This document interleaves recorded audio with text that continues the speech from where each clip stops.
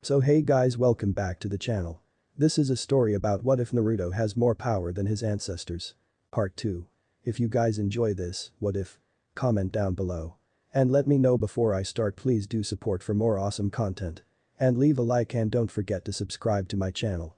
And also share this video with your friends. And check out the description. And check out my playlist. So let's start the video. Chapter 20. Capture.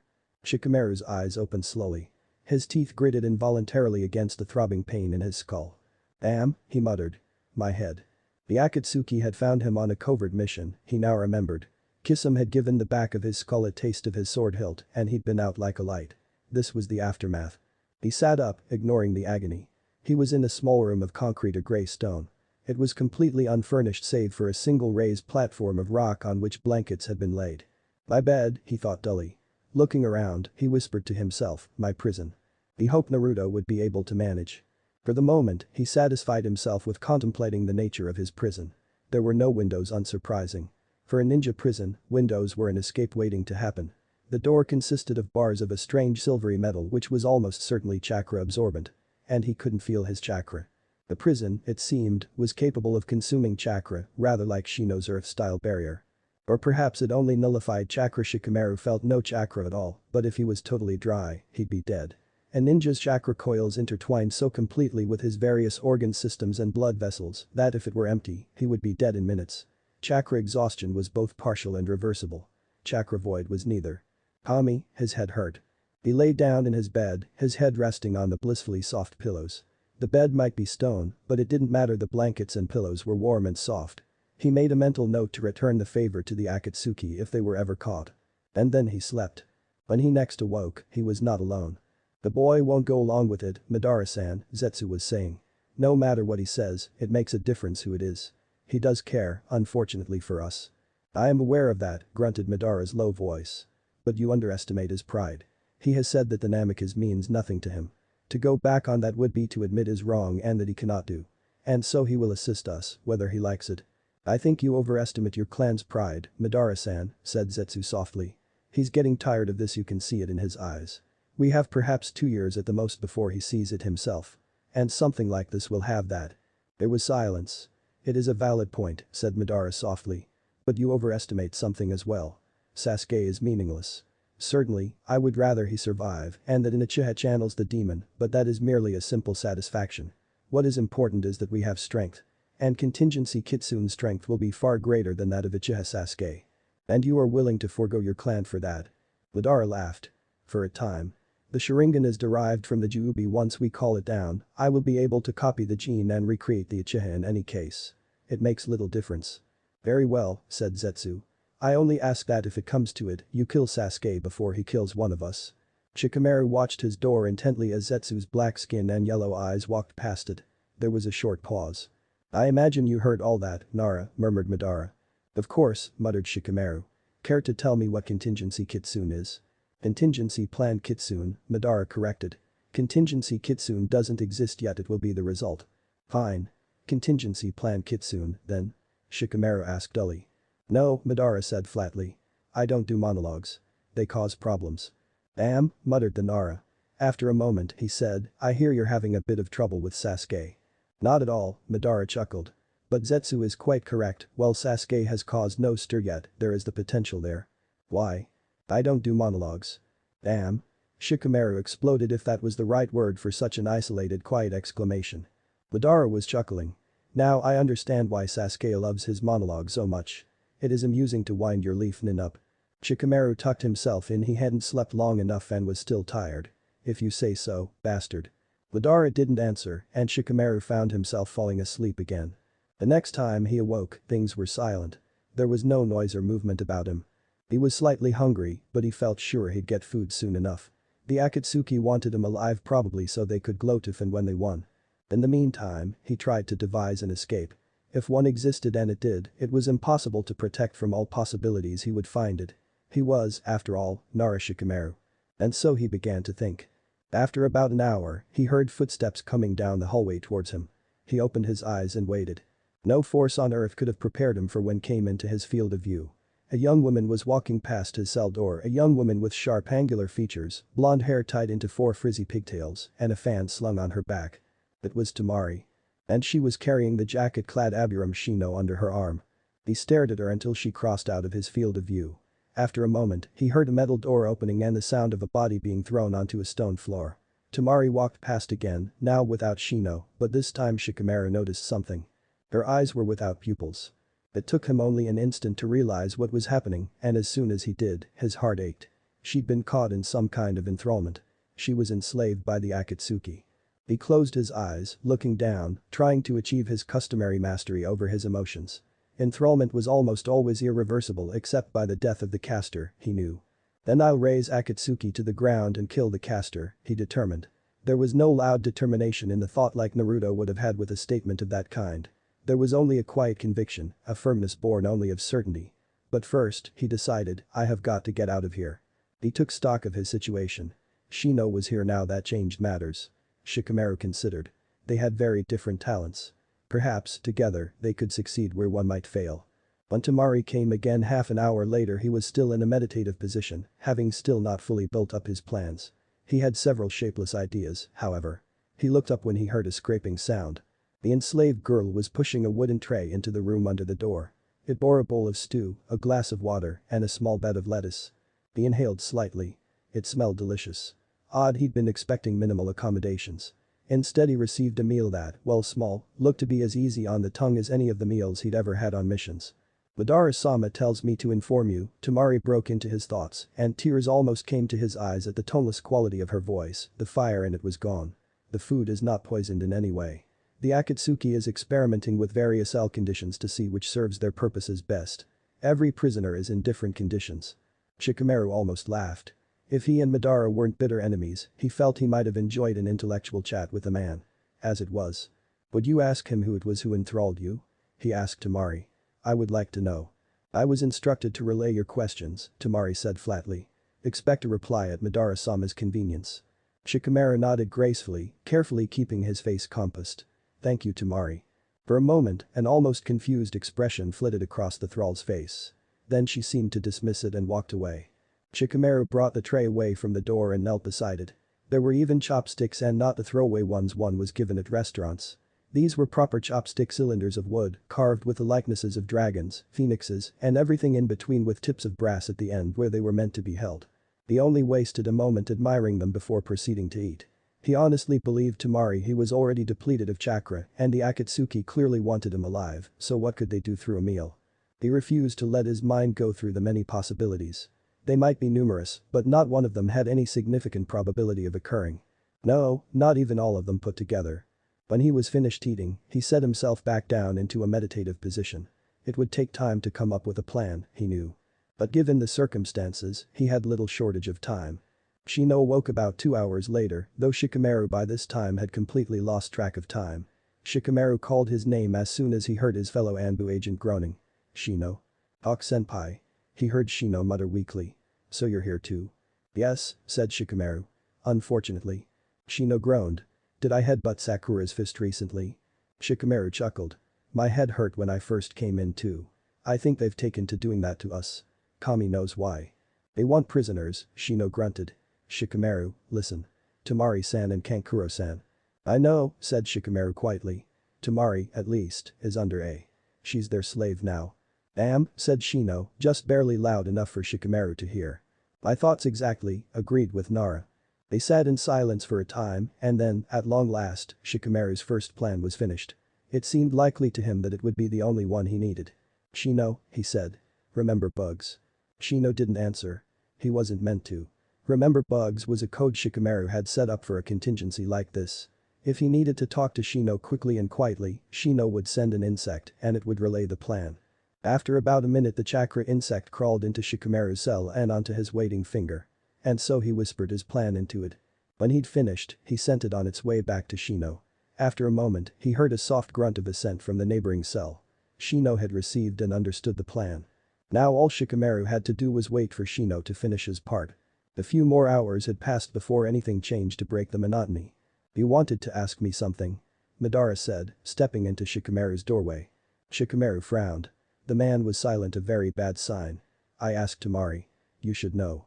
An unfortunate oversight, said Madara. I told her to tell me if you had questions, not what they were. So I have no idea what you asked. Who enthralled her? Shikamaru asked flatly.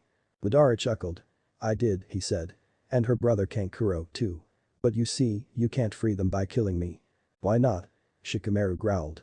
Madara actually threw his head back and laughed. I would never have expected such ferocity from you, Nara-san. But you see, if death is what breaks the bond between thrall and master, then I am secure in my ownership. Madara looked down, and Shikamaru glared into the holes in his mask. I am Madara-cha.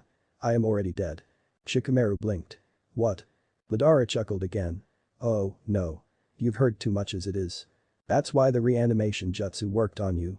Shikamaru said with a strange horror. You're not alive. No, Madara agreed. I am not. But then what are you? Shikamaru asked in bewilderment. How are you standing here? Madara shook his head at him. No, Nara. You know now as much as you ever will. The girl is mine.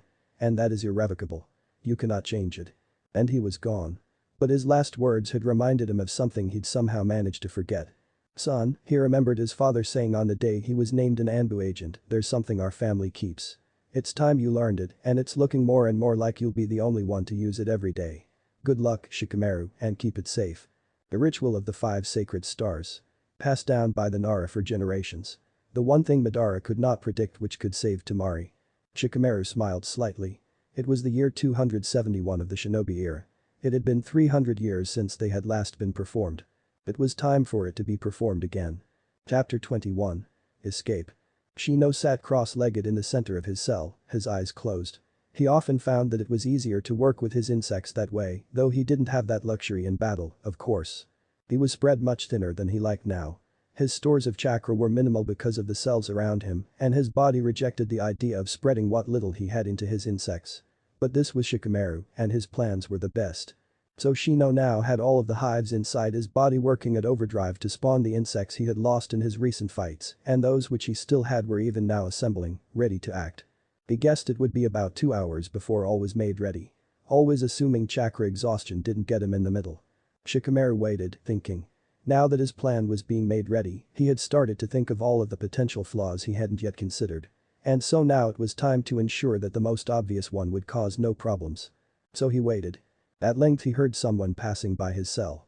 He reached forward and gripped the bars, stretching one hand out through a slot. Please, he said, making his voice more pitiful than it ever had been before. Please, let me go. I can't stand this anymore. It was Sujetsu, and he was unimpressed. Nara Shikamaru, he said. Not going to work, I'm afraid. We all know you too well. Shikamaru shrugged, drawing back from the cell door.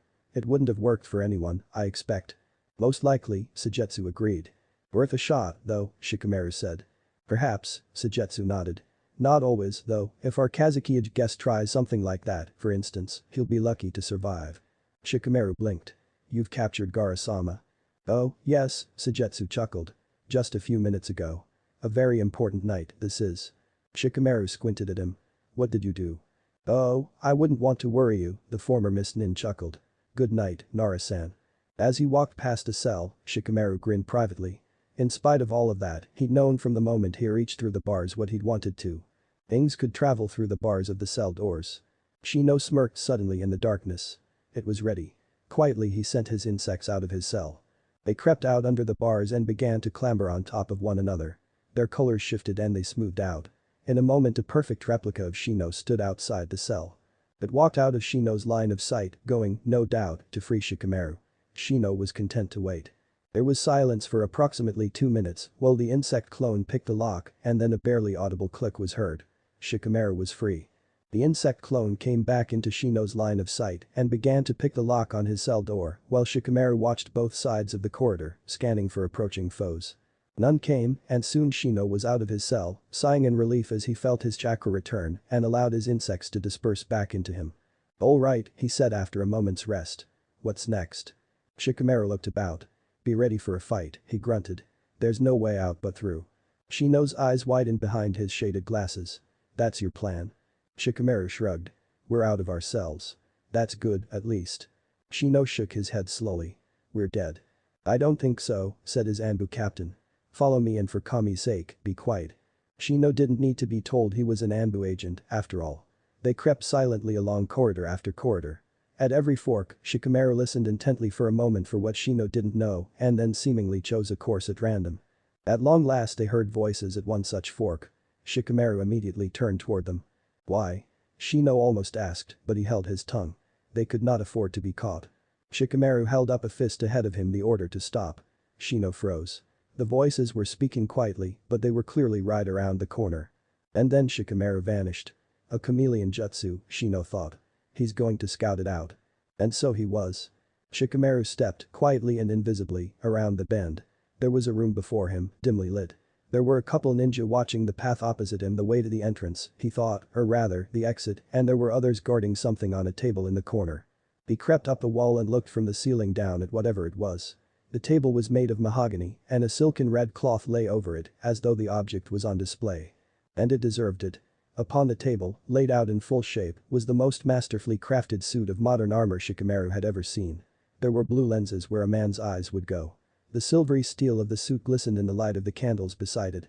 The arms contained an array of weapon sealing scrolls, and Shikamaru was certain they were already filled. The gauntlets were each masterpieces of razor-sharp metal, and it was certain that if the man wearing this armor punched someone, their face would look like ground meat. The boots ended in slightly hooked points. All of the major muscle areas were filled out already, as though there were mechanical aids to the muscles that would one day be there. The strength of any man would be doubled in that. And Shikamaru's eyes caught the small, red emblem of the Nile-tailed fox emblazoned on the left pectoral of the armor. Contingency plan Kitsune, he thought in awe. But there was no time to think about it now. He fell back to Shino. We're on the right track, he whispered into his companion's ear. Chameleon and follow. They both took on the chameleon jutsu and crept through the room. Shino, Shikamaru knew, would be watching for the slight distortion ahead of him. Shikamaru only had to lead them well. He did. Soon they were out of sight of the guards. Shikamaru allowed them to fade in relief. Good, he murmured. Let's go. Now he had to keep listening constantly. There would be guards more and more as they approached the exit. He was right. The guards got more and more common, and it got harder and harder to avoid them. But in the end, they weren't caught until they could finally see the exit. Shikamaru almost sighed in relief. There was only a stone door in their path now. That in about 10 nin. He and Shino crept along the walls, trying to avoid confrontation, but after a moment there was a shout and Shikamaru knew they'd been caught. He immediately began a shadow possession, holding all of the ninja in place. His chameleon faded. Get that door, Shino. He said fiercely. One of the ninjas was clearly much stronger than the average peon. He was giving Shikamaru quite a fight. Shikamaru shook his head. Fool, he thought. He mimed taking a kunai out of his imaginary holster and stabbed himself in the chest with it. That man didn't die, but most of the others did. This meant that, with fewer targets, Shikamaru could switch to a shadow strangle jutsu. He did. The rest of them fell. And then the door was open and Shino was calling, "Run, Hawk." And Shikamaru did, running as fast as his legs could carry him, Shino right beside him, for coming up behind was Zetsu. They had managed to escape. It was now several hours later. Shino leaned against the wall of the cave they'd found. Shikamaru was beside him in the same position. So, said Shino after they rested for a time. What's your plan? Shikamaru chuckled weakly. I'll tell you later. Too tired now. Let's get some defenses set up and then we'll catch some sleep. Shino nodded, standing. He made his way to the mouth of the cave and proceeded to lay several traps both just inside and around the cave entrance.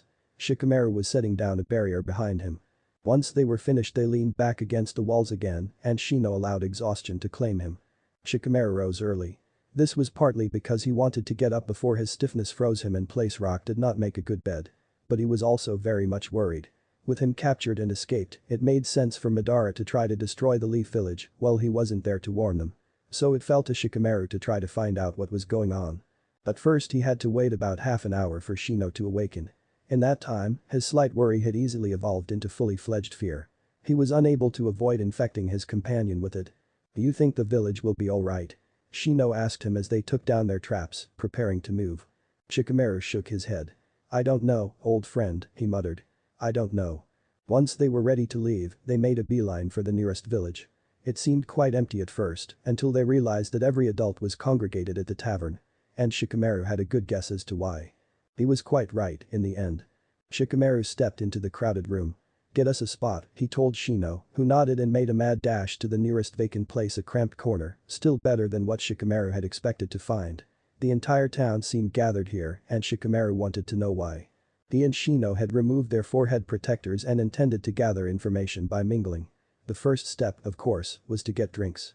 Nara forced his way through the masses to the bar. "A bottle of sake and 2 glasses, please," he told the barman. Konoha brewed. The barman looked unhappy. "I wasn't intending to sell any Konoha sake," he said. "I was going to keep it till the prices rise."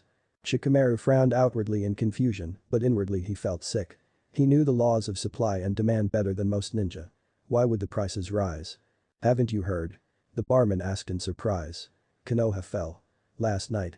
The Uchiha trader destroyed it, apparently." Shikamaru only allowed himself a moment's glance downward in horror before he looked back up at the barman. "Suna brewed, then," he grunted. "And make it with 2 bottles. I could use the alcohol." The barman looked at him sympathetically before passing him the bottles and glasses from under the bar. "Had a girl in Konoha or something?" "Close enough," the now former Anbu captain grunted before making for Shino. They'd left the village behind them a few minutes ago. And now Shino wanted to know what their plan was now, with no village to protect. "What do we do now, Shikamaru?" he asked, not even bothering with the codename. "We can try to find Naruto-san. He'll probably have survived. Kurama's quite difficult to kill." Shikamaru shook his head. "No," he said. "We'll go through with my old plan. All that this means is that the stakes are higher." "And what is your plan?" Shino asked him. Shikamaru would have grinned if there was an ounce of feeling left in his heart. The cold numbness would fade, he knew, once he got to the past, but for now he felt as though he himself had died in the battle the previous night. He said slowly. "It's been protected by my clan for almost 3 centuries. It's a ritual. It will only be performable once in our lifetimes this May." "Next month," Shino acknowledged. "Precisely," Shikamaru nodded. "We'll use it, and when we wake up, it'll still be May. 5 years ago." Shino froze. "A second chance," he whispered. "We can prevent it all," said Shikamaru. "But we've got to get to work. There are a lot of reagents to gather." A little over a month later, they had the ingredients. The symbols were ready. All that was left was to wait. They sat together in silence. What was there to say left? They'd been through hell, and now they were coming back from it together. They knew how monumental this was. And so they merely enjoyed the companionship in perfect quiet. The sun set. The moon rose. And 6 stars twinkled out, shining out like the rays of salvation. 5 formed a pentagon around the 6th. They looked at one another, nodded, and as one, drove the spikes into their own chests. And so Nara Shikamaru and Aburame Shino joined their Hokage as genin. Chapter 22. Retelling. "And the rest is history," Shikamaru finished, leaning back against the wall. "We found out that you were back here and started watching what you were doing. Then Kakashi worked it out and spilled the beans." Naruto nodded, grinning. "I'm glad to have you, Shikamaru. I swear I don't know what I'd do without you." "Probably having wound up lying in a ditch a long time ago," Nara chuckled lazily. "But enough of that." He leaned forward away from the wall, looking intently at Naruto and Sasuke in turn. "We need to get to business. Have either of you got any idea what that armor I saw was?" Naruto cocked his head in confusion. "What does it matter?" he asked. "It doesn't exist now." "Ideas are weapons, Naruto," Shino said. "You should know that, with Shikamaru as your Anbu commander. If we know what that was supposed to be, it's an advantage over Madara now. It might give us an idea of how he thinks, or it might give us an idea of how to use it ourselves, or how to prevent it if the idea comes to him again." "So?" Shikamaru asked again. "Any ideas?" Naruto shook his head blankly. Sasuke tried to, but there was an odd look in his averted eyes. Shikamaru just looked at him. "You're on thin ice as it is in my book, Uchiha," he said flatly. "Spill." Sasuke grunted. It was one of Madara's plots. The armor does 3 things, for the most part. It augments the wearer's physical capabilities, gives them chakra similar to that of the 9 tails, and enslaves them to Madara. Anyone in that armor would be dangerous beyond belief. Shikamaru cocked a brow. It was unfinished. "No," said Sasuke, shaking his head. "There was one particular person Madara wanted in that armor, that's why it was unoccupied." "Who might that?" Shino began, but Shikamaru cut him off. "I'm only going to ask this once," Nara growled, his rage at the insult slowly building. "How much did you have to do with making that armor?" Sasuke just looked at him bleakly. "Too much," he murmured. Shikamaru glared at him for an instant more and then he sighed and looked away. "I won't give you trouble over it," he muttered. "You're doing fine at that as it is." Shino looked over at him, but Shikamaru met his gaze. "Later," he said silently. "Naruto can't hear this." Aloud he said, "Well, anything else we need to know? Plans and the like?" Naruto looked at him. "No changing the subject," he growled. "What was that about, Shikamaru? What's so bad about that armor?" "It would have been a super weapon," Shikamaru lied simply. Sasuke's involvement shows just how loyal he was to Madara's cause. That part was even truer than Naruto knew, but Shikamaru wasn't going to burst his Hokage's bubble over this. It was all in the future now. Naruto nodded. Oh, of course. But Sasuke's on our side now. You know that, right? Shikamaru looked at Sasuke and it hit him at his eyes. And in an instant, Shikamaru saw none of the coldness and hatred that Sasuke's eyes had helped for the past 5 years.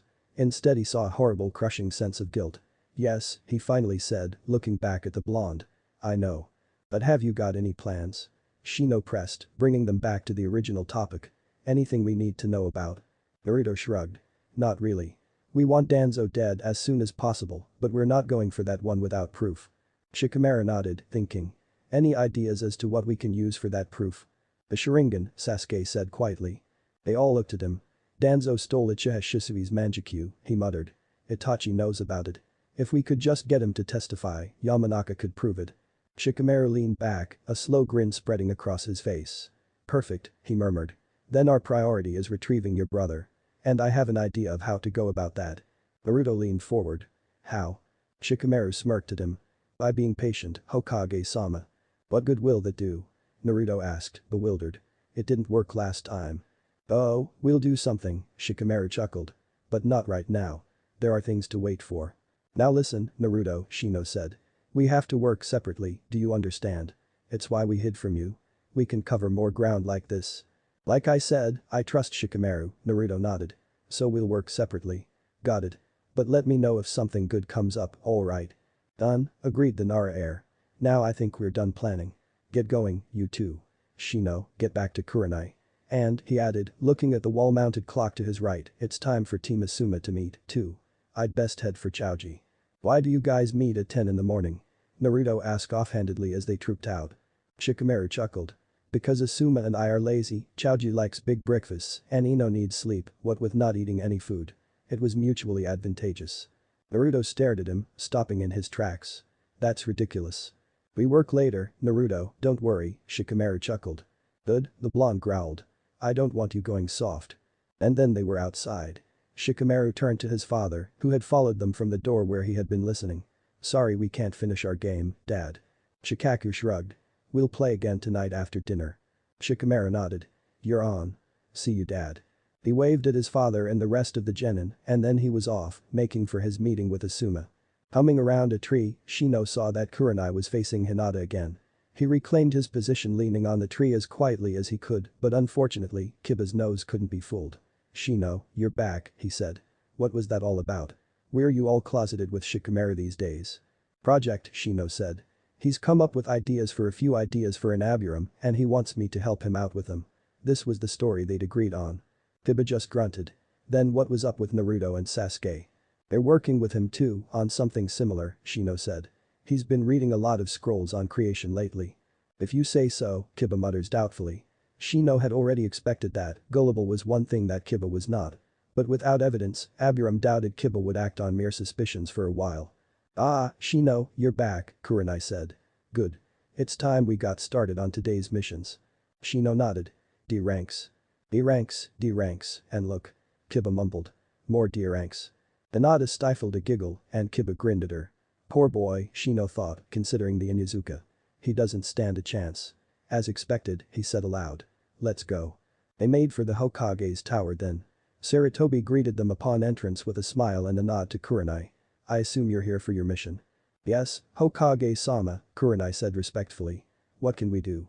Well, there are a couple D ranks to choose from, Sarutobi said, leaning back and shuffling papers on his desk before pulling out 3 D rank mission statements. Let me see, he murmured, and then a wicked grin spread across his face.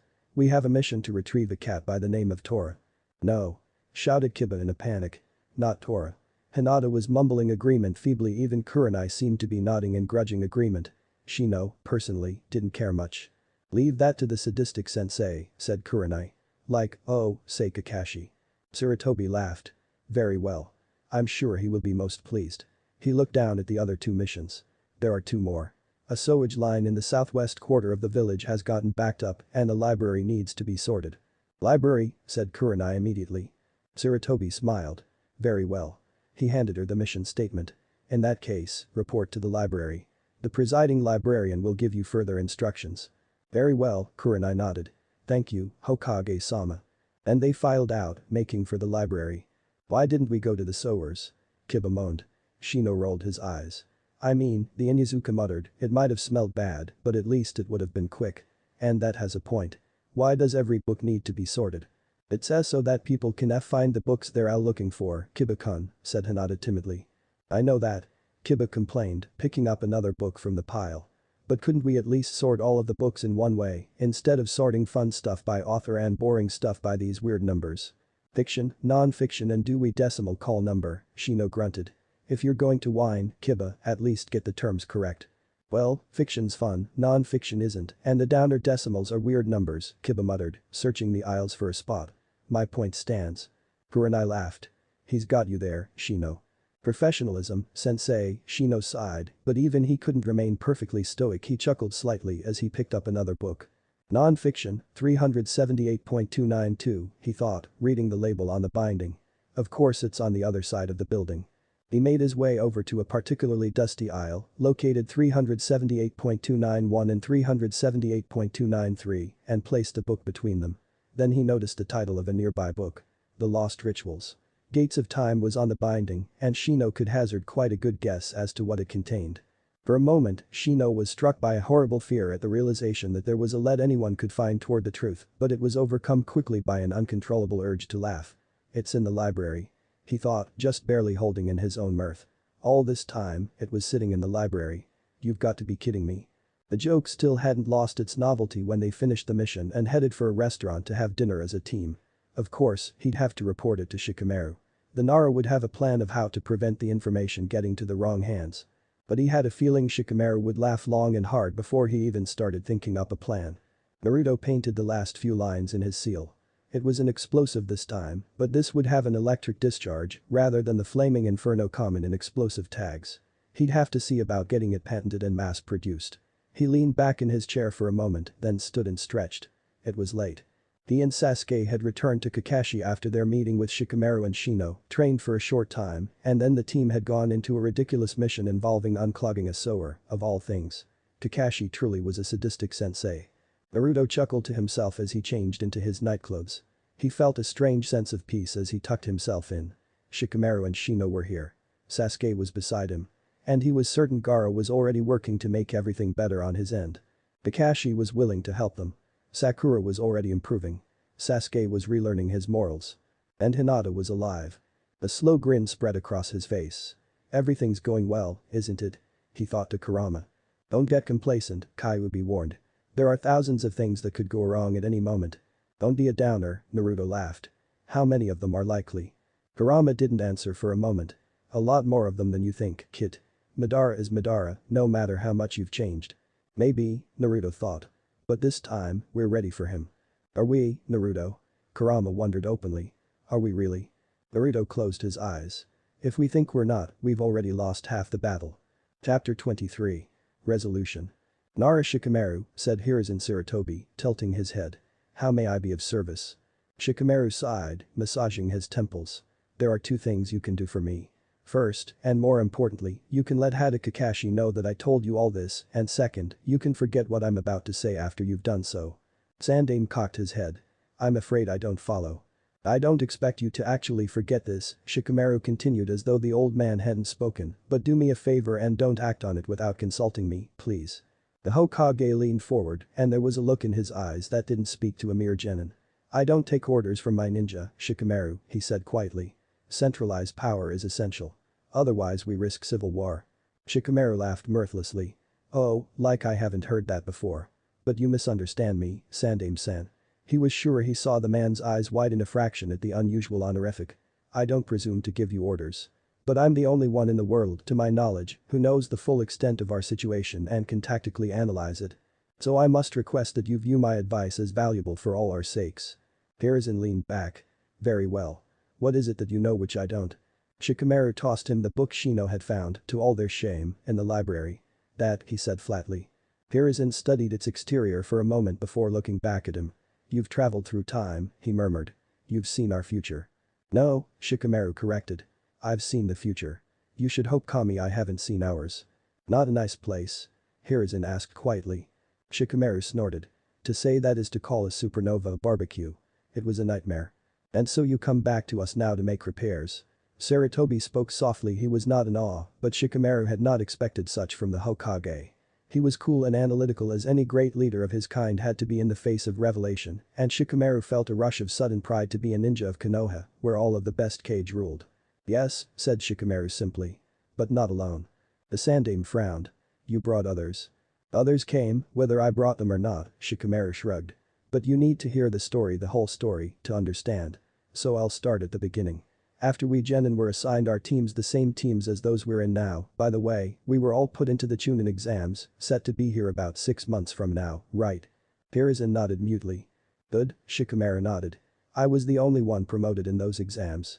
Uchiha Sasuke, Hyuga Neji, and Uzumaki Naruto each came close. Unfortunately, the first was too unprofessional and emotionally compromised, the second too concerned with his own personal vendettas, and not enough with the village, and the third a little too much of an idiot, although frankly. I think the Kyuubi's reputation had a lot to do with it. Hiruzen paled. You know about the fox. Shikamaru rolled his eyes. Obviously, since I'm talking about him. Back on track. During the exams, Suna and a new village, Odo, allied together and launched an attack on Konoha from within, using the potential Chunin. During the battle, you were killed by the Otakage, Orochimaru. Hiruzen's eyes widened, but Shikamaru held up a hand. If during this period, Uchiha Itachi made an appearance wearing the red clouds of the Akatsuki organization, who have been even now reformed into a group of elite nin with a specific goal. More on that later. He fought Sasuke and won, emotionally compromising Sasuke in the process. That led to Sasuke defecting from the village and joining Orochimaru to gain power. Naruto was driven to bring him back. To that end, he left with Jiraiya for a multi-year training trip soon afterward. Shikamaru continued the tale, telling of the attack on Suna, of the rising strength of the Akatsuki. He spoke of Orochimaru's and Itachi's deaths. He told the Hokage of the falling of the many Jinchuriki and of Pain's invasion. He told of the 5-Kage summit, of the Fourth Great Ninja War, of Killer Bee's final showdown with the agents of the Akatsuki, and of his and Shino's capture. He told of the fall of Konoha. I'd only just escaped with Shino when I heard, he said, remembering the horror that had gone like a shock through his entire being. It was horrible, knowing I should have been there. He shook his head. Anyway, the Nara have protected the ritual for as long as our history remembers. Shino and I collected the reagents for a month and then on the ritual night used them all. And here we are. So Shino was the one who accompanied you? Hiruzen asked softly. He had, after the beginning, seemingly decided simply not to interrupt and instead to allow Shikamaru to weave the tale on his own. Shikamaru nodded. But there's more, he said. Sasuke was the one who destroyed Konoha and he took the Kazekage, Gaara, prisoner Gaara was in the village at the time. Gaara apparently appealed to whatever better nature he had left or something, though I don't pretend to understand exactly what happened. The point is, Gaara knew about the ritual through Shukaku. He told Sasuke. Now they're both back. Hiruzen started to stand in alarm, but Shikamaru held up a placating hand. Sasuke's changed, he said quietly. Believe me. I'd never have thought of it, but we all had a conference yesterday. Guilt doesn't even begin to describe what consumes him. As it well should, he added privately, thinking of contingency plan Kitsune. But that's not the point. No one's had contact with Gaara yet, but I expect he's fixing the situation in Suna as we speak. And there's one more of us time travelers, too. And who might that be? Hiruzen asked, leaning forward. Shikamaru smiled wryly. One who I am forced to be loyal to beyond even my loyalty to you, I'm afraid. But since he's perfectly loyal to you, it shouldn't be a problem. Hiruzen leaned back. You're Hokage. Shikamaru grinned. Yes, Sandaime-san. Naruto survived the fall of the village. And he's not going to let it happen again. Morning, day, and evening again. Sasuke had always liked the evening. The cooling of the air had always seemed to soothe him, even in the midst of his raging. And so now he found himself sitting out atop his roof, watching the sunset. The previous day he'd done this too, considering the allies he suddenly found himself with. Shikamaru, Shino, Naruto, Gaara, and himself. Frankly, Sasuke could scarcely even imagine a more effective team. He had found it difficult to rest, thinking of all of the possibilities opening to them even now that he'd come out here to think on it all. But now the novelty had worn off and he found his thoughts drawn to a particular part of the previous day's conversation. I'm only going to ask this once, Nara growled, his rage at the insult slowly building. How much did you have to do with making that armor? Sasuke just looked at him bleakly. Too much, he murmured. Too much, indeed. Sasuke swallowed hard, the guilt rising again like bile. How had he been so blind? When had he become so twisted? He thought of himself only a month ago. Or was it 6 months from now? He thought of the cruel, driven, weak-minded individual who had betrayed all he had ever known for a misguided vengeance. And he hated him. Sasuke suddenly found that if he went to the core of his being and tried to pinpoint the person he hated most, he found a tie between two, Danzo and himself, with Madara close behind. Sasuke suddenly chuckled. If Hiruzen Sarutobi hadn't been blocked last time by his status as clan head and the prestige of the Uchiha clan, Sasuke was sure he'd have been all too likely in an asylum for a fair part of his childhood for post-traumatic stress disorder. Sasuke almost wished the man had been able to force it on him. But a part of him whispered that he had gained too much to even consider such a thing. And he despised that part of himself for its selfishness. What right did he have to friendship or camaraderie or anything good in the world after all he had done? After the deaths of so many? Nothing, said a voice in his mind, and it was his own. He put his head in his hands, but did not cry. He had cried for this once already. That was enough. But then another voice spoke in his mind. Pitiful, it said. What is this, Uchiha? Self-pity? Sasuke's eyes snapped open. That was not his voice. Kurama, he greeted softly. And then he was elsewhere. He blinked in surprise at the sudden change of locale. He was seated on a grey marble throne, and looking around, he saw a great hall, a throne room, with a floor as black as night, pillars as red as blood, and walls and a ceiling like a great silver curtain over all. But the sight was not grand. The throne's back was rented into two, one of the armrests was completely absent, and the other was horribly chipped. The entire left-hand corner of the hall as he faced it had collapsed completely, leaving a pile of crumbled masonry everywhere. Many of the pillars were cracked in ways that they were completely broken and held up only by the others. The floor looked like the earth of a wasteland, cracked into 1,000 intricate pieces. It was dotted with piles of shattered rock where bits of the crumbling ceiling had fallen down. The door was of rotting mahogany, grown over with ivy and other creeping plants. And then it opened, and in stepped a small fox. A fox with 9 tails. Sasuke stood up. Kurama, he greeted again. How can you communicate with me without Naruto present? There was a reason Madara wanted you to synchronize with the demonic statue of the outer path, said Kurama in his deep voice, quite out of proportion with the small body Sasuke could see. The Uchiha have always been quite attuned to our kind, myself in particular, it's why you can control me. So why didn't Madara synchronize himself? Sasuke frowned. The rituals don't work like that, first off, the Kyuubi grunted. And secondly, Madara is a special case. Sasuke shrugged and changed the subject. If the fox wanted to be non-committal, Sasuke wouldn't pry. He had no place to. Where are we?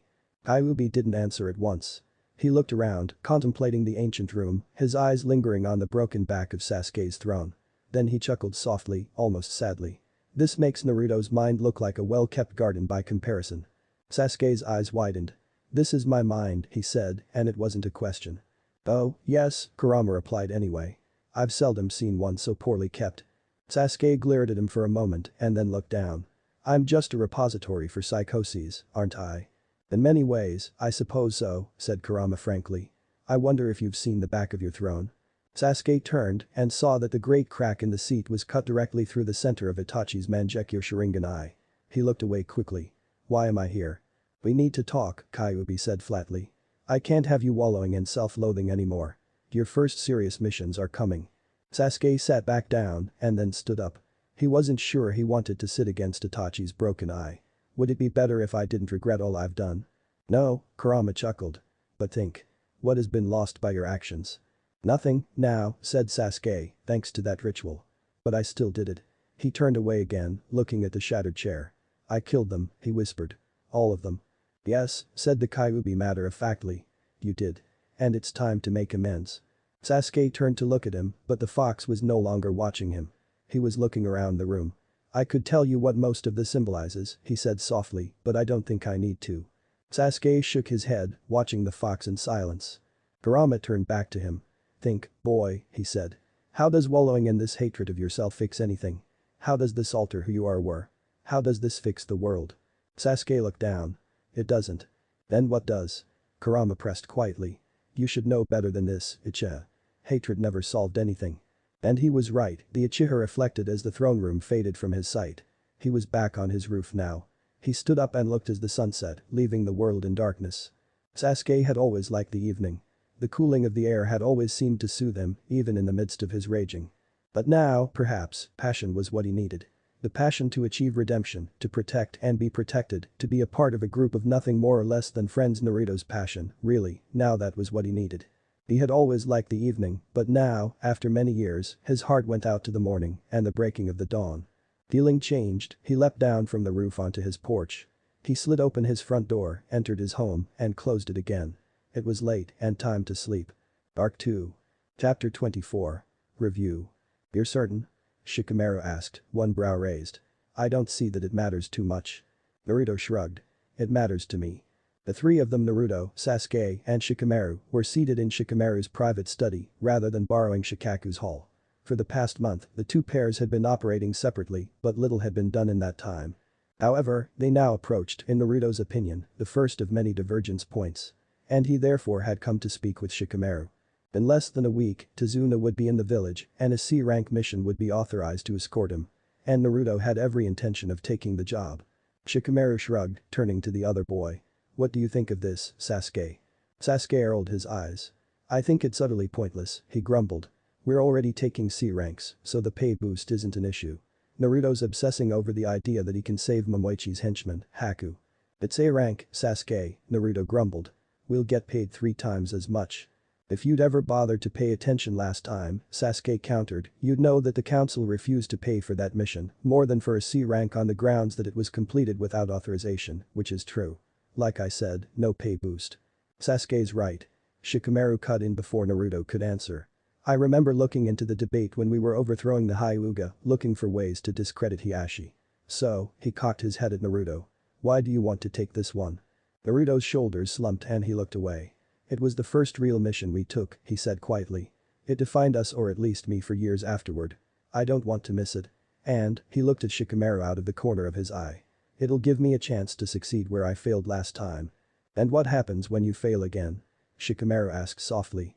Naruto's head whipped to face him, glowering. Some things can't change, Naruto, he told the blonde would-be Hokage. What makes you think you can turn aside from the road at every corner? Because if we can't, then we shouldn't even be here, Naruto ground out through gritted teeth. We have to try everything we can, Shikamaru. You know this, why are you asking me? The more we change for the better our chances become. Shikamaru smirked slightly. Good, you're actually thinking instead of acting on instinct. I'll get the mission for you. Naruto blinked. What? Shikamaru chuckled. I have nothing against you taking the mission. I just had to make sure it was for the right reasons. You're right, of course. Here he glanced at Sasuke for a moment as he said, the destination is the sum of the journey. Sasuke frowned, recognizing that he was being preached to but not grasping the meaning. He'll work it out, Shikamaru thought. He's smart. Now get going, you two, the Nara heir ordered. I've got an appointment with the Sandaime to set up. Naruto nodded, stood, and stretched.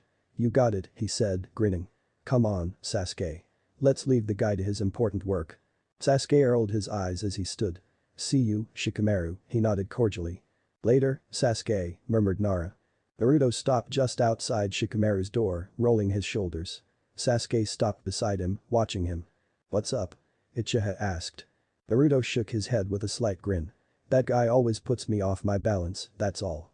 You think you've got trouble, muttered Sasuke. At least he likes you. Naruto rolled his eyes. Come on. It's almost 7. Don't want to keep Sakura waiting.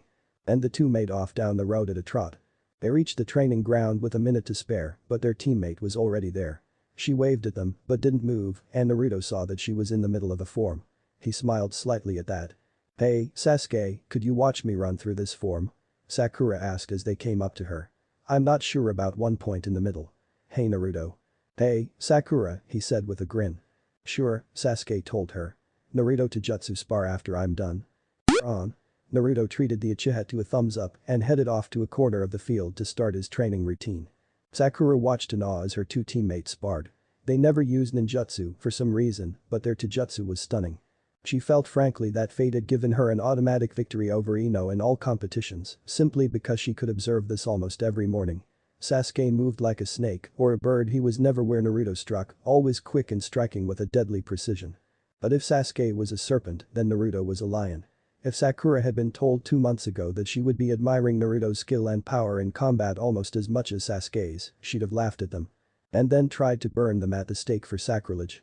The blonde boy utilized nothing like Sasuke's graceful, elegant techniques, opting instead for a much more simplistic but, for him, no less effective stratagem of simply rushing his opponent with such quick and repetitive power and stamina that even Sasuke was barely able to hold his own. And that was only for the first 20 minutes of combat. They scarcely ever fully finished a spar while Sakura was present, or indeed at all, but from those she had seen in full, Naruto almost always won. It wasn't that he was more skilled technically, quite the contrary. Sasuke's technique was flawless, while his would make any traditionalist martial sensei wince, but simply a matter of stamina. Sasuke, for all his glorious abilities, was not tireless, while Naruto seemingly was. Sakura had only seen Sasuke win one of their spars, and that had been in the first 5 minutes of combat. Any later, and Sasuke would be too tired to go on a full offensive. Sakura felt privileged to be on a team with these two. But if she had one complaint, it was simply that she felt unnecessary. She almost never took part in any sort of combat with a team that was all up to her teammates. Her only valid contribution was her mind and tactical planning. Admittedly, though, that had helped them considerably on many missions. She'd been watching for 3 full minutes, a long time by a fight's measurements, when she realized she was supposed to be working on a form. Sighing ruefully, she reluctantly turned away from the two boys and got back into her stance. "Are you sure this is wise, Shikamaru?" Shino asked his comrade quietly. He was following Nara to the Hokage's office, where Shikamaru intended to request a specific mission for Team 7. "Why wouldn't it be?"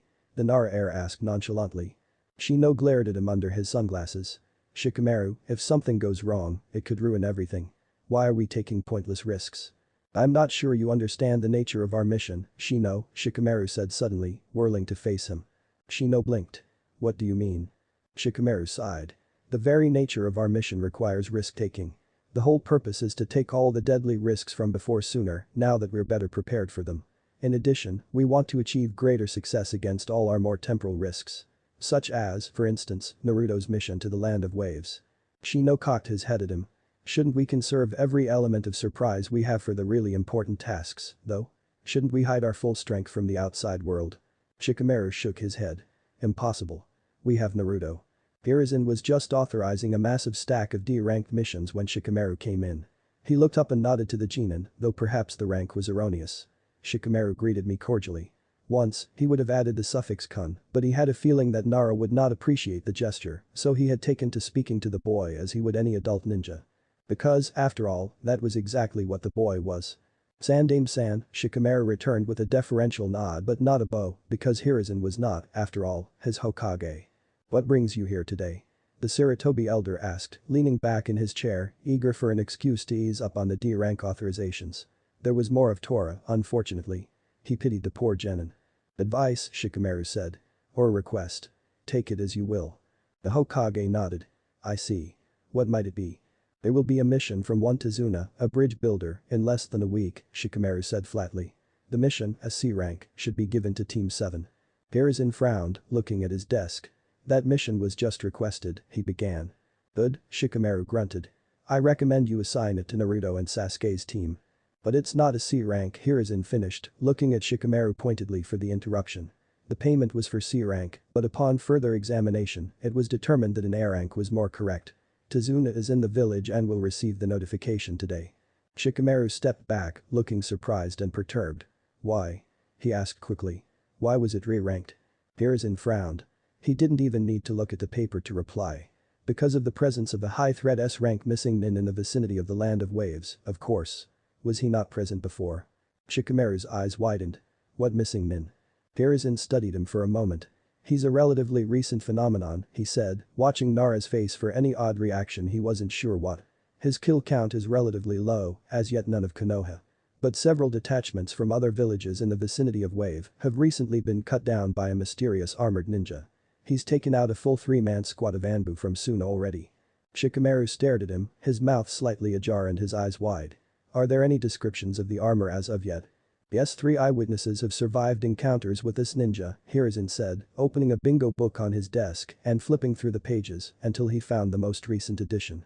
There was nothing more than a sketch where a photograph should go, but there was a description. He read it aloud. "Armor is silver. Mask appears skull-like. No blue lenses where the eye would normally be apparent. Small red insignia on pectoral as yet unidentified." He looked up at Shikamaru and was surprised to see the boy shaking, eyes closed. His face was perfectly blank, and Hiruzen could not tell if he was shivering from shock, fear, rage or some mixture of all three. "Shikamaru?" he asked softly. "We will continue this conversation another time," Shikamaru murmured. "I need to consult with my allies." And then he was out the door on a run. Hello, children, Kakashi said happily, leaping into their midst. Hey, Kakashi-sensei, Naruto grinned, giving the Jounin a thumbs up. They'd just been starting to work together on forms, and Naruto, who despised forms with a passion, was extremely pleased to have an opportunity not to do them. Time to get a mission. Yes, said Kakashi.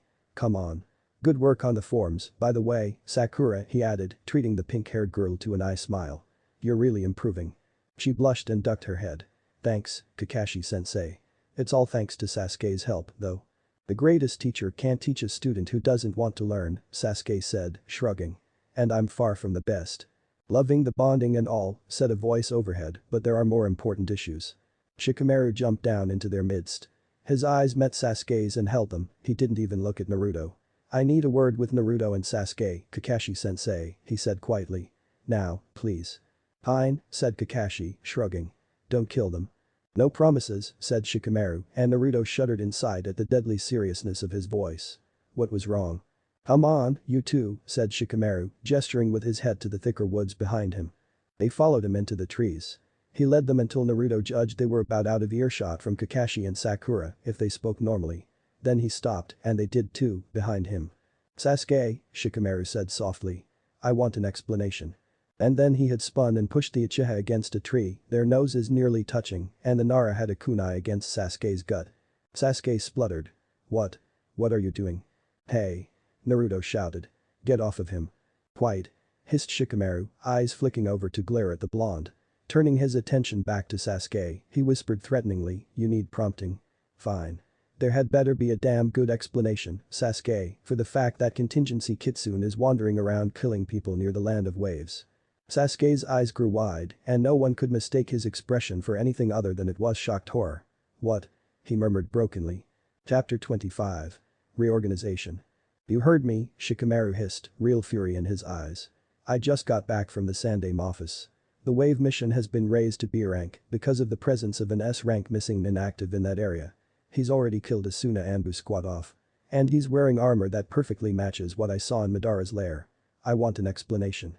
Now. I don't know, I swear. Sasuke said in what the small part of his mind that was thinking rationally realized was an almost childlike display of shocked horror. But the greater part of his mind was busy getting weak at the knees with the weight of that very emotion. They didn't have him. You know they didn't have him. It makes no sense. You didn't have him. Shikamaru snarled in his face viciously, and Sasuke felt as though his heart was tearing at the confirmation of his guilt. You're one of them. You were one of them from the moment you abandoned Konoha for Orochimaru. And then the Nara had been launched sideways by kick, courtesy of Naruto, who now stood between them, glaring at Shikamaru's prone form. I'll say this once, Captain Hawk, said Naruto, quietly and forcefully. You will not consider Sasuke to be one of our enemies again, verbally or otherwise, until he gives evidence that he is so. Is that clear? Shikamaru looked up at him with hooded eyes for a moment and then sighed ruefully. Sometimes I forget why you are our Hokage, Naruto, he murmured. My apologies. It won't happen again. See that it doesn't, Naruto grunted. Now, I'd really like to know what's going on. The armor Sasuke helped Madara make is in the land of waves on a missing nin, Shikamaru explained. Whoever it is has killed 4 Suna Anbu who came across it. The mission to wave is set at B rank as a result it'd be higher if this missing nin was seeking confrontation. Whoever it is. Sasuke shuddered slightly. After a moment, however, he recollected himself. That doesn't make sense, he told himself. There must be another explanation. But he's not seeking confrontation. Naruto asked Shikamaru. No, Shikamaru said simply. But his very presence is extremely unsettling. How did he get here? Or, more importantly, how did the armor get here? Naruto shook his head. Turning to Sasuke, he asked, did Madara ever show any artistic tendencies? Sasuke blinked. No. Why? Then he couldn't have designed the armor himself, Naruto concluded. We have no proof the missing nin wasn't present last time, and the armor design must have come from somewhere. Since the chances were all re-rolled, he must have just decided to go to wave this time when he didn't last time. Shikamaru blinked. That actually makes good sense, or something like it. When did you get inclined to figure out how the theory behind all of this worked? Naruto shrugged. Around when it started having anything to do with me. Now, can you get us the mission? Shikamaru seemed to think for a minute and then a wicked smile crossed his features. The Sandaime won't allow one team of genin to take this, even yours, he said quietly. His decision would be too questioned and at best it'd make people suspicious. But perhaps he'd allow 2 teams. Naruto grinned. So you're coming with us? Oh, no, Shikamaru started laughing. I'm needed in Konoha. No, I was thinking of teammate. And then he was gone. Sasuke saw Naruto's face slacken. He heard the blonde whisper, Hinata-chan. Thickly to himself. Sasuke didn't mind the moment's respite for introspection. He couldn't help but continue to feel worried. It was true, after all, that Madara had no creative talent. But Deidara and Sasori did. Konan, too. Even Pain and Zetsu had some. So it couldn't be said that Akatsuki, at its height, had had a shortage of creativity. But Madara had meant that armor for one man in particular. He'd never let anyone else wear it. Would he? After considering, we've thought up a valid explanation for the missing nin's presence, said Shikamaru. The Sandaime motioned for him to continue, leaning back at his desk. We believe that he was, in fact, present last time, that because of the re-roll chances, he has surfaced in the land of waves, rather than elsewhere this time. Hiruzen nodded. Very well, Shikamaru, he nodded. What do you suggest I do? I recommend 2 genin teams be sent on the mission to Wave, Shikamaru said. For multiple reasons. First, sending a squad of jounin on a B-ranked mission is nonsensical and would be questioned. Second, we do want to apprehend this missing nin. He has destroyed members of Suna Anbu, and if we can take him down and perhaps give them a portion of the reward as consolation for their losses, it would strengthen our ever frailer bonds. We went to war with them in the near future last time, didn't we? Hiruzen interrupted grimly. A very brief and nearly harmless war, but yes, nodded Shikamaru. In any case, a squad of Chunin with no jounin backup is not advisable for that aim. The logical conclusion would be to send squads of weaker ninja genin, the obvious choice to complete the core mission with stronger ninja their jounin sensei to take out the missing nin, should he appear. But one squad of genin to take a B-rank mission is nonsensical. And one jounin might prove insufficient in any case. Hiruzen was smiling now. You make a shrewd politician, Shikamaru-san. I know, Shikamaru thought, not missing the new honorific. I needed it all to pass off the engagement of Konoha's and Suna's main ambassadors to one another as a politically advantageous move. But all he said aloud was, thank you, Sandaime-san. But wait, said the old Sarutobi. Why would 2 of our jounin be able to take out a missing nin that has defeated a squad of Suna Anbu? Shikamaru smirked. I advise you to play up a Sharingan politically, but you know as well as I do what the real power behind the team is. So, for this mission, I'll be assigning teams 7 and 10, correct? Hiruzen asked, beginning to write on the mission scroll. No, said Shikamaru quickly. I need to be here in the village, Sandaime-san. I'm our group's tactician. Send teammate instead. Hiruzen nodded slowly but didn't continue writing. I just realized you haven't yet addressed the problem of payment, he said. Is Tazuna going to be able to pay for a B-rank mission in any case? No, Shikamaru shrugged. But how much will it cost to increase the mission's rank? Hiruzen looked down at his paperwork to check. 200 ryo.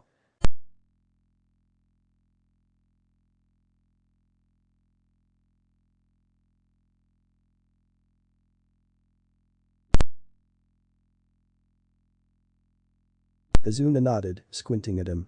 If he had known he'd be called back to the man's office again today, he'd have refrained from drinking any sake until the meeting was over. Unfortunately, they'd surprised him with this, and so he was already drunk to the point where he was absolutely certain he was embarrassing his homeland with his slurred speech. No problem, he mumbled. Need your help. Hiruzen nodded. Unfortunately, the mission you requested has been raised in rank to B grade on the grounds of a missing nin's known presence near Wave. Missing nin? Takuna blurted without thinking, then clamped his mouth shut hard. B rank was for the presence of a missing nin. If they knew that Tazuna himself was being gunned for, it'd be even higher. B rank, he might just be able to manage, given a little time. Yes, said the Hokage. Fortunately, a benefactor who opted to remain anonymous has paid the increased cost. Tazuna grinned. Oh, good. Then he frowned. Wait. What if someone trying to lure me to the missing nin? The Hokage smiled. Don't worry, he assured Tazuna. I know the source personally. I have complete faith in his loyalty. Okay. Tazuna muttered. So when do we leave? In a few days, the Hokage said.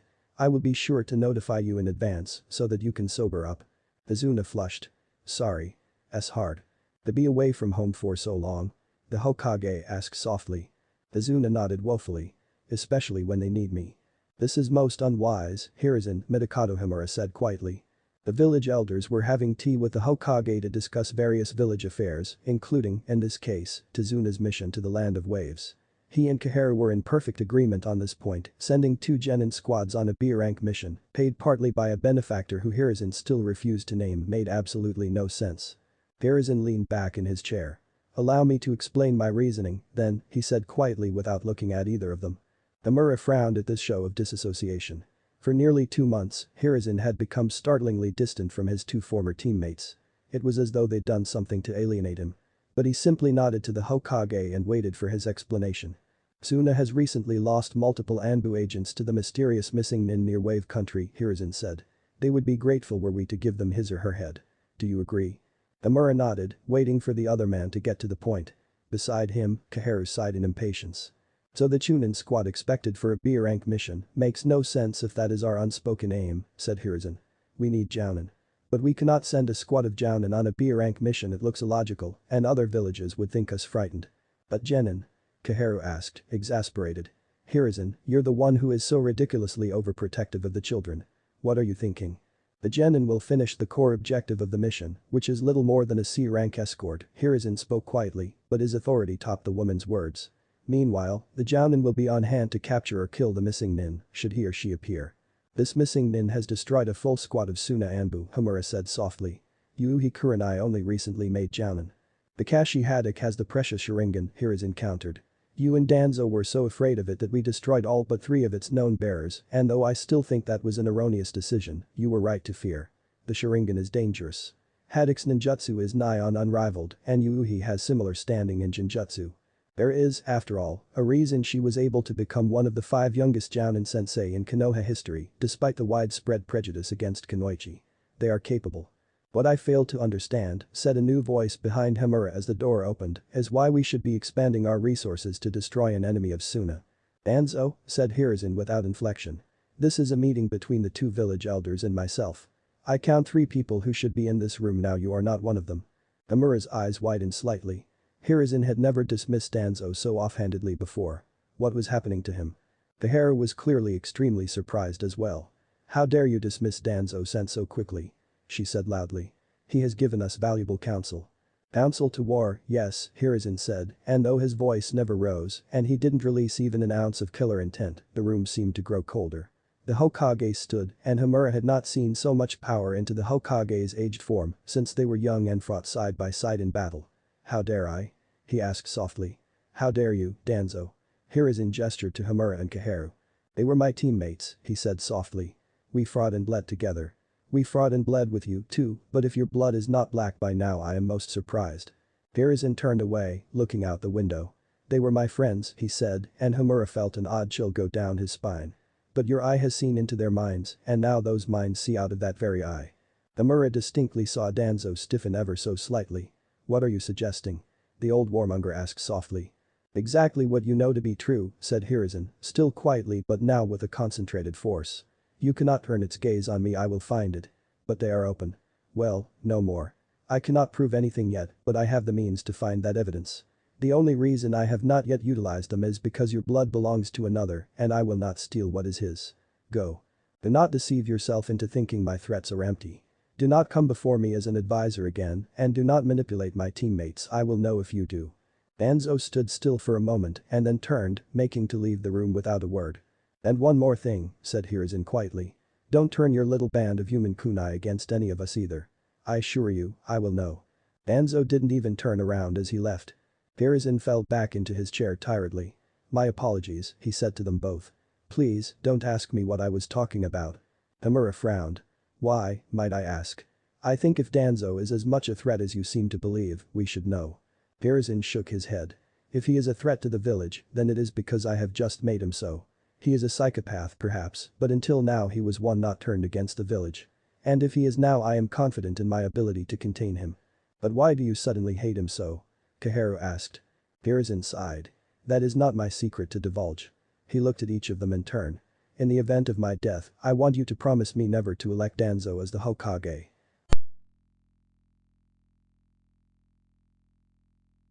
Hiruzen smiled ruefully at her. I sincerely hope I never have to. Now, the mission to Wave will be as I have said. If I have not yet convinced you, I never will, and I am quite certain on this point.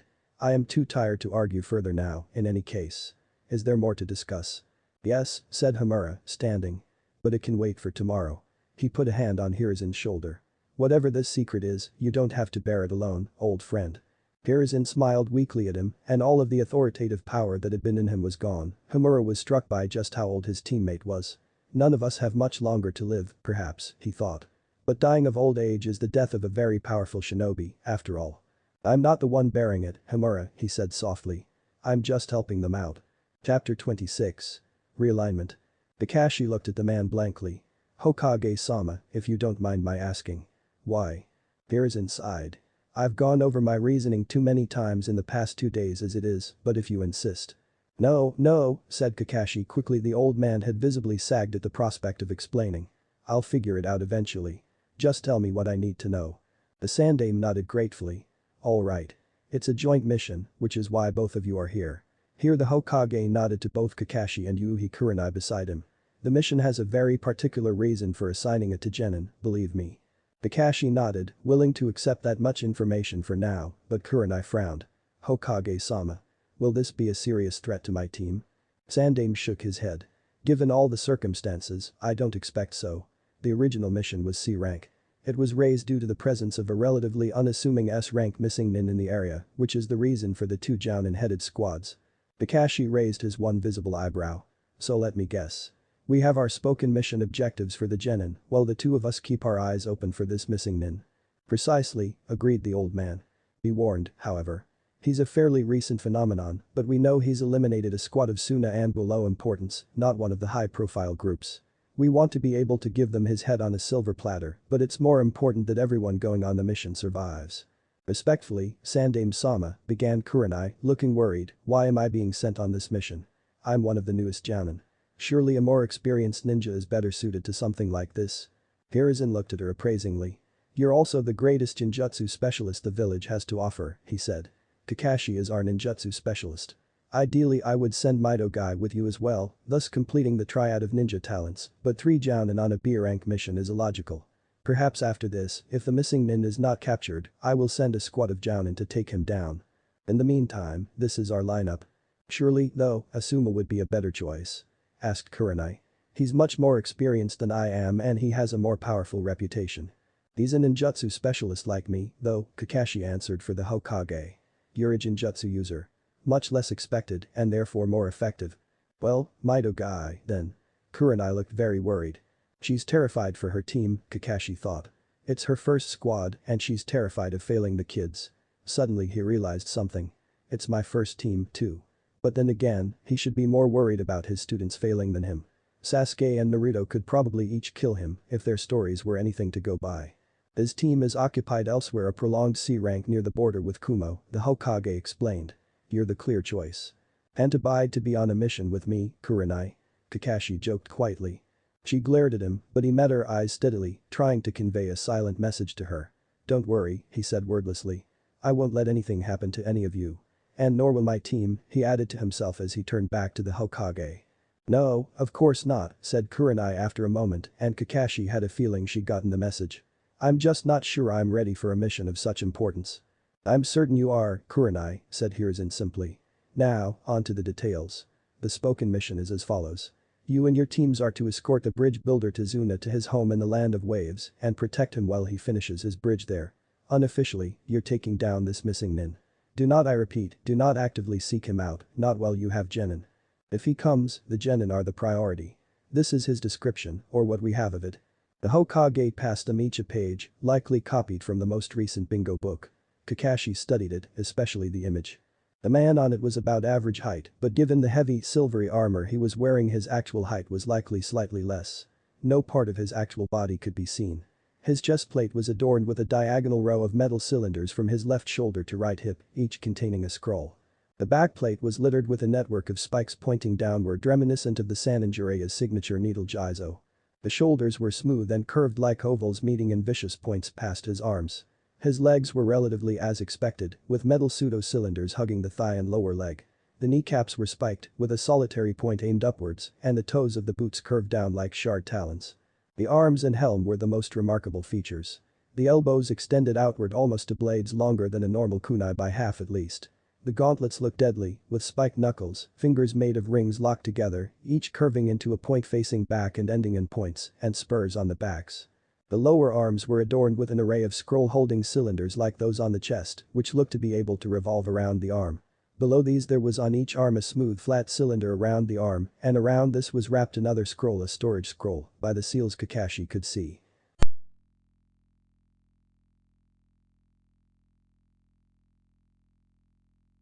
All in all, Kakashi had never seen a more threatening-looking suit of armor in his life, but he knew better than to get afraid over such a thing. It was not the armor but the wearer which was the threat. After he'd studied the image to his satisfaction, he turned to the other details. His eyes widened. Topping the list of the missing nins known was Minato-sensei's Rasengan. He immediately skipped back up to the name, which he'd largely ignored up then. The ninja called himself the Dishonored. And now Kakashi did fear him. At least a little. "Hello, children," said Kakashi, smiling with his eyes as he leapt down from the trees into their midst. Naruto grinned at him. "Hey, Kakashi-sensei. Mission." Yup, nodded at the Jounin. "Special assignment direct from the Hokage." "Wave," thought Naruto happily. It had been almost a week since Shikamaru had requested the mission. It was about time it got assigned. "The Hokage requested that we do a mission?" Sakura asked in awe. "As in, us specifically?" Kakashi smiled at her with his eyes. "Yes, Sakura. It's a joint mission with Team 8. B rank with specialist parameters." "B rank?" Sakura asked in shock. In the same instant, Sasuke grunted, "Specialist parameters." Kakashi nodded. "It's B rank, but it requires Jounin attention to a couple specifics, so instead of sending the standard Chunin squad, they're sending in 2 Genin teams with their Jounin sensei." Sasuke nodded, and Naruto knew he didn't need to ask what the situation that required Jounin's attention was. It's that missing nin, Naruto thought. Who the hell is he? "Anyway, we're to report to the Hokage's tower immediately for our assignment," Kakashi said. "Come on." And they were off. Shino's eyes opened as soon as his insects informed him the Kurenai had come into the clearing, but other than that he made no move at all. He'd been meditating, allowing his hives to grow as much as he could, given his limited time with Hinata and Kiba sparred. He watched his teammates for a moment. They were both good, but Shino knew their flaws inside and out. Kiba was headstrong, arrogant, and totally centered on brute force. Any halfway decent long-range specialist could have taken him out at this point, what with his utterly non-existent Jinjutsu library.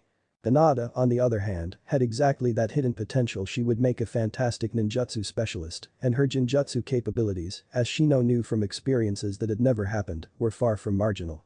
But she was a Hyuga, and Hyuga never used ninjutsu and seldom used Jinjutsu. So she was forced to rely on Taijutsu, where she had scarcely any talent, and despite her clan's specialist techniques, it wasn't going well for her. It didn't help that she idolized Naruto, the village's resident physical technique fanatic. Well, secondary to Mido Guy and Rock Lee. Kurenai was watching the spar as well, his insects reported to him after about half a minute. She also looked nervous. That was worrying. Kurenai might be somewhat more prone to nerves at this point in her life than other Jounin, but anything that made any Jounin nervous was labeled in Shino's mind as a bad thing. Well, most Jounin, anyway. The spar finished after a time with another victory to Kiba. He always won against Hinata simply because, unlike her, he played to his strengths. As soon as the battle was settled, Shino stood. "Kurenai-sensei," he said quietly, not turning to look at the Jounin in the tree behind him. "What is wrong?" His insect saw her blink in surprise, adjust her face to show no fear, and leap down all in an instant. "Nothing, Shino," she said, the epitome of calm. "We have a mission, that's all. B rank, joint with Team 7. Shino saw Hinata's eyes widen, and a blush spread across her face before he turned to Kurenai. "I see," he said quietly. "When are we to be deployed?" Wait, hold on," cried Kiba. "Why the hell are we being assigned to B rank missions?" "Does it matter?" Shino asked, turning to face him. "We have 2 Jounin, they could complete the average B rank alone in any case." At this, his insects reported that Kurenai winced. "Ah," Shino thought. "She's afraid for us. Understandable, but quite unnecessary." Kiba frowned. "Then why not just send 2 Jounin?" he asked bewilderedly. Shino shrugged. "Not our place to know or ask," he said simply. In reality, of course, it was nothing more or less than Naruto and Shikamaru deciding this was wise. But no one could know that yet. "To answer your question, Shino," Kurenai said before Kiba could argue further, "we're to head to the tower now for assignment. The mission starts today." Shino nodded. Naruto, he was sure, was pleased.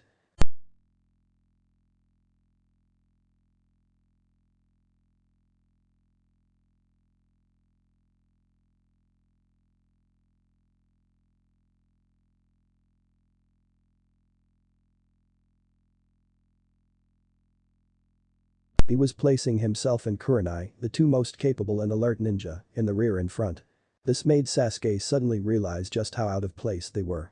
Each of them Naruto, Shino, Gaara, Shikamaru and himself were probably more mentally prepared for combat than most of the ninja world's jounin. Their ninjutsu were in the top degrees. They were the best. Like wolves in sheep's clothing, he thought and hated himself. In the instant he thought all of these, Naruto looked over at where the other team was coming in and smiled, not his old childish and sincerely wide smile, but the soft, almost hesitant smile he had always saved for those who were the very closest to him. "Hey, Hinata-chan." Hinata blushed a deep red. "Hello, and Naruto-kun." "Good, you've arrived," said the Sandaime from behind his desk then, and at once, everyone turned to him. Teams 7 and 8, your mission is as follows. You are to escort the bridge builder Tazuna to his home in the Land of Waves and protect him while he completes a bridge there.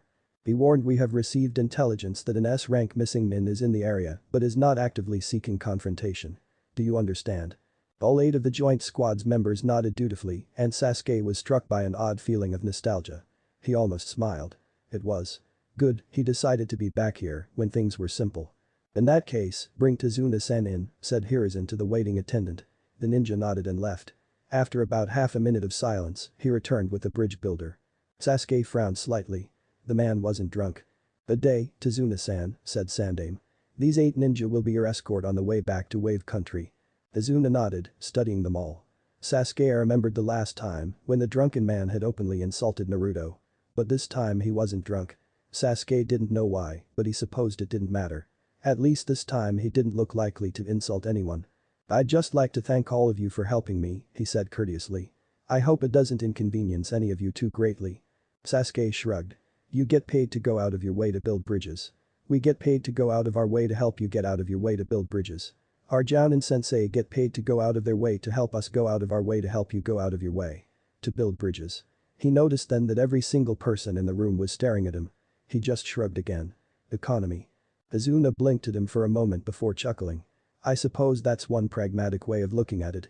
And also, thank you, Hokage-sama, for warning me about this meeting." Sandaime smiled. "It wouldn't do to be drunk for your mission assignment, would it?" "Absolutely not." Tazuna laughed.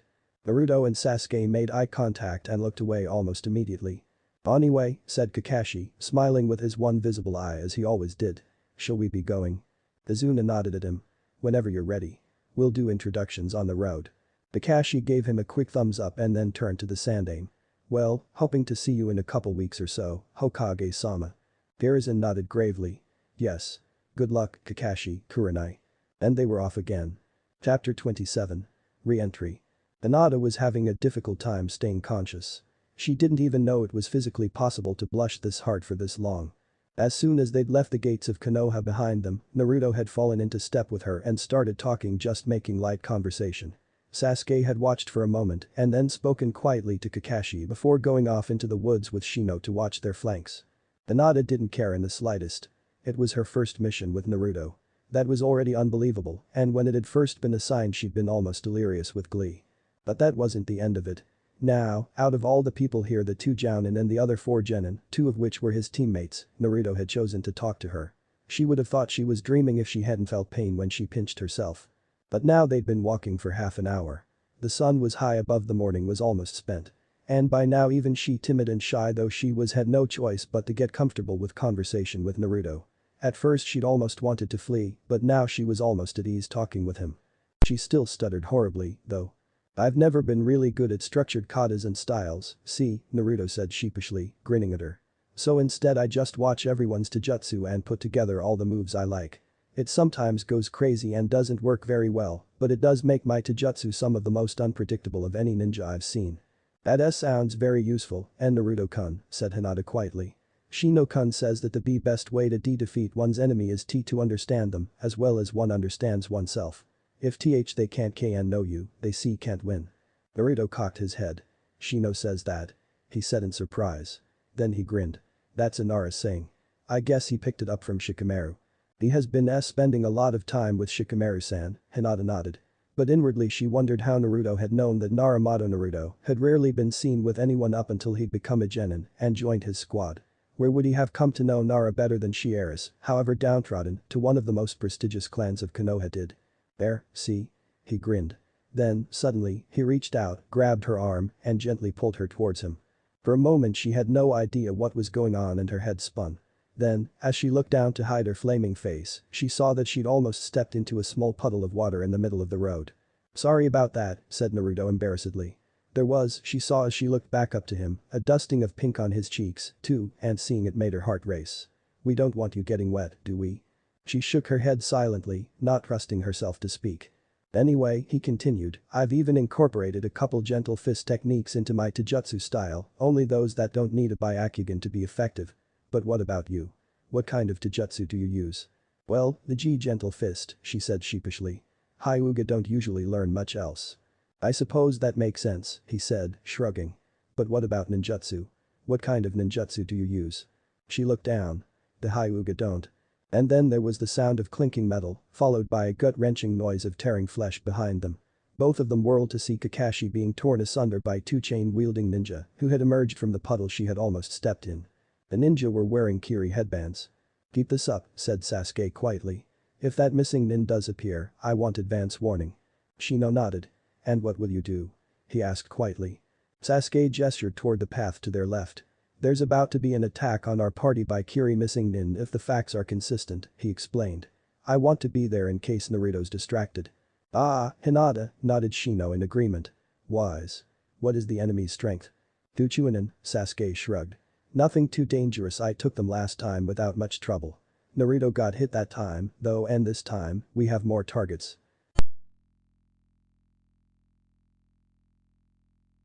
Sasuke nodded gratefully to him and leapt back towards the path. He reached the trees just out of obvious view, just as the party was walking past the puddle where he knew two missing nin were hiding. He saw Naruto pull Hinata out of the way. Good, he thought. He's not too distracted. Suddenly he met Kakashi's eye. Sasuke pointed at the puddle. Kakashi nodded and turned away without a word. "He'll want to dupe them like last time," Sasuke thought. "Figure out who they're targeting. And it'll get him ready for when Mamachi appears, so it's good. Fine." So Sasuke curbed his famous impatience and waited for all of 30 seconds while the mist nin decided it was safe. Then they struck. Kakashi was hit. And substituted with a log right next to Sasuke. "Using substitution," hissed Kakashi softly. Sasuke understood. He formed a ram seal and was gone, replaced by the same bundle of twigs that had just replaced Kakashi. Sasuke saw the two Chunin charge toward his team. One launched his chain toward Naruto and Hinata. But there was an odd twist to it. Sasuke blinked and suddenly he saw, as though silhouetted in the air, the movement of the chain as it whipped around and struck Izuna in the heart before it happened. So he didn't move to defend his friend and teammate. Instead he leapt into action to guard the bridge builder. Just as he'd foreseen, the chain whipped around and came straight toward him. Sasuke grinned. It had been too long since he'd seen battle. He drew a kunai and hooked it through one of the holes in the chain, his eyes tracking the linked metal as it flew, seemingly in slow motion, towards him. He spun the blade around in his hand and plunged it up to the hilt into the ground. Looking back up, his eyes locked onto the other Chunin's chain, which was swinging towards him in an arc. Sasuke had two kunai in his hands in an instant and, using one as leverage, redirected it towards the Chunin whose chain he had incapacitated. The man's eyes widened in the instant he had before the poisoned razor blade shredded his gut and he was down. In that same instant, Sasuke was already moving toward the other ninja. The man was a Chunin and was therefore trained enough to waste no time on guilt for his inadvertent friendly fire, opting instead to swing his chain about at his assailant. The Uchiha could have ducked, but that would have made the chain continue its course and strike Izuna. So instead he spun, watched the chain's movement for an instant, and then tossed a shuriken. It intercepted the very tip of the chain, redirecting it into a tree. Sasuke knew this not by sight, though, but by sound, because he had continued his turn and was facing his enemy once again. He grasped the man's metal-encased arm in a vice-like grip and, using that as leverage, leapt whirling into the air until he was almost parallel to the ground, facing down. Sasuke felt a couple of ribs give way under his sandals. The kick was powerful enough that both he and the man flew in opposite directions several feet, the man's weapon coming off in Sasuke's hands. The boy flipped in the air, hooking the man's chain gauntlet onto his right arm, and landed already turning towards the man. Only to see that his services were no longer required. Naruto had caught the flying man, spun him, and thrown him to the ground on his back and was now kneeling over him with a kunai at his neck. The entire battle had taken perhaps 30 seconds. Sasuke reached for the gauntlet to take it off, the thought for a moment. This thing is far more flawed than it should be, he thought. The chain is too easily compromised, the gauntlet too hard to remove. But it's still an asset. If all else fails, I'll bring it back to Konoha to put in our village weapons stores. And it could be improved without too much difficulty. So he left it on as he walked over to Naruto. The blonde Jinchuriki was interrogating the prisoner, not that there was any real need, they both knew most of the information the man could give them anyway. But for the sake of appearances they had to appear unknowing. "Who hired you?" Naruto growled furiously. "Why were you attacking our client?" "I'll never divulge information about an employer," hissed the Chunin. "You underestimate me, Leaf Genin. I always knew your village was soft. I bet you'd tell anyone that in this situation. Do I seem soft to you?" Sasuke asked quietly, stepping into the man's field of view. The defeated shinobi looked up at him and shuddered. "No," he muttered noncommittally. "Then when I tell you that my teammate here could kick my ass twice before I hit the ground, I want you to know what I mean," said Sasuke. Well, you tell him," he nodded to Naruto. "I'm the Jinchuriki of the Kyuubi," said Naruto softly, leaning into the man's ear so the other genin who were coming toward them wouldn't hear. Sasuke saw the man's eyes widen in terror. "And it gets better. See, Kur the Kyuubi and I have an understanding going. There's no seal over him. If I need his help, I can call on every ounce of his chakra in a moment. I can even speak freely," said Kurama softly, transmitting his thoughts outward to both Sasuke and the Chunin. "So tread carefully, mortal. Now, who hired you? Talk." "All right." The man screamed, his voice breaking. "All right. I'll talk. Just get away from me." Naruto stood up and Sasuke stepped away from the man. Kakashi came up next to them and so did Kurenai as the man began to speak. "We were hired by the shipping tycoon Gedo," he began. "The two of us in our group led by Mamachi's Abusa, the demon of the hidden mist." Sasuke nodded. "He's a member of the Seven Swordsmen, right? Or a former member? Does he stay a member after defecting from the village?" "The membership is embodied by the blades," said the Chunin, eager to change the subject. "As long as he wields Kubikira Boucho, he is one of the Seven Swordsmen." Sasuke nodded. "I see. All right, why are you working for Gedo and why does he want Tazuna dead?" "Gedo has enforced a full trade monopoly on the island nation of the Land of Waves," said Chunin. "He controls the water and thus controls everything in something close to a dictatorship. And if Tazuna's bridge is completed, he loses his embargo," said Kakashi. "But I thought Gedo was a relatively upright businessman." Chunin shook his head. "Gedo's ships are used for more than just simple transport, I've stocked up a few of them myself. He uses his merchant marine to move and sell massive amounts of contraband all over the world. And he intends to use the Land of Waves as a base of operations for that purpose." Sasuke shrugged. "Crime fighting wasn't in our mission parameters, nor was going against one of the 7 ninja swordsmen. But I can't help but feel guilty leaving Tazuna like this. What do you say, Kakashi-sensei, Kurenai-sensei?" "Let's talk about it with the genin and Tazuna. We still don't know why he duped us," said Kakashi. Kurenai nodded. "Good idea. What about the prisoner?" Sasuke shrugged. "We should probably send him back to Konoha somehow, but who'll take him?" "I can," said Shino's voice, and suddenly Sasuke's eyes locked onto a tiny insect flying past him. It hooked onto the man's neck and he went limp. "I will send an insect clone to Konoha carrying him. I'll deliver him straight to T&I." "Good," said Kurenai, nodding at her genin behind them. Sasuke turned to face the Aburam just as he was creating his insect clone. "Make sure you get him there safely," said Sasuke. Shino nodded. He seemed about to say something when Sakura ran up to them and, staring at Sasuke, exclaimed, "What happened to your eyes, Sasuke-kun? Are you okay?" Sasuke froze. Slowly, he halted the flow of chakra to his eyes. He'd had the Sharingan active during that whole battle. The 3 Tomo Sharingan he wasn't supposed to have yet. "Don't worry," Kurama said quietly. "It's not too much of a problem, there have been similar occurrences." "Did they happen against 2 simple Chunin?" Sasuke thought back. Kurama didn't answer. This wasn't good. Chapter 28. Rephrase. Damn it, Kurama thought.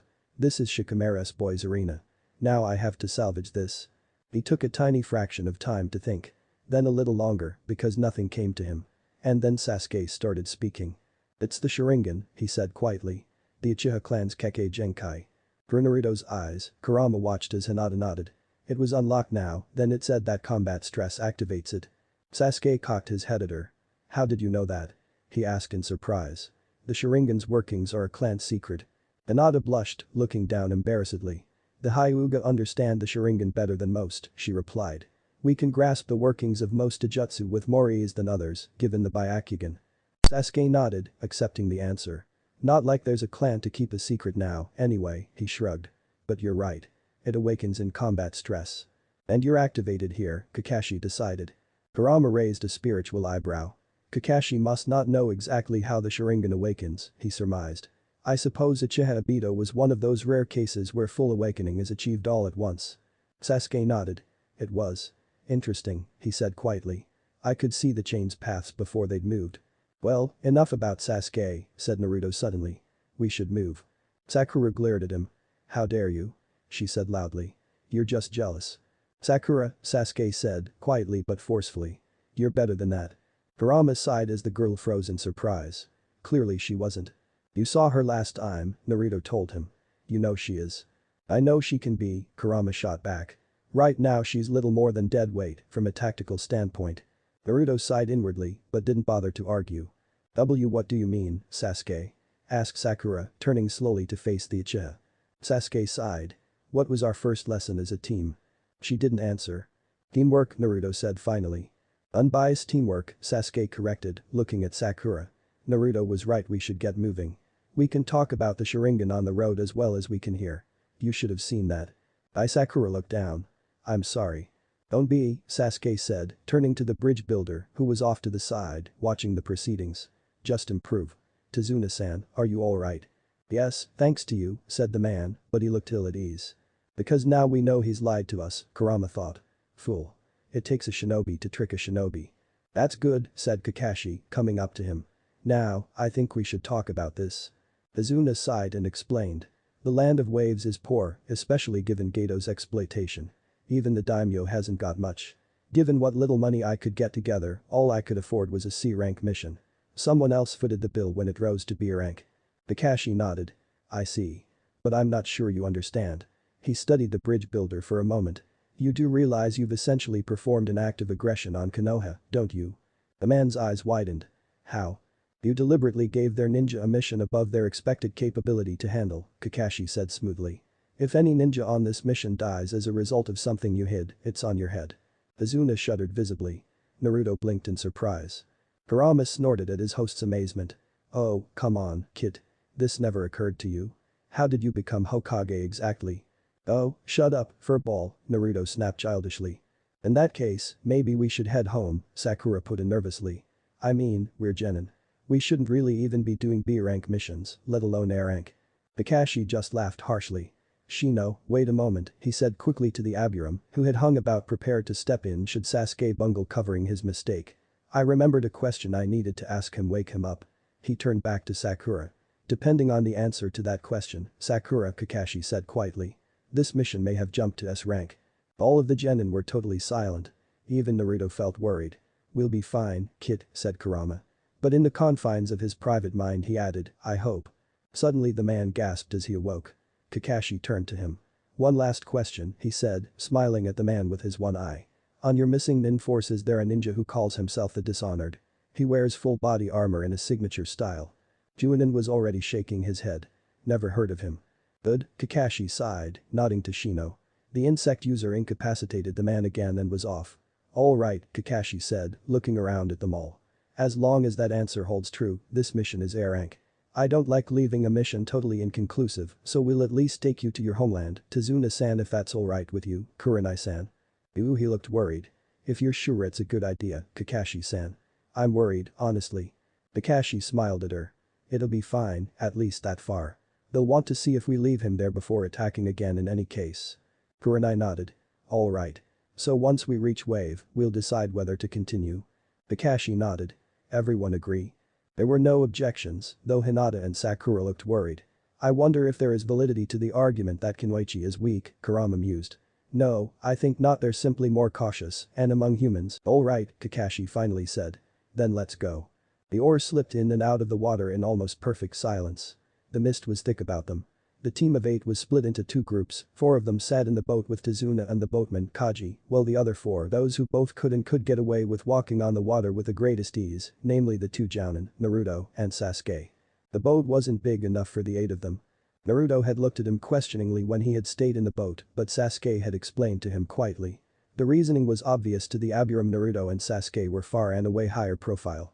Compared to their other activities, walking on water was minute in importance. Shino, on the other hand, was a hidden trump card. The longer he kept his abilities hidden, the more effective he was. The water walkers were immediately beside the boat. The thick mist made it advisable to stay near the client. Naruto was taking point immediately in front of the boat. Sasuke was to the right and Kakashi brought up the rear, leaving Kurenai walking right beside Shino on the left. She looked worried, Shino mused as she looked up at her. It was unfortunate. Caution was wise, but fear did not befit a jounin. Contingency Kitsune might be problematic, but after all, it was no Jinchuriki. Naruto would protect them if it came to blows with a mysterious enemy. But Kurenai had no idea about Naruto's ability to wield Kurama's strength. For all she knew, the Bijuu was sealed totally, allowing for no chakra passage into the boy. It would never occur to her that perhaps there was no seal at all. But regardless of the reasons, a frightened Jounin was less helpful than a confident if cautious one. "Kurenai-sensei," Shino said quietly into the thick silence. She looked over at him in surprise. "What is it, Shino-san?" "You must calm yourself," he said softly.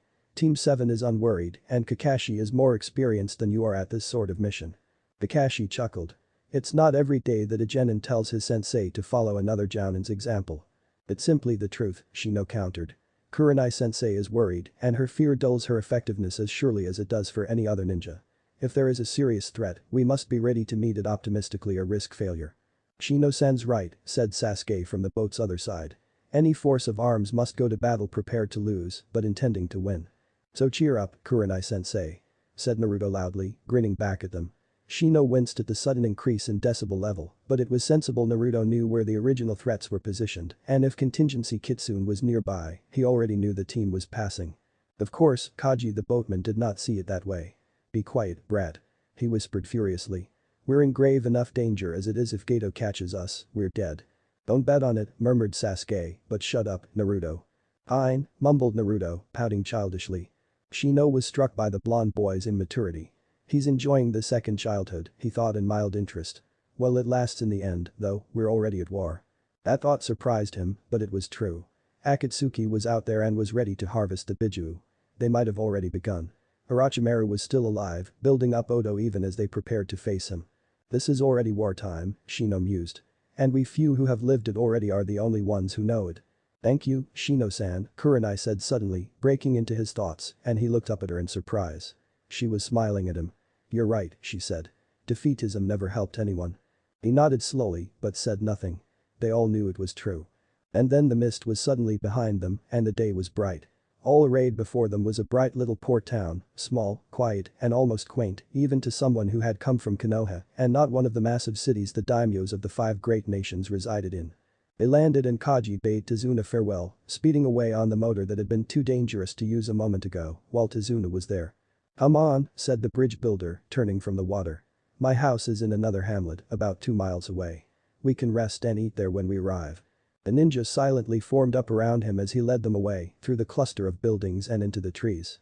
There's the lake, Naruto thought. Zabuza should be here any minute. Not nervous, are you? Kurama chuckled jokingly. It's just Mamachi, we could kick him into next week with our eyes closed. Naruto smirked inwardly. Not really. Although, Hinata-chan. Ah, Kurama said flatly. We've got 2 Jounin and 3 of you human time travelers, one of which has me inside of him. The Hyuga will be fine. Naruto grinned. You're right, of course. Then his smile faded for a moment. Still, though, I think it's wise if we split up the 2 teams for the battle. Team 7 can fight Zabuza and Team 8 will escort Tazuna away. I agree, Kyuubi grunted. Get it to happen when the fight begins. And then the fight began. Bet down. Kakashi said, suddenly and forcefully. Naruto was already moving, having heard the sudden whooshing of air that signified Kubikiraboucho moving through the air. But he did not simply duck. He dove toward Hinata and pulled her down, holding her with his arm across her back as the massive word whizzed overhead. Of course, she'd already been going down when he reached her, and in the moment he felt guilty for underestimating her. Sorry, Hinata-chan, he said quietly and quickly. I should have trusted you to go down yourself. It's fine, and Naruto-kun, whispered Hinata. Her face was bright red and so close to his. He blinked, shook himself, and stood, giving her a smile. Zabuza was already watching them from his vantage point on his sword. Kurenai-sensei, Naruto called. Take your squad and get Tazuna-san out of here. Naruto could hear the worry in Kiba's voice. What's going on? Who's that? Zabuza Mamachi, Kakashi said flatly. A rank missing nin from Kiri. Head of the outlaw force, Gato's employed to get rid of Tazuna. Naruto, who was beside Kakashi, saw the man turn to face Kurenai behind them. Naruto's right, Kurenai-san. Get your team and go. Shouldn't you Jounin face him and we Genin can get to Zuno way? Sakura said softly and worriedly. This is an A rank mission, Sakura, said Kakashi flatly. We cannot allow Genin to move about on their own. Stay behind Naruto, Sasuke, and myself in this battle, alright. Go, Kurenai. Naruto turned to the now standing Hinata for just long enough to smile at her again and give a quick wave before turning his narrowing eyes to Zabuza. I'm surprised Izuna was able to afford 2 squads, Zabuza said, chuckling. Even if they are Genin teams. Genin teams, maybe, said Kakashi as Kurenai led her team away at a run. But they have Jounin. And Naruto saw him raise his headband and the Sharingan shone red. Chapter 29. Reintegration. Ah, muttered Kurama in scorn. Jounin are nothing. It's us the fool should be afraid of. Maybe, Naruto agreed. But remember, we don't want to kill him. Haku would never forgive us. And in all honesty, Kurama said, I'd rather this moron was Mizukage than the puppet we have now. Naruto agreed inwardly, knowing Kurama would sense it but didn't reply with words. Instead he looked over at Sasuke. The Uchiha caught his eye and in the instant exchange of 2 men bound more closely than kin, they had a plan. Naruto grinned and turned back to Zabuza, who had been speaking through the past exchange, which had taken all of 3 seconds. Oh? I get to see the infamous Sharingan so early? He said mockingly. I'm honored, Kakashi. Really? Sasuke snorted. 1 Sharingan's fine, he said loudly. 2 are better. In the instant where Zabuza turned his attention to Sasuke's now manifested Sharingan, Naruto formed his clone hand seal and acted. Sasuke, get back. Kakashi said firmly. Sakura clenched her fist. I know Sasuke-kun is strong, but this guy's dangerous, she thought. Please, Sasuke-kun, don't kill yourself. She was immensely relieved when Sasuke only smirked and stepped back into formation. Fine, he said. I could take him. Momochi looked at him and began to laugh. Oh, this is great. He howled. Not only are they Genin, they're blasted morons to boot. This keeps getting better and better. He stared down at Sasuke, a malevolent gleam in his eyes. Take me? He said, and suddenly there was a horrible weight of fear over Sakura and in the man's cold eyes, she could see 1,000 hypothetical deaths for all of them. Foolish boy. I am Momochi Zabuza, the demon of the hidden mist, master of the silent killing. No more than 1 Jounin in 100 stands a chance against me. You are outmatched. And suddenly he vanished and then there he was, right behind Sasuke. And in that knowledge, die, he whispered cruelly. A massive sword flashed, sliced through the air, right through Sasuke's head. No. Sakura shrieked. Otter where his head had been. He was gone. Zabuza blinked. What? Suddenly there was a quiet mirthless laughter all about them. You're the fool, Momochi, said Sasuke's voice quietly from all directions. The Sharingan is powerful, more powerful than you. Zabuza looked around wildly. The entire team had vanished. What is this? He said furiously. Then his eyes widened. Jinjutsu. He thought, gritting his teeth. But in that case, his body was in grave danger. Hi. He shouted, breaking chakra flow. Nothing happened. It's useless, said the Uchiha's voice silkily. I don't think you understand your predicament. This is not Genin's Jinjutsu, Zabuza thought wildly. And I won't be able to get out quickly. But how did a Genin learn this? It means either he's not a Genin or… Otter, it's not a Jinjutsu. His eyes widened, then closed. He reached his chakra out of his body, into the world around him. The natural chakra that was ever present in reality was still there, which was something none but a top-level Jounin could replicate. He grinned. Hidden Mist Jutsu, he said, forming the hand seals. For a moment, the air about him thickened, and then, suddenly, there was a light gust of air. The fog vanished. Useless, said Sasuke again. Zabuza's eyes widened. Hidden Mist Jutsu. He said, louder now. Again the mist appeared. Again the wind blew it away. But this time, he felt in the wind with his limited chakra's sensory capacity. In doing so, he learned 2 things. First, the wind was charged with a chakra so powerful it cowed even him, who had once stood proud alongside the walking chakra tank that was Hoshigaki Kisame. And second, it came from his right, the very direction in which Haku was hidden. He leapt into action. Damn it. He said to himself furiously. They've got the kid. They had. And as he felt himself kicked to the earth and a cold steel blade placed at his throat by a steady hand, he knew they had him, too. But they hadn't. Momochi Zabuza, said a quiet hissing voice. We suggest you make no struggle. We have sealed ourselves in a temporary Jinjutsu where time flows as we desire. We have all the time we need. The blade was withdrawn. Zabuza leapt up to face his assailant and saw steel. Who the hell are you? He growled at the man in the armor. We are. Dishonored, said the man as the blue lenses that saw for him spun, as though he were narrowing his eyes under them. And we have a common enemy. "He's coming your way," Sasuke told Kurama silently. "Fine," said Kyuubi, and Sasuke felt his mind tensing in readiness. There was a moment of waiting. "I thought you said he was coming," Kurama muttered caustically. "Are you quite certain you didn't mean I'm a delusional moron?" "Quite sure," said Sasuke absently. Where the hell was that missing nin? He couldn't have escaped. From the instant Naruto's hidden shadow clones had used the Hiraishin to move the three of them out of the clearing via the seals he'd planted on each of them, Kakashi had been watching Zabuza carefully to prevent him running, not that they expected him to abandon Haku. Kurama snorted. "He's not coming, boy. What are you?" Sasuke waited for a moment, then asked cautiously, "Kurama? Naruto?" "Adachiha, get over here," said Kyuubi quietly. Sasuke frowned. "Sakura. Bring her, she's not safe alone," said the fox tersely. "What's up?" Sasuke asked quietly. "Get the hell over here and you'll see," Kurama murmured. Kakashi leapt down into the clearing behind his foe. Naruto faced him on the other side.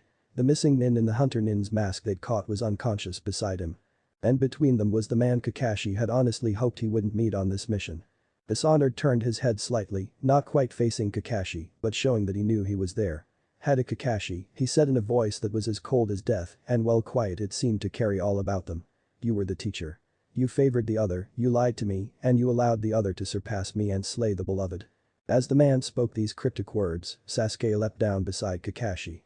His eyes were narrowed with hate and with something like horror. Kakashi could sense Sakura, too, in the trees behind them. And if he could, so could the Dishonored. "Uchiha Sasuke," said the armored man then. "You were the other. You betrayed me and cast me out behind you. You slew and hated yourself and others in me. You slew the beloved." "Kitsune," said Sasuke softly. "I betrayed you and all the others, but now you've betrayed yourself." The man gave a mirthless laugh, distorted by the mask he wore. "I am you, other," he said softly, turning to them. "My mind was forged in your image. You hated. I hated. We are one." "No," said Sasuke quietly, and there was self-loathing in his voice. "You're what I was." "One does not change so lightly," said the man. "When you stand before the thief and can forgive him, then you will have changed. Until that day, we are but two faces of the same soul." "You're wrong," said Sasuke softly. The man laughed again but did not press the point. "Haruno Sakura," he said instead. "I see you where you hide. You were the rejecter." "And Naruto?" Sasuke interrupted blandly, and Kakashi wondered if he was trying to get the masked man to say something in particular. The Dishonored didn't move for a moment and then it turned back to the blonde Jinchuriki, who Kakashi couldn't see behind him. "Uzumaki Naruto," it said, and then it paused. "I did not originally anticipate facing you. I have a habit of surprising people," said the boy, and his voice had a strange deep overtone. Kakashi signaled to Sasuke and they fanned out, enclosing the Dishonored in a triangle. And Kakashi saw that Naruto's eyes were red, with slits for pupils. "I concede the point," said the Dishonored softly. "I will revel in your death. You were the fool." Kakashi saw him turn his head to Sasuke. "To me, he was nothing more. A fool who shall die for his idiocy." Sasuke didn't say another word, but Kakashi saw his eyes change. His pupils changed their shapes, extending into his blacker eyes, growing red. In a moment, there was a blood-red six-pointed star in each of his eyes, with a three-pointed shuriken residing within each. Then Naruto formed a ram seal, and Kakashi was swamped by an overload of chakra all about. Naruto was exuding the stuff in tidal waves. Indeed, he was starting to glow golden. The Dishonored laughed. "Peace," he said. "I will not battle you today. I have that which I sought." And then he was gone, vanished into thin air. And Kakashi realized that their missing nin prisoner was too. "There," Zabuza said as the Dishonored reappeared beside him. "Thank you, I suppose I owe you one." "No, you don't," said the Dishonored flatly. "Our interests coincide. I want my vengeance, you want the bridge builder. It is logical that I should join with you." Zabuza shrugged. "I suppose so," he said. "Still, I don't see how helping me save Haku helped you." While the Dishonored was keeping Konohanin's attention, Zabuza had utilized his intensive knowledge of stealth and his deadly speed to hastily spirit Haku's still form away from the boy guarding him. It was a mystery how the child had taken Haku out the ice style. "That is the flaw of missing nin," said the man beside him softly. "They do not understand the power of teamwork. It is what makes the Dawn so superior." "Dawn? Akatsuki?" Zabuza asked curiously. "I thought that group was destroyed in the last war." "They are reborn," said the Dishonored quietly. "I was forged to serve them." He turned his mask directly to Zabuza. "Your sword brother, Hoshigaki Kisame, is among them." Huh. Zabuza had never been particularly familiar with the shark-like member of the Seven Swordsmen, but he clearly remembered the man's deadly strength. if that was an indicator of the group's skill. "Mind if I ally with your lot?" he asked casually. "If I know Kisum, we might still have similar interests." Dishonored didn't reply for a time, and then he shrugged. "I doubt you would find it to your liking," he said in his quiet voice. "For one thing, we have the very Mizukichi you seek to overthrow in our pocket." Zabuza whipped his head around to stare at the man. "Akatsuki controls the fourth." He spluttered in shock. The armored man nodded gravely. His days are numbered. In any case, the Mist Village is already starting to realize that he is not quite his own man. "I intend to suggest that we dispose of him on our own terms when I return to the outpost. I will bring your opinion if you like, and I will put your name forward for membership if the others agree." "But not if they don't, right?" asked Zabuza. "I don't much like the idea of fighting to keep the Mizukichi I tried to depose in power." "Of course," said the Dishonored. "But for now, we have a mission. I have a plan." The 4 Konoha ninja were gathered together in the clearing where they faced the Dishonored, seated in a circle together. They had all wordlessly decided that they needed some rest before heading on. "Respectfully, Sasuke," said Naruto after a time. "If you're at liberty to say." What the hell was that?" Sasuke, who had been looking down into his lap in silence until Naruto spoke to him, looked up at his teammate. Naruto saw that his eyes were slightly red and that his lip was raw, as though he had been biting it, but there were no tears. Still, anything that could affect the notoriously aloof Uchiha this much was dangerous. "That was," Sasuke said softly, and then he almost seemed to choke on the words. "That was a shade of a future," he said quietly. "A future neither of us want." Naruto's eyes widened. "It's one of us," he realized. "Oh, it's a hell of a lot more than that, kid," grunted Kurama softly. "Then what is it?" Naruto asked, exasperated. "I may tell you later," said Kyuubi quietly. "If I have to. But telling you now would complicate things. If you figure it out, let me know. Until then, stay ignorant and be glad of it." "I wouldn't like the truth?" Naruto asked softly.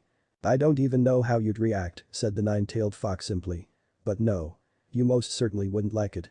Chapter 30. Recovery. Hinata bit her lip hard. "I will not cry," she thought with feeble determination. "I will be strong. Naruto-kun can handle himself." The 5 of them, teammate and Tazuna, were moving as fast as they could, which was not all that fast, given Tazuna's age and lack of ninja training, in the direction of the village where Tazuna lived. They'd been moving for about 10 minutes, but they still had twice the distance they'd already traveled before they arrived. And Tazuna, it seemed, could not keep up this pace. He suddenly stopped, breathing heavily. "I can't go on like this," he murmured hoarsely. "I'm not as young as I was." "Fine," said Kurenai, moving over to him. "I guess I'll have to carry you."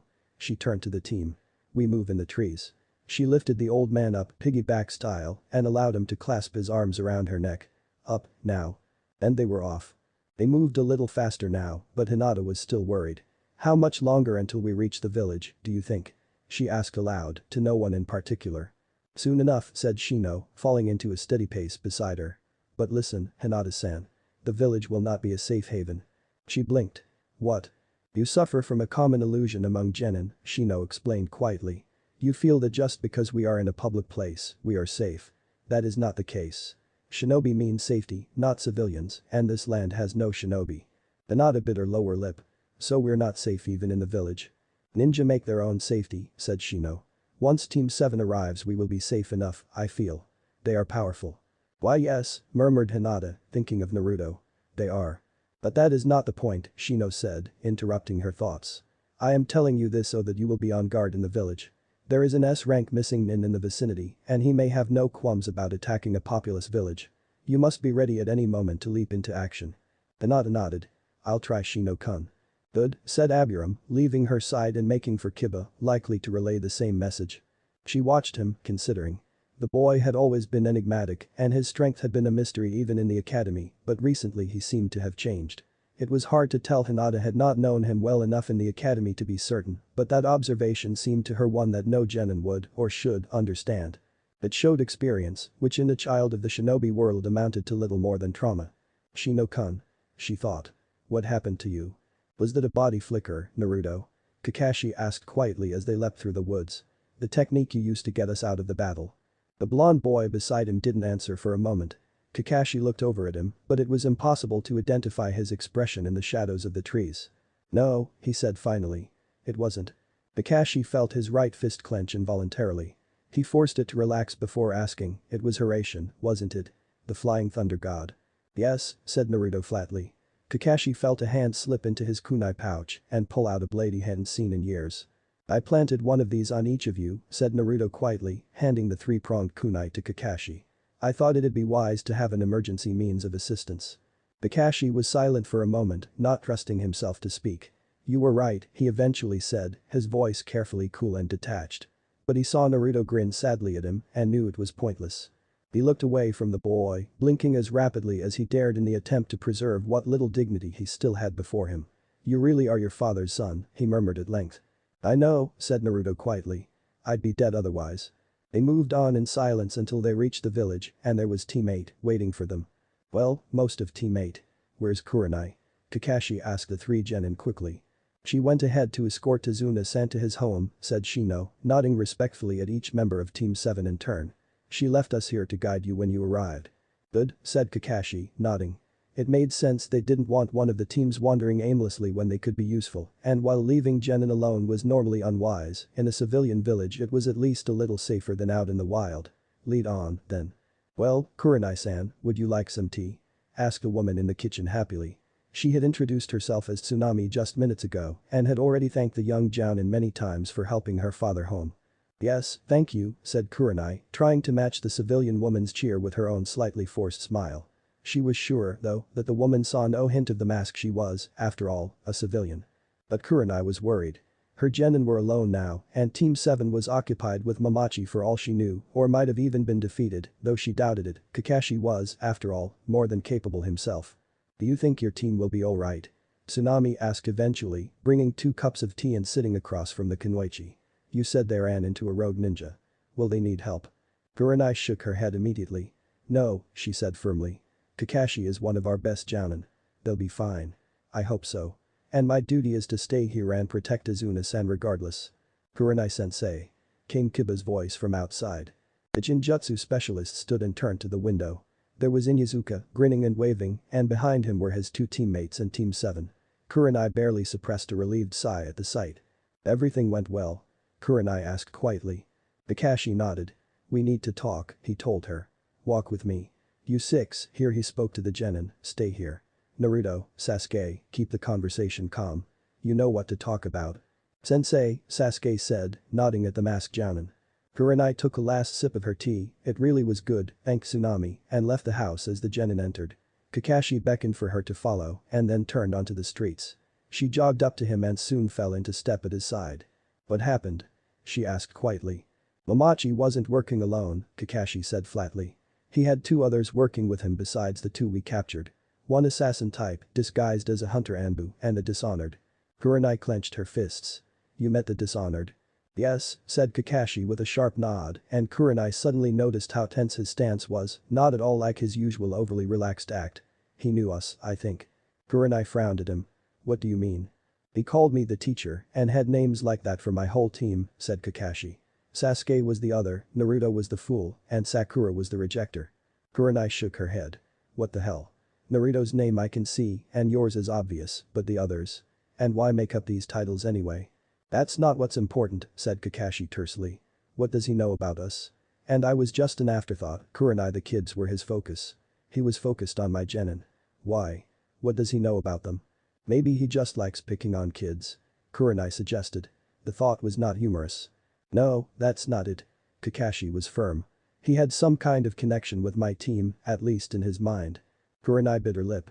If he's going to target us actively, this mission's risk just doubled. Kakashi nodded slowly. I know. Kakashi, we have to go back to Konoha, she said after a time. Our mission was to escort Tazuna on the understanding of the dishonored's presence. He wasn't supposed to go after us. With that knowledge, this mission is almost certainly S rank. Easily S rank, yes, said Kakashi quietly. But we can't leave. She spun to face her colleague. Kakashi, you know better than to get emotionally invested in a mission. She said, quietly they were, after all, in the middle of a public street, but forcefully all the same. No civilian of another nation is worth the life of even one ninja of Konoha. He turned to her, and his eyes were dull. I do, he said. Naruto doesn't. So? She asked furiously, still carefully keeping her voice level. Better traumatized than dead. Not for him, I'm afraid, said Kakashi quietly. And in any case, we won't die. Kakashi, this is an S rank missing nin capable of taking out a Suna Anbu unit. Kurenai wanted to scream at the man beside her, this recklessness was endangering her team, too, but she had to keep her voice down in the street. No one can promise that. Kakashi looked at her, his one visible eye appraising. My team almost can, he said. Kurenai, I wish I could tell you why that's the case, but they're not my secrets to give away. I'm asking you to trust me and my team. She glared at him. I can't do that, Kakashi, she said angrily. Not without a damn good explanation. Then allow me to explain, Kurenai-sensei, said Shino from behind them. The two Jounin turned to see the Aburame standing casually with his hands hidden in his jacket pockets. Shino, said Kakashi. Do Naruto and Sasuke. They do not know that I am here, Shino replied to the unfinished question. I fail to see why it concerns them. It is my sensei, after all. And your Hokage, said Kakashi quietly. Was this kind of lenience common? Kurenai frowned looking from one of the two to the other. What? No, said Shino. But given the circumstances, those of us in our predicament must learn to trust one another's judgment. He cocked his head for a moment, as though considering. Except Sasuke, perhaps. He amended. I think we should trust him, but I doubt I will find myself able to do so in the near future. Kakashi nodded. Understandable, he agreed. I'll leave this to you, then. He turned to Kurenai. Shino will explain everything. I'll see you back at Tazuna-sen's house. And then he was gone in a body flicker. Shino came up beside her. Kurenai-sensei, he said quietly. What I am about to tell you will seem unbelievable, but I can promise you that every word is true. He spoke with a quiet assurance that few genin possessed, but which the Aburame were famed for in any case. I will avoid lies of omission whenever possible, but there may be points where it is unavoidable. For that I apologize. So you're in on whatever this is? She asked Genin quietly. Yes, said the insect wielder flatly. Allow me to explain. And he did. Are you alright, Naruto-kun? Hinata asked the moment the two Jounin were both out the door. I'm fine, said Naruto, grinning. Everyone's fine. Maybe a little shaken, said Sakura sheepishly. Well, she amended quickly, eyeing the Uchiha beside her, everyone except Sasuke-kun, of course. She knew it was a blatant lie if anyone had come out of their encounter with the armored ninja unafraid, it was Naruto, not Sasuke. But she knew the Uchiha didn't like to appear weak, and how would she look if she tried to explain the odd warm feeling in her chest when she'd seen him, pale and ashen as a man confronted with death, but still standing and facing down the enemy. How could she explain the bursting fire she'd felt within her at seeing Sasuke look so human, so vulnerable? No, better to get into his good graces by trying not to see what he perceived as flaws in him. I'm sure Naruto-kun did well too. Retorted Hinata hotly, and Sakura blinked at her. He did, said Sasuke flatly. Ah, you know my performance beat you into the ground, Naruto grinned at his black-haired teammate. Sasuke shook his head. That's the wrong idea, he said, but did not elaborate. Well, what happened? Kiba asked, grinning viciously. I bet it was a pushover, that's why your team stayed and not ours. Sakura opened her mouth to correct the Inuzuka, but Naruto beat her to it. Oh, yeah, it was a piece of cake, said the blind, grinning. For us, that is. You'd probably get your ass handed to you twice before you hit the ground. That's a singular you, Shino said from his place by the door. In other words, he's speaking exclusively to you, Kiba. Am I right? Well, obviously, said Naruto, laughing. Of course I wouldn't insult Hinata-chan. Shino cocked his head. Or me? Well, that's a difficult question to answer, said Naruto, rubbing the back of his head. Then, at Aburame's lack of reaction, he added, that was a joke, Shino. I know, said the bug specialist dryly. Suddenly Sakura felt Sasuke pluck at her sleeve. She turned to him. He beckoned for her to follow him. As Naruto began an account of what had happened, Sasuke led her to the corner. Then he turned to face her. Naruto's going to tell them an altered story about what happened, he said quietly. Stick to what he says. Don't bring up the Dishonored. That's the armored ninja. Sakura stuttered, flustered by their close proximity. Sasuke's nose was barely 4 inches from hers. Yes, said Sasuke quietly. We're not going to mention him. Why not? Sakura asked in confusion. Well, for one thing, Kakashi didn't want us to. Sakura suddenly realized what their sensei had meant when he said you know what to talk about. For another, it makes sense. We don't want to get teammate worried. Dishonored is the Jounin's problem, and Tazuna is ours. We shouldn't get teammates Genin involved in him. Alright, she said. If you say so. They'll be distracted otherwise, said Sasuke. We need them focused. She nodded. Alright. Then she blinked. When did Naruto learn how to lie like that? Sasuke looked away. When he started smiling all the time, he said softly. She stared at her crush, eyes wide. What? You'll get it one day, said Sasuke, his black eyes meeting her green ones again. For your sake, I hope it isn't too soon. He turned as though to return to the group, then frowned and looked back at her. "Why did you say I wasn't shaken?" he asked quietly. "I was probably more worried than anyone else on the team." She looked down to hide her burning face. "I thought you wouldn't like looking vulnerable," she said. "And?" She bit down hard on the words. Sasuke didn't move. "That was true once," he said. "And what?" "And how well looking vulnerable suits you," she whispered. There was a silence between them. After a moment, Sakura risked glancing up to find Sasuke looking at her oddly. "I'm not sure I follow," he said. "But now's not the time. We'll talk later." She nodded, relieved, and followed him back into the group. Chapter 31. Reconvening. "Wait, what?" Naruto said loudly. It was dusk. The sun had just set over the ocean in the west, and the sky was a deep blue, just tinged with pink in the western horizon. All about them, the trees seemed fuzzy and indistinct in the twilight, as little more than silhouettes. The air was cool and moist, and smelled faintly of the salty sea. The three comrades sat together on the grass, already damp with dew, reporting to one another the day's events. Shino had just explained that he had explained their past to Kurenai. Sasuke had simply nodded and was now fiddling with the stalks of grass around him, while Naruto was staring at Aburame, stunned. Sasuke thought his own reaction was easily the more warranted. "Why did you tell her, Shino?" Naruto asked, lowering his voice, remembering that it was, after all, getting on tonight. "And why didn't you talk to us about it?" "Kakashi-sensei was having difficulty convincing Kurenai-sensei to stay here," said Shino quietly. "Had I held my tongue and returned to speak with you, I might have been too late to prevent Kurenai-sensei from telling my squad to pack their bags." Naruto blinked. After a moment, he nodded. "Fair enough," he said. "But if that happened, we'd have agreed to tell her and she'd have withdrawn the order, right?" "Perhaps," Shino agreed. "But then Hinata-san and Kiba-san would have wondered what I had told Kurenai-sensei. We do not need them to be curious. Hinata-san least of all." Here he nodded to Naruto. "It might be psychologically detrimental in ways we cannot predict, as well as compromising our secrets." Naruto looked down with a grunt of assent. Sasuke watched him for a moment before sighing. "Maybe we should tell her," he said. "Do you think it'd help you to get it out in the open?" Sasuke was now out of his area of expertise. He distinctly remembered a time when his entire repertoire of conversational words and phrases was made up, largely, of various grunts. He did not often ask such personal and conversational questions. "No," said Naruto, rather quickly. He inhaled deeply. "No. I'm just worried about that. Well, that it'll be more psychologically detrimental, as Shino puts it, the longer we keep it from her." Them. Shino nodded sagely. "You are afraid that Hinata-san will be upset if you hide these things for a long time." Naruto nodded. "Especially if I allow us to get closer while I'm keeping those secrets," he said quietly. "Then tell her," said Sasuke flatly. Naruto recoiled. "No," he said forcefully. I can't. Not yet. She'll be afraid of me." "She will not," said Shino firmly. "You don't know," Naruto countered unhappily. All she knows about Kurama is that he's a beast that attacked the village 12 years ago. What do you think she'll think when she finds out that now he's one of my best friends?"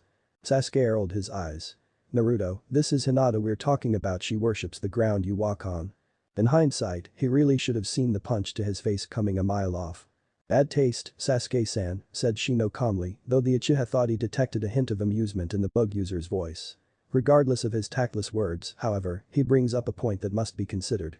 Hinata does idolize you to some degree at this point. That should give you the time you need to explain fully. Naruto clenched his fists even harder than they already were after punching Sasuke. "No," he said flatly. "I won't take advantage of her like that. You're trying to fix Sakura, aren't you, Sasuke?" He nodded mutely. "Not sure how well it's going," he added mentally, thinking of her words that afternoon. "How well vulnerability suits me," he mused. "It doesn't seem like something she'd say as a fangirl. The mob was always obsessed with how cool and aloof I was. At least, I thought they were." He resolved to consider the issue with Naruto's help. Another time, though Sasuke had used up his welcome to bring up topics for tonight. All he could do now was apologize after this conversation was over. "It's the same thing," said Naruto firmly. "I'm trying to make Hinata-chan see me first, the real me, not whatever monument she's made for me." Sasuke shook his head. He knew he was asking for trouble, speaking his mind on this topic again so quickly, but this was important. "Naruto, that can't be done," he said softly. Naruto glared at him. "Why not? You're having success with Sakura, aren't you?" "You misunderstand, Naruto-san," said Shino. "Sasuke-san is saying that you cannot make Hinata-san see the real you and look away from the idol for the same reason that one cannot pour water out of an empty jug." Naruto blinked. Sasuke sighed. He nodded at Shino. The Abiram knew Hinata better and would be more able to explain. The bug user nodded back at him. Naruto-san, he said quietly, Hinata-san has had low self-esteem for years. Despite coming from a prosperous family, she has little happiness and cannot understand how to gain it. Naruto looked down. She is constantly reviled by her family for her supposed weakness, and it has left her with a deep-seated psychological association between herself and weakness. Essentially, she identifies herself with weakness as a defining characteristic. But she's not weak. Naruto cried in anguish. Sasuke studied his face. He looked almost to be in pain. Is that what romantic love is? He wondered. To feel the beloved's pain even more acutely than one's own? I'm not sure I'd want that. You know that, said Shino, and I know that, and Sasuke-san and Shikamaru-senpai and Kurenai-sensei know that. But she does not yet. He leaned forward looking straight at Naruto. And then she meets you. At first, she associates herself with you for the obvious reasons. Both of you are commonly considered weak and both of you lose all your fights. Remember, this is the academy, so you were constantly losing in spars with Sasuke-san. Not my fault, Naruto grunted, grinning weakly at Sasuke. Even if we were both traumatized little kids obsessing over getting stronger, you had money for better equipment and training. That is beside the point, Shino cut in before Sasuke could formulate a reply. At first she felt herself connected to you over the common ground of weakness. To her it was true weakness because she had been taught that what was commonly perceived was the truth. But then she saw your training regime. Naruto frowned. I've always wondered why that got her obsessing over me, he muttered. What training regime? I mean, sure, I practiced throwing kunai and shuriken and trained a lot with taijutsu, but since I was doing all the wrong things it really didn't help that much. She knew no more than you about what was correct, said Shino matter-of-factly. All that mattered was that, despite coming, like her, from a place of weakness, you were pushing yourself to the limit to improve, pushing yourself with that same single-minded determination that has served you well for years. Hinata-san saw that perseverance and soon fell in love with it. Naruto stared at Shino for a moment, his face slightly red. He looked slightly sad. What does that change, though? He asked at length. I don't get it. Shino just looked at him and Sasuke realized that it fell to him to explain. Hinata does look up to an idol she's built out of you, he said quietly. But it's not like Ino and Sakura and the others are with me, they built a monument out of a mask. Hinata may not have seen all of your flaws, but she's still fallen in love with you. And it's the real you, not some idol she's made up. Naruto stared at him for a moment, then looked away. Thanks, guys, he said quietly after a time. But I still won't take advantage of her. She has to know me first, my flaws included. In the end, it is your decision, Naruto-san, said Shino, standing. I think our conversation is done. I've heard what you two did today. Sasuke nodded, also rising. Naruto followed suit. Then let's head back, said the blonde boy, before they all get worried. I'll go first, said Shino. My excuse was different from yours and it will seem odd if we return together. Shino had slipped away from the group on the grounds of a need to analyze and possibly assimilate insects in the region. He had done the analysis, if not the assimilation, but it had only taken a few minutes. The rest of the time, they had spoken. Naruto and Sasuke, on the other hand, had left the group on the grounds of a promised spar with one another. Naruto nodded. See you soon, then, Shino. The Abiram nodded and was gone. The two remaining stood together in silence for a time. The night grew chillier about them as the sky, already deepened as they spoke, turned black overhead. The stars were out now, twinkling coldly and impersonally on high, uncaring of the world over which they hung. Sasuke was trying to come up with how to apologize for insulting Hinata when Naruto solved his problem for him. Sorry, the Jinchuriki said quietly. Sasuke blinked at him. What for? He asked in surprise. For hitting you, Naruto said, turning to him. I shouldn't have. We've done that enough to last a lifetime. Sasuke shrugged dryly. I deserved it, he said. I'm sorry for insulting Hinata. It's fine, said Naruto quietly, looking away. Sasuke watched him for a moment and then continued, Shino's right, you know. She's not like the fangirls. Naruto didn't answer, but Sasuke saw the slight smile on his face. They waited for a few minutes more and then, by unspoken agreement, began the jog back to Tazuna's home. Kiba frowned to himself for a moment after Shino left. Naruto and Sasuke had already been gone for a few minutes. Apparently they were going to spar and Shino had to study bugs in the land of waves or something like that. Somehow, Kiba doubted both explanations. It was getting late and all 5 of the remaining team members present were each occupying themselves in their own manner. Sakura was talking to Tsunami about something, probably something that, were Kiba listening in, would make him want to vacate the area as quickly as possible because of how feminine it was. Kurenai and Kakashi were talking together in low voices. Kurenai looked slightly worried. Kiba wondered what was the matter. But Hinata was sitting alone off to the side, looking terribly lonely as she watched all the others. Kiba himself was playing tug-of-war with Akamaru, but when he saw this he broke off the game and motioned for the ninja hound puppy to follow him. Akamaru yipped disappointedly and fell into step behind him, clamping the scrap of rope they'd been using in his jaws tightly. "Hey, Hinata-chan," Kiba said as he reached the Hyuga heiress. "Oh, hi, Kiba-kun," said Hinata with a slight dusting of pink to her cheeks. Kiba almost blushed himself, the tint to her cheek suited her incredibly well. "You look glum," he said, sitting down across from her. "Want to talk?" "Oh," she said, blinking rather rapidly. Sure. What about?" "Well," he said, leaning back on his hands. In that instant Akamaru yipped and leaped into his lap. He grinned at the small dog and petted him absently. "I was just thinking. Hasn't Shino been acting a bit, well, oddly?" "I don't know," said Hinata, looking down slightly. "I didn't know him very well in the academy." "Nor did anyone, did they?" Kiba shrugged. "That's not what I mean. Have you noticed? He, Naruto and Sasuke have all been. I dunno. Something. They've been hanging out together, away from the rest of us." "Why you think they're together now?" Hinata asked, surprised. "But why would they lie to us?" Kiba shook his head. "I dunno about knowing," he said. "But remember that fight with the Chunin on the road? Naruto and Sasuke work together like ninja, real ninja. No fresh genin works like that, do they?" "Well, and no," said Hinata, blushing a little more. "But..." Kiba rolled his eyes. "But it's Sasuke." "And no," said Hinata quickly. "I was going to say that it was Naruto-kun." Kiba stared at her in amazement. "The dead last." "Don't call him that," said Hinata with surprising force.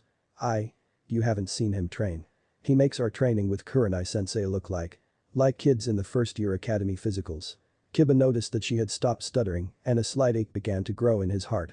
"You like him," he said. It wasn't a question. She blushed redder than ever. "Is it that obvious?" "Well, when you're essentially admitting to stalking him while he trains, yeah, it kinda is." Kiba sighed, trying to expel the slight pain in his heart with a breath. "You know, if you really like him that much, you should just do something about it. Might save a bit of pain," he added privately to himself. She shook her head violently. "And no," she said quickly. I can't. He likes Sakura." Kiba bit his lip. He privately wasn't so sure of that anymore. Naruto had not once used the suffix chan when referring to Sakura, at least in his memory, in all of the past month or more, well he had more than once done so with Hinata. But he couldn't say so, not when he himself would suffer for it. "Then he's an idiot," he found himself saying. "He'd be stupid to reject you." She stared at him, pale eyes wide. He grimaced, looking away. His face was getting uncomfortably warm. "I mean, she's clearly obsessing over Sasuke," he said, quickly backtracking. "He should give up on her. He'd be stupid to reject anyone who actually likes him as much as you." Hinata looked down. Oh. Of course," she said quietly. "Damn it." Kiba knew perfectly well that he had royally screwed up. "Look," he said, scooting away from her slightly to give her space. This jostled Akamaru on his lap, who yipped in surprise and jumped off to snuggle up next to Hinata. "Can we just forget that this conversation ever happened?"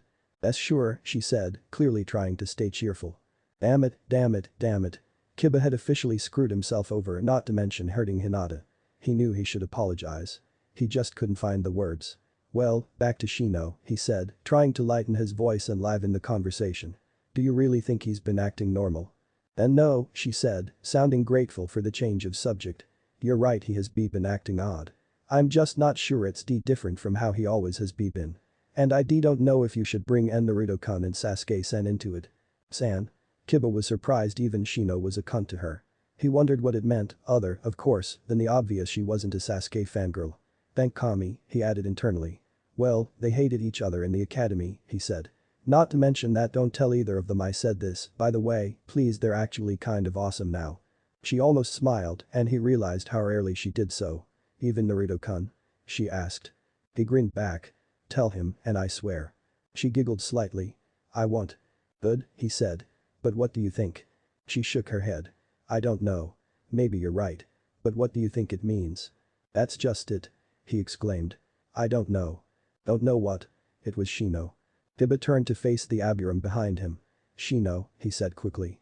"We want to know. What's up with you and Naruto and Sasuke?" Shino didn't move for a moment.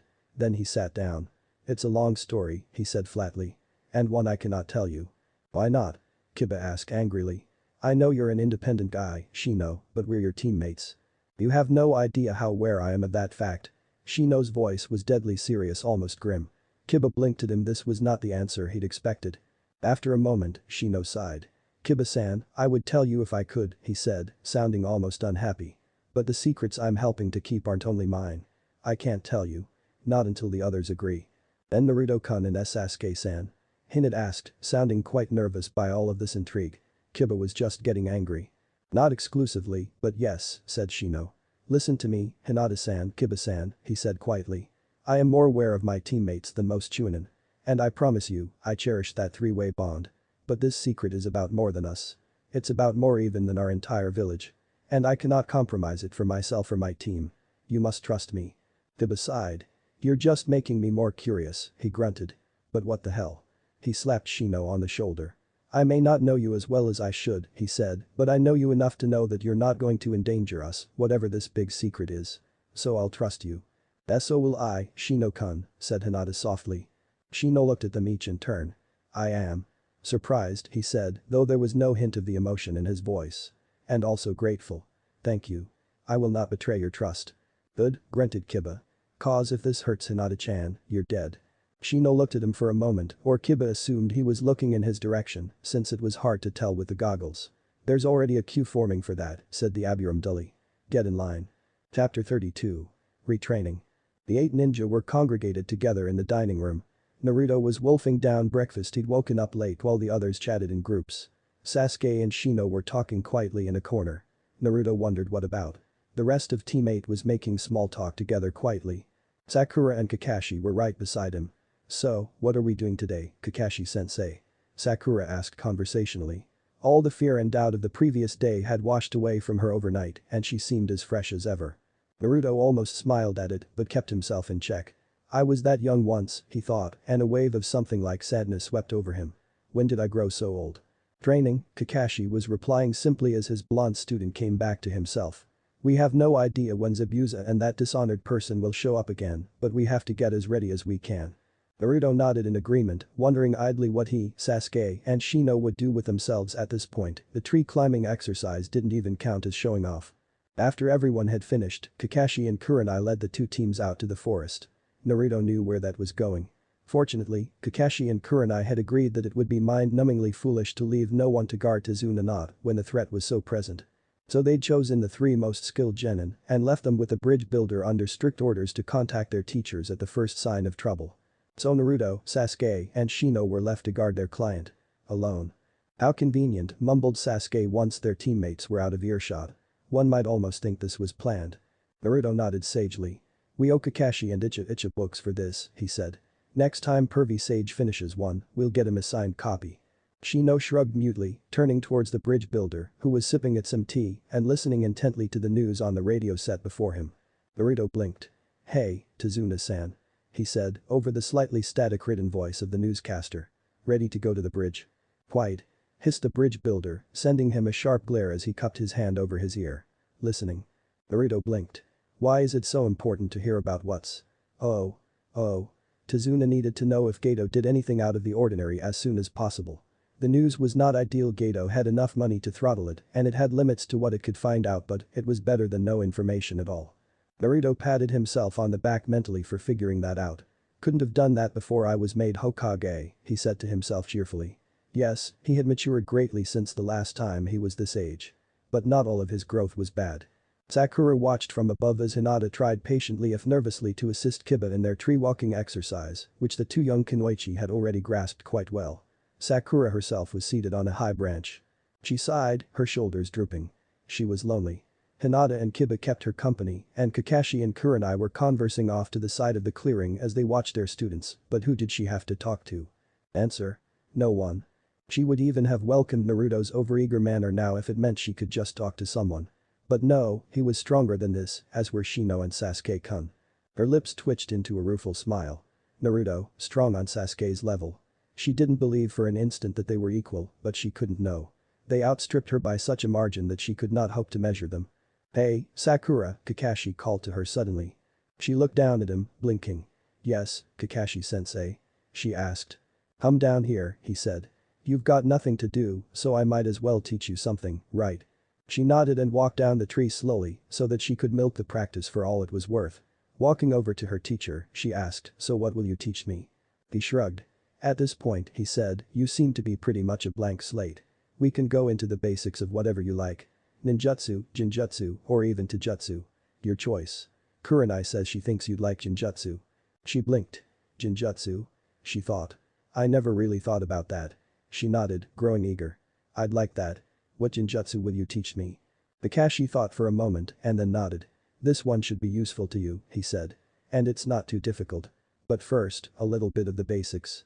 Explain to me how Jinjutsu is similar to ninjutsu. She blinked. This is like an academic textbook question. She said to herself, surprised. I thought Kakashi-sensei was more of a learn-by-doing sort of teacher. She shrugged off her astonishment, though, and answered, both Genjutsu and Ninjutsu generally utilize hand seals and always manipulate one's chakra for use against the enemy.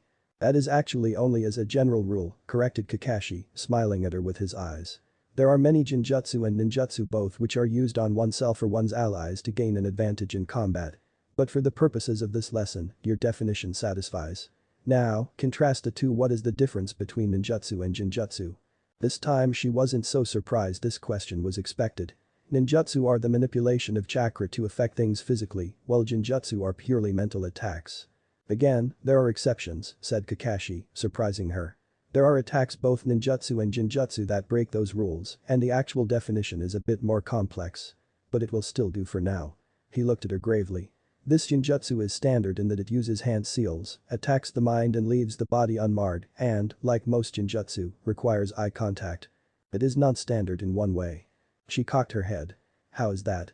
Well, I'll tell you the jutsu's effects and you try to figure it out, he said. The technique completely scrambles the target's visual input, making general shapes distort slightly and making every color except black become painfully bright and shift in rather nauseating ways. Now, guess how it is non-standard. She blinked and thought about it for a time. At length, she shook her head in defeat. I have no idea, Kakashi-sensei. He shrugged. There was a time when the academy went into chakra theory like this. I always wondered why it's useless to anyone but a Jinjutsu specialist or a Jounin sensei teaching one, and the Jounin can just pick it up. I'll explain, sit down. They both lowered themselves onto the grass as he elaborated. Most Jinjutsu operate purely on the spiritual level. They focus on the transcendent aspect of the mind, that part of us from which the spiritual part of chakra is drawn.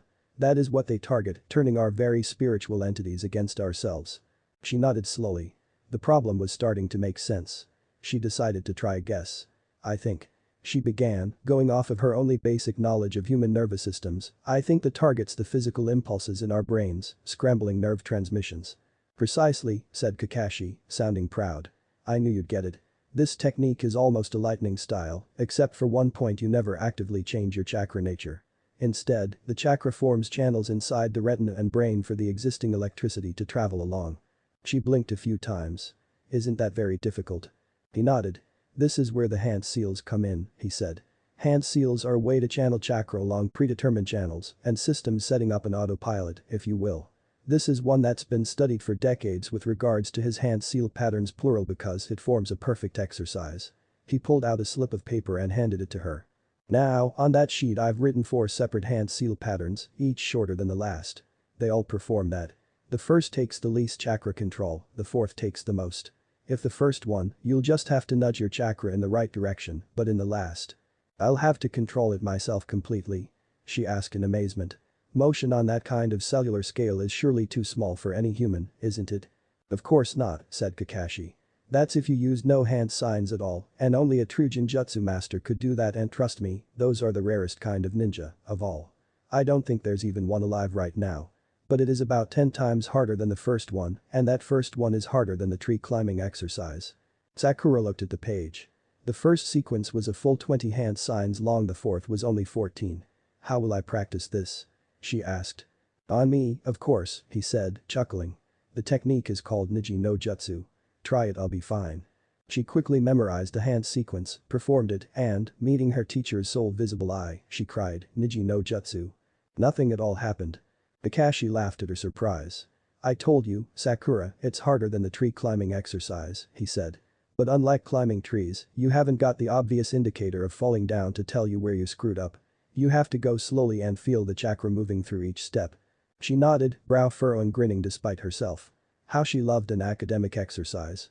She certainly wasn't bored anymore. Ara looked around at the other 7 men and women around him.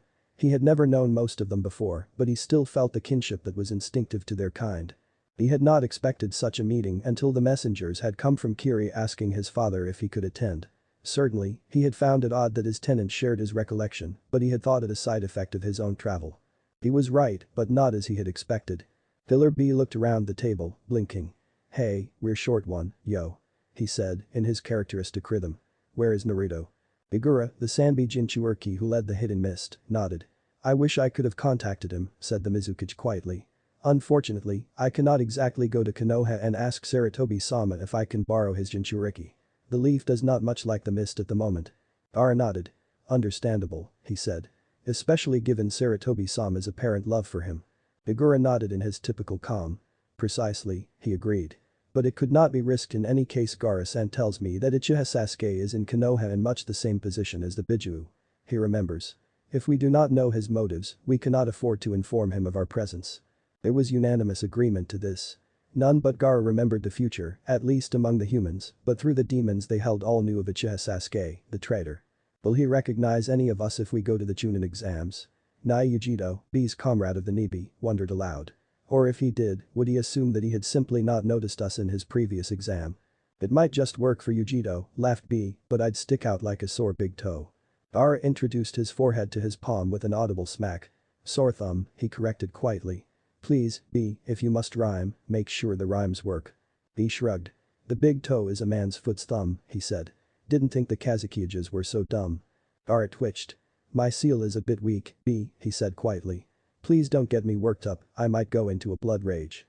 "I can see about getting a Kiri seal master to fix that seal," said the Mizukage in genuine concern. The man had many faults, but he cared fiercely for his fellow Jinchuriki. Ara shook his head. "It's too large a change in me for such a delicate position," he said. "My father wouldn't like it and that might interfere with our plans for the Chunin exams." "What's with the fixation on the Chunin exams, anyway?" asked Fu, a Tokigakure ninja who bore the Nanabi. "What happened then?" Ara almost laughed. "Everything, Fu-san," he said quietly, putting his head in his hands before looking up at her. "When I think about it, there is really very little that could not have been averted if something had just been done about the Chunin exams. But it all revolves around that blasted Uchiha," said Jaiuki's disembodied voice from his position within B's spirit. "And he's already gone through it. What will it change?" "The exams are still a point where many of our potential enemies and allies will congregate," said Utakata, a ninja in Yugura's employ who carried the Rakubi. "If the Kyuubi's Jinchuriki and the Uchiha have not killed one another by that time, they will both be there. Orochimaru will be present, as will Yakushi Kabuto, who Gara-san says has inside information on our real enemies the Akatsuki." "You say something interesting," said Gara, nodding at Utakata. "If they haven't killed one another. Now, we would know if either died in Konoha. The news would have reached every village in mere hours. But if my information is accurate, and it generally is, they are now both out of the village on a mission." "Then what are we waiting for?" said the Yonbi carrying Iwa shinobi, Raushi, as he stood up quickly. "We have to stop them." "Peace, Raushi," said the man's comrade of the Gobi, Han. "We need a plan first. If this Uchiha is truly as dangerous as he is said to be, brute force will be insufficient from any one of us, and for two it would be a problem. 2 Jinchuriki against 1 Konoha genin, who is last of a prestigious clan, would be a serious political faux pas." "Even one would be," said Gara quietly. "Konoha loves their Uchiha. No, we need incontrovertible proof that Naruto-san was threatened before we can strike at Sasuke." "So one or more of us goes there and watches him," said Yujito, nodding. "I could do it." "No," said Yugura, shaking his head. "Not alone, at least. One of our more experienced members must lead a squad of at least 2. "I have something to say, yo," interjected B suddenly. "I think Gara should be the one to go. He, Shukaku and Jayuki are the only ones who have fought Uchiha, and only they won." Yujito glared at B. "But he's no older than I am," she protested, looking at Yugura. "Why should he go when I can't?" "Who said anything about that?" Gara said, raising an eyebrow at her. "You're coming with me." There was a moment of silence as every Jinchuriki looked at him. He sighed. "The Biju are each representative of an animal," he said quietly. "Yujito-san carries the Nibi. Cats are notorious for their stealth. Is she inadequate in that department?" he asked B, almost sardonically. B grinned. "No sir, not at all," he laughed. "She's silent as the sky is tall." Yujito looked down at the praise. Ara nodded. "I expected that." He looked around. I doubt I need to explain this to you, Yugura-sama, he said with a deferential nod at the Mizukage, but here are my reasons. Konoha is at odds with every village save Suna at this point. But that is not an equal dislike across the board. Iwa hates Konoha, and so Konoha deeply mistrusts Iwa. Kiri Konoha considers to be, at this point, little more than a tribe of bloodthirsty barbarians meaning, no offense, of course, he added with another nod to Yagura. The Sanbi Jinchuriki just shrugged apathetically. Taki is, well too small to be a concern, still exactly that small enough that my being seen by its known Jinchuriki would be far too strange for Konoha's liking. What if Taki were acting as a proxy in negotiations with a larger village? That is what they'd think. It's a common political stratagem. But Kumo? Konoha doesn't like Kumo in the slightest, but their relationship isn't so marred by either tragedy or bigotry, if you will. Igura nodded. So it is wise to send a Kumo shinobi with you. It is less suspicious than the alternatives. Precisely, Gira said in affirmation. But there is another constraint. Uchiha knows of him well enough to know of his relationship with Naruto-san. If both he and I made an unscheduled appearance together, so close to Naruto-san's position, it would be a foolish risk. So I'm out for today? B asked. At Gaara's nod, he clapped Yujito on the shoulder. Tell me all about it, okay? Yujito nodded, giving him a deadpan look. Your rap could use work, B-sama, she said. He just shrugged. So that's it, said Utakata. Gaara-san and Yujito-san will go to watch over Naruto-san and Uchiha to prevent any unpleasant surprises. Yes, said Gaara, standing. Yugura-sama, you told my father to expect me back. When? In 10 days more, said the cage crisply. I thought it best to give us ample time. A very wise choice, Mizukage-sama, said Gaara. Naruto is currently in the land of waves. If we travel light and quick, Yujito and I should arrive in 3 days. Yujit nodded, standing up as well. She watched him warily. Don't you think of trying anything on this trip, she warned.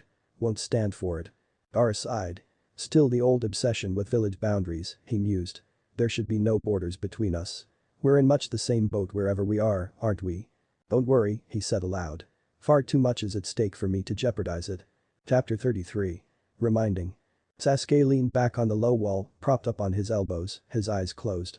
Anyone who didn't know him might have thought he seemed bored, but it was rather the reverse. He was trying to block out the immediate noise and feel of the bridge workers around him and of Naruto, Shino, and Sakura, who had learned a Jinjutsu, it seemed. And been sent to guard with a man. Focus his attentions outward. He could hear no sign of any threat nearby, but that was no certain guarantee. It wouldn't be especially difficult to sneak up on them. Hey, Sasuke, stop looking so glum. Naruto said from the other side of the bridge. It's like a break. Sasuke frowned at his teammate. Surely Naruto was aware that he was just on lookout. Naruto nodded imperceptibly and crossed his fingers in the hand seal he used for the shadow clone jutsu so quickly that even Sasuke almost didn't see it. Ah, Sasuke thought. He's running recon, then. The Uchiha slowly allowed himself to relax. Naruto would give him fair warning.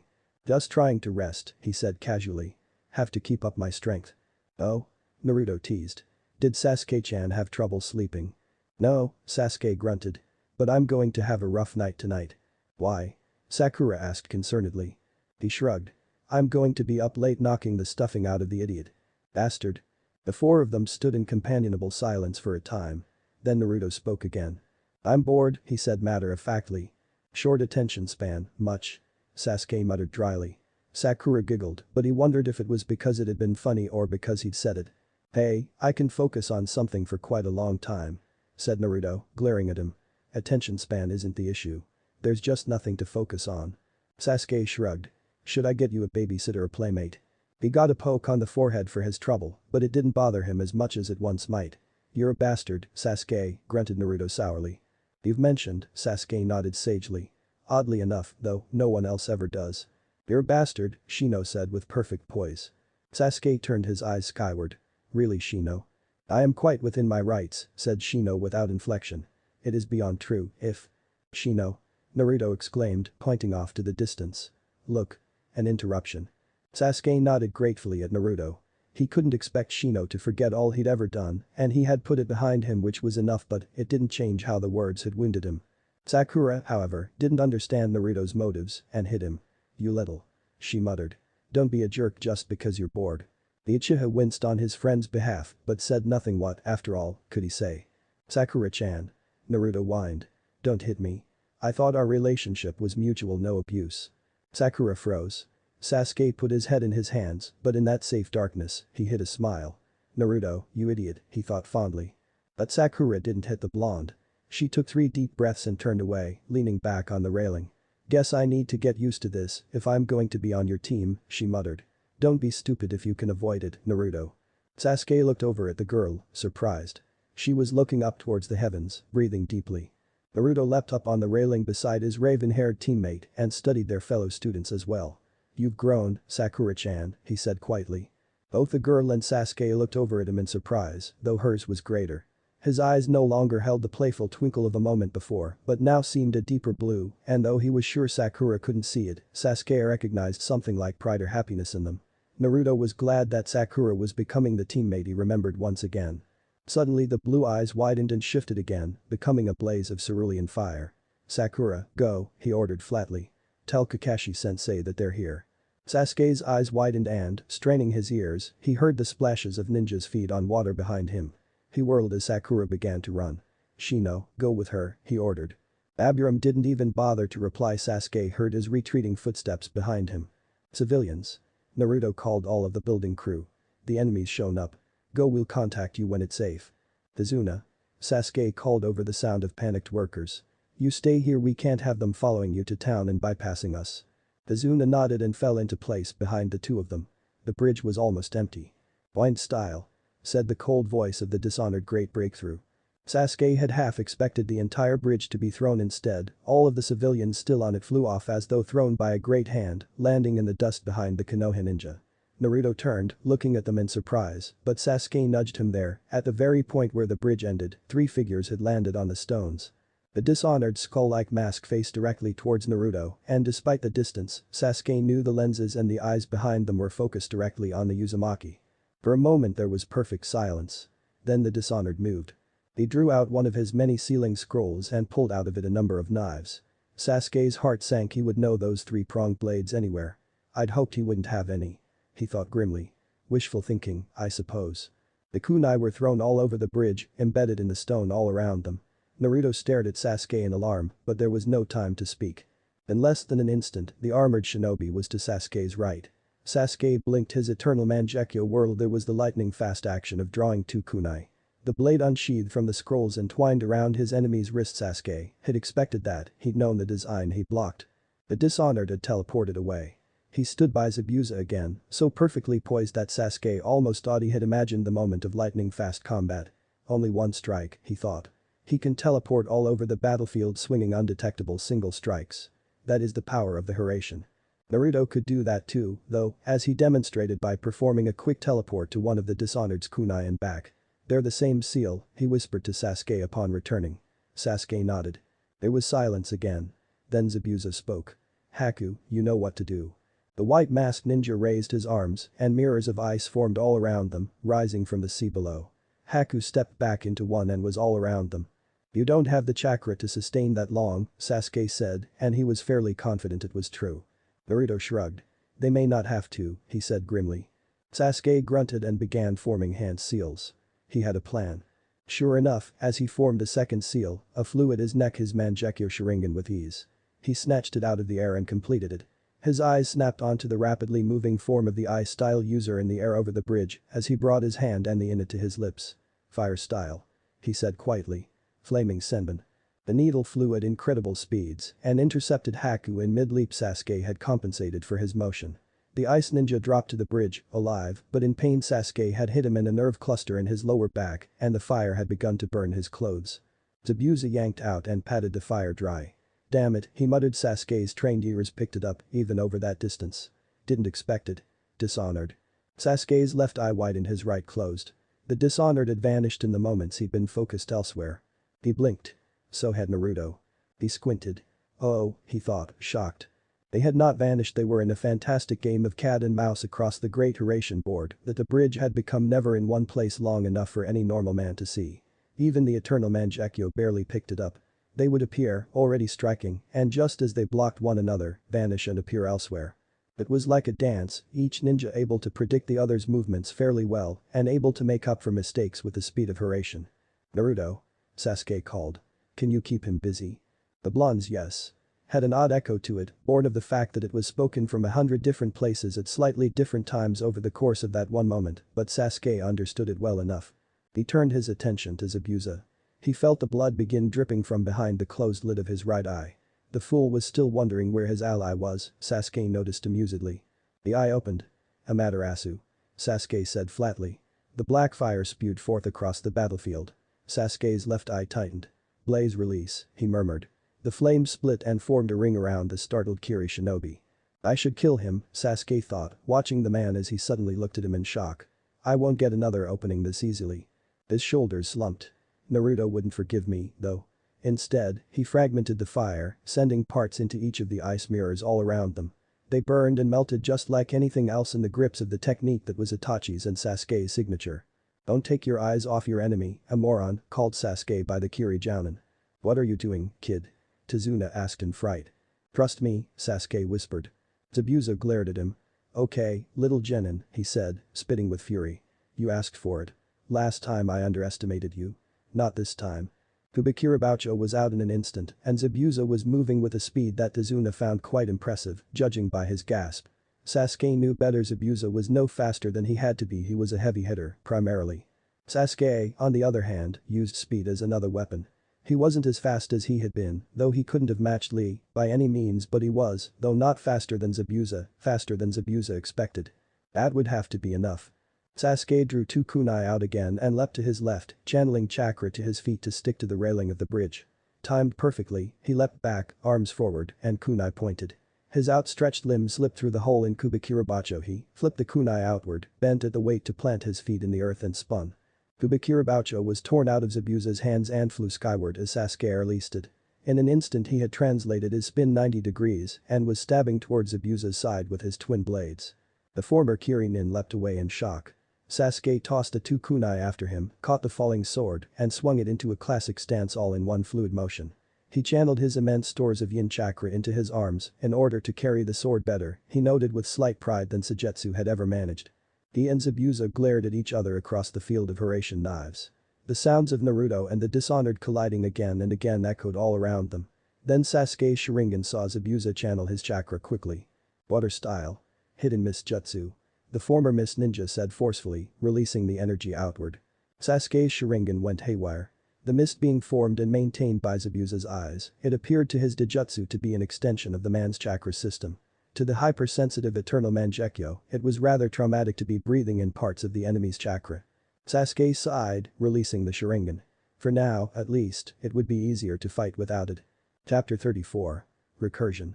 "This is useless," muttered the armored shinobi. Naruto heard the words in the intermittent moments as they transmitted with unrivaled speed across the field repeatedly. "Horatian is too fast." Then it was over and Naruto was standing next to Sasuke in front of Tazuna. The mist was thick around them. Sasuke had seemingly disarmed Zabuza. The massive broadsword was held out before him in a standard defensive neutral stance. "Nice to see you're done." Yellow flashing for the crowds, grunted Sasuke by way of greeting. Naruto chuckled. "You know me too well, Sasuke." "Plan?" Sasuke shrugged. "Can't use the Sharingan in this mist." "Senjutsu?" Naruto nodded.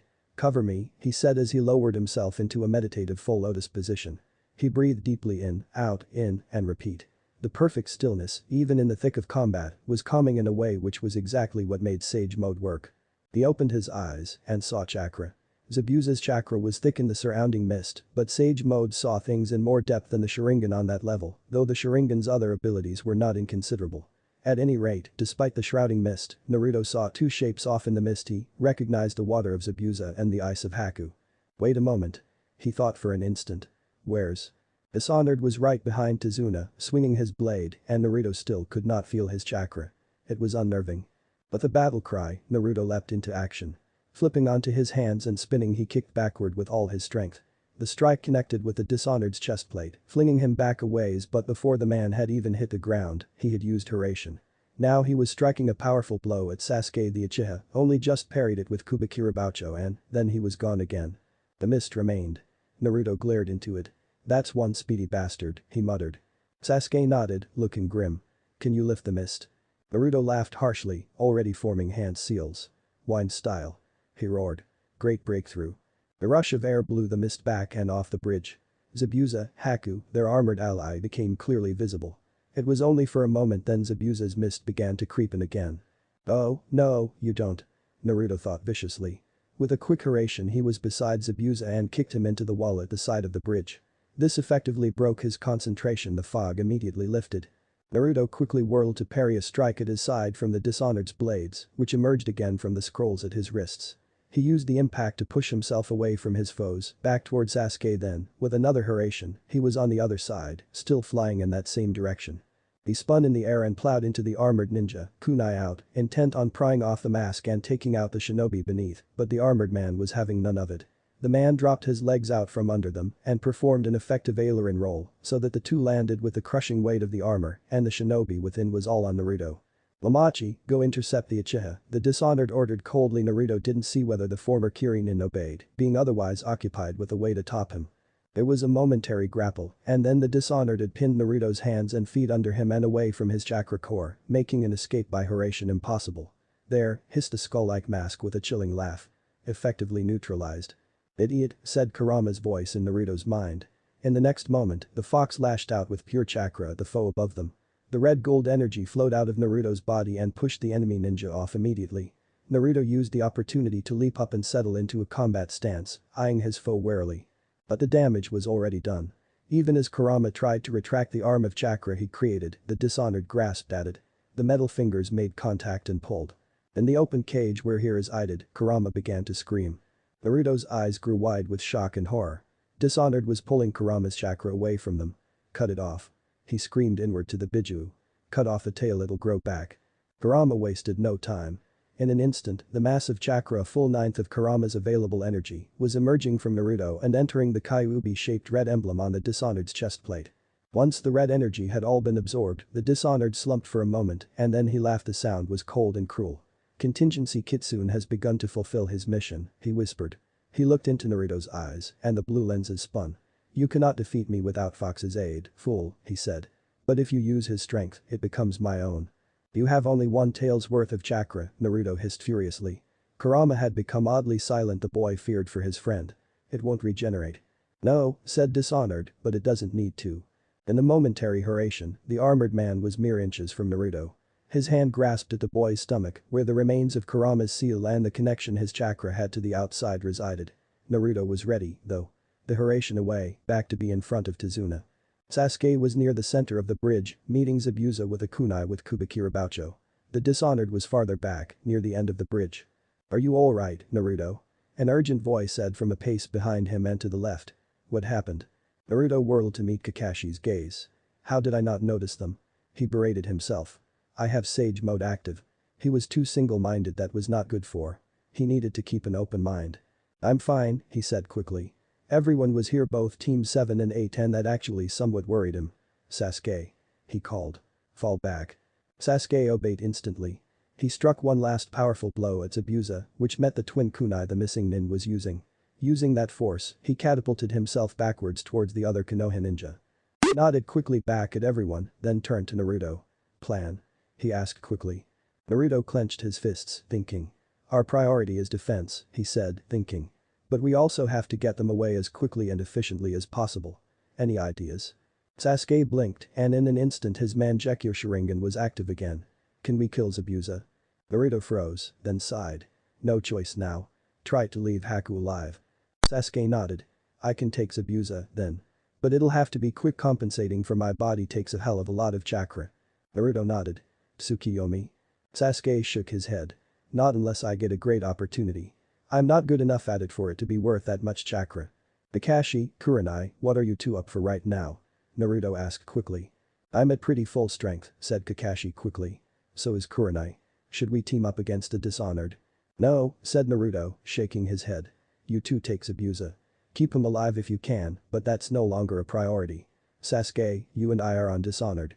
Rest of you," he met Shino's hidden eyes. "Protect Azuna. Look out, the Dishonored can Hiraishin." Kakashi's eyes widened.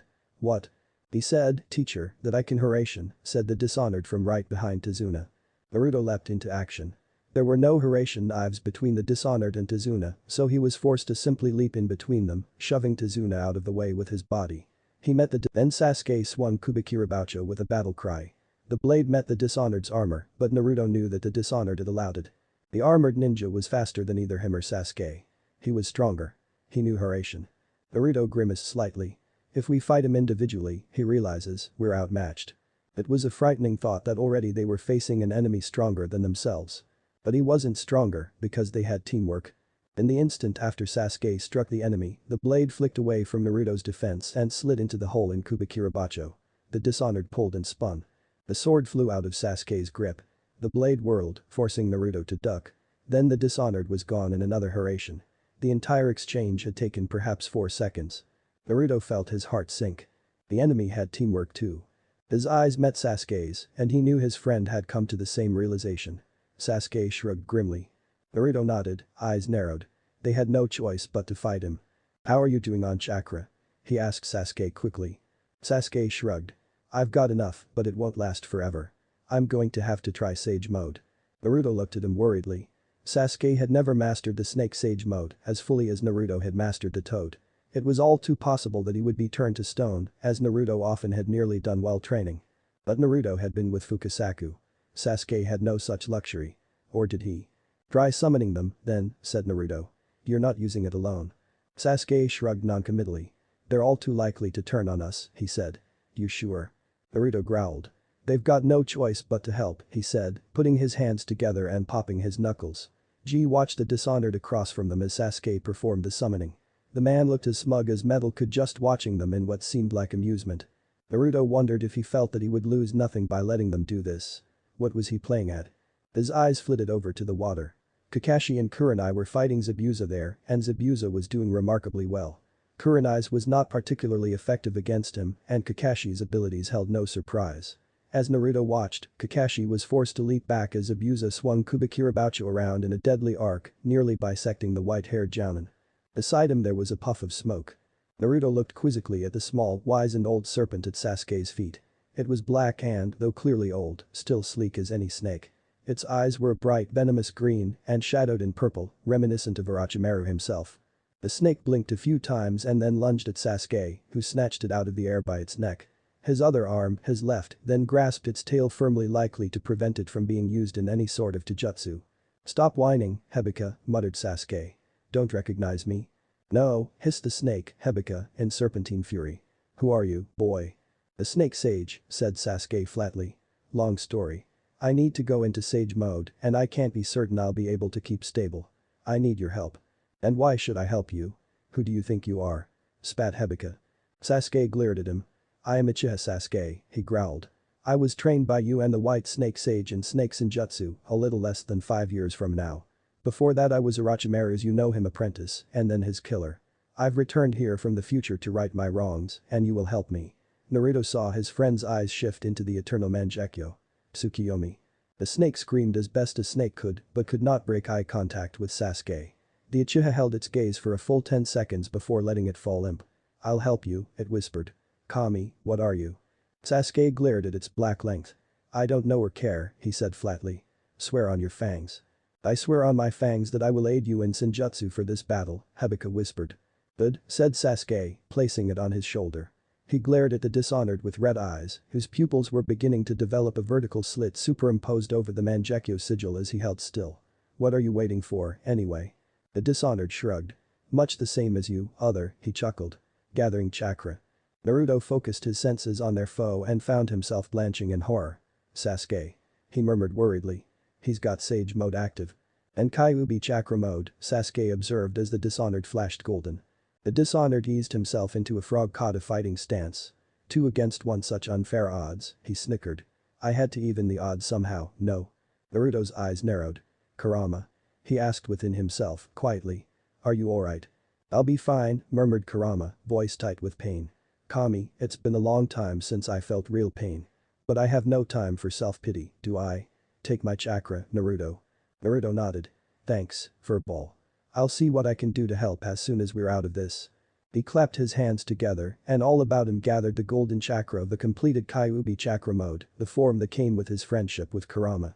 The chakra garment it formed flapped about his neck as his eyes containing both the slit of Kurama's chakra and the horizontal bar of Toad Senjutsu glared into the blue lenses behind which his enemy hid. Beside him, Sasuke slid into a nearly alien taijutsu stance Naruto had only seen it once before when he faced Sasuke in the ruins of Konoha at the end of the future, which the Jinchuriki recognized as that of the dragon kata, the snake sage's equivalent of the frog kata. This honored skull-like mask was, of course, expressionless, but Naruto felt instinctively that he and Sasuke were being appraised. "Very well," said the armored ninja in an almost pleased voice. "If you are both quite finished pulling out the stops, we will begin in earnest." Chapter 35. Return. Naruto made the first move with Hiraishin. Transferring himself to a kunai behind the Dishonored, he brought his arm about in a chakra-infused claw to the man's side. The Dishonored didn't dodge doing so would have opened the way for the frog kata's range enhancement. Instead, he whirled, grasping Naruto's wrist, and tried to fling the Jinchuriki to his right. Sasuke would have none of it. In the short time these two moves took, he had rushed forward, Sage Mode enhancing his speed. He raised himself up poised, serpentine, to strike, but the Dishonored merely continued his spin. Sasuke leapt upwards to avoid Naruto being thrown at him and dove, ready to hook his fingers into the place where the man's mask met the back of his helm. Take off the mask and he dies, Sasuke thought desperately. He would deal with the painful aftermath of the revelation after the mask was off.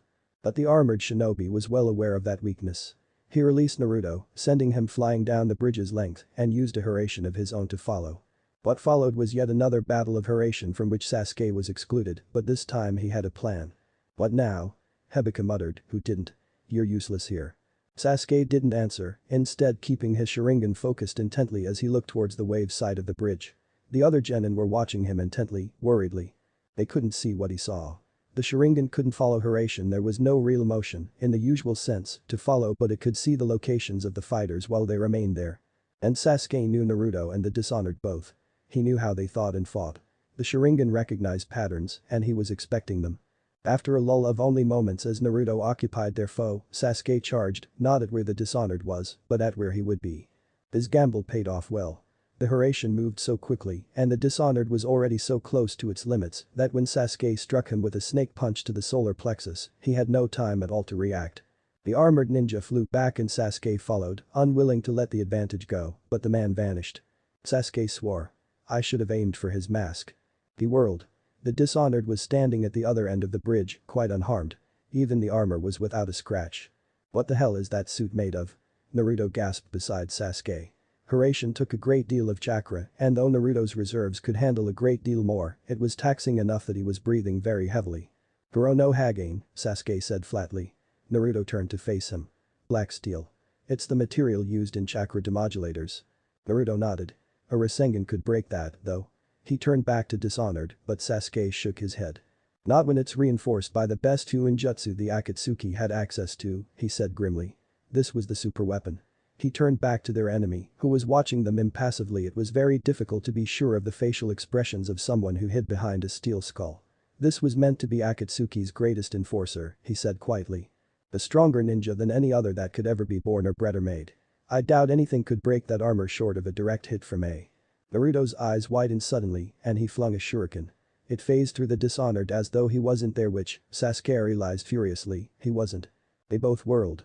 Their enemy had sealed their genin allies, snoring, in a Jinjutsu. He was facing them now, and Sasuke's eyes widened as the man finished his sentence as he struck. "Tailed beast ball." The words were spoken without emotion, and the back orb rushed towards them too quickly. From that, yes. Naruto could escape through Hiraishin, but if he tried to grab at Sasuke, the movement would cost him his life. Sasuke registered all of that and knew it with the cold certainty that comes in the instant before death. He shook his head as quickly as he possibly could, shouting, "Go." Trying to get Naruto out in time, but it was no good. Naruto had always been an idealist. The blonde stretched time, trying to grab at his friend, and Sasuke, knowing the futility, leaned towards him to grasp his hand. Sasuke wondered idly as he channeled chakra into his eyes, the energy moving sluggishly compared to everything else, if this was how dying always felt. Did everything slow down constantly until it eventually just came to a stop? The eternal Mangekyo Sharingan formed slowly. The Biju Dama edged closer. The Susanoo inched toward solidity. The Biju Dama was already inside its guard. Hibika dispersed, along with Sasuke's Sage Mode, the permission unspoken but granted. Sasuke gave in. His red eyes shut. Itachi's voice whispered in his ear, though Sasuke couldn't tell which side of his eardrum it came from. "Run, run, cling desperately to life." "Sorry, Nai-san," Sasuke's mind whispered, but there was no time even for his lips to form the words, so he didn't try. Then, suddenly, just before he expected the destructive contact, there was an explosion of sound and force. He was flung backward. Naruto's hand met his, but there was no hurration. His eyes opened just as he hit the ground. He looked back towards the land. There was a massive chasm where a part of the bridge had been. Wisps of residual black chakra made themselves known to his Mangekyo. The Dishonored stood, unmoving, fists clenched. His Kyuubi chakra was no longer active, whether disabled or spent, Sasuke didn't know, for the Bijuu ball cost a great deal. What happened? He wondered blankly. He sat up and turned. Naruto Kurama's chakra no longer forming a golden halo around him mirrored the motion. There, behind them, was Gaara, sand forming a cloak of power about him, hands still outstretched from the Bijuu Dama. Kakashi dealt Zabuza one final blow Rikiri through the chest. The battle had been longer than he expected. Zabuza had been ready for most of his tactics and Kurenai's Genjutsu. Kakashi suspected the Dishonored, though how their armored foe knew their skillset so well was beyond him. Zabuza coughed blood. Damn, he whispered. I guess 2 of Konoha's brightest was a bit much, nah? Kakashi meets his gaze with iron and Sharingan. I guess so, he said flatly. He pulled his hand out of his enemy's chest cavity as the former Mist Nin began to sink, fluctuating chakra keeping him from dropping all at once. Kakashi dispassionately grasped the still gasping missing Nin's arm and turned towards Kurenai. You alright? He asked. She was breathing heavily and his Sharingan caught every detail of how interestingly her chest moved, which caused him at once to privately bless and damn Jiraiya's soul, but she nodded. He nodded back, relieved. Zabuza was a dangerous man and they'd taken him down with nothing worse than a slash across Kakashi's forearm. The former Anbu turned to the bridge where his students most likely stronger than he was were fighting an even worse foe. He was worried, he would admit. He froze as he saw the 2 black orbs collide, one coming in at an angle from above, the other moving directly along the bridge. He saw the massive flux of chakra as 2 of one of the densest possible masses of the mysterious energy crushed one another. He saw the portion of the bridge literally disintegrate under them. Definitely stronger than me, was his only thought amidst a sea of fear for his pupils. Without a word, both he and Kurenai leapt up onto the bridge in a single, chakra-infused bound. When he saw his students alive and unscathed, though grounded, he sighed in relief. Then he noticed the other 2 behind them. The red-deeded boy's eyes found his, held them for a moment, and then he looked back at the Dishonored. The blonde of comparable age, a year or 2 older than Naruto and Sasuke, on the other hand, glared at him defensively, as if challenging him to say something about their presence. He blinked and turned to the Dishonored. The man didn't even look at him, occupied as he was by the red-deed. Fine, he said flatly. You are fresh, and I am not. I am outmatched. He snapped his fingers and the Genjutsu that Kakashi had subconsciously noticed over the other genin and over to Zuna lifted. The Dishonored turned to Zabuza, whose breathing was wet with blood. I am sorry, Zabuza-san, he said quietly. I would help if I could. Zabuza bared red teeth but nodded painfully. The Dishonored looked around and then formed a ram seal. You may have triumphed on the field of battle for a day, fool, he said, and Kakashi knew he was speaking to Naruto. But there is no victory for you. There cannot be, not while you can't even answer your own question. The red-deed sighed and the sand at his feet stirred about him. The question of peace. The Dishonored nodded. Well, you and yours have no answer, he said flatly, we will always triumph. And so we will always triumph. How do you figure it out? Naruto asked, standing and glaring at the armored ninja. The Dishonored chuckled coldly. Because there is no answer. And then he was gone with an unmistakable hurration. Gaara. Naruto embraced his old friend. It's been forever. Gaara frowned slightly and nodded. Indeed. I have missed you, Naruto. Naruto saw Sasuke watching the girl on Gaara's left. He looked at her himself. Then his eyes widened. Naruto. He said, laughing. Last time I saw you, you were dead. This is great. Now Gaara was staring at him, an unreadable expression on his face. It seemed like a surprise. The last time you. Yujito snorted. Kurama's likely been assimilating his memories directly. It makes sense, even if it's not exactly the best solution. Matatabi, said Kurama's voice inside all of their heads. Then I'm not the only one back here. One of 9, said the silky feline voice of the 2-tailed cat. How have you been? Well, said Kurama courteously. Naruto laughed at the sharp change from his treatment of humans. Now, please rein in your Jinchuriki. That was, however unintentional, an insult to me and to my relations with Naruto. I don't appreciate the remark. So the boy used the ritual too. The voice was high-pitched and rasping, just as Naruto remembered, but it seemed to have gained some new semblance of sanity. Yep, said Naruto, maintaining the mental conversation. So you're Shukaku? Does that mean you're, sane? Said Gaara with a dry internal chuckle. We've been trying. Suna has a tradition of horrible seals where the personalities of Jinchuriki and Biju merge and blend together. They begin to drive one another mad and Shukaku has come out of it quite the worse for wear. I've been trying to work through it with him. Cool. Naruto said, laughing aloud. Biju therapy, huh? Hey, Kurama, why don't we try that with you? 2 reasons, growled at the fox. I don't need it and I'll make your life hell if you try. Naruto was about to reply when the inevitable interruption came. Are you two okay? What happened? Sakura gushed as she rushed up to them. Naruto turned and saw that the girl was staring at Sasuke in worry and Hinata wore a similar expression behind her directed, thankfully, at him. Who are these two? Never mind that now, said Gaara, turning away. Suffice to say our mission is complete. We will speak again soon. Yep. Naruto said, grinning. See you soon. It's great to see you. Gaara nodded, turning his head to look at Naruto out of the corner of his eye. Yes, it has been pleasant, Naruto. We will have to talk. There is much to do. But not now, Yujito muttered, glaring balefully at Sasuke. We've got to get going, Sen will be worried. Gaara nodded. Indeed. Goodbye, Naruto, Sasuke. Wait. Who are you two? What are you doing here? Kakashi was only doing his job, Naruto knew, but this really wasn't the place. Gaara turned back and looked at him. Neither of us is here in the most strictly official capacity, he said flatly. Please, do not think of us as agents for a village. We are agents now only for ourselves and our kind. Your kind? Kurenai asked cautiously. Jinchuriki, Yujito spat. Let's go, Ichi. Gaara nodded. Good day, he said. And then he was gone. There was a moment of silence as the knowledge of a victory sank in. Then Naruto turned back towards the land. Stood Gato and his men, just as he remembered with the exception that a lot of them looked absolutely terrified. He looked at Zabuza's dying body and Haku's unconscious one. Perhaps it's for the best, he thought. Haku can learn to be his own man now. He turned back to Gato. Screw you, he called. He tensed, ready to leap. And then slowly, like an origami crane being crushed by an unstoppable weight, collapsed. The battle, really, was over. Chapter 36. Revitalization. Sasuke blinked as Naruto fell. Nothing had hit him if that Sasuke was certain, so what? Then it hit him, too, in every sense. Exhaustion. He found the strength to call out as he fell to his knees to call out, everybody. Take care of this. Thank you. Then he remembered nothing more for a while. When he awoke he found himself back in Tazuna's house. It was evening, which annoyed him. It was hard to return to a normal sleep cycle after waking up at dusk. He and Naruto lay side by side on cots raised slightly over the floor. No one else was present. Sasuke sat up and stretched. Dim bluish filtered into the room from the window at his right, illustrating the twilight outside. There were voices coming from outside the room. He stood and quietly opened the door, leaving the room and shutting it behind him, keeping quiet so as not to wake Naruto, who was still fast asleep and snoring lightly. He made his way out into the main room, a mix of sitting room and dining room. There were Kakashi and Sakura. Kakashi was reading his signature orange book. Sasuke privately snorted. Kakashi might be a great ninja and a paragon of the qualities the Leaf Village sought, but he was also, in many ways, a very degenerate human being, and Sakura was sitting by the window, looking out with a melancholy expression of her young face.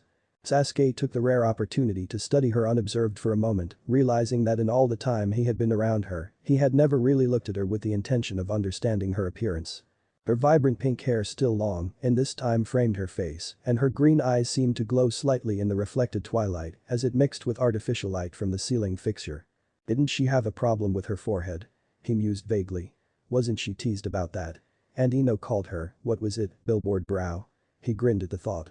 Then he looked at her again. I'm not really seeing the problem, he thought. He shook off that train of thought. A high hairline should be the least of her worries, anyway. He smirked, almost nostalgic. We were all like that. Immature. And are again, except for us few. Sasuke, you're awake, said Kakashi, not looking up. Or are you? You've been standing there quite a while. Sasuke turned to look at him just as Sakura jumped and turned towards him in surprise. No, I'm sleepwalking, he said flatly. Sleep talking, too. And sleep telling you to get your nose out of the porn. Is that even legal when Sakura's the only one in the room? You could be nailed on charges of some sort of child molestation with the right lawyer. Kakashi shrugged, snapped his book shut and looked at him. Now that's not very nice, Sasuke, he said, voice perfectly level and devoid of any amusement. But no, it's not illegal. Read up on Akuryu v Haddock. Sasuke froze, staring at his teacher. You actually did go to court for this? Kakashi shrugged. Jury ruled in my favor as long as everything is kept as well away from minors as can be expected. I have a right to my freedom to read literature of my choice. What the hell happened? Said Sasuke in near horror. Kakashi shrugged. I was in the hospital, shell shock from a really powerful paper bomb and I wasn't exactly fully aware of what was going on around me.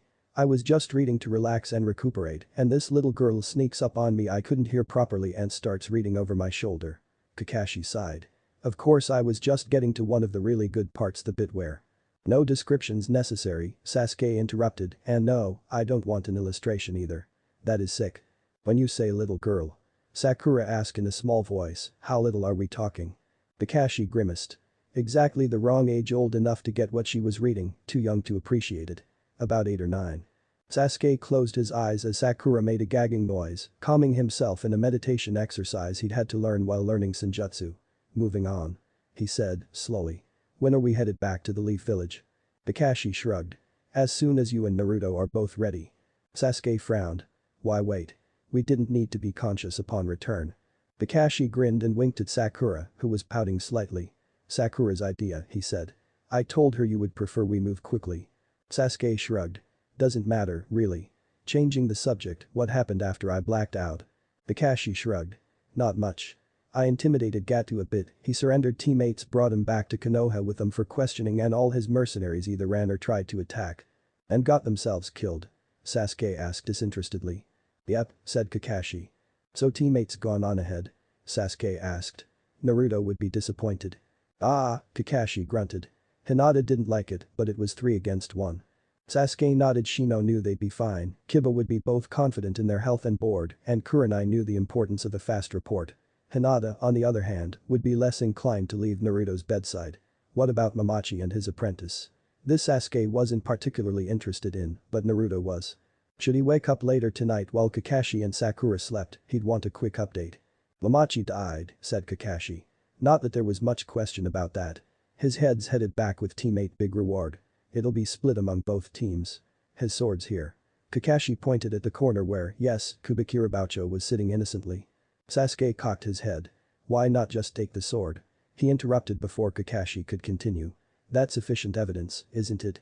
One of the 7 ninja swordsmen never lets his sword out of his side until he dies. Kakashi grinned. You're good at Kenjutsu, aren't you? Sasuke's mouth literally dropped open as that registered, staring at the sword. It really was a beautiful blade, but it was, unfortunately, far too large for him. He shook off his surprise. It'll do for now, he murmured in slight awe, very slight. But I prefer a Chokin.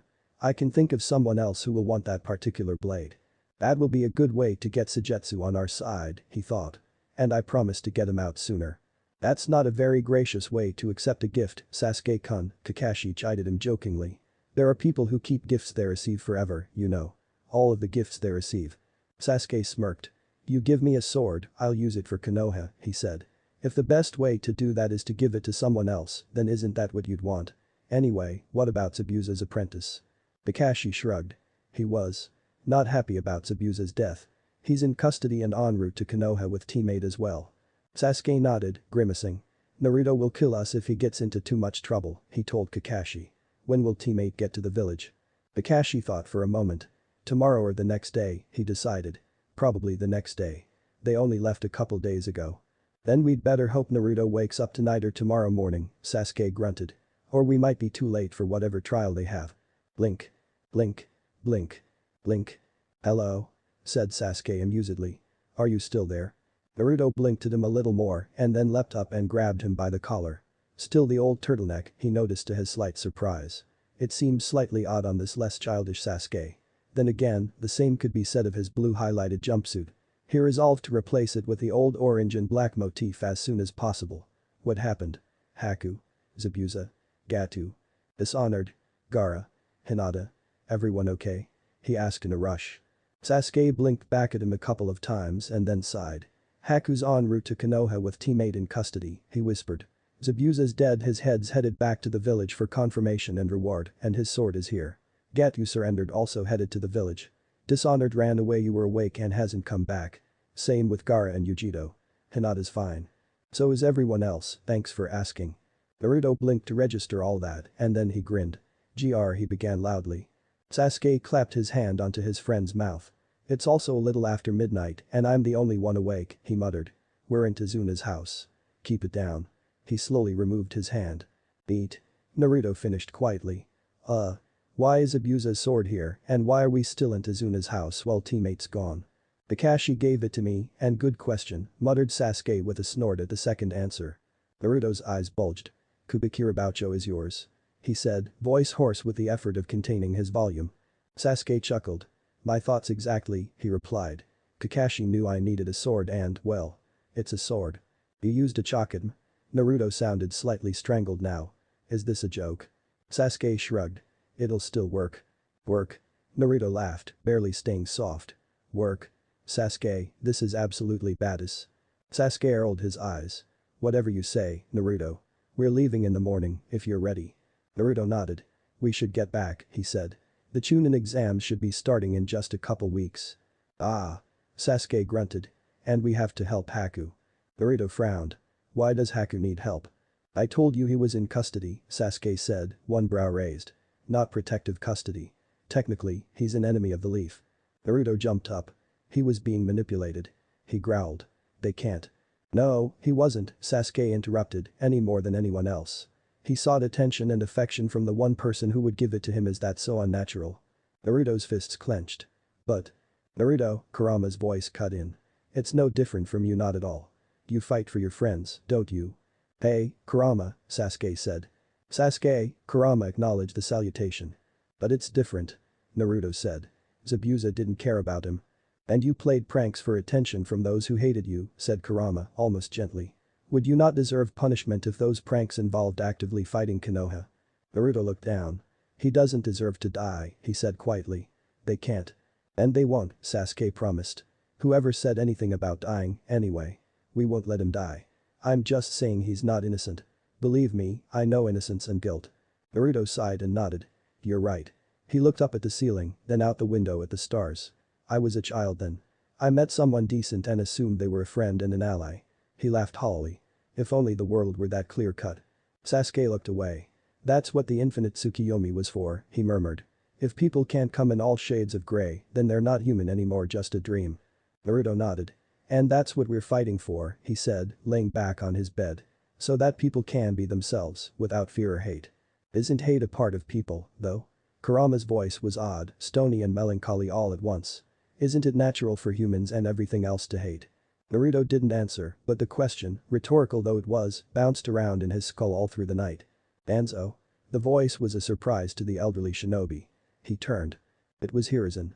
This was a surprise. Hiruzen had made it quite clear the last time they had spoken that they were now political enemies, with no more quarter. But it would not do to be antagonistic without obvious and present cause. Hokage-sama, Danzo replied cordially. Why are you here? Hiruzen hesitated as he came up to him. They were in the middle of Konoha streets and as such were now the center of attention. The Hokage drew quite a crowd. Come to my office, please, he said quietly. There is much to talk about. Danzo frowned unexpectedly, he thought. Hiruzen is not one to converse with those he hates. Still he nodded and, knowing his root guards would follow him, he followed after his former friend and comrade. They soon reached the relative peace of the tower. Once they entered Hiruzen's secure room, Sandaime led him towards the desk. Danzo stood before it and Hiruzen walked around it. And didn't sit in his chair. Instead, he lifted up the second chair where his assistant would sit and dragged it around to the other side. Danzo's eyes widened. This was unheard of. Hiruzen returned to his customary place, still not sitting, and nodded at the chair. Please, sit down, he said. Danzo sat in shock.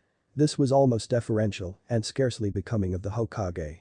Sandaime-sama, he said, keeping his voice carefully controlled as the Haki followed him and sitting down. What is the meaning of this?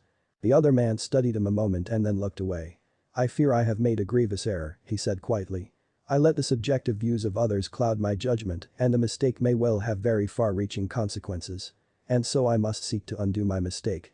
He looked back at Danzo and the other man was almost certain that his eyes were shining more than normal with unshed tears. My friend, the Hokage said. I am deeply sorry for what I said a month ago. Danzo blinked his one eye in amazement. Given all that Hiruzen knew, he had never expected something like this. Please, Hokage-sama, he said, elaborate. Why, exactly, are you apologizing?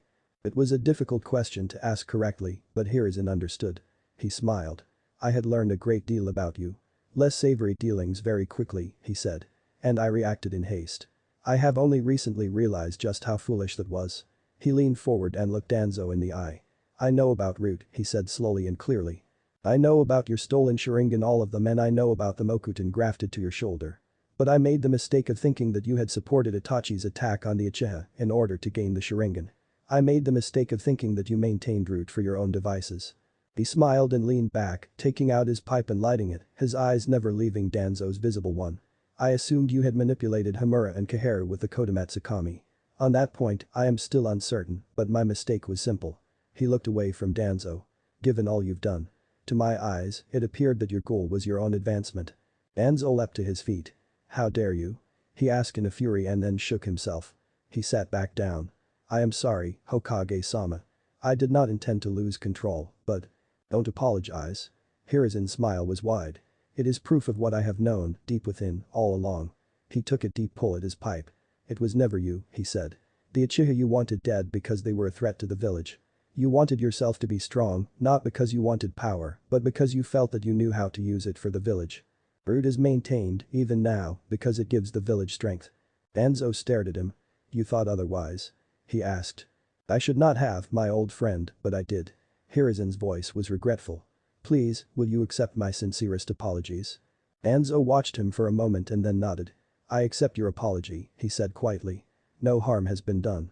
Of course harm has been done, he thought privately. I've had to set many of my plans back a full month. But he couldn't deny Hiruzen like this. He would gain nothing from it but an ache in the heart which he tried to deny existed.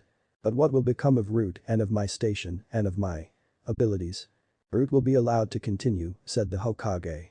There will be no more recruitment of children of this village, however.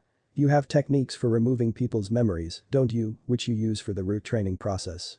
Danzo nodded. There was no point keeping it secret. Then you will have all prisoners who have no other use, said the Hokage. As long as there is room at the Root, there will never be another execution of a shinobi in this village. Danzo's eyes widened. Is that wise? He asked. Should they be recognized, the other villages would react poorly. Hiruzen shrugged. Any prisoners who would better serve us through exchange will be exchanged, of course, he said, but there is a reason, and beware masks. As to your station, I would like to invite you back into your former post as one of my advisors on the Council of Elders with, of course, the solemn oath that you will not use Kodomatsu Kami on anyone in that council, including myself, or indeed anyone for the purposes of controlling this village's politics. I created the councils for a reason, after all. Danzo nodded. I never have, you know, he said. I never have controlled any member of either council with that or any other. This I swear for the past, present and future. The oath may be broken if ever needed, he thought. With luck, it won't be. Good, Hiruzen said, smiling. And as for your Kekkei Genkai, why remove them? It would serve no purpose. Danzo nodded. He had not expected and could not have expected such generosity ever. Thank you, Hokage-sama. He stood up to leave, but Hiruzen was not quite finished. Before you go, one more word. He studied Danzo, and there was no more smile on his face. Kidnapping children for Root and the death of Uchiha Shisui, he said. These are the things you've done that I know of that I can never condone. Things of that nature must never happen again, and I will know, Danzo-san. I have a far better intelligence network now than ever before. Can you promise me that you will stay, if not within the bounds of the law, then at least within the bounds of reason, will not perform atrocities of those kinds anymore? Danzo looked at him. I cannot promise that, he said quietly. But I will promise that I will only do something like that if I know there is no other choice. The Hokage shook his head. It's not enough, he said quietly. Unless you swear to only do it when there is no other option, not when the other options are unlikely to work. Danzo sighed. I swear it. Oaths can be broken, he thought.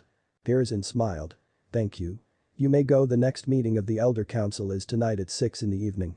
Danzo nodded and with a bow was gone. End Arc 2. Arc 3. Chapter 37. Reapplication. Sasuke's legs seemed to blur under him as he sped through the streets. Kubikurumch was in his left hand, held there steadily with a strength only his massive yin chakra surplus could provide him. He dodged past another gaggle of civilians, who shrieked in surprise as a small dark object with a large bright sword darted between them. By the second squeal that followed soon after, he guessed his pursuers were not far behind.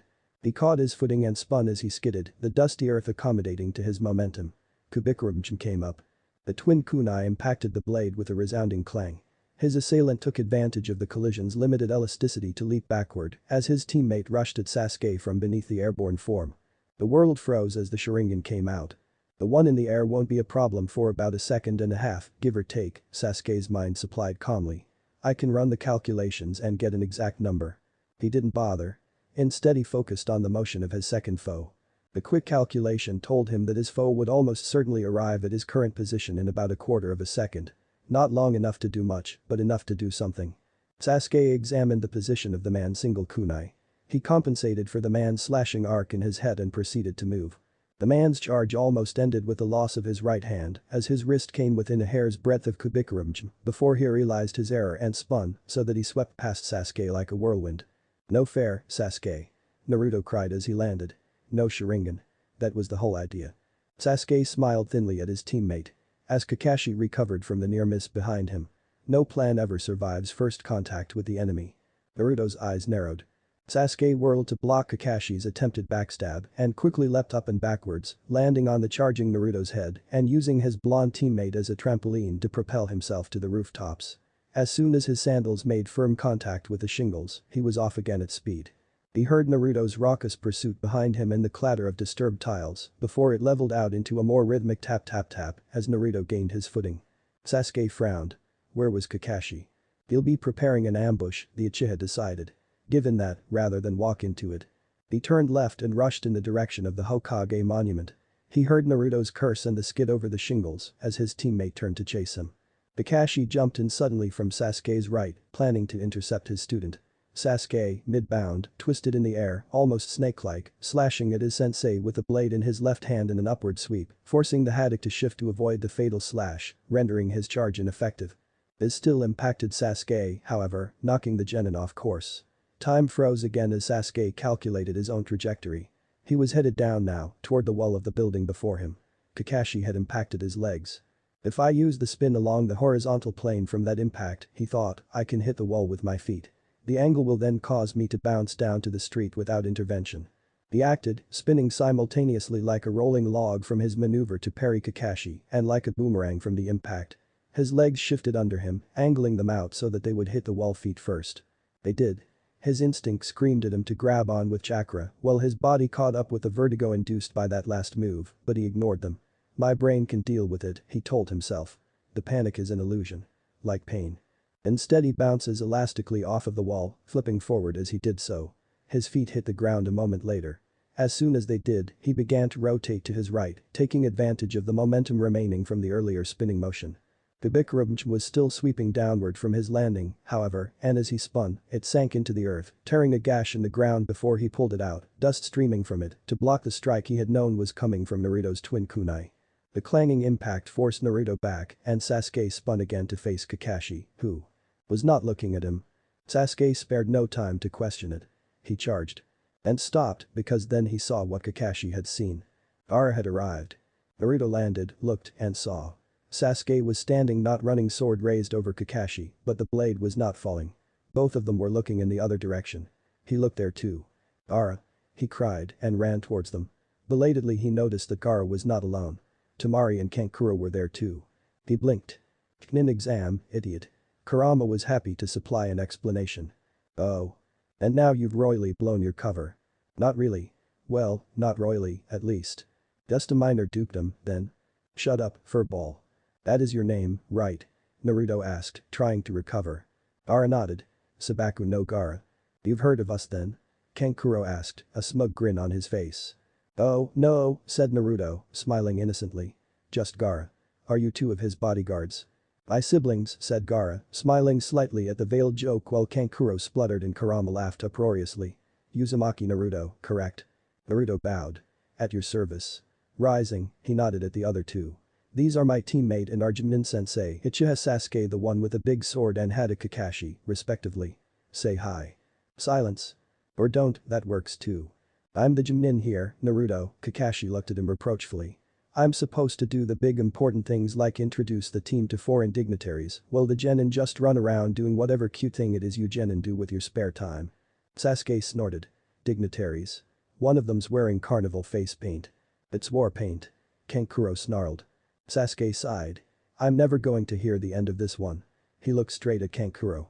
A face-painted child says what? What? Kankuro frowned at him. Case in point. Shut up, Naruto. What did I say? Kakashi said over Naruto's laughter. Cute little genin things. Shut up, Kakashi. So, how do you know about Gaara? Temari asked Naruto while Kakashi glared at Sasuke. Naruto gave her his best unimpressed face. If you're trying to keep a Jinchuriki secret from the other villages, then you're not doing a very good job, he complained. Hell, even Konoha does a better job, and frankly our Jinchuriki is probably our single worst kept secret. Literally 3/4 of the village knows and acts on it, law in place or no. Sasuke shrugged. Law doesn't apply to them, though, does it? Somehow or other, our generation stayed clean. Don't have the faintest idea how, though if everybody's parents were willing to make asses of themselves, why not the kids too? Probably the punishment involved, Naruto grimaced. The Hokage promised to personally make life suck for whoever blabbed. He just said it with prettier words. That might do it, Sasuke agreed sagely. Civilians are so easy to terrify into submission. Kakashi frowned at him.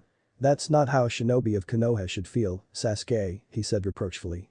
Says the guy who watches civilian women in various degrees of undress on a regular basis, Sasuke returned instantly. Your opinion on the matter is not valid. When are the Chunin exams? Kakashi sighed. The first test is in a week. Your forms will be due then. You watch your civilians naked. Temari frowned at Kakashi, disgusted. We don't have our forms yet. Naruto exclaimed with a pout at Kakashi. He peeps on the hot springs, Sasuke told Temari. Konoha is famous for its perverts and voyeurs among our male ninja. Just keep your curtains closed and don't visit the public baths more often than necessary. I'll get the forms to you at the team meeting tomorrow, Naruto. What kind of scum peeks on the public hot springs? Good. Why are we here again? Kankuro asked Gaara. Chunin exam, said Naruto, Gaara, and Temari in unison. Then there was silence. Gaara sighed. Naruto. Leave. Before I go insane. You already are insane. Then do it more quickly. No fair using the Sharingan, Sasuke. Naruto whined at the training ground later. The three of them were seated in a ring, or, more correctly, a triangle, in the middle of a glade. There were upright logs scattered throughout the field shuriken kunai targets. The whole idea was to get you to practice in a combat scenario without the eyes. Sasuke nodded. Yeah, but the ambush was unnecessary.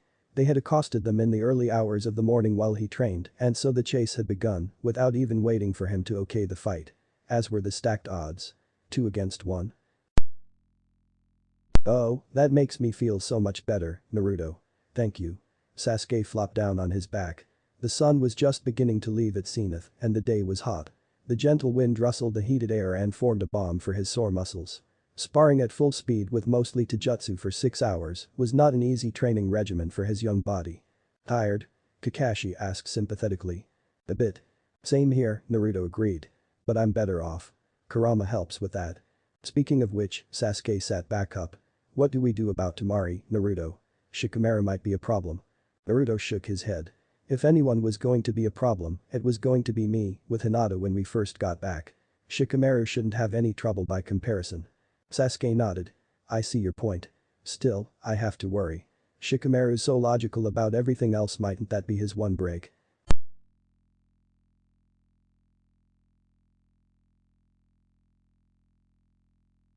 Your call. Sasuke sighed. Laying back down and closing his eyes. Kami, it's hot today. Silence met that statement as no one saw reason to reply to such a universal truth. I wonder if Gaara has a plan. Naruto's voice seemed to be coming from far away. And I wonder if he'll run it by us.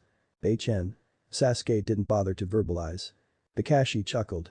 Sleepy. Bei-chen. You'll get a rash from the grass, you know. I've got a bomb at home, mother. Don't say I didn't warn you. Spar, Naruto. Sasuke didn't even hear the blonde's reply. Who were those three earlier? Temari asked Gaara. They were in the team's hotel suite, a fairly large, 3-bedroom affair originally booked, so no one had to sleep with Gaara. As it was, Baki and Temari would now be the ones with their own rooms, with Gaara and Kankuro sharing. The Jinchuriki thought this a notable victory, all things considered. At this time, however, they were in the central kitchen dining living room affair. Baki was preparing a meal at the counter on one end of the room, Temari and Kankuro were seated on the couch at the opposite wall, and Gaara was in his own armchair at right angle to them. Better question. Who did they think they were? Kankuro was still angry. I'll cream them in this exam if they don't wash out first. Don't try. Gaara spoke flatly. He didn't really care what his brother wanted on the subject currently. It wouldn't be a problem in the first 2 rounds, and if he came against one of Naruto's forces in the third, then he would simply lose, no questions asked. Still, it is better to at least try to steer Kankuro away from self-destruction. Uzumaki is a Jinchuriki, like me. Temari's eyes widened. So he's almost as strong as you are? Gaara chuckled dryly. Stronger. He did not fail to notice that Baki had stopped chopping the onion he'd been working with. But he was so. Well. Temari's voice trailed into sheepish silence. Sane? Gaara finished gently. No. Temari's forceful denial came as a surprise. No. You're not insane, Gaara. Maybe you were, but not anymore. I just meant that he was weirdly upbeat. Well, the other one, then. Kankuro seemed quite determined. He was annoying. Gaara rolled his eyes. Uchiha Sasuke could probably kill me. Don't be a fool. Better. Gaara spoke flatly, without inflection.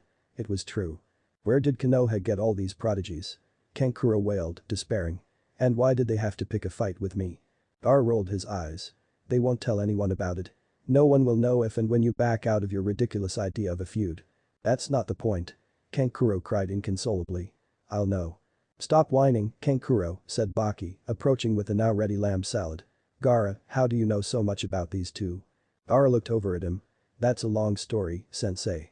Suffice to say we've met before and leave it at that. When you disappeared a month ago? Temari asked shrewdly. Gaara nodded. Yes. Not exclusively, of course, but still true. You know that was illegal, Gaara? Baki asked cynically. You might have been punished. Gaara snorted. You mean father might have thrown even more would-be assassins at me? There was silence at that. Temari and Kankuro looked at each other. Gaara knew they were still having a hard time reconciling a father who, to them, had always been a cold and distant figure, but still very much a father figure, with the one Gaara knew. The one who had tried for years to murder his own son without success. Baki shook himself back into business mode first. All right. He said, handing out bowls and dishing out the food. We need to plan. You all remember the idea. Temari nodded. We wait until the final part of the Chunin exam and then we invade Konoha from within, trapping them with us and Gaara on the inside and our forces on the outside. Mightn't that be a problem, though, if these kids Uchiha and Uzumaki are stronger than Gaara? Kankuro asked, baffled. Gaara shook his head. Konoha has a number of shinobi stronger than me. Not actually true, but it was the first time. We'll have support and we're counting on several of their failsafes not shooting to kill. No one wants to be the one who kills a Jinchuriki and has to see what happens. Baki agreed. Konoha is soft and we have some support on the inside which should thin their numbers a bit. Besides, a lot of their force will be directed outward to our invading army with Odo. Gaara nodded. Then, slightly hesitantly, though only in thought his voice he kept carefully toneless, he said, does anyone understand how we got so close to Itagikur so quickly? Other than me and our dear deceased father. Baki frowned at him. That's really not our place to wonder. Gaara shrugged. The village is run by a traitor, he said simply. That's not exactly a sign that they're trustworthy. Baki grimaced. If I were Kazukiage, I'd agree. But I'm not, and nor are you. Shows what you know, Gaara said to himself petulantly. Understood, he said, injecting exactly enough disagreement into his voice to remain in character and yet not cause strife. Good, said Baki. We'll be able to plan this more effectively closer to the tournament. In the meantime, just keep in mind two things. First, you must clear every obstacle in the exams. If you don't, the entire plan crumbles. No pressure, though, I hope. Kankuro laughed, but Gaara detected the undercurrent of nerves with ease and he was sure Temari and Baki did too. Baki grinned at him. Of course not. He cleared his throat and continued. Second, you can do this. There is not a single obstacle Konoha can put before you that you cannot, somehow, pass. Remember. The test is designed to be beaten. That's why it exists. So we beat it. Temari's voice was not questioning. Precisely, Baki confirmed. Gaara smiled slightly. Don't worry, Baki. I'm with you that far. So what do you want from me? Shikamaru's voice helps no particular emotion beyond boredom. I just want to know what you're going to do, Sasuke replied testily. And you know it, you do the same. Shikamaru shrugged. I might. They were seated on Shikamaru's bamboo porch, barefooted legs hanging off the side. Sasuke's feet just barely brushed the grass of the lawn. The sun was setting in the west, giving everything a dim red glow. Water trickled merrily in a fountain to their right and a doe lounged idly under a tree to the left. After a short silence, Shikamaru looked over at his fellow. I'm not going to be an idiot, Sasuke, he chided. You know that. I'm sure Naruto told you as much. Sasuke nodded grudgingly. He did. I want to know what that means. Shikamaru snorted. I'm not going to be able to suppress it entirely if that's what you're asking. That's impossible, even for someone like me or you. Or me? Sasuke glanced warningly at him. What's that supposed to mean? Shikamaru snorted again. Make of it what you will. Then he sighed and looked up at the sky. It was clear, and the blue twilight in the east gave way in almost pastel gradients to the inferno of color surrounding the setting star on the horizon. No clouds to watch, he thought pointlessly. You've never loved romantically, he murmured. It hadn't been a question. As such, Sasuke did not see fit to dignify it with an answer. You will, Shikamaru decided. Eventually. Once you go beyond the past and start looking forward. Again, Sasuke was silent. Shikamaru glanced at him sidelong and saw that his eyes were closed in enjoyment of the gentle breeze. Once that happens, he said quietly, you'll find that it's not like most other emotions. Simple emotions like joy and sorrow can be masked easily and even changed if you just put a dissonant expression on your face. Hate and rage can be altered, shifted into coldness or heat. You can control them. Not love? Sasuke asked softly. Not love, Shikamaru confirmed. It's different for romantic passion than, say, siblings, though. You can put a leash on it, but it'll drag you, not the other way around.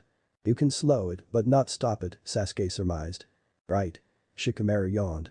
I'll be able to keep Temari from panicking or worrying too much, though she'll probably guess, at least, that I find her attractive but only for a limited time. Eventually, something will slip. It always does. Let's just hope it's not before the invasion, then, Sasuke muttered.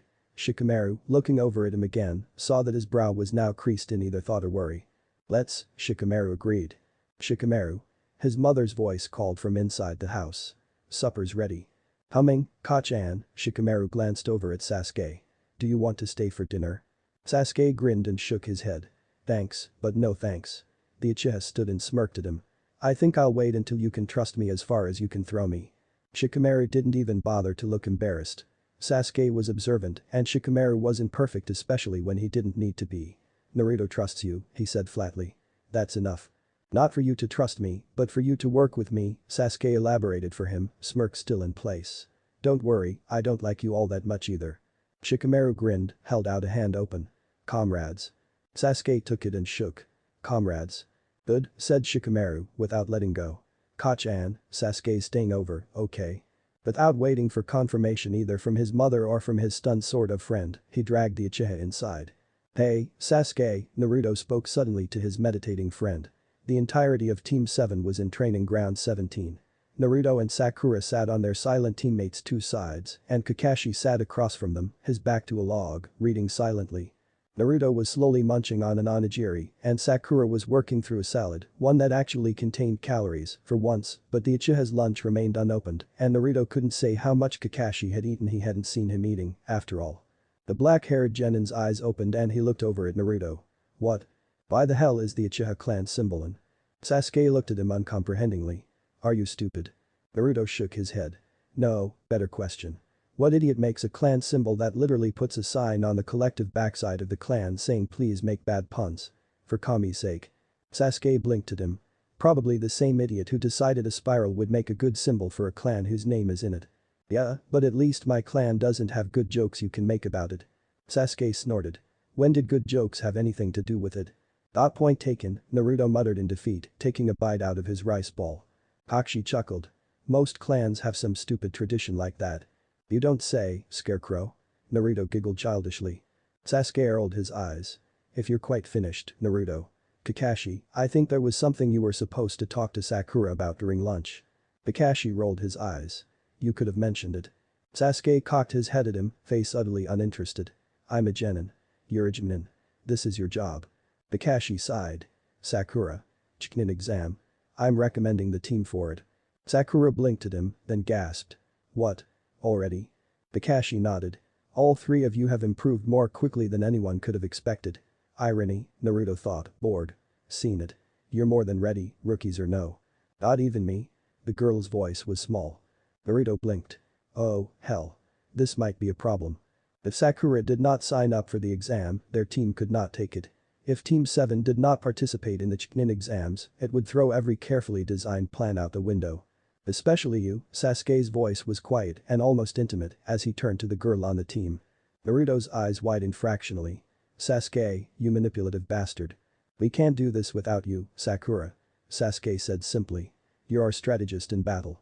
Naruto just charges in and I tend to go overboard. We'll need you to harness our talents.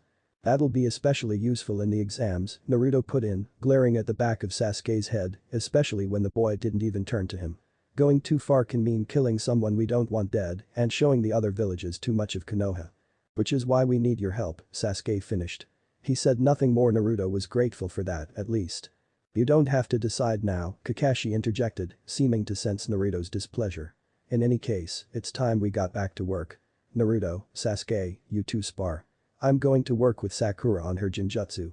Come on, my cute little genin. This last was said to Kunoichi with a smile which would have been creepy on a less familiar face. Hell, it's still creepy. Naruto thought. Kurama agreed without comment. The other two left the clearing and Sasuke and Naruto stood. The Uchiha turned towards the Jinchuriki, a resigned look on his face. Do you disapprove? Of course I disapprove. Naruto growled at his teammate. What were you thinking? Sasuke shrugged and got into a fighting stance. Naruto emulated him, his rage building.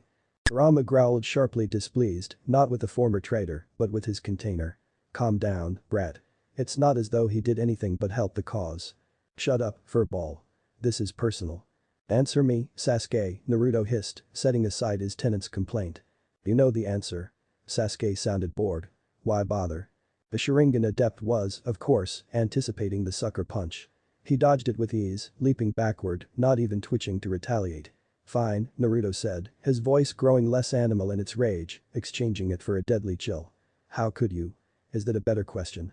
Sasuke actually shuddered, his eyes closing for a fraction of a second. That surprised both Naruto and the fox he carried. When the eyes opened again, they were no longer bored. The Uchiha's gaze was sharp and red. I will defend. Sasuke said simply. By any means necessary. You understand this already, Naruto. Naruto blinked and sighed. Yeah. I do. And what will you defend? Kurama's voice was a surprise, although he had taken to speaking to people other than Naruto a little more often lately. Sasuke's lips curled into a wan smile that was more like a grimace of pain. Everything. The word was spoken without force or power, it was simply fact. What I destroyed and what I couldn't. Silence descended for a moment and then, as one, the two boys moved and struck. Sakura took one last look around the village street before pushing the door into the academy open. The entrance hall, for want of a better name, it was little more than a room that happened to be the first room anyone entering by the front door reached. Which contained the front desk and a couple of couches, was empty of the usual academy staff and of the children and parents usually present for one reason or another. Instead, the couches were filled to bursting, as was some of the floor, with genin, waiting for other members of their teams to arrive. The pink-haired rookie scanned the room for her squadmates. There they were, standing in a corner, away from the crowd, talking quietly. She raised her hand and waved. Her heart leapt slightly when Sasuke spotted her and waved back with something that might have been the ghost of a smile on his face. But she kept the feeling internal. Sasuke didn't just dislike the kind of flagrant affection he'd received in this academy, both from her and others. He hated it, and she knew that now. She only wished she'd realized it sooner. Still, it was something of a vindication that she'd one-upped all the competition in terms of finding out the heartthrob's tastes. But not as much as might have been once, and somehow, that was reassuring. She picked her way through the mass of aimless bodies towards her team. Hey, Sakura, Naruto greeted me with a big, infectious grin on his face. Sasuke just nodded at her rival, still with that secret smile on his features. She smiled back at them. Well, are you two ready? Sasuke nodded. The exam's on the third floor. Let's go. They climbed the 2 flights of stairs and reached the 3rd floor. A large number of genin were congregated there. Naruto and Sasuke nodded at each other and the Uzumaki quietly said, "Stay here, Sakura," to her. She nodded, blinking as they melted into the crowd. She could see ahead a pair of older genin blocking the door and loudly saying something about how they were doing the younger genin a favor by turning them around before the test. Suddenly, Naruto reappeared, leading teammate in Kiba's case by the ear with a hand over his mouth. Shino, behind him, walked in a slow and stoic gait while Hinata was just blinking in surprise and something like awe at the blonde. Poor girl, Sakura thought sympathetically, to fall so hard for the most oblivious person in history. The irony was, of course, completely lost on her. Naruto muttered to Shino. "Get your team up the stairs and for Kami's sake keep Kiba quiet." Shino nodded, took Kiba by the hood and dragged the silently struggling Inuzuka up the stairs. "You too, Hinata-chan," said Naruto with a smile at their former Haiku classmate who blushed deeply at the attention. "I'll catch up." Sakura blinked. "Huh. That's a switch." "Oh okay, Naruto-kun," Hinata said timidly. "Good luck." You too, Hinata-chan. Naruto smiled at her in a way Sakura had never seen or imagined seeing on the boy's face and watched the girl's assent with a look in his eye that Sakura recognized, although she couldn't have said from where. It almost made her jealous, although she wasn't sure of whom. Then Sasuke returned, leading another team Team 9, a squad of genin from 1 year above them. Haikiniji walked beside him in silence, but behind them, the team's Kunoichi, Tenten, was looking sheepish as she covered the green spandex-clad Rock Lee's mouth with one hand. Nara Shikamaru-sen asked me to tell you, Niji said to Naruto as they reached the wall where Sakura and Naruto were standing, that Team 10 is already in position. I see now what he meant. And before you ask, I don't know why he left the message, and I don't particularly care. Naruto shrugged, a strange smirk on his face. I was more wondering why he left it with you, but I wasn't going to ask. I'm glad you don't care, though it means you won't feel bitter when I don't explain. Take care, Haika-san. Niji's eyes had narrowed somewhat as Naruto spoke, and he stood still for a moment after Naruto finished before he gestured to his teammates and led them up the stairs without another look at the Uzumaki.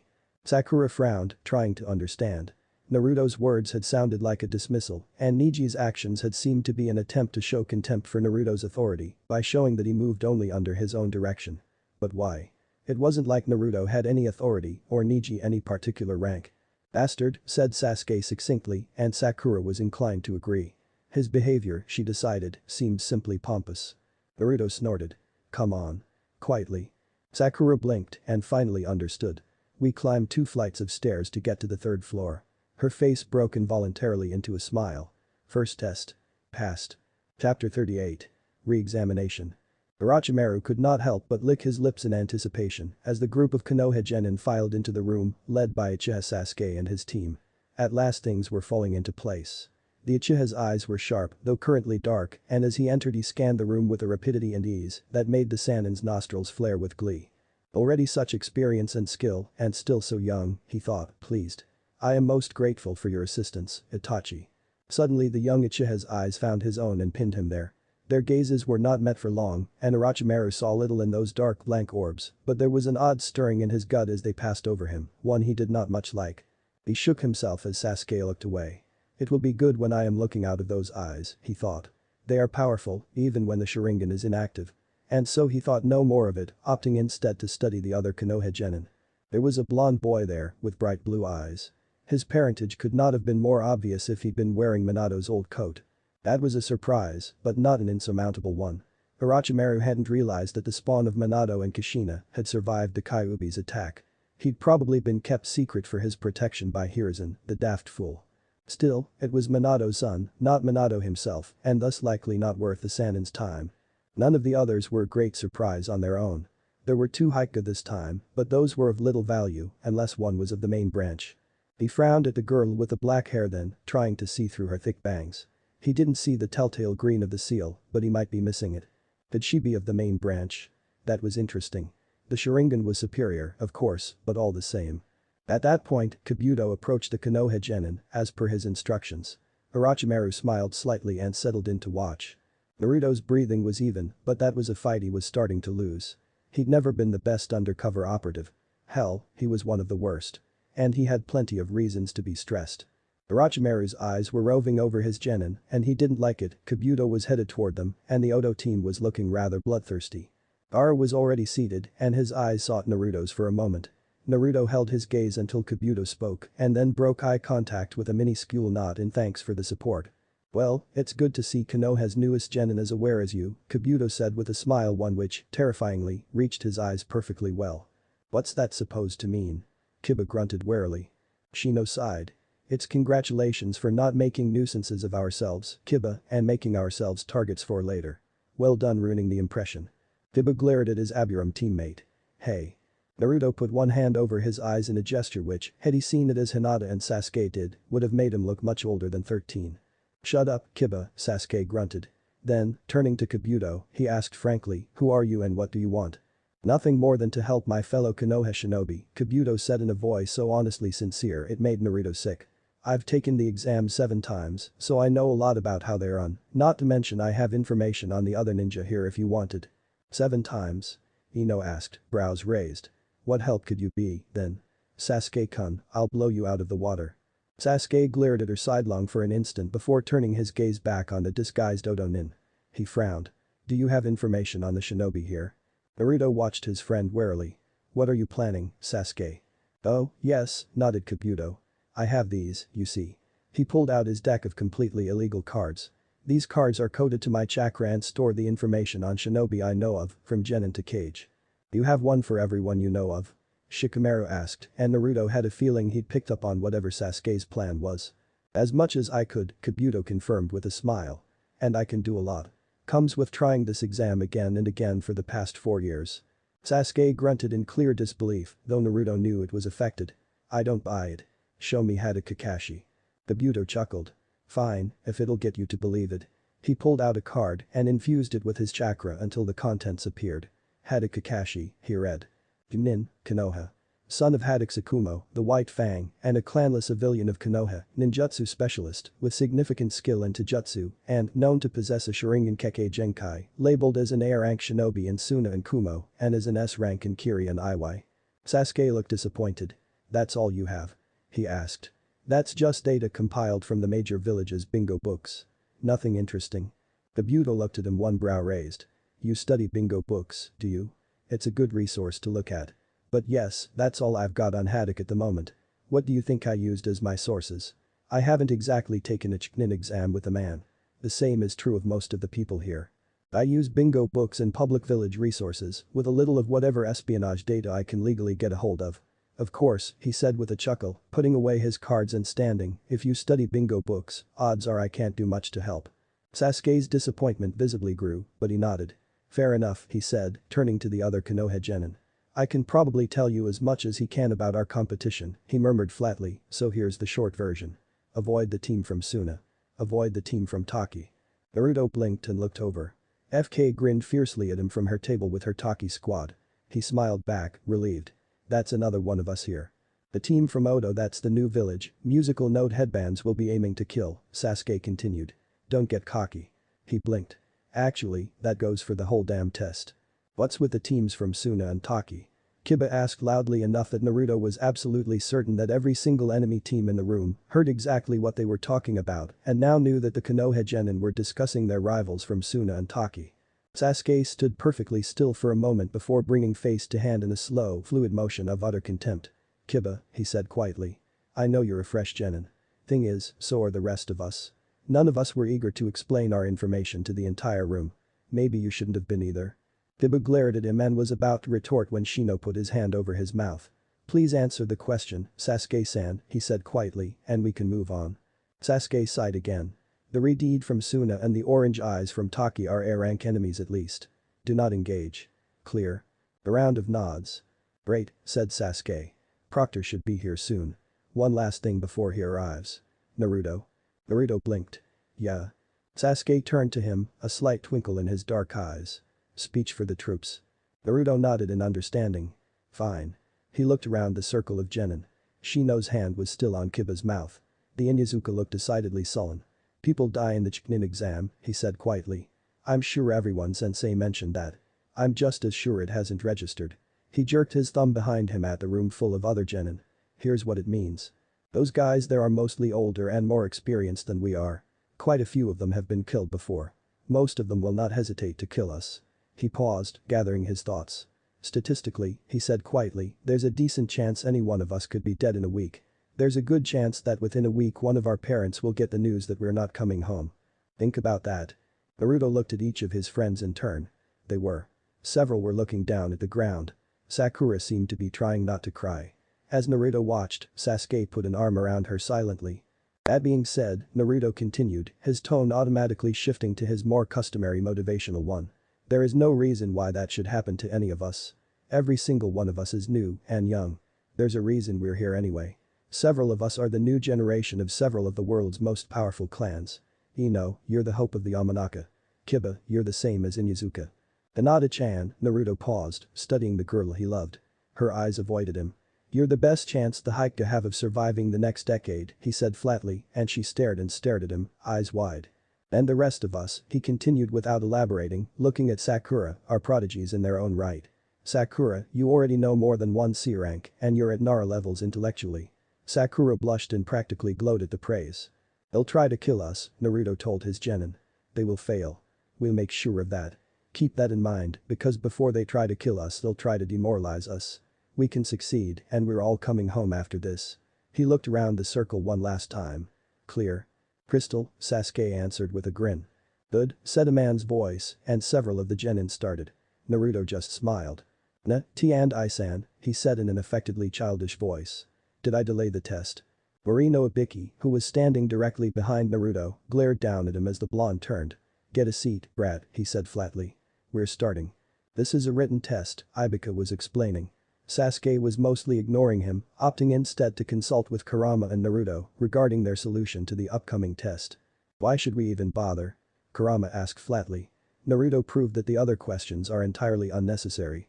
The results get plugged into the final consideration for Chunin if the genin gets to the final round, Naruto explained. "As you would know if you bothered paying attention to the paperwork I did around the exam as Hokage." "Damn your paperwork," Kurama grumbled. "It just made me want to eat bureaucrats." "Don't worry, it did that to me too," Naruto said sympathetically. "You weren't relapsing." "But why even bother solving it for them?" Kurama grumbled. "They did fine last time." "It would help cement Naruto as a leader if he got everyone through this," Sasuke said, "but it's not viable, I guess. We just need to focus on our tests." "I can get my answers with a simultaneous Kage Bunshin Kawarimi," Naruto said doubtfully. "Ambush a proctor outside the bathroom." "Don't bother," Sasuke told him. "I'll use Tsukiyomi and wipe the other guy's memory before I leave." "Not just Tsukiyomi, an ally who has the answers." Kurama's suggestion had them all silenced for a moment as they realized they'd never considered friendly fire Tsukiyomi as a non-aggressive technique. "Good idea," Sasuke thought once he'd recovered. "Might do that. Now shut up, it's starting." It was. Sasuke flipped the exam before him over to its front and blinked. Part of me was holding out hope that this would be easy now, he thought. Nope. No one actually uses this crap. He looked around surreptitiously over at the nearest side of the room. One of the proctors was watching him directly. "Screw it. Tsukiyomi." In a moment, he and the suddenly terrified proctor were alone in a negative field. "Calm down," Sasuke told him flatly. "I'm wearing the damn headband, aren't I?" "Not here you're not." The proctor shrieked. Sasuke frowned and reached up to touch his bare forehead. He looked down. He was wearing his Odo outfit from the war. "Well," he said succinctly, "shit. Looks like I don't have quite the subconscious mental image I want." He looked over at the proctor. "Don't worry, I'm wiping your memory after we're done here anyway," he told the man. "I don't even really intend to torture you. You were just there. And I knew you had the answers." "So," he snapped his fingers, and suddenly the man was tied to a cross of wood. Sasuke advanced towards him, continuing, "Can we just skip the whole torture thing? I have almost 3 days in this to make you talk. It's plenty of time, trust me. I'm a fellow Konoha ninja, though, so I don't want to do that, and you don't even have to feel that guilty about telling me." A moment of silence. "Just tell me the answers, Chunin." The Chunin did.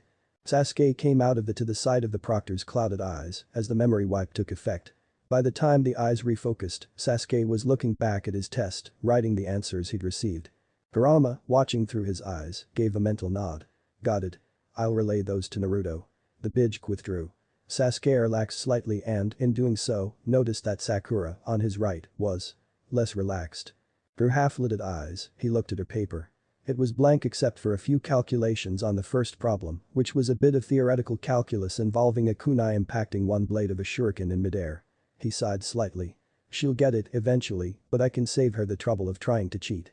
He touched her on the arm. She turned to look at him and met his eyes. The magicum flared. They met in the negative field. Sakura looked scared but also seemed to be studying his attire. "Sasuke," she said, in a voice that reminded her painfully of the moment of his betrayal. She had the same mixed tone of fear and hope. "You look older." "What was that?"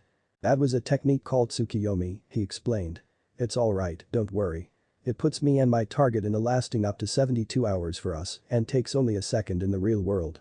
It's very useful and, as someone pointed out earlier today, very versatile." "Versatile?" Sasuke grimaced. "It's traditionally a torture technique only usable by people who unlock the highest level of the Sharingan." Sakura stepped away from him, eyes widening. He turned away. "It can also, as someone just recently pointed out to me, be used to transfer information to allies," he said, not looking at her, like the answers to test questions. A moment of silence. Then Sakura took his hand hesitantly. He turned to look at her in surprise and saw that she was looking at him apologetically. "Sorry," she murmured. Your eyes weren't like the Sharingan I saw in waves and you look different and I got scared. I shouldn't have." I'm sorry. She looked down. Sasuke put his other hand on her shoulder. It's fine, she said quietly. Believe me, I deserve it more than you know. He sighed. Anyway, I'll give the answers to you and then break the Jinjutsu. Please, when we come out, make sure you tell no one about my eyes or about this technique. Naruto, Kakashi, the Hokage, and a few others know. Don't trust anyone with this until you know you can. Sakura nodded, then cocked her head curiously. What is this, exactly? Sasuke smiled ruefully. It's a long story. Tell me about it later. Sakura's question stopped the conversation solidly for a moment. Yeah, Sasuke finally said. It's not right that she be kept out of it. I'll tell you later. Not yet, it'll distract you, and we need you focused on the exam. And now the 10th question, Ibiki said. Naruto twiddled his thumbs. But this time, the rules are a little different. Naruto yawned. If you fail to answer this question. Naruto folded his exam paper into a crane. You will be trapped at Genin level for life. Naruto unfolded the crane over the sound of groans and protests. He studied the paper as Ibiki explained that he had not been the proctor before. Ah! He exclaimed, he'd just been hit with an idea. Silence. Naruto looked up. Everyone was looking at him. Oh, had everybody already shut up? I thought they were all still trying to tell you that you couldn't keep them as Genin. Nope, Ibiki said menacingly. Oh, all right, Naruto said easily, beginning to fold his paper into a fox. Sorry about that. Carry on. A moment of silence. Then Ibiki continued. Moving on from small, blonde, and suicidal here, there is another option. Naruto unfolded the fox. If you choose not to take this question, you can try again next year. Naruto folded a hat. The choice is yours, but remember, this exam is taken as a team. Naruto unfolded the hat. If one member of a team drops out, so do his or her squad mates. Naruto put his hand on Hinata's arm, smiled encouragingly at her when she turned to him, and turned back to his origami. We will now take some time to give you all a chance to choose, but there is to be no discussion between squad mates. Naruto folded a chariot. Damn, how did you get the wheels to spin? Kurama asked in something like admiration. I have no idea. Naruto told him cheerfully and unfolded the chariot. The exam was still whole. Ino's considering dropping out. Sasuke's sharp notification pushed Naruto into action. Why would we drop out? He asked Ibiki flatly, standing up from his chair and glaring at the proctor. Being Chunin is about knowing how to lead a squad of shinobi, and shinobi are loyal to their village. When your cage says go and do this, you don't say, but what if I die? You do it. Unless your cage has decided that being an evil psycho sounds like a great idea, in which case you drop him and get a better cage. Anyone who drops out of the Chunin exams because of the risks he finishes, sitting back down, is failing the tests anyway. A moment of silence passed before Ibiki spoke. I thought you were too busy with your origami to pay attention, Brad. You're just jealous, Naruto rolled his eyes. By Ibiki's shrug, it was actually true in part. The chariot had been impressive. Also, multitasking is totally a Chunin level skill, and can I get promoted now? No. Anyone else leaving? There was a dead silence for a full minute before Ibiki sighed. All right. Short, blonde, and suicidal hit the nail on the head.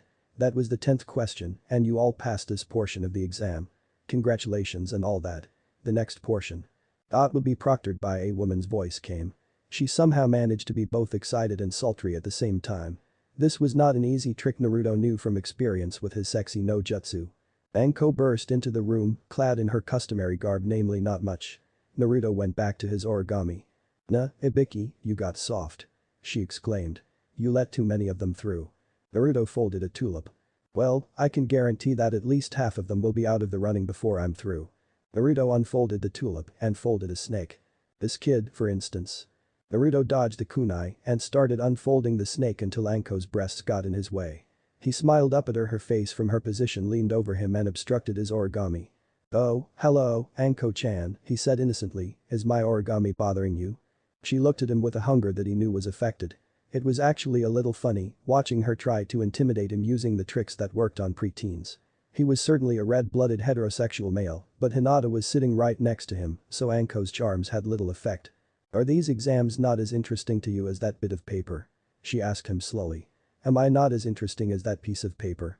The piece of paper is the exam, he said, pulling it out from under her chest to show it to her. So no, the exam isn't more interesting than the, exam. And sorry, Anko-chan, here he patted her sympathetically on the cheek. She reared back slightly, startled. That kind of courage was unusual in a genin, to say the least. You're not really my type. There are other fish in the sea, though. I'm sure someone will love you for who you are. For a moment, Anko looked stumped. Then she shrugged and said calmly, "You seem like an idiot and you're probably going to die." Moving on. The next portion of the exam is going to be held at one of the training grounds. Follow me. Naruto and Sasuke stood together on the outskirts of the Forest of Death, consent forms in hand. Naruto was playing with him. Sakura had gone to get them some lunch. They had a break before the gates opened. "Naruto," Sasuke said flatly. "What the hell is up with the origami today?" Naruto shrugged. "Gets people off balance. It's more fun than I thought it would be, too. Did you see my chariot?" Sasuke rolled his eyes. "Okay, we need to get in contact with the others if possible, but it can wait a bit. We'll find them once we're inside. But so we're clear, what's the objective?" "Make sure no one dies," Naruto shrugged. "That's first. After that, if we can minimize the number of people who pass down to the point where the preliminary round is unnecessary, that'd be great. Try to make sure our allies get through. Us, Shikamaru and Shino, Gaara, and FK." Naruto smiled. "It's pretty great that FK's here. Never got to meet her except as an Ito-tensei last time. She seemed like fun." "She does seem like your type," Sasuke said sardonically. Naruto raised an eyebrow. "And that means?" "Oh, nothing," Sasuke said innocently and changed the subject. "How many people did we have in the finals last time?" "There were the two of us, all three of Gaara's team, Shikamaru, Neji, and Shino." "That's it, right?" Naruto nodded slowly. 8. "Shit, that's not a lot. And it's too few for teams." "Hang on," Sasuke muttered. "Teams have to come through the forest together, but the preliminaries aren't always held. So the cutoff number has to be a multiple of 3, doesn't it?" Naruto shrugged. "Not necessarily, but it might help to think of it like that. How many were in the prelims?" 16 twice 8. Sasuke closed his eyes and thought. 20, he said. "Remember Ino and Sakura's double knockout? And one of the Odonin beat Jai, but got killed between rounds." "Right. That was. I was going to say funny, but it really wasn't," said Naruto thoughtfully. "So it's between 8 and 20. Probably closer to 8 and it has to be a power of 2, right? For the tournament shape." Sasuke shook his head. "They were willing to allow 10 competitors in," he said. "They must have another way to sort the tournament. How do you do a tourney with 10? Do preliminary matches to whittle the number down to 8 and then a standard single elimination," said Sakura as she came up to them. "I brought Onigiri, figured we wanted something light before what's coming." "Good idea," agreed Sasuke as he took a rice ball. "Thanks for the answer, by the way." "No problem," she smiled at him. "Why? What's the issue?" "The third round of the Chunin exam is always a tournament," Naruto told her, "and the highest number of participants we could find was 10. We're trying to figure out how we want to play this exam," Sasuke explained. "We can probably choose whether we let people pass or fail. We're better than most of them, so if the opportunity arises, how many people do we want to allow through?" Sakura frowned. "What do they do if more than 10 people pass? There's something like 150 people here. Is this test really that dangerous?" Sasuke smiled when he realized Sakura didn't even seem to consider that they might fail. "There's a preliminary round," Naruto told her. "They eliminate half the participants." He took a bite out of his rice ball. "Might do more if too many people passed," Sasuke thought aloud. "A preliminary tournament instead of just a single round." Naruto shuddered. "Great. So we have no idea what's happening later, essentially." He sighed. "Okay, priority 1 is making sure no one dies who we can protect. Next, get the rookies from Konoha, Team 9, and our particular allies through. I think beyond that we just let it play out." "Sounds good." "Sounds good to me," Sasuke nodded. "Sakura?" Sakura nodded. "I think priority 1 is probably surviving and passing," she said quietly, "but I have a feeling that's not going to be a problem for you." Sasuke studied her. She didn't look unhappy, just lost. "Don't sell yourself short," he told her quietly. "Even without us, you're Chunin material.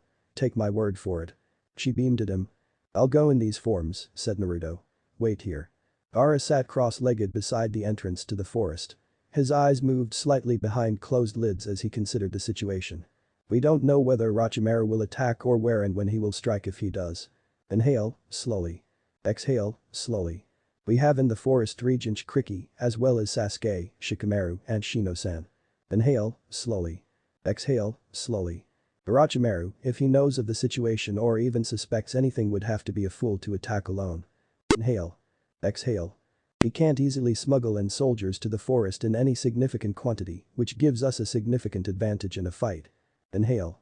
Exhale. He isn't a fool. He won't attack." Gaara opened his eyes. "That's not a good thing. If not now, when? And how?" "Gaara, they're about to ring the bell," said his sister, nudging him gently. Are you ready? Ara shook himself out of his stupor. Yes, sorry, he said, standing. Just thinking. Plotting? Kankuro asked jokingly. Precisely, Gaara agreed unsmilingly. He did deploy Kabuto in the first exam to scout out Sasuke, Gaara mused. Perhaps he really doesn't know. Is he really so blind? If he attacks. Ready? Gaara took position beside his squadmates in preparation to enter the forest. He will die. Naruto cracked his knuckles. I'll take points, he said slowly. I've got the highest survivability. Sasuke, you're center. Sakura, you're rear guard. Keep close together and let Sasuke do the damage if we're attacked. Sasuke nodded. Hi. You want me to seek targets or are we trying to avoid combat? Locate anyone you can, but we'll leave engagements case by case, Naruto said. Let me know when you've got a hit on someone. Sakura turned to their other teammate, be ready for Jinjutsu. You're our first line of disable. Sakura clenched her fists and nodded determinedly. Ready? Came Anko's call before Naruto could continue. Naruto breathed deeply once. Take positions, he ordered slowly. Keep calm, stay alert, and be careful. All right, I'm on point, FK told her teammates flatly. Teammates were here used in the loosest sense possible. They'd been thrown together with barely an introduction, and the other two were clearly as terrified of her as everyone else in the village. FK privately suspected that they'd somehow angered one or more of the village leaders and thus been saddled with escorting her to the Chunin exams she'd requested to attend. Not that there weren't plenty of Takijinin in the area watching everything she did. But they couldn't go into the forest. FK's teammates included a specialist named Shigeru and a Kunoichi specialist named Mai. Specialist, too, was used loosely. They were, after all, genin. But they had talent. Much more than FK had been expecting. They were just young and inexperienced. Shigeru, she said, pointing at his suddenly even more frightened face. You're in the center position. Get some Jinjutsu ready and disable anyone that comes at us. Mai, her finger relocated to an equally terrified expression, you're on red guard, watch our backs. A moment passed in silence.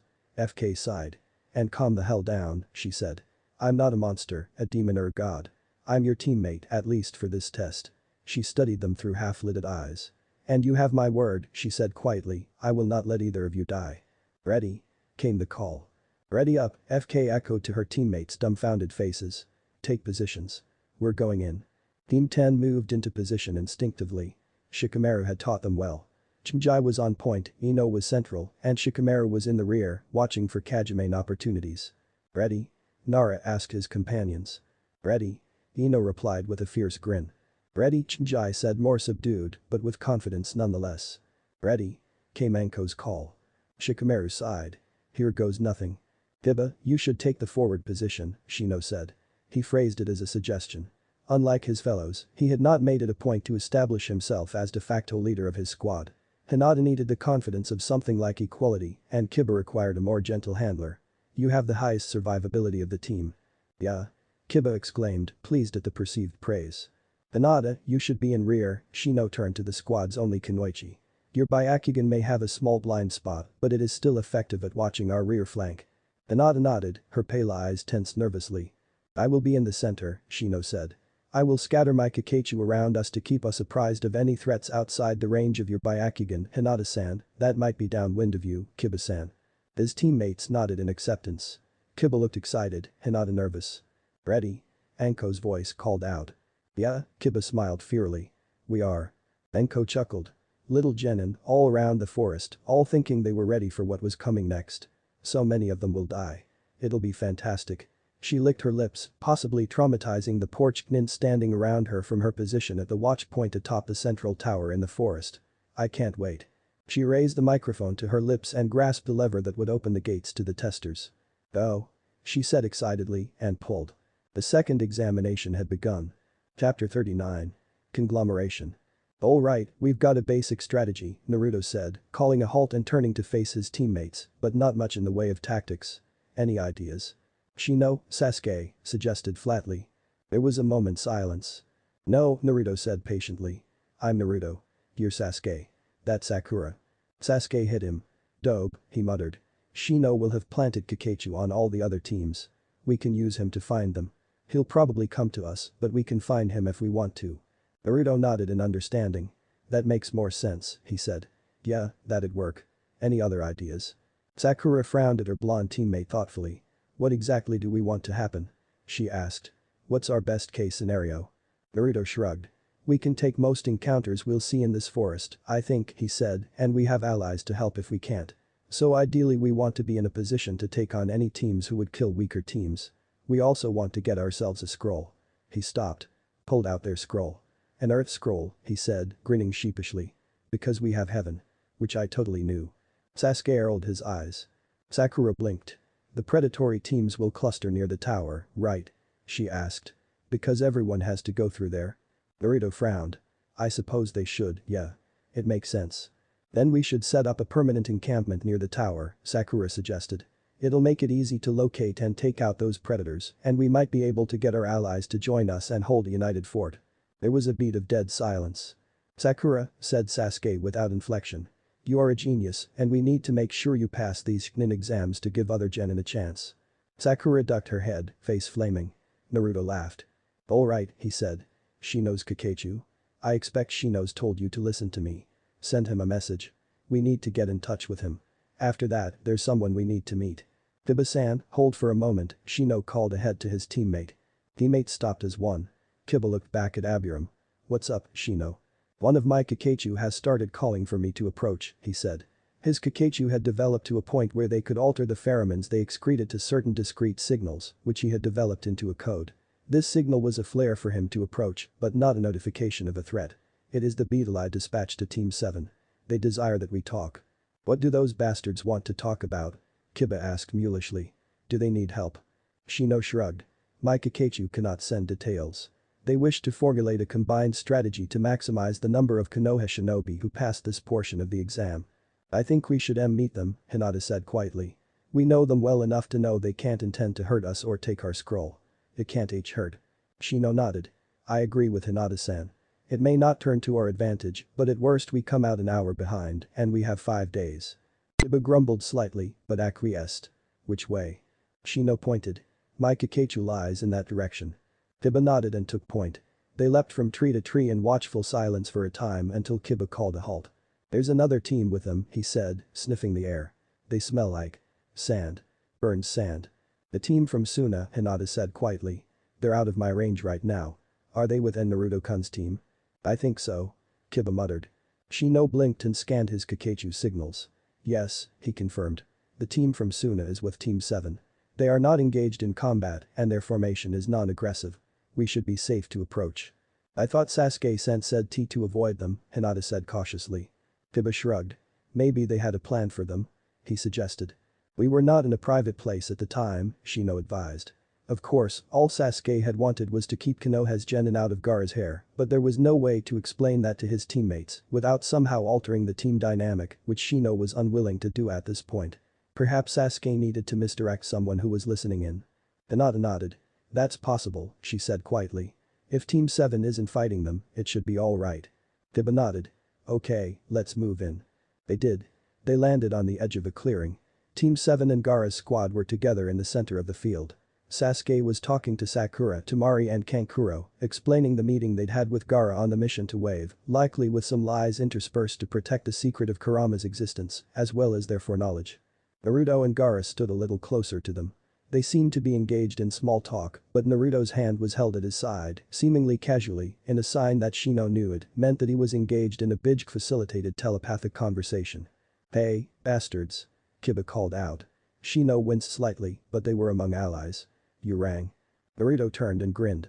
Hinata-chan, he said with a grin. Shino-san, Kiba-san. Glad you could make it. We've got a plan. Kiba frowned. Plan? What, are we taking the exam as a village or as an alliance now? Naruto's grin widened. Now you're getting it. It's in our advantage to work together, Sasuke said, coming over, the others following. This way we can effectively control who passes, making sure Konoha and Suna look stronger than the other villages for a fair while. Kiba shrugged. Suna has only one team, how good can they look anyway? Shino brought one hand to his face. Trust Kiba to insult one of their only real allies to their faces. You want to see how impressive we can look, kid? Kankuro said grimly. Pick a fight with my little brother. You might get it then. Kiba, with a bit of advice, said to Naruto, and his voice was grim, with none of his prior cheer. Shino looked at him, he was frowning. Don't pick a fight with his little brother. Shino could see the slight smirk on Gaara's face. Anyway, Sasuke said, diverting attention. Shino, we need to get in touch with the others. Naruto and Gaara-san are going after one of Gaara's allies, who he met at Yagura-sama's meeting. FK, from Takigakure, Shino filled in the blanks. Nanabe no Jinchuriki. The plan is for the rest of us to gather the rest of Konoha's rookie teams, Sasuke continued. Shino, we need to use your Kakechu, if you're in. Shino cocked his head. Do you have an alternative in mind? Sasuke shrugged. I can cover a lot of ground very quickly, he said. If all else fails I'll take the others and we'll scan the whole forest. It'll take a while, but we can pull that off. That sounds risky, Hinata said worriedly. Sasuke's teeth flashed in a slight grin. He scratched a very specific point on his neck as he stared into Shino's glasses. It is, he admitted. I think we can handle it, but I won't deny that it's a risk going out there without Naruto. I'll have Temari-san, Kankuro-san, and Sakura-chan, but Naruto and Gaara. Shino nodded. Are in a league of their own, he agreed. Sasuke of course, was in that same league, but he was also the target. My Kakechu can shorten the time for which we are separate. And lessen the risk, Sasuke confirmed. But that's not enough for your team to risk yourselves. Here's the full plan. We're going to gather the allied teams and form a permanent camp near the tower. The potentially predatory teams, the ones who might kill other genin, will converge there. We don't want to let that happen, so we'll encamp among them and stop them together. We'll be able to prevent any enemy teams from passing if we choose to. And if they decide to gang up on us? Kiba challenged. Can we deal with that? Naruto, Sasuke, and Gaara all looked at each other. Kankuro answered for them. Yeah, he told Kiba flatly. There's not even a question. Sasuke snorted. Enough. Are you in? Shino's teammates looked between him and one another. I think it's crazy, said Kiba flatly. It sounds like cheating to me. It is not cheating, Shino responded. It is merely a non-traditional approach. It appears to me to be in our advantage on multiple fronts. I think it's a good idea, Hinata murmured. We're not the strongest genin in this forest, but I'm sure there are genin monitoring what happens here. Organizing like this will cement the alliance between Suna and Konoha. Shino noticed Temari and Kankuro looking away at this. Gaara must not have gotten through to them yet, he thought, at least with regards to the invasion. Odd, and it will show the other villages just how united Konoha is, Hinata finished. Her voice had gained strength as she spoke. That can only help the village and everyone in it, us included. Kiba shrugged. Well, I'm outvoted. If you're sure this won't get us in trouble, I'll go along with it. Shino nodded. I can promise you, Kiba-san, it will not. He turned to Sasuke. I assume you will be on point. Sasuke nodded. We've got a 7-man squad, he said. Not a usual number. Naruto, Gaara-san, get going. I'll form us up and get started. Naruto nodded, gave Hinata a quick smile, and he and Gaara leapt away. Temari and Shino tensed slightly, the reality of their situation seeming to sink in. They were alone, surrounded by people they considered enemies, and now they were without their super weapon, and with one of the other sides Shino was sure Gaara had at least told them of the danger Sasuke presented. Okay, Sasuke said, his eyes narrowing as he considered. I'm on point. Kiba-san, you're on my right flank. Temari-san, you're my left flank. Shino-san, Hinata-san, you're in the rear, keep on watch. Kankuro-san, Sakura, you're both center, Sakura on the left, Kankuro-san on the right. I want you ready to deploy puppets and Jinjutsu to whatever flank needs reinforcement. Formation should look like a pentagon with Sakura and Kankuro-san in the center. Shino-san, your left rear, Hinata-san. Right rear. Clear. There was a round of nods. Kankuro and Temari, Kiba noticed, seemed shocked to have been given such central roles. Sasuke, Shino expected, had not even considered the potential enmity between them. To the Uchiha, they were all former enemies turned allies. He remembered them best from the war, when no enmity had sullied their alliance against him. Still, Shino was confident they wouldn't betray them at this juncture. This should work out quite well. It might even ingratiate Konoha to Gaara's all-important siblings, which could only help in the coming battle. Let's move, Sasuke ordered, and they did. Naruto and Gaara stopped as one about 200 meters away from FK's location, as found by Kurama and Shukaku. FK-sen will know we are here, Gaara said. Why do we stop? Naruto shrugged. Courtesy to her teammates. I just don't like the idea of running headlong into a Jinchuriki who knows exactly where we are, even if she is on our side. We'll approach from the ground more slowly. Gaara acquiesced and they moved to the ground, approaching FK at a walk, until Kurama spoke. We're close enough for contact, he said. Nanabe. Chmei. Do you hear? Lucky 7 Chmei hears you, Kura-chan. Said a happy voice in their minds. Hey, Shu-chan. Get over here, join the party. Kurama snorted. Best head in, he advised Naruto. Naruto chuckled, motioned to Gaara to follow, and moved in still on the ground, but at a run instead of a walk. Soon the trees opened to reveal an interesting sight. Two Taki-gen and one male, one female were facing away from the Jinchuriki, looking at a girl with green hair and dark skin, who was also facing away. No, no, wait, don't move. Said a girl's voice in their heads. Hey, this mind talking is fun, thanks Chmei. No problem, FK. Naruto and Gaara looked at each other. One of Gaara's eyebrows slowly rose. Naruto shrugged helplessly. What do you mean, you're not the only Jinchuriki in this forest? The genin on the right cried, his voice breaking. FK shrugged. What's it sound like? There was a moment of silence. Naruto noticed that the two Taki genin were shivering, apparently in deadly terror. We're going to die, whispered the genin on the left. We're all going to die, Okami, help me. FK turned to face them, a smirk on her face. Oh, also? What? Said the genin on the right, his voice a terrified falsetto. The other two are both right behind you. Both genin spun like tops, and at the sight of Naruto and Gaara they screamed in utter terror. FK's laughter was louder. She put a hand on each of her teammates' shoulders and pulled them to the ground, then passed them, grinning. Gaara-kun. She exclaimed, throwing her arms around the redeed. Naruto's trained eye saw him stiffen. Remind me to give him hell, Naruto told Kurama. Gladly, Kurama laughed. After a moment, FK let go of the Kazuki to be. She turned to Naruto. He held his hands up. Nah, I don't want to get between you and your Gaara-kun, he laughed. Gaara glared at him, but FK laughed with him. She also hit him, though, so it rather balanced out. How have you been, Blondie?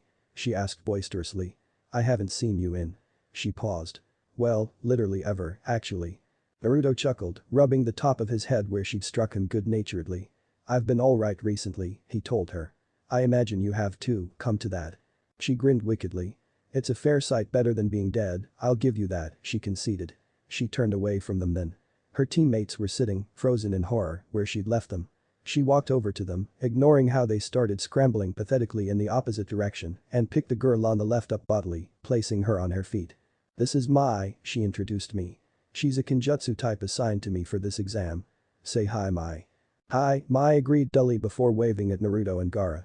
Hi. FK moved over to her other teammate and gave him a similar treatment in bringing him to his feet. This is Shigeru, she told them. Genjutsu type. Say hi to the nice Jinchuriki. Shigeru made a sort of strangled choking sound. Naruto responded with an easy grin. Nice to meet you too, he said. Alright. FK exclaimed, clapping her hands together excitedly. Now that the introductions are done. What's the plan? We're working together, Gaara told her. The plan is to set up a base camp near the tower and hold positions there for the full period. It'll allow us to control who gets through and prevent any of the predatory teams from killing anyone. FK nodded. Sounds good. Who's going to be there? Konoha's rookies, my team and your team, Gaara told her. That is, if your team wants to work with us. FK gave him a wicked smile before turning to her teammates. Well, you two? She asked coolly. Are you with us, or? Yes. Both her teammates said in unison before she could fill in against us. Good, she said, turning back to Naruto and Gaara with a wide smile. I'm looking forward to working with you too. Her smile faded slightly and a dark shadow seemed to pass over her eyes as she added, and your team, of course, Naruto-kun. Shit, Kurama said succinctly in the privacy of Naruto's mind. It won't be a problem, Naruto reassured him. We won't let it. Sasuke led his team down into the clearing where Shikamaru had called Team 10 to a halt. Ino and Shinji tensed at their arrival, but Shikamaru had clearly been expecting something of the sort. He nodded in Sasuke's direction in greeting as the team walked over. Uchiha-san, he grunted. You made it. Sasuke shrugged. Got held up by the problem of not being an Aburam. Damn shame, said Shikamaru caustically. I'll take over squad leadership, you need to hurry. Sasuke blinked. Hurry? Where to? What's the rush? Little Red needs backup, Shikamaru said casually, pointing in a direction behind him. Heard her on my way here. There was a moment of silence. Sasuke cocked his head. Who? Shikamaru put a hand to his head and massaged his temples exasperatedly. Karen? He asked tiredly. Sasuke blinked. Then his eyes widened. Right, he said. She needs to not die. He turned to his team. Shikamaru's in charge, he said. Shino guides them back to Naruto and Gaara. I'll catch up. He leapt away in the direction Shikamaru had indicated, ignoring Sakura's call of how will you find us? From behind him.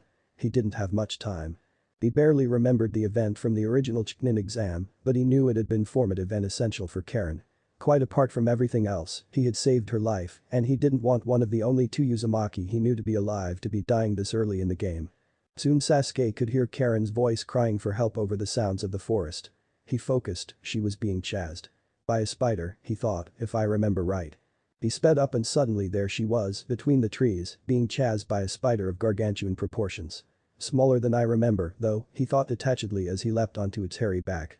With one fluid motion he bit his right thumb and swiped the bleeding prick over the seal Naruto had placed over the underside of his left wrist. The feeling of the pocket opening in his arm was slightly uncomfortable, but he ignored it in favor of reaching for the hilt contained therein. Out came Kubikurubjim, swinging upward and outward from its seal on his left to the air on his right. He let its momentum carry him off of his feet as it spun, almost lazily, in a great arc coming downward. It met the chitinous carapace with a hybrid sound halfway between that of splitting flesh and breaking bone. He levered himself with the blade until it came free on the other side of the beast, and he was flying into a tree on the side that had originally been his left, feet first. His sandals met bark, and he quickly propelled himself in a flip, landing on the still shrieking spider's carcass with both feet in unison, sword still out and ready. The spider collapsed under him, its wailing dying down. He kept his footing as he flicked Kubikurubjim hard to clean the gore from it. Once it shone once again, he sheathed it as before in his seal, which closed back around it. Only then did he turn. Karen, younger than he remembered, stood shaking with her back to a tree. She had a kunai in her hand, but it was not pointed at anything in particular. By her white-knuckle grip, he guessed she held it more for comfort than for anything else. Her red eyes were wide behind her glasses as she stared up at him in awe. Her headband was one of Kusa. He'd forgotten that part. He wondered if she was already one of Orochimaru's plants. "You alright?" he grunted finally.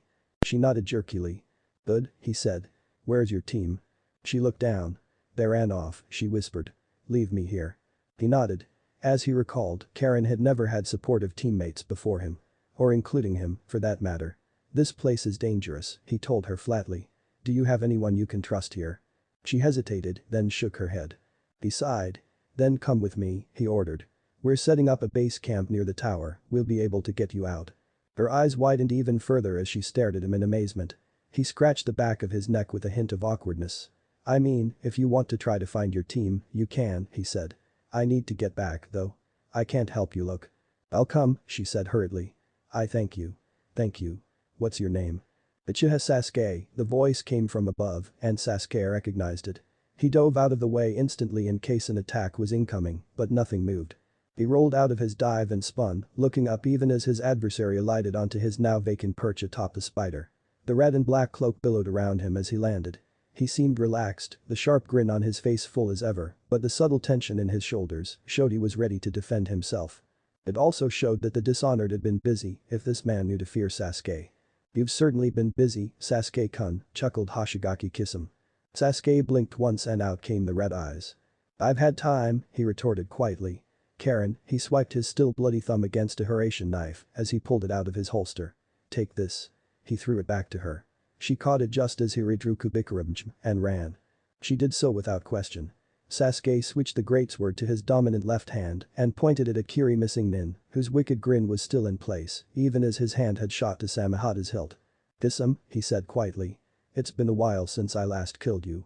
It was bullshit, of course. Sasuke knew perfectly well that Kisame had been killed in Kumo shortly before the outbreak of the war, and Sasuke had never even seen his reanimation later on. Kisame, however, lacked such details, and by the sudden jumping of a nerve in his face, Sasuke knew he got inside the man's head. "Ha!" Kisame chuckled, "You think I'm scared of a little kid?" Sasuke gestured with his blade. "I hope not," he said, blinking to enhance his Sharingan to the Eternal Magicum. "It'll make this so easy if you underestimate me, and I'm on a schedule." Kisame had not met his eyes yet, unfortunately, so Sasuke couldn't take him out that way. "Unfortunately," Sasuke-kun said, "I'm on schedule too, so I can't take the time to play ninja with you right now." "Oh?" Sasuke asked caustically. "So I'm not being asked to babysit by my brother's pet fish?" That struck a nerve, and Kisame's grin faded and his body tensed at once. He gnashed his sharp teeth. "Ooh, so the little boy thinks he's ready to play hardball," the Hoshigaki hissed furiously. Sasuke rolled his eyes. "Someone needs to get thicker scales," he grunted. Samehada burst from its bandages as Kisame swung in fury. "Good," thought Sasuke coldly as the Sharingan seemed to slow the world down. "He's not thinking straight. I can take this one." He brought Kubikurubjim about to block the sword. He swung it around in an arc to his left even as he jumped to his right. He spun as he did so, swinging Kubikurubjim about such that the flat of the blade scraped against Samehada's scales as the dull edge of the sword rushed up to Kisame's face. Even as the Hoshigaki ducked to avoid the strike, Sasuke had completed his turn and his eye was on the missing Nin again. It narrowed. Amaterasu. Suddenly Kisame was gone, pulled out of the way by someone else, and the ground was burning with black fire. Sasuke looked up, his eyes whirling, and there was Kisame, looking furious and being held by the collar. The man holding him studied Sasuke's face with eyes as red as his own. "Hello, little brother," said Uchiha Itachi. "Well, now I can't do a damn thing," Sasuke grumbled. "Where the hell are you, Naruto?" Sasuke nodded at his brother. "Ani-san," he said. "How have you been?" Itachi's face did not shift much, but Sasuke knew his brother and the hint of surprise did not go unnoticed. "I have grown stronger since I killed our family." The bait was so painfully obvious Sasuke couldn't help but snort. "Have you ever been an Avenger, Ani-san?" he asked flatly. "No, of course not, stupid question." He twirled Kubikurubachim in his hand. "It's kind of a shit way to live," he said. "You deny yourself happiness for a lifetime for the promise of closure in your past. Then, when all's said and done, you don't even get that. Let me put it this way, Ani-san. We're on our way." Kurama's telepathic call relieved Sasuke, but he didn't let it show. "Don't warp out immediately," Sasuke responded. "Get in here to help me spook them, we'll head out after that. When you made me hate you to give me a reason to be strong." Sasuke continued, his voice sharpening slightly at Itachi's widening eyes. "You did the wrong thing." And then Naruto was beside him, having come through the other Hiraishin knife in Sasuke's holster, and his comforting presence quieted the vestigial fear that made the Uchiha's heart race. "If I have strength," Sasuke said, his eternal magicum glaring into Itachi's weaker eyes, "it's because I have rejected your gift." He sighed then and closed his eyes. When they opened again, they were black. "I forgive you," he said softly. "Come home." He turned to Naruto. "Akatsuki's interfering in the exams," he said ironically. Naruto nodded, looking over at Itachi and Kisame. "Yeah," the Uzumaki muttered, "I got that." And then they were gone. Then they were back and there was a knife in Sasuke's face. "I really want to kill you right now," FK said conversationally. "FK," Naruto's voice was low and dangerous.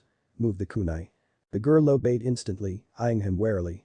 She hadn't seen him angry before and it was probably startling her. "Well, you were right," Kurama grunted, trying to lighten the mood.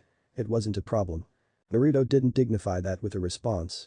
He let go of Sasuke's sleeve and turned to face him. "Sasuke," he said flatly.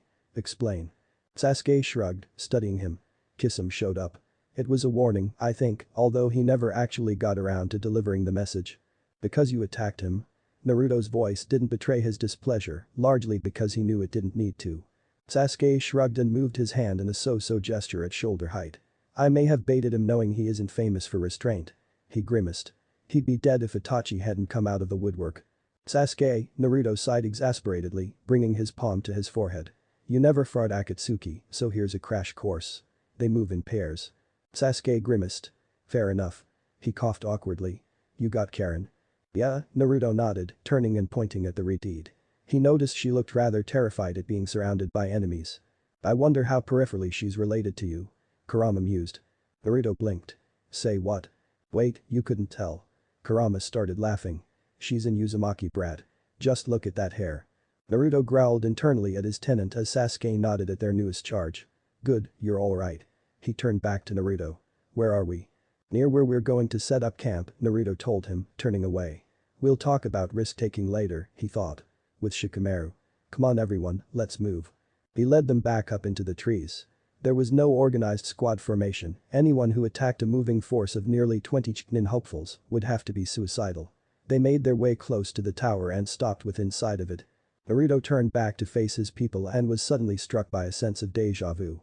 16 genin against a forest of hostiles, he contemplated. It's a start. "It's not a village," Kurama warned. Naruto smiled. "Not yet." "Alright, everyone," he said aloud. "We're making camp here. Team 10 and Team Suna, you're in charge of making shelters. Team 8, I want a notification perimeter set up at least 50 meters out. I want to know the moment anyone comes within that area. Team Taki and my Team 7 will set up traps. Get to it." He turned to Karen, who was staying close to Sasuke and seemed to hunched in on herself in the hopes that she would escape notice. "Karen's your name, right?" he asked gently. She nodded jerkily. There was a hint of confusion in her eyes, however, and she asked, "How did you know?" "I never told Sasuke-sama." Naruto looked at Sasuke. "This is his problem," he told Kurama flatly. "I'll tell him as much," Kurama agreed. "I heard him say it," Naruto shrugged, "because it was true. Anyway, you just sit tight. We'll get you a shelter and if your teammates show up and you want them to, they can join you here." Otherwise, we can get you to the tower whenever you're ready to call it quits, or we might be able to get you scrolls near the end of the testing period. He grimaced embarrassedly. We have to put the full teams first, you know. 2 scrolls get 3 of them through, but only 1 of you. Perrin nodded gratefully. That's fine. Thank you. I thank you. She ducked her head and turned away. I didn't know Konoha shinobi were so. Naruto snorted. Not all of us are, he told her. Konoha's not much better than any other hidden village. I like to think it is at least a little better, but what do I know? He shrugged. We do what we can. This isn't a great world to live in, but it's the one we got, and we can try to make it better. He turned to Sasuke and Sakura, who were watching him, Sasuke impatiently, Sakura contemplatively. Well? He asked. Those traps won't set themselves up. FK. Get over here. Chapter 40. Refabrication. So let me get this straight. Shikamaru looks serene as a still lake if the calm water happened to be full of sharks. Itachi and Kisame are here. Naruto nodded. Orochimaru hasn't shown up. Naruto nodded. Akatsuki knows about Sasuke's time shenanigans and by extension, yours, Shino's, and mine. Naruto nodded. Probably the Jinchurikis too, after Gaara's stunt and Nami. Naruto nodded. And we're babysitting an entire forest full of genin. Naruto tilted his hand back and forth in a so-so gesture. Not all of them need babysitting. Shikamaru breathed a thin sigh through his nose. Naruto, this is bad. Naruto nodded. No, I don't think you get it. Shikamaru said flatly. Naruto nodded. Naruto. Naruto cocked his head. This is bad. Naruto nodded. Shikamaru stared at him for a moment before throwing his hands up in the air. Sasuke. He called. Get over here. I need someone who isn't rubbish at tactics. Naruto nodded and left Team 10's shelter. Each 3-man squad had its own ramshackle structure to call home in the little encampment. Shikamaru had turned his teams into a makeshift command center, complete with a map of the forest on the wall, as well as another of the elemental nations. He told Naruto that he was using it to track the ways this exam might shift the hidden village's alliances, but Naruto privately thought it just reminded him of the old war room. Sasuke entered the shelter with a nod to the Jinchuriki just as Naruto left. Naruto smiled as he took in the gathering of huts. It's not a village, he thought, but it's something. And Naruto-sama. Karen's voice came from his right. He turned to face her. She was practically pressed up against the wall, clearly still nervous. I don't have a shelter. Naruto nodded. Right, he said. With a quick cage bunshin, there were 5 of him. His 4 clones immediately leapt into the forest. It'll be smaller than the others, he told her, since you're only one, but I'll build you one. It should be ready in just half an hour, probably. My clones I'll be back with materials soon and they'll set it up for you. She smiled at him gratefully. Thank you, Naruto-sama. He rubbed the back of his neck embarrassedly. And, oh, you can cut the honorific if you want, he said. If I'm in charge, it's because I'm good at it, I don't need lackeys, just friends. She ducked her head. Oh okay, Naruto-sam Naruto-kun. Sorry. He grinned at her. Don't apologize, it's fine, he said. It's not so much that I mind being called Sama, I just don't like feeling like I'm making people do it. He shrugged. Anyway, my clones will get that shelter set up. Just sit tight. He turned away and moved on. Shino. He called to the Abiram, who was playing sentry in a bough above the encampment. Any sign? Nothing approaching, Shino responded. You should be aware, however. One team has set up a hidden encampment on the other side of the tower. I discussed this team with Shikamaru-san earlier, he flagged them as potential predators. They are from AIM. All members wear rebreathers and bodysuits. Naruto nodded. I remember them, he said. They'd fought last time. We should take them out before they can take out any others. Keep me posted, if a potentially deadly fight breaks out anywhere in the forest, I want to know immediately. In that case, you should not deploy to the AIM team, Shino suggested. Not personally. Perhaps Sasuke-san would be a good substitute. Naruto nodded.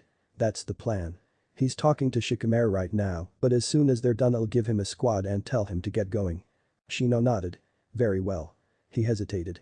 The team from Kusa not Karen-san's team is demonstrating aggressive behavior. They appear to be stalking Konoha Team 9. Naruto shrugged. Those 3 can handle themselves. Shino looked at him. This is the team from Kusa. Naruto frowned. Then his eyes widened. He whirled. Gaara. He barked. Take your team and neutralize the same team on the other side of the tower, now. Be non-lethal. Shino can give you coordinates and take Kiba if you need a tracker. Kiba follows Gaara's lead.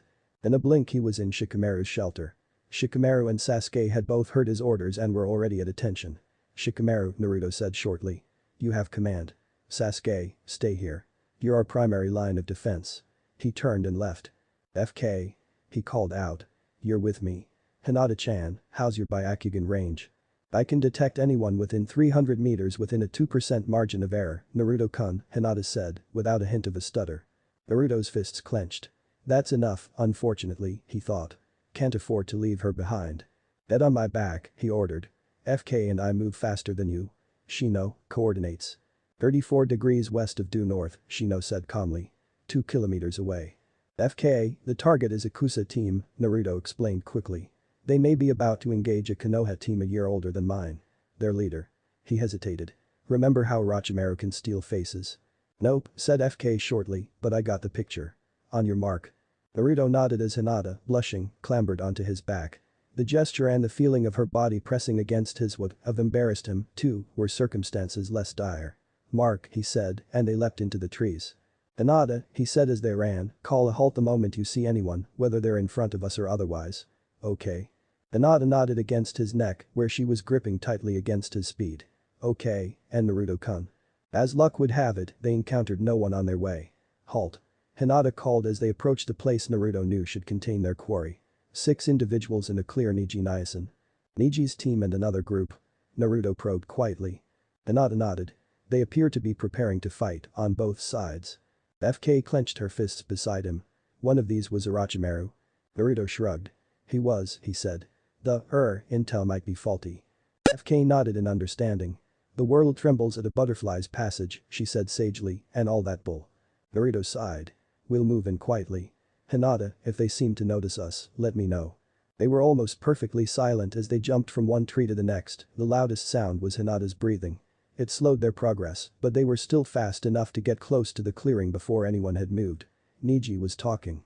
Your surprise attack failed, he said coolly, as it should be.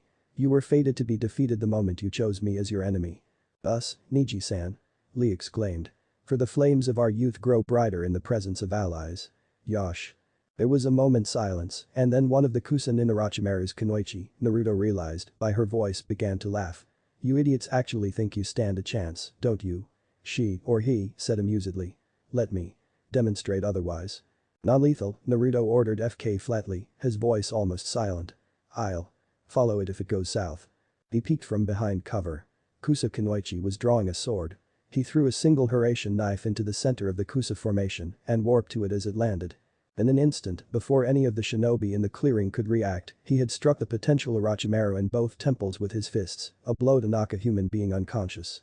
It might not work if she was Orochimaru, but if she wasn't it would take her out of the fight. He turned on his heel to face the other Kusa shinobi, who were still in the process of widening their eyes. He brought his hands up, grasped both of their heads, and brought them together with a sound vaguely reminiscent of coconuts. They both fell unceremoniously. He turned back. The potential Orochimaru was still on the ground. He knelt, checked her vitals. She's unconscious, he said, mostly for FK's benefit. Neutralized. He checked her bags. Earth scroll, he said, pulling it out. Do you need Earth, Hinata-chan? Hi, Naruto-kun, Hinata stuttered distractedly. Right, Niji. Naruto stood up and handed the scroll back to Hinata. Well, that's that. Hey, guys. Yosh. Lee said in excited admiration. Your youthful courage knows no bounds, Naruto-san. You leapt among them and stopped them in their tracks before they could even respond, without resorting to any cheap tricks beyond speed. Naruto chuckled embarrassedly. Better not tell him Hiraishin is an ninjutsu. Yeah, they weren't too dangerous. I'm sure you could have taken them. Niji stepped forward, his eyes blazing. Then why are you here, he asked coldly, taking the scroll which should be ours. Naruto blinked. Fair point, actually. Do you need an Earth scroll? We can get more. Niji gritted his teeth. No, we do not.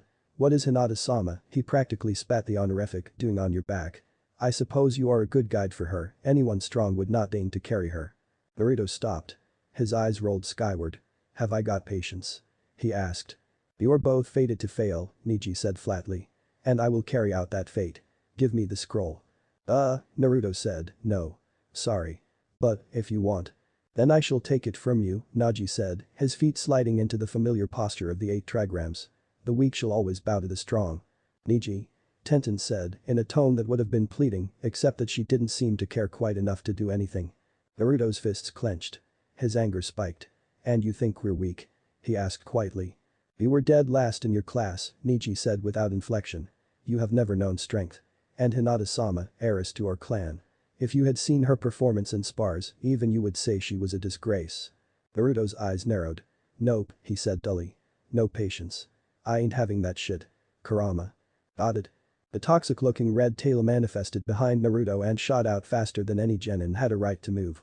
Neji, not expecting the attack and unable to track the non-physical projectile with his Byakugan, barely had time to widen his eyes before it smacked him upside the head. It didn't hit him hard enough to knock him out, just knock him down. Ha! He snarled, scrambling to his feet as his teammates made ready for combat. Is that the best you can? Nope, Naruto interrupted from behind him, warping to the Hiraishin knife the tail had been carrying and knocking the Hyuga out with a fist to the scalp. He immediately warped back to his original position, bringing the knife he just used back with him to avoid retaliation by Tenten or Lee. For a moment there was silence as Lee and Tenten glared at him across the clearing. Naruto shrugged. Look, he insulted Hinata-chan, he'll be fine. Should wake up in about an hour. Tenten, you can be in command, since you're actually kind of stable. Tenten sighed. He's our only recon option, she said ruefully. We're going to be flying blind now. How to be youthful. Lee exclaimed, seeming to finally find words with which to respond. You struck at a fellow Konoha ninja. Naruto glared at him. He was insulting Hinata-chan, and I'm not in the best mood, alright. He sighed, his face smoothing. Hinata-chan has plenty to deal with without his bullshit. Tell you what, several of the other teams have a base camp near the tower. We're working together to get scrolls and make sure no one dies. You can come and join us, if you like. I can get us there quickly. Lee's face changed completely. Collaboration, even in the midst of competition. He cried exuberantly. Yosh. This will fan the flames of our youth. Tenten introduced her palm to her face. Is Neji going to be a problem for you? She asked. Naruto snorted. I actually kind of like the guy, he admitted. Or I would if he ever stopped bending over for fate or whatever. It's kind of a sore spot. Tenten nodded sagely. Sucks to suck, doesn't it? She agreed. Neji isn't exactly sympathetic to people's flaws. Except his, Naruto grimaced. Which is kin to the problem. But no, I and everyone else in camp can deal with his crap. Especially once he realizes and he will that he's actually kind of weak compared to some of the other genin working with us. Lee struck a pose in his excitement. Yosh. You are working with other shinobi stronger than Neji-san? He asked. Who might they be? Naruto shrugged. Sabaku no Gaara, he began, counting off his fingers. Nambi no FK say hi, FK. FK leapt down into the clearing and waved at the other two. Lee waved back with a grin. Shikamaru, Sasuke, and Naruto continued. They could all wipe the floor with Neji if they wanted to. Hell, Gaara's siblings might manage it too. And you, Naruto-kun, Hinata murmured from his back. Don't forget you. Naruto coughed embarrassedly. Yeah, let's not talk to Neji about that one, he suggested. What with me being dead last, it might cause problems. Tenten shrugged.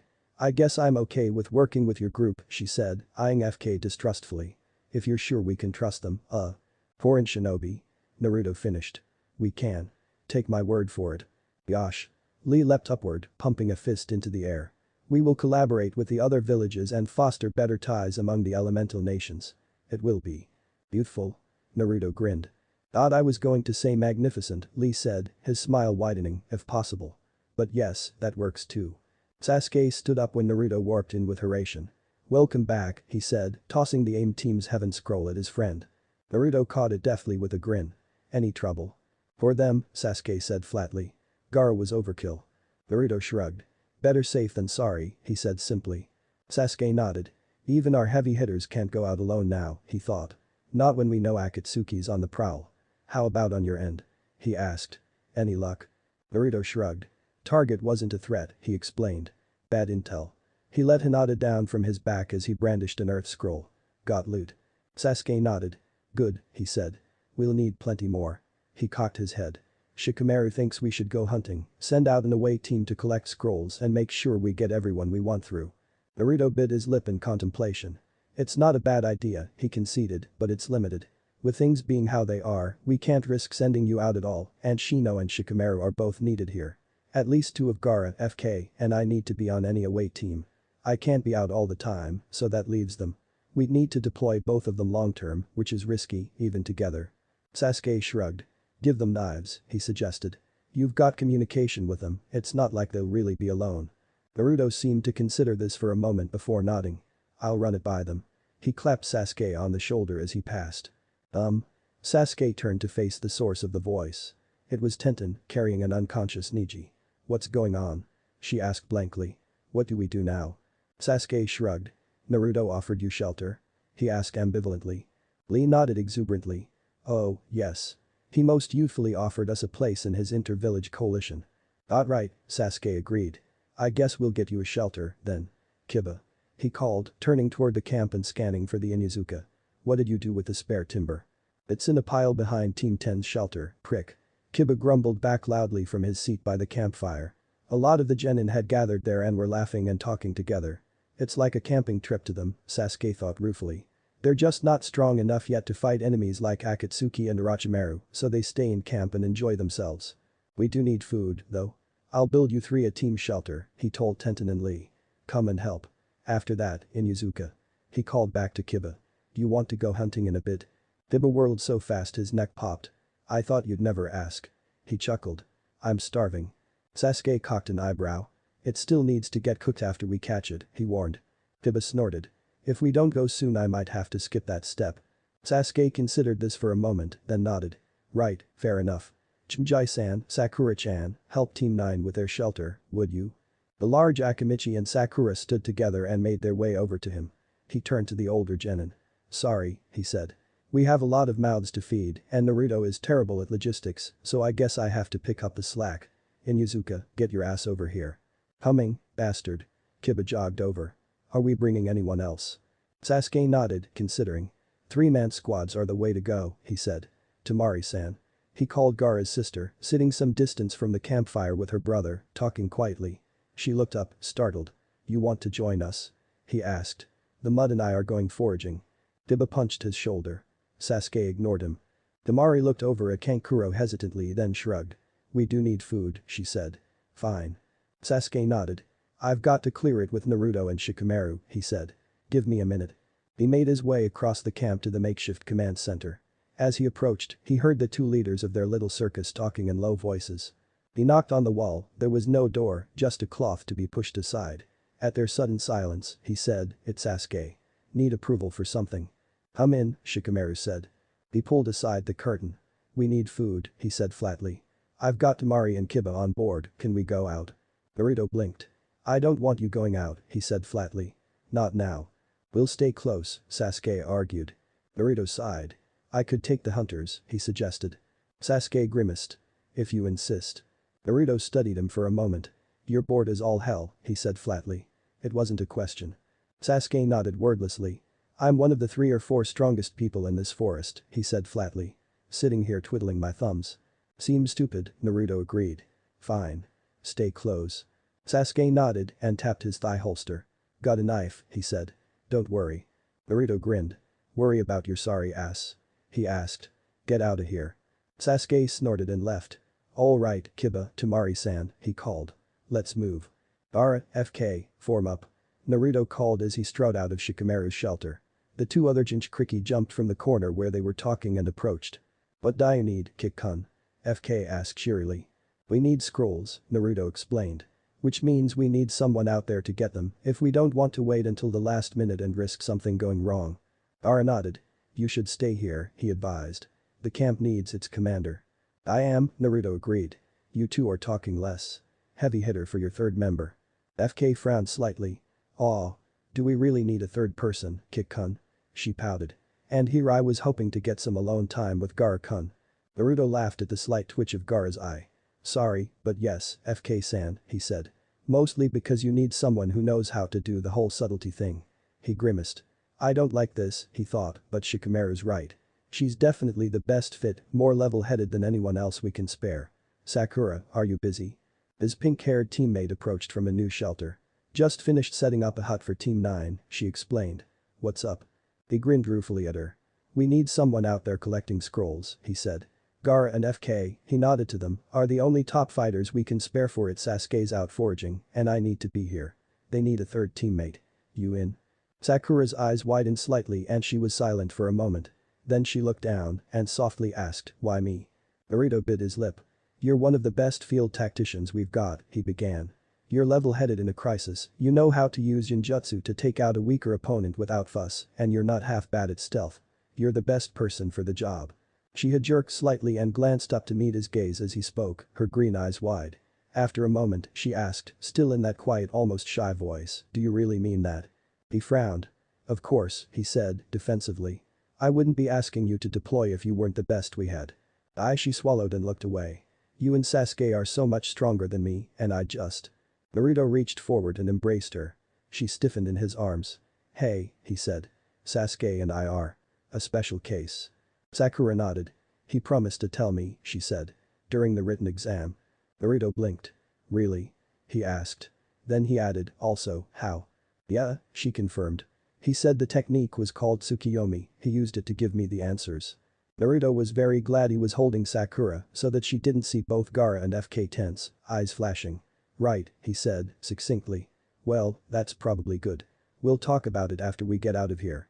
"But Sakura-chan," he pulled away from her, his hands on her shoulders, and looked into her eyes. "We've made it a lot harder for you," he told her. "You don't have teammates to judge your strength against, which makes it so easy to either get complacent or give up." He smiled. "You've done neither. If you fought any but a few of the people in this clearing, I'd bet on you." She stared at him. "Really?" He nodded, still smiling. "Really?" He stepped away and studied the inter-village squad. "Trust each other," he ordered. "Gaara, FK, you know each other. Get to know Sakura-chan, too, while you're out there. I need you three cohesive, or this won't work." FK grinned. "I'm looking forward to it." She cheered.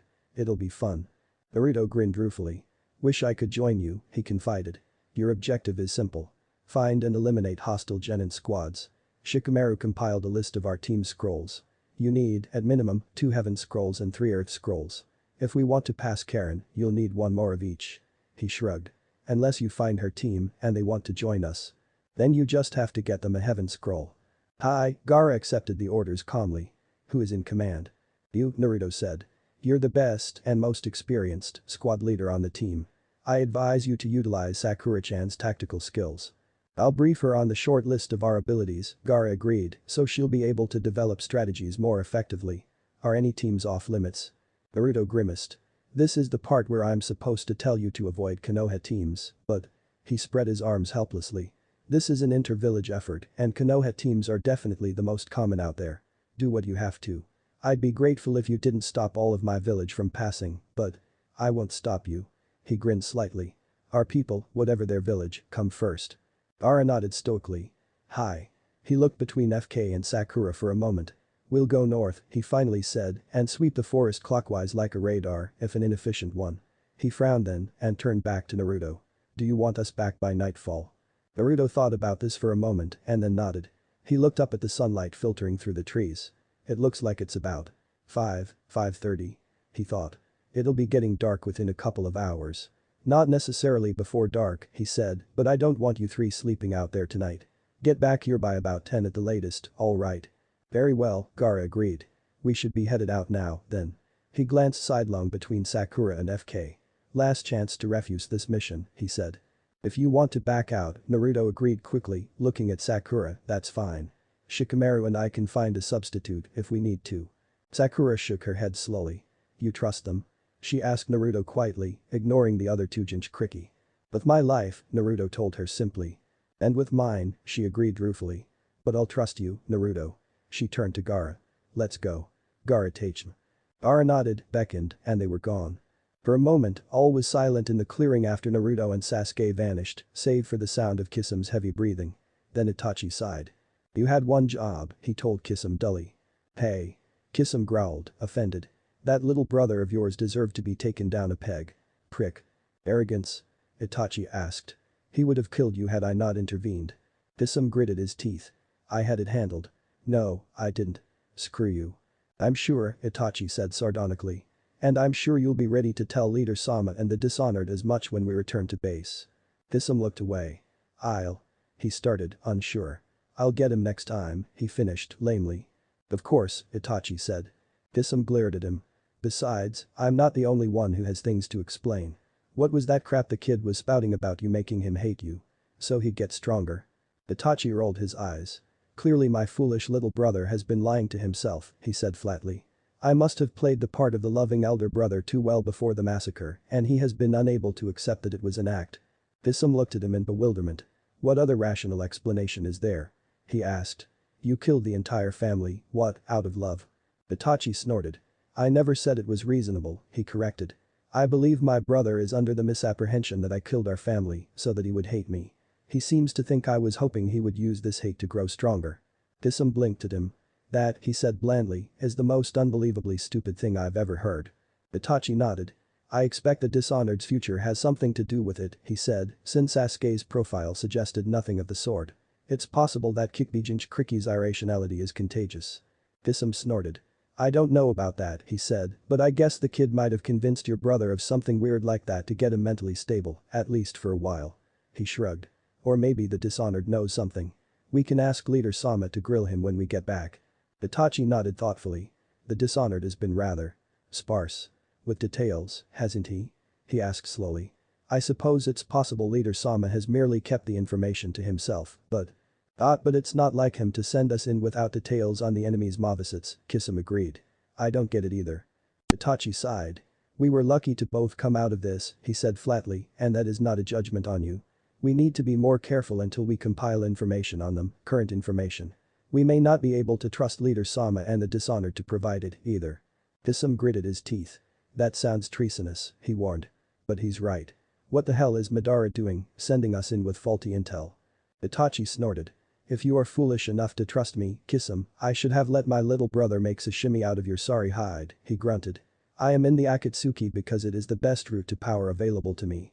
The moment it stops being in my best interests to serve Leader Sama, I will leave. Kisum growled slightly. Uchiha, he said warningly. I'm not standing for much more of this.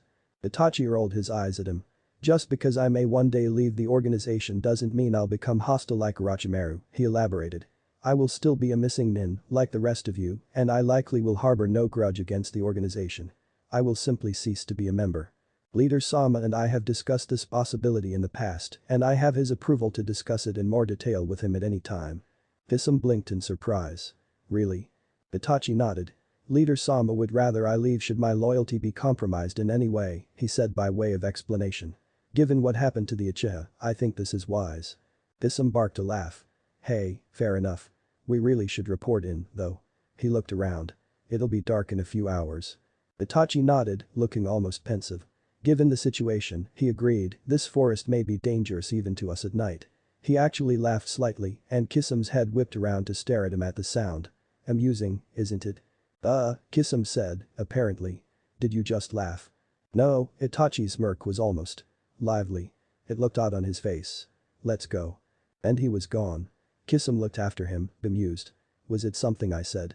He asked himself, then frowned. Or something the kid said. Then he shrugged and grinned. I guess it is funny, he said, chuckling, Itachi's little brother from the future doesn't hate the man who killed his family. Ha! He gave a single bark of laughter. What a damn joke.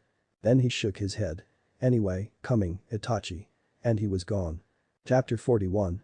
Recollection. Gaara called a halt suddenly enough that Sakura stumbled slightly as she landed on the bough beside him. He caught her arm wordlessly and steadied her as FK landed on his other side.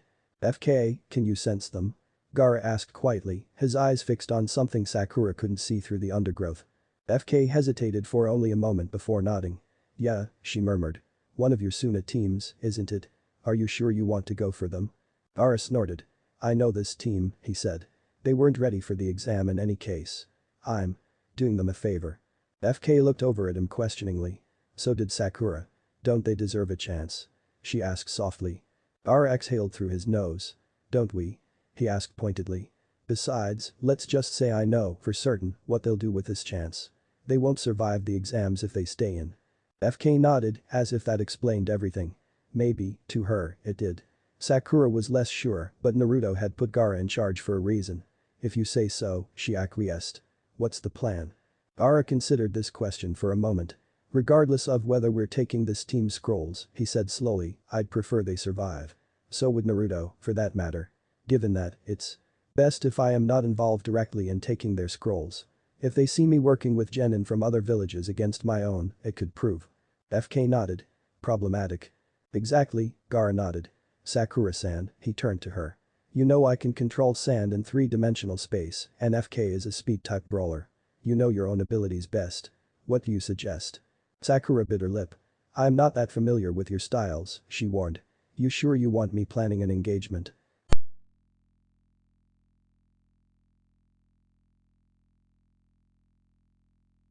And I'm garbage at the whole planning thing, FK said cheerfully. My job is to hit things until they die. Sakura closed her eyes. Alright, she said slowly. Give me a minute, then. Are there any other parameters I need to keep in mind? Ara considered this. It would be ideal, he said, if FK and I had to show as little of our power as possible. We are important pieces in the coming war. Sakura's eyes flickered open at that. She swallowed, throat suddenly dry as she stared at the redeed. War.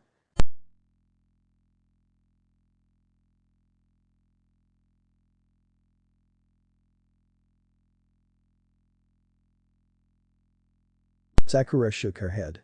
What war? What are you? Ara shook his head, watching her struggle. Don't think about it, he said calmly. I should not have said anything. He paused, hesitating.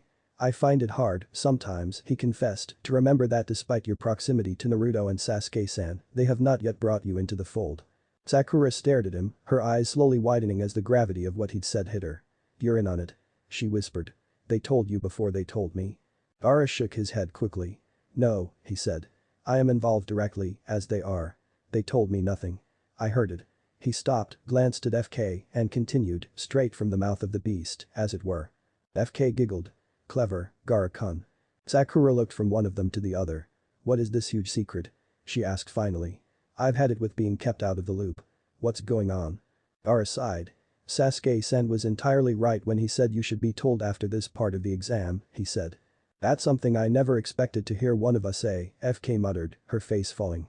Uchiha Sasuke is right. What a joke. Ara glared sharply at her. You aren't required to like Sasuke-san, he said flatly, but were it not for him, I would be missing vital information and Naruto would be operating alone. I don't like him either, but he's earned our respect. Respect, FK spluttered indignantly, Uchiha Sasuke. Enough. Gaara's hiss was cold and razor thin. We will talk later. Sakura-san, I implore you, have patience. FK-san, his eyes were dark as he studied her. Control yourself.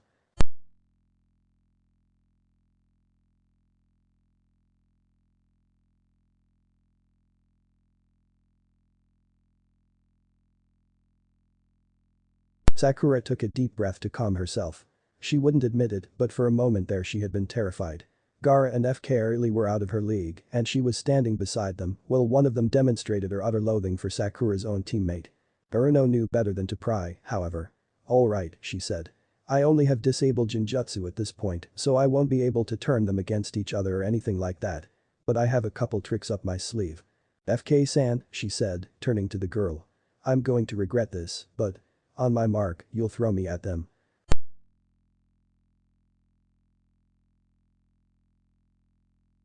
R rolled his eyes.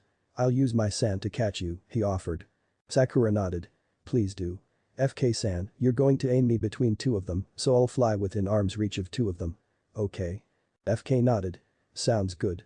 Ara-san, Sakura continued, turning to him, you're going to catch me, yes, but you're also going to prepare a disable on the one I'm not getting thrown at. I'm casting a Jinjutsu at all three, if it doesn't catch, you're responsible for disabling him before he kills me. Ara nodded. Understood, he said. You will be safe. She smiled at him. Thank you. FK-san, you're responsible for the other two. I'll cast them on them when I touch them as I go by. If it doesn't catch, you'll have to show to disable them, which is why I cast my Jinjutsu on the last one. FK grinned. So if you fail to hit them hard enough over the head with your brain, she clarified, I show up to do it with my fists. Sakura nodded wordlessly. Great. FK chirped. I can do that. I like working with your plans, Sakura-chan. They're a lot of fun. R rolled his eyes. I assume we'll come from behind them.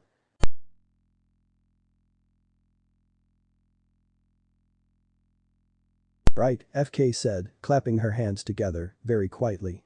Let's do this. They moved quietly into position. The three Sunagenin were moving, but they weren't running, they rather trudged on, watching the area around them for any sign of attack.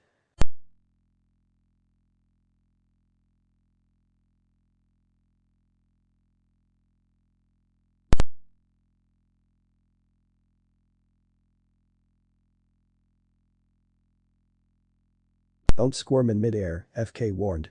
It'll throw off my aim. Got it, Sakura murmured, watching her targets. For the moment they marched in a triangle with two in front and one behind. There. One of the foremost members had slowed down to walk with his other teammate. That was her opportunity. In a sound barely distinguishable from the rustling of leaves around them, Sakura hissed Mark.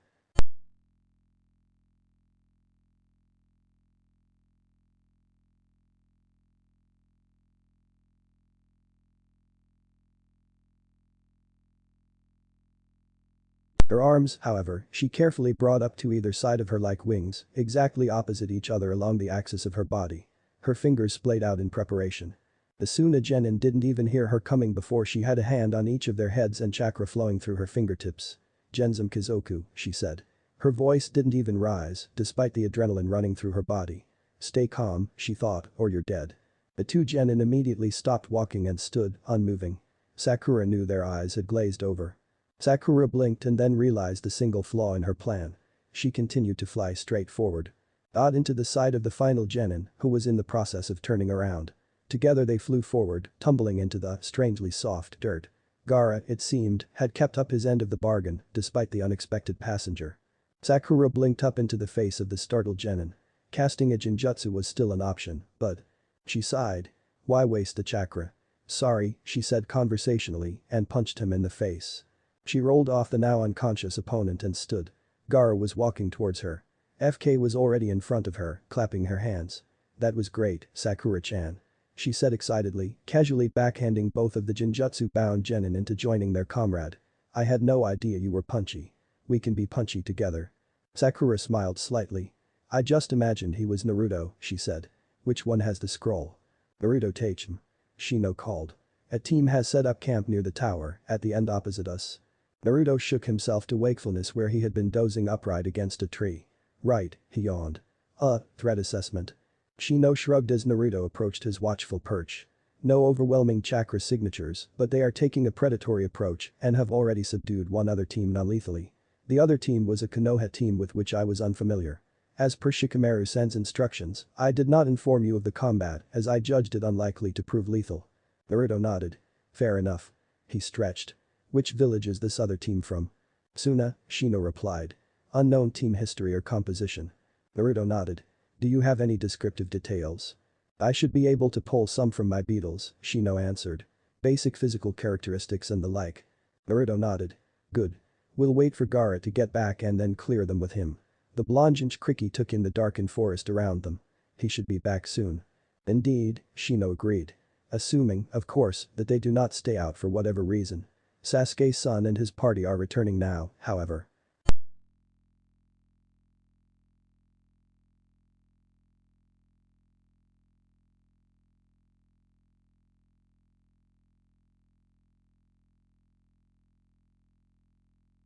Shino pointed. Thanks, Naruto grinned. I'll go meet them. And with that he leapt into the trees. Soon his ears picked up the sound of Kiba's unmasked footfalls ahead of him. Oi! He called. Sasuke. Kiba. Temari-san. Sasuke landed in front of him. Naruto greeted and threw a dead bear at him. Naruto caught it in one hand and quickly sealed it away. Bear? He asked, eyes half-lidded as he watched Sasuke. Why do you do this to me, Sasuke? Bear tastes like old leather. Sasuke rolled his eyes. It's about 100 times easier to clean and cook one bear than it is to clean and cook 200 rabbits, he said. And since you never prepare your own damn food. Naruto grinned cheekily. I thought I'd show the others some mercy, Sasuke finished as Temari and Kiba landed beside him, since I'm sure as hell not preparing for it either. Kiba glared at him. He was carrying 3 rabbits in one hand by their ears and scratching Akamaru's ears from his position in the Inyazuka's jacket with the other. Well, at least I got something that tastes good, he grumbled. Aw, Temari crooned. Is the little dog boy sad that he's not as good a hunter as his friend? Kiba bared his teeth at her, but she just grinned. She was carrying squirrels, 4 of them. Here, she said, tossing them at Naruto. As he caught them deftly in midair she explained, Sasuke-san said to give our stuff to you. I assume he already did. Naruto nodded as he caught Kiba's quarry and sealed it all away with the bear. Yeah, he said. I'm the team's beast of burden. Kiba snorted. Laugh while you can, dog boy, Naruto said, one brow raised. Once we get out of here, we get to the tournament part of the exams. Kiba laughed aloud. So I can laugh harder then? He asked. Once I kick your ass. Both Sasuke and Temari looked at Inyazuka pityingly as Naruto rolled his eyes. Right, he said, turning away. Whatever helps you sleep at night. Come on. As he led them back to the encampment, he asked, "You three eaten yet?" All three shook their heads. "I thought that was what we were hunting for," Kiba asked aggressively. "Probably bitter," Naruto reflected. "Over how hilariously outmatched he is," Kurama commented dryly. Naruto grinned. "Yeah, that. No one's going to want to clean and cook meat at 9 in the evening," Tamari said by way of explanation. "Not when we have rations anyway. I expect someone's going to get up early tomorrow to prepare breakfast." Naruto nodded without looking back. "I'll poll everyone tonight," he said. "See if anyone wants to and/or is good at cooking. I know I'm neither." "No, you're not," Sasuke agreed flatly. Naruto stuck his tongue out at him. "Naruto Teichin," Shino called as they arrived in camp.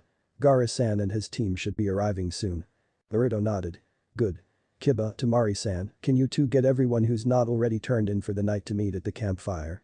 We need to talk and distribute Gaara's scrolls." Tamari nodded and left immediately, but Kiba glowered at him. "Why should I?" he asked belligerently, "and why isn't Sasuke?" Naruto blinked at him. "I should definitely have expected this, shouldn't I?" he asked eventually, not speaking to anyone in particular. "Shut up." Naruto sighed. "Kiba," he said quietly. "You know as well as I do that working together is best for all of us.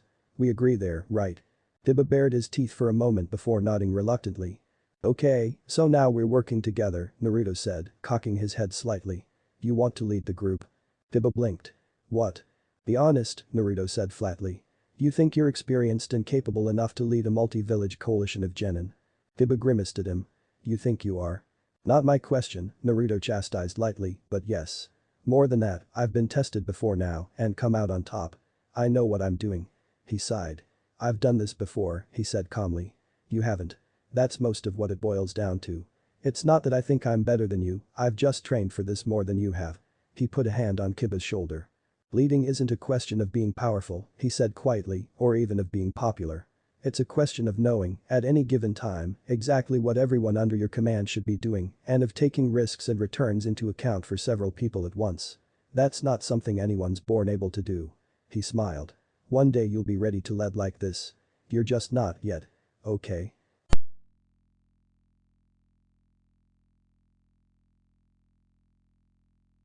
Naruto shrugged. "It's a long story," he said. "Have I been doing a bad job?" Kiba hesitated. Then, realizing Naruto expected an answer, he looked away. No," he mumbled. "Then save your problems with me and my leadership for when we're not in a forest that's out to kill us," Naruto told him, turning away. "Trust me, that's the last time you want to start leading. Sasuke, come on, we need to talk to Gaara." "I need more intel," Shikamaru concluded. "I've been going in circles." He sighed and looked down at his map of the elemental nations again. "All right," he muttered to himself. "What do we have?"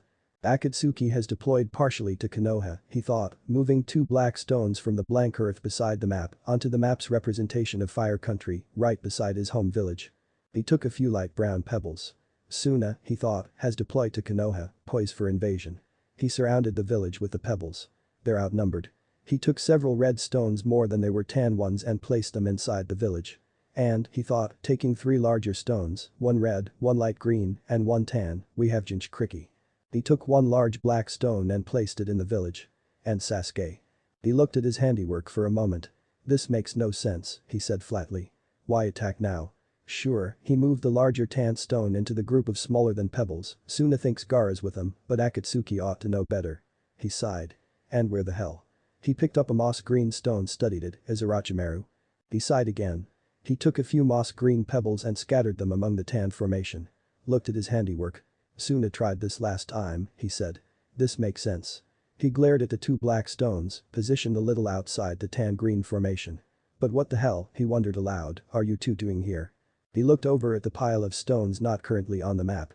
In one large group were a pile of blue pebbles with 2 larger blue stones beside it, a small group of 8 black stones, 2 slightly larger than the others, the larger moss green stone he'd studied earlier, a pile of grey pebbles with 2 larger pebbles, and 2 large brown pebbles. In another group were a small group of light green pebbles and a pile of smaller brown pebbles. He touched one of the large black stones and moved his hand over the first group. "Where are you?" he wondered. "What are you plotting?" He moved his hand over to the other pile. "And you?" he mused. "What will you do? When the fighting starts? Will you stay out of it or fight against us?" There was the sound of a throat being cleared. Shikamaru looked up and was struck dumb for a moment. It was Tamari, watching him. One of her thin eyebrows was raised as she studied his handiwork. Playing with rocks? She asked sardonically. He stood and swallowed to clear his dry throat. Planning, he said flatly. Tamari, right. We haven't spoken. No, she agreed, studying him. We haven't. Planning for what? He shrugged. Contingencies, he lied.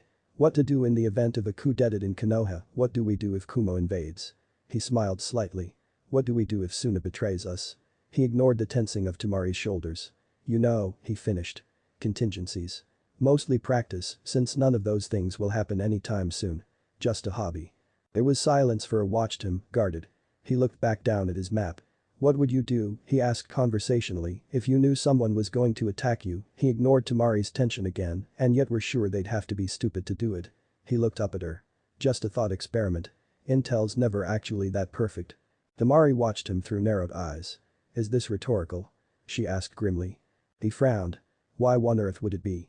He asked, carefully keeping the sarcastic lilt out of his voice. I just like getting second opinions. She watched him for a moment before saying, it depends on where we're fighting. He cocked an eyebrow. Oh? If I were fighting out in the field, she said, I'd spring the trap and turn it on them. If they were invading my home village, she raised her chin challengingly, I'd stop them before they could do any collateral damage. He nodded consideringly. Not a bad plan, he agreed. He eyed her then. You'd make a good strategist, he said. Maybe better than a lot of your village's current ones. Her eyes flashed, but she said nothing. She's such a genin, he thought, considering her barely masked mix of anger and fear. No control whatsoever. Yet. He closed his eyes, and for a moment, the girl before him was replaced with a woman. I need to not get her this angry, he told himself. Bad Shikamaru. Even if rage does suit her. Hopefully Gaara can run damage control. I've screwed up. I'm sorry, he said quietly. You seem too unhappy. Like I said, these are just contingencies, thought experiments. I'm not accusing Suna of anything. Hell, he laughed slightly. You're working with us in the Chunin exams, which is practically unheard of. I'm sorry if I offended you. He watched the tension drain visibly from her form, fighting not to show his amusement at its clarity. It's all right, she said eventually. I don't like it when people question my loyalty. Shikamaru practically winced. That's true, he thought. And this must be killing her. Outwardly, he smiled. I understand, believe me, he said. Anyway, did you just come in to introduce yourself, or was there something in particular you wanted? Tamari shook herself. Right, sorry, I got distracted. Gaara came back and Naruto-san said to get everyone together. Shikamaru nodded. Right, he said. I'll be there in a moment. He began clearing the stones off the map, carefully placing them into piles based on color. He said nothing when Tamari knelt to help him. Sakura-chan, Sasuke greeted each other as the girl and her team arrived. Gaara-san. FK-san. Welcome back. The hunt went well, I hope. Sakura and Gaara both nodded, the girl smiling at him. FK glared openly. Sakura-san developed contingencies with impressive rapidity and efficacy, Gaara told the Uchiha. You have a very talented budding tactician in your squad. Sakura blushed. It wasn't that impressive, she mumbled. You told me what needed to happen, and I figured out how. I couldn't have done it, FK told her. Well, the planning part. The punching, I can do. Actually, she eyed Sasuke speculatively, can I do the punching? Save it, Naruto said as he arrived. We're gathering at the campfire. I just put more wood on, it was going out. Gaara nodded. Lead the way, he said. Sasuke fell into step beside Sakura as Naruto led them over to the fire. You alright? He asked slowly. I'm sorry Naruto and I weren't there. She smiled up at him. It's alright, she said. It was like being a Chunin, I guess.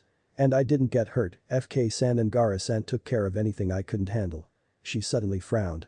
Why does she hate you so much? She asked quietly. Sasuke smiled wryly. FK-san? He asked. Yeah, she confirmed. I found out that they were involved in your big secret and they started talking about you. Gaara said you deserved respect. She, disagreed. He snorted. I'm inclined to agree with her, he said softly, although I'm grateful to Gaara and Naruto for everything they're doing. He noticed her displeasure at being left out and smiled at her. I'll tell you soon, I promise, he said. Just a couple more days. She nodded. Thank you. They sat down, side by side, on a log by the flames. One by one the rest of the genin filed into the group, with a few exceptions. Lee had already gone to bed. His early rising schedule meant that he tended to turn in earlier than most. Both of FK's teammates had apparently done the same, although Sasuke suspected they were hiding in their shelter, afraid to come out. Naruto stood in the center of a ring of genin, silhouetted against the flames. "Alright," he said once everyone had arrived. "That's the first day, done. Congratulations to everyone on surviving. Here's what we got done today. We organized, made camp, and fortified. Sasuke and his squad went out and got us fresh food for tomorrow. And, most importantly, Gaara took a team and gathered scrolls for us." Gaara stood up. "I took a three-man squad consisting of myself, FK-san and Sakura-san," he said. "In our expedition we were able to acquire 2 heaven scrolls and 1 earth scroll." "Thank you, Gaara," Naruto said. Gaara nodded and sat back down. "In addition," Naruto said, "I subdued a team while I was out finding Konoha Team 9 and acquired their earth scroll. This means that, as of today, we can pass 4 out of the 6 teams here. Parent-san, of course, also needs both scrolls, so if we want to pass everyone we'll need to either find her team or acquire 4 more scrolls in total. 3 earth scrolls and 1 heaven scroll. Team 7 and I will stay in this forest until, at the very least, all full teams have passed, and if we have time we'll get Karen through as well. But I'm not going to try to keep everyone here," Naruto continued. "At this point, we can send 4 teams through. I hope you all want to stay and help, but if you don't, I understand. With that in mind, anyone who wants to get out of this forest now, take a moment to confer with your teams." There was a general shuffling and murmuring as various teams gathered and conferred. Very soon, however, Neji stood up. "My team will leave this forest," he said flatly. Naruto cocked his head. "Does your team agree?" he asked, and Sasuke knew he wasn't imagining the hint of sarcasm. "Lee's asleep," Tenten said, rising. "And Neji didn't talk to me, but I'll stand by it. Lee would probably want to stay, but he's outvoted." Naruto nodded. "Very well. Please go wake him up, Tenten-san. I'll escort you to the tower myself as soon as we're done here." "We're perfectly capable of reaching the tower on our own," snarled Neji. "I'm going to be making sure you go straight to the tower," Naruto said flatly, "because if you're leaving early, I'm at least going to make sure you don't take any more scrolls out of circulation before you do." "You think," Neji started, but Naruto interrupted him. "Sit down, Hika," he said coldly. "You and your team have contributed exactly nothing to this coalition, and yet you have the gall to demand one of our scrolls. I'm going to give it to you, but how I do so isn't up for debate. Is that understood? What authority do you think you have?" Neji hissed, and Sasuke ran out of patience. He stood in one motion and unsealed Kubikurumji. "Permission to demonstrate your authority by proxy, Naruto?" he asked amiably, his eyes fixed on Neji's stiff form. Naruto threw his hands in the air. "Denied," he said. "Neji, you keep talking shit, you gon' get hit. I'll do it personally, though. I suggest you close your mouth and sit your ass back down before I sit it down for you. You think you're strong enough to?" Neji began. Naruto moved like a train and hit Neji like a train wreck. He went down. "Kami above," he muttered. "The hell am I supposed to do with people like him?" "I got Lee," said Tenten, coming back to the group. Did Neji shoot off his mouth again? "Bite the hand that was feeding him," Naruto muttered. "I'll carry him. Anyone else want to leave?" "Don't worry," he added, "I won't hit you for it." No one moved. Naruto nodded. "Great," he said. "I'll escort Team 9 out of the forest soon. One last thing, we need some sentries at night. I'll take the first shift, but I want 4 shifts, 2 hours each. Who wants the others?" "I'll take one," Sasuke offered as he sat back down. "Alright," Naruto nodded. "Also, can anyone cook and does anyone want to?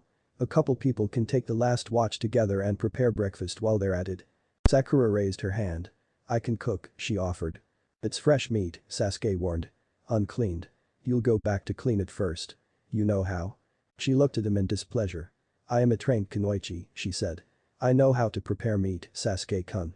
He raised his hands in surrender. "Right, sorry, didn't mean to imply otherwise," he said. She chuckled. "It's fine. I'll need some help if there's a lot to prepare." "I see can help," Hinata spoke up with a slight stutter. Naruto nodded. "Thanks, Hinata-chan," he said. "Alright, the 2 of you will be 4th watch. I'll be the first to watch."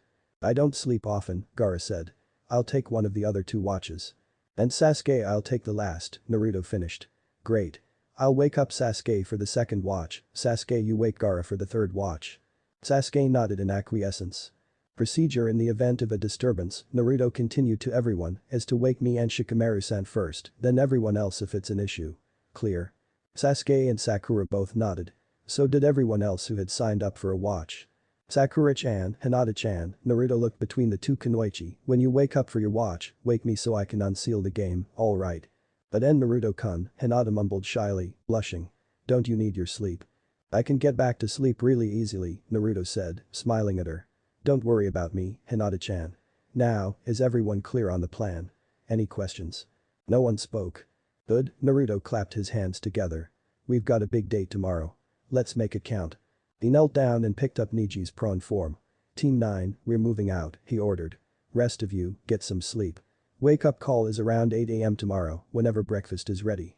It's about 11 now, so you've got 9 hours. Take him. He nodded to Tenten and Lee. Let's go. And they were gone. Chapter 42. Reopened. The appetizing scent of meat on a makeshift grill gently woke Sasuke the next morning. For a moment, he didn't twitch. His eyes moved lazily behind closed lids as he slowly breathed.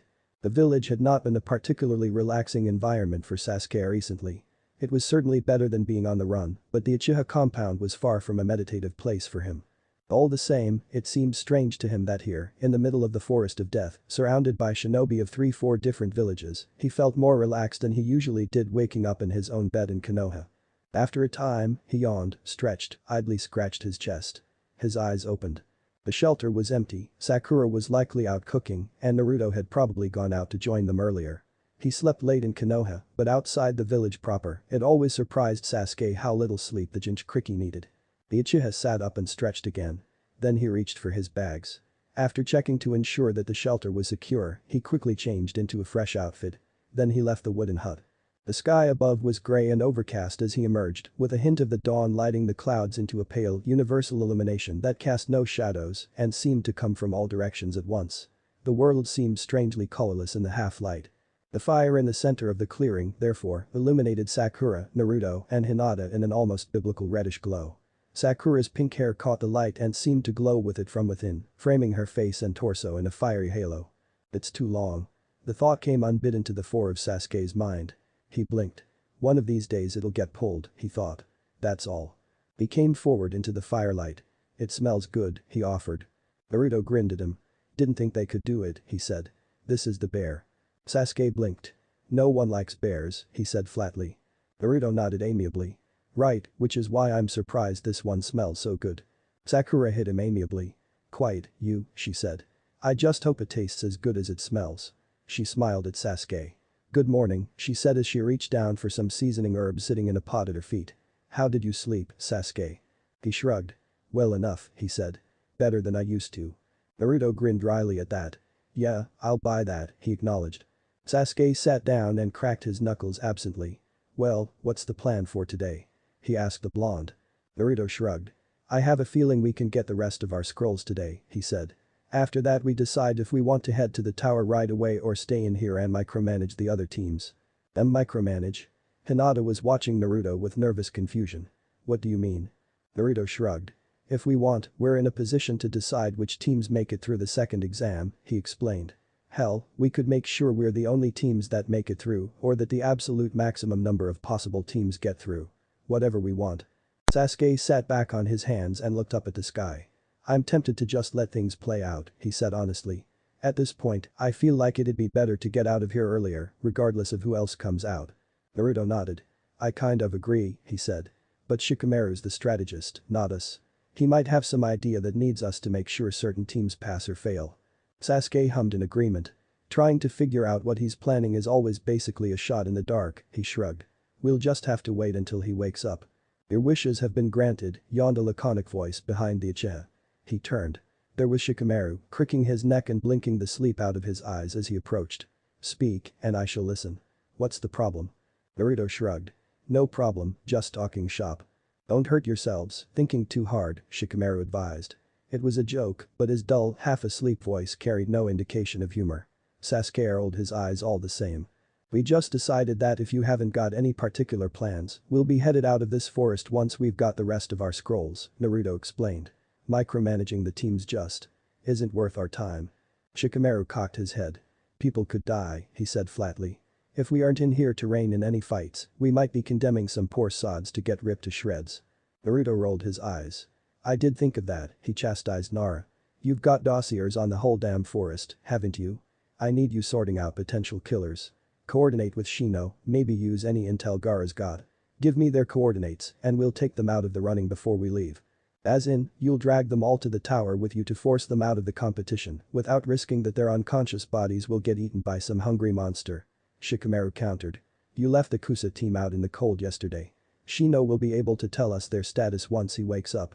I like their odds. This forest isn't nearly as infested as people say, but that was for one night and they're probably up by now. Trying to disable them for 5 days is a bad idea if you want them to survive. While it's admirable that we're putting so much effort into saving the lives of potential killers, Sakura offered from the sidelines, is any of this really our problem? Sasuke turned to look at her and shrugged. He jerked his thumb at Naruto. Blame him, he said flatly. He seems to think that if an old man dies halfway across the world while he's alive, it's somehow his fault. Naruto hit him. These are Genin, Sakura, he said to their teammate. A potential killer usually doesn't mean monster, not yet at least. They don't deserve to die any more than their prey. If I can keep them alive, I will. And I can, he narrowed his eyes at Shikamaru, because I have Kenjutsu and I can do strange and terrible things with it. Shikamaru rolled his eyes. Fair enough, he grunted. I'll sort through the teams and give you names and locations after breakfast once I've had a chance to talk to Shino. Good, Naruto smiled beatifically. Glad we're on the same page, Shikamaru. Is breakfast ready? So, Naruto looked sheepishly at the red-headed girl who was still eating her cut of the bear. I forgot a rule about the exams yesterday. You need your team to pass. Perrin looked down. I guess that saves me from being a burden on you, she said shyly. Naruto shook his head. Not what I meant. I'm asking if you want me to find your teammate so you can pass. I think we can do it, but… He shrugged. Look, Karen-chan, I don't know your team dynamic or your teammates. I just know that when Sasuke got to you, your teammates had left you for dead. If you don't want to see them again after that, I understand and I think I can help. But I can't do that and also get you through the exam because of the rule. He sighed. Basically, I don't know what you want right now, so I'm asking. She looked at him oddly. I have to go to the grass after the exam anyway, she said confusedly. How would you get me away from my teammates then? He frowned thoughtfully. I can't promise, but… I have an idea about that, he said quietly. If that's what you want. She looked down. I don't care about passing the exam, she said finally. And I don't like my teammates, and they don't like me either, and… She sniffed, clearly holding back tears. I just want to get out of here, she confessed. Naruto knelt beside her seat and embraced her gently. She tensed momentarily and then eased into his grip. It's okay, he murmured. I'm here to help. Don't worry. She hiccuped slightly but didn't cry. I won't, she promised. Thank you. He pulled away, keeping his hands on her shoulders so he could meet her eyes. He smiled at her. No problem, he said softly. Glad to help. Naruto, Sasuke had come up to his left, silently, while he comforted the girl. Naruto looked over at him. Yeah? The Jinchuriki asked, standing up. Shikamaru, Shino, and Gaara have their intel, the Uchiha reported, businesslike. They want your orders. Naruto nodded. Got it. On my way. He smiled down at the girl who might be his cousin. I'll see you later, Karen, he said. Sasuke led him into Shikamaru's shelter, where the erstwhile Anbu commander, his fellow agent, and the Kazuki-to-be were huddled around a map of the forest. Children, Naruto said dramatically as he and Sasuke entered, your Hokage has arrived. Gaara nodded at him, face blank. Shikamaru rolled his eyes. We've figured out who our targets are, Shikamaru said. There are 9 teams that need to be subdued, but only 8 have scrolls, one is the Kusa team you took out earlier. Naruto nodded. Fine. Who are they? Sasuke leapt down into the middle of the Iwa team without an ounce of subtlety. They turned to him. He knocked them out. As his teammates, Sakura and Temari, joined him on the ground, he sighed. Is it bad, he asked them, that I'm getting really bored? Sakura shrugged. I think that's why Naruto really wants to leave the forest today. He must be going crazy. Right, Naruto nodded as the last of the away teams handed in their scroll. We've got a surplus of both scrolls now. He looked up where the blue sky blanketed over the canopy. It's midday of day 2 and we're done, he said, pocketing the scrolls wherein the potentially lethal genin were sealed. Get everyone together, you lot, he ordered his friends. Gaara, FK, Sakura, Sasuke, and Shikamaru were all present. We're headed out. Make sure people disassemble the camp. The time travelers, plus Sakura, nodded and dispersed. Naruto himself made his way over to Team 8. We're headed out, he said with a smile at Hinata and a nod at Shino. Get your shelter disassembled, have a bite, and get ready to march. They nodded. Naruto turned and made for Team 7's shelter. Sasuke had already arrived and was busily taking the ramshackle thing apart. I need a house summon, Naruto thought aloud. Or something. Just to build a shelter. Sasuke shrugged. I'm sure something exists. I know it exists, Naruto said, joining in on the work. Yamato Taichi did it while we were rebuilding after Nagato, well you were. Well, gone. Sasuke nodded. Isn't he the Mokuton user? Naruto was exasperated.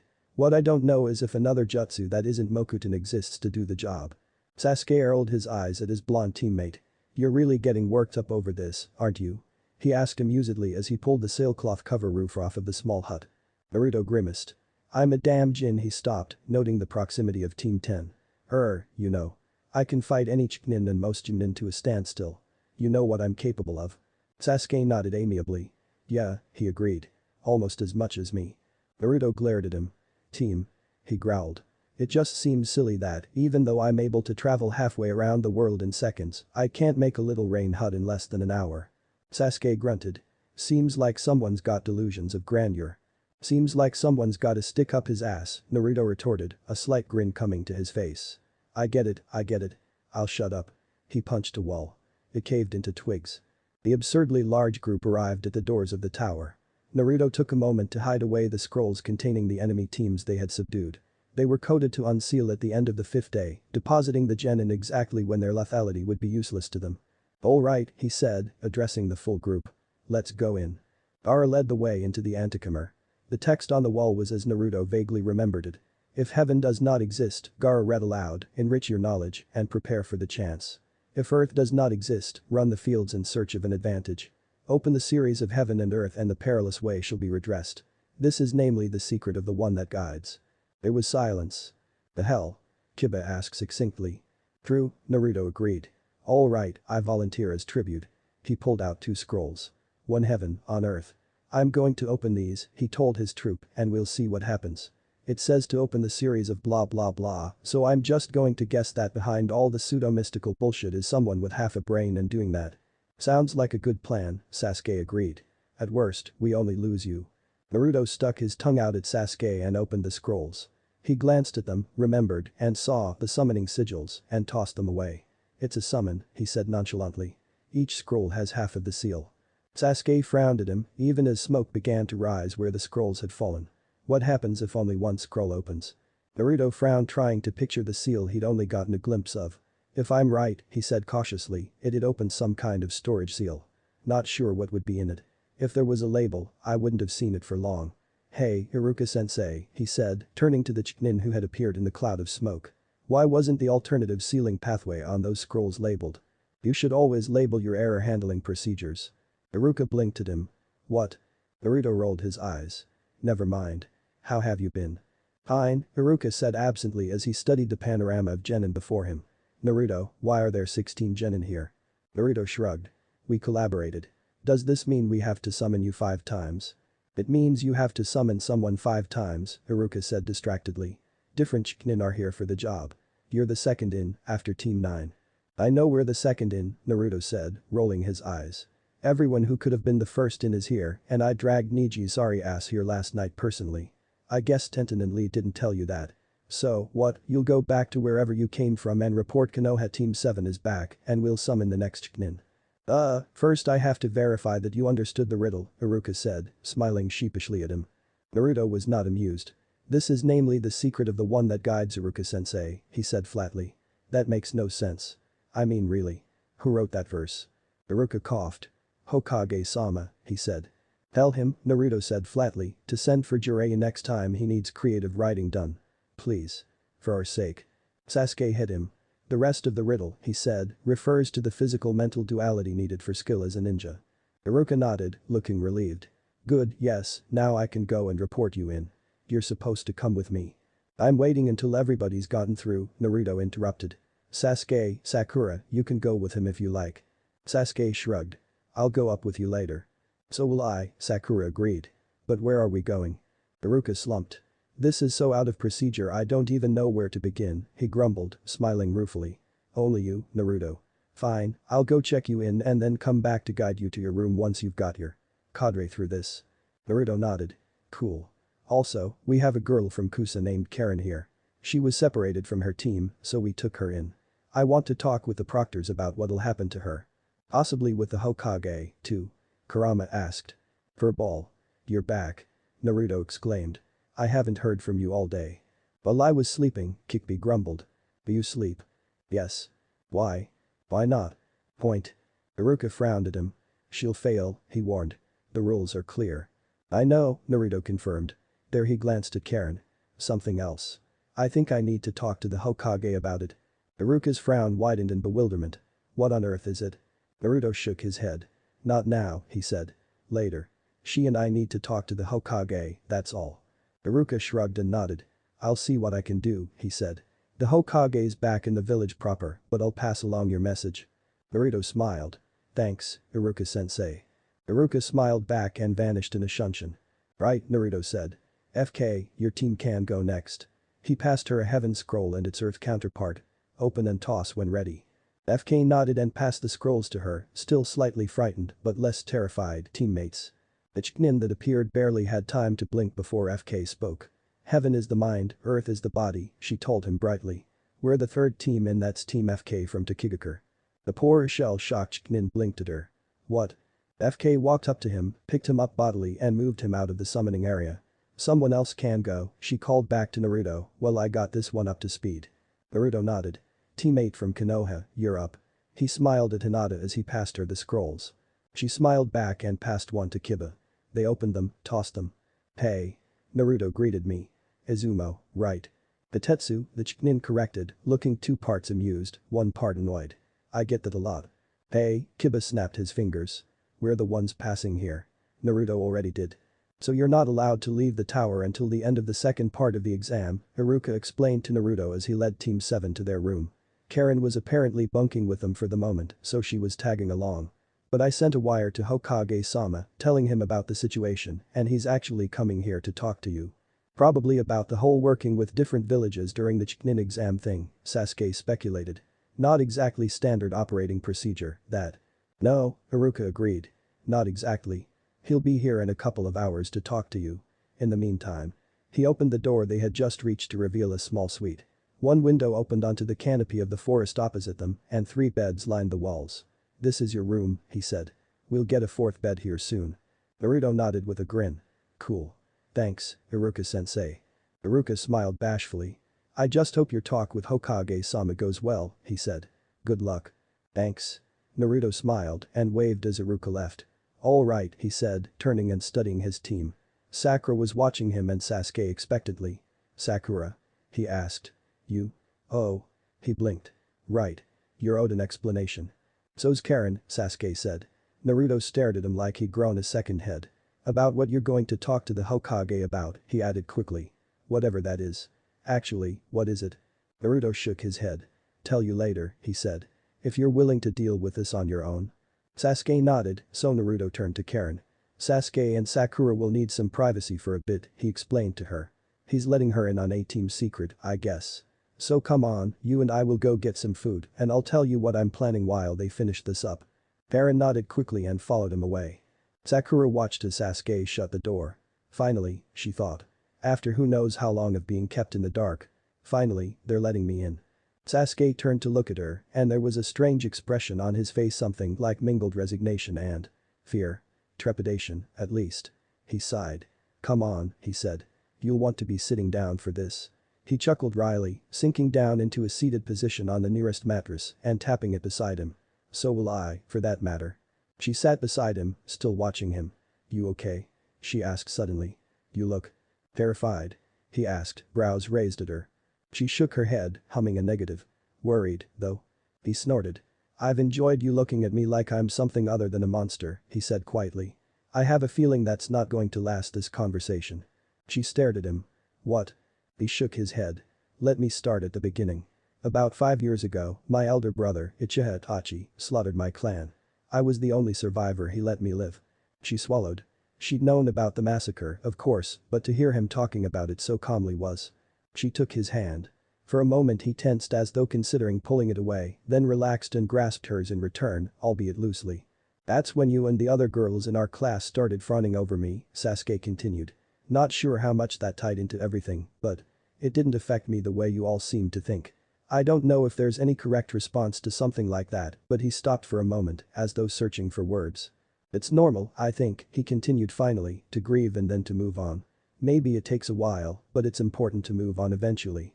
I don't think I ever did, not until very recently. Mostly that was because of what my brother did to me the day of the massacre. You remember that technique I used on you? Tsukiyomi? Sakura nodded silently, afraid that any vocal interruption might disturb the story. He used that on me. It has a maximum duration of 72 hours, and he used all of them, showing me, in detail, how he'd killed every single member of our family. Over and over again. Sakura's grip tightened on Sasuke's hand as her other hand came up to cover her mouth in an expression of horror. "Sasuke," she whispered. "I'm so." "No," he said flatly, looking at her, and there was something dark in his eyes now. "I really don't deserve your pity or your empathy, not anymore. That's what was done to me. What's important, Sakura, is what I did to everyone else." He sighed and turned away. After a moment he continued. "I grew up," he said. "I trained, I got better, and I was eventually placed on Team 7 with you and Naruto under Kakashi-sensei. For a little while things were good. They only went south during our first Chunin exam." Sakura frowned. "What? But that's now." "We were attacked," Sasuke continued, "by one Orochimaru, one of the Sannin, the Sandaime Hokage's personal genin team. Orochimaru betrayed Konoha years ago, and he was posing as a genin during the test." "Sasuke," Sakura said cautiously. "That didn't happen." He smiled tightly. "Not anymore, it didn't," he said grimly. "Let me finish, I'll try to condense the rest. So Orochimaru handed our asses to us and, in the process, put a Juinjutsu, a curse seal on me. It was designed to give me power when I called on it, but simultaneously corrode my mental and emotional stability. It also had a failsafe that would slowly kill me over several months. Long story short, he developed a technique to steal other people's bodies in some perverse attempt to become immortal.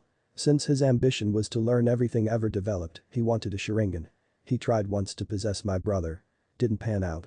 So instead he wanted to take my body. And I, being the vengeful idiot I was, went to him." Sakura stared at him.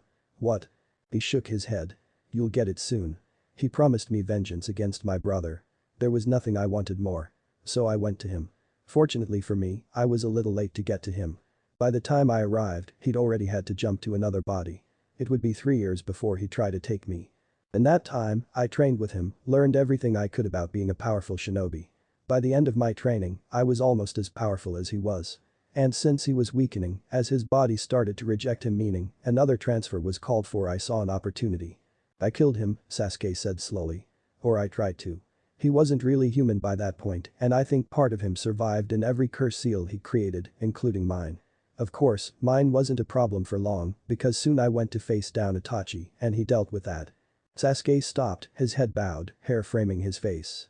Sakura studied his profile, his eyes were closed, and every muscle in his face was perfectly still. "It took me a while to find him," he said. "I needed to assemble a team, for one thing.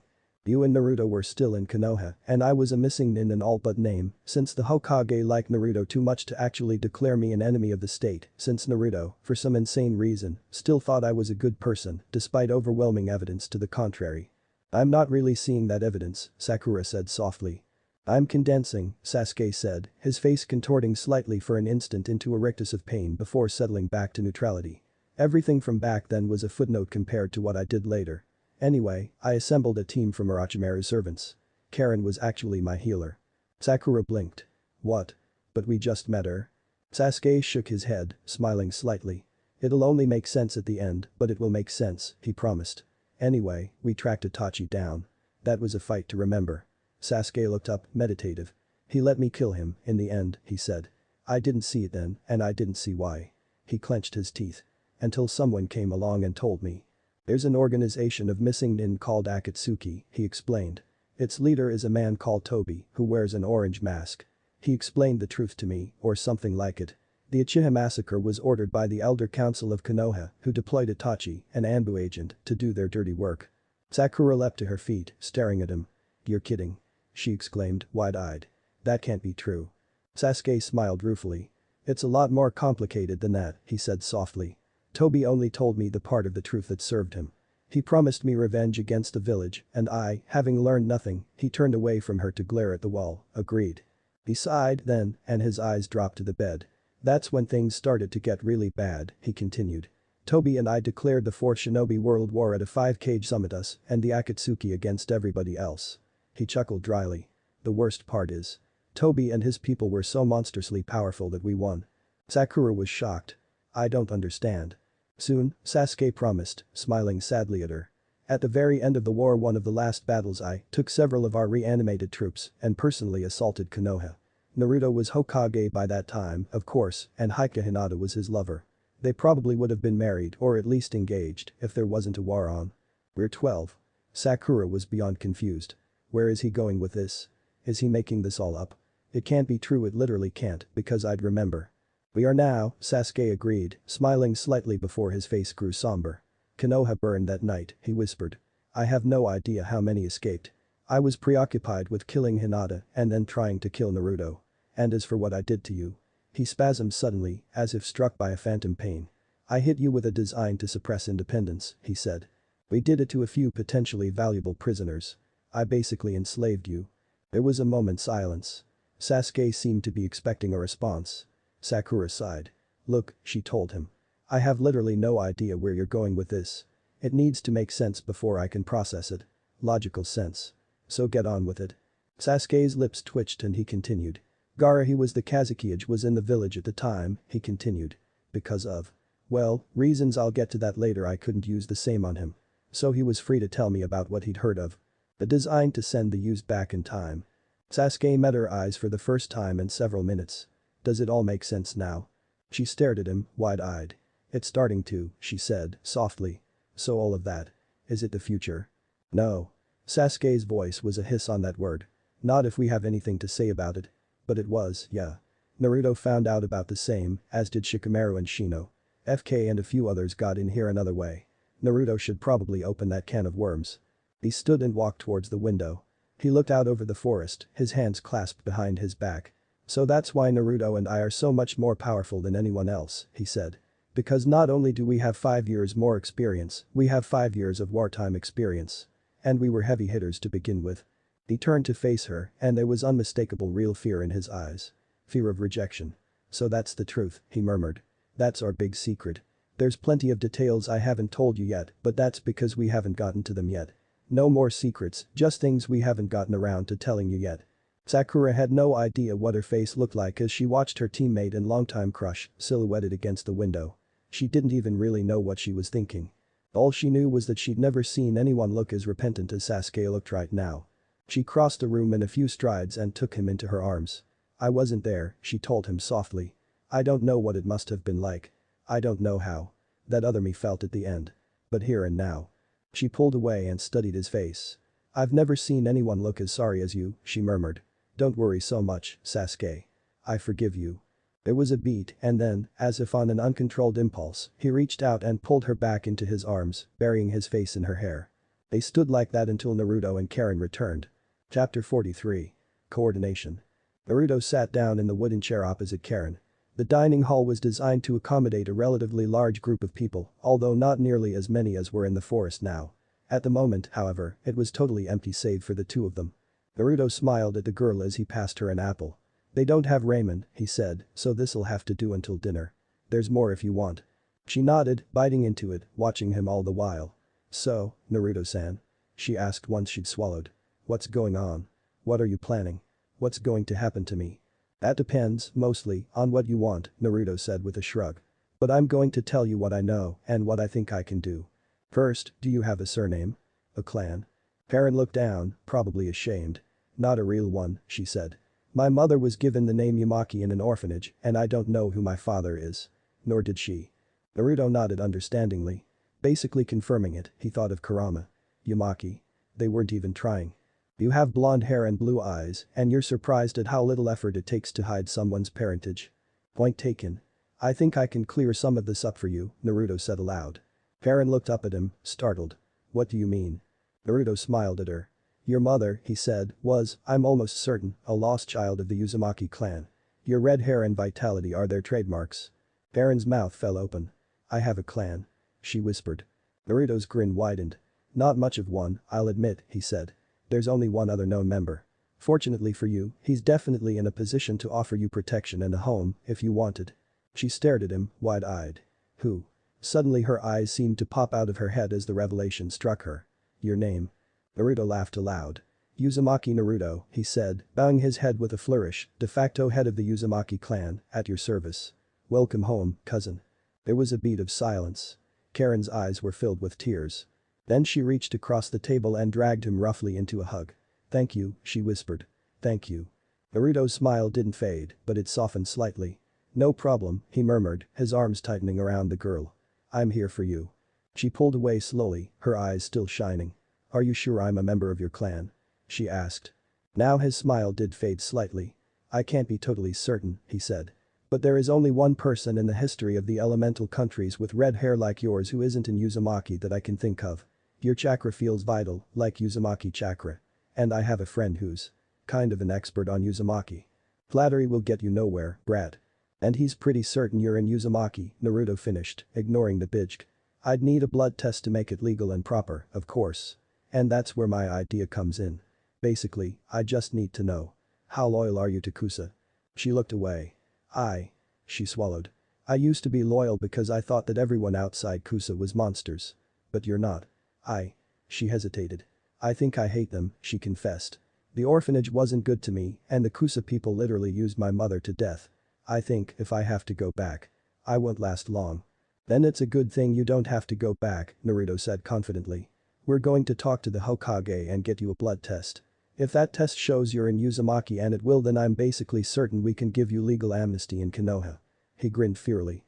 Hell, since Kusa was part of the alliance that destroyed the Uzumaki village, Uzashigakure, during the Second Great War, and Konoha was their closest ally. This is the belly to declare war if Kusa has any objections. Perrin was staring at him. "You'd declare war on Kusa for me?" she whispered. He shrugged. "If you can call it a war," he admitted. "I expect what would happen is a handful of powerhouses, including my team, would be deployed to Kusa. Your village doesn't really have the kind of strength needed to hold that off. It'd be over in a matter of hours, and then we'd be able to run damage control.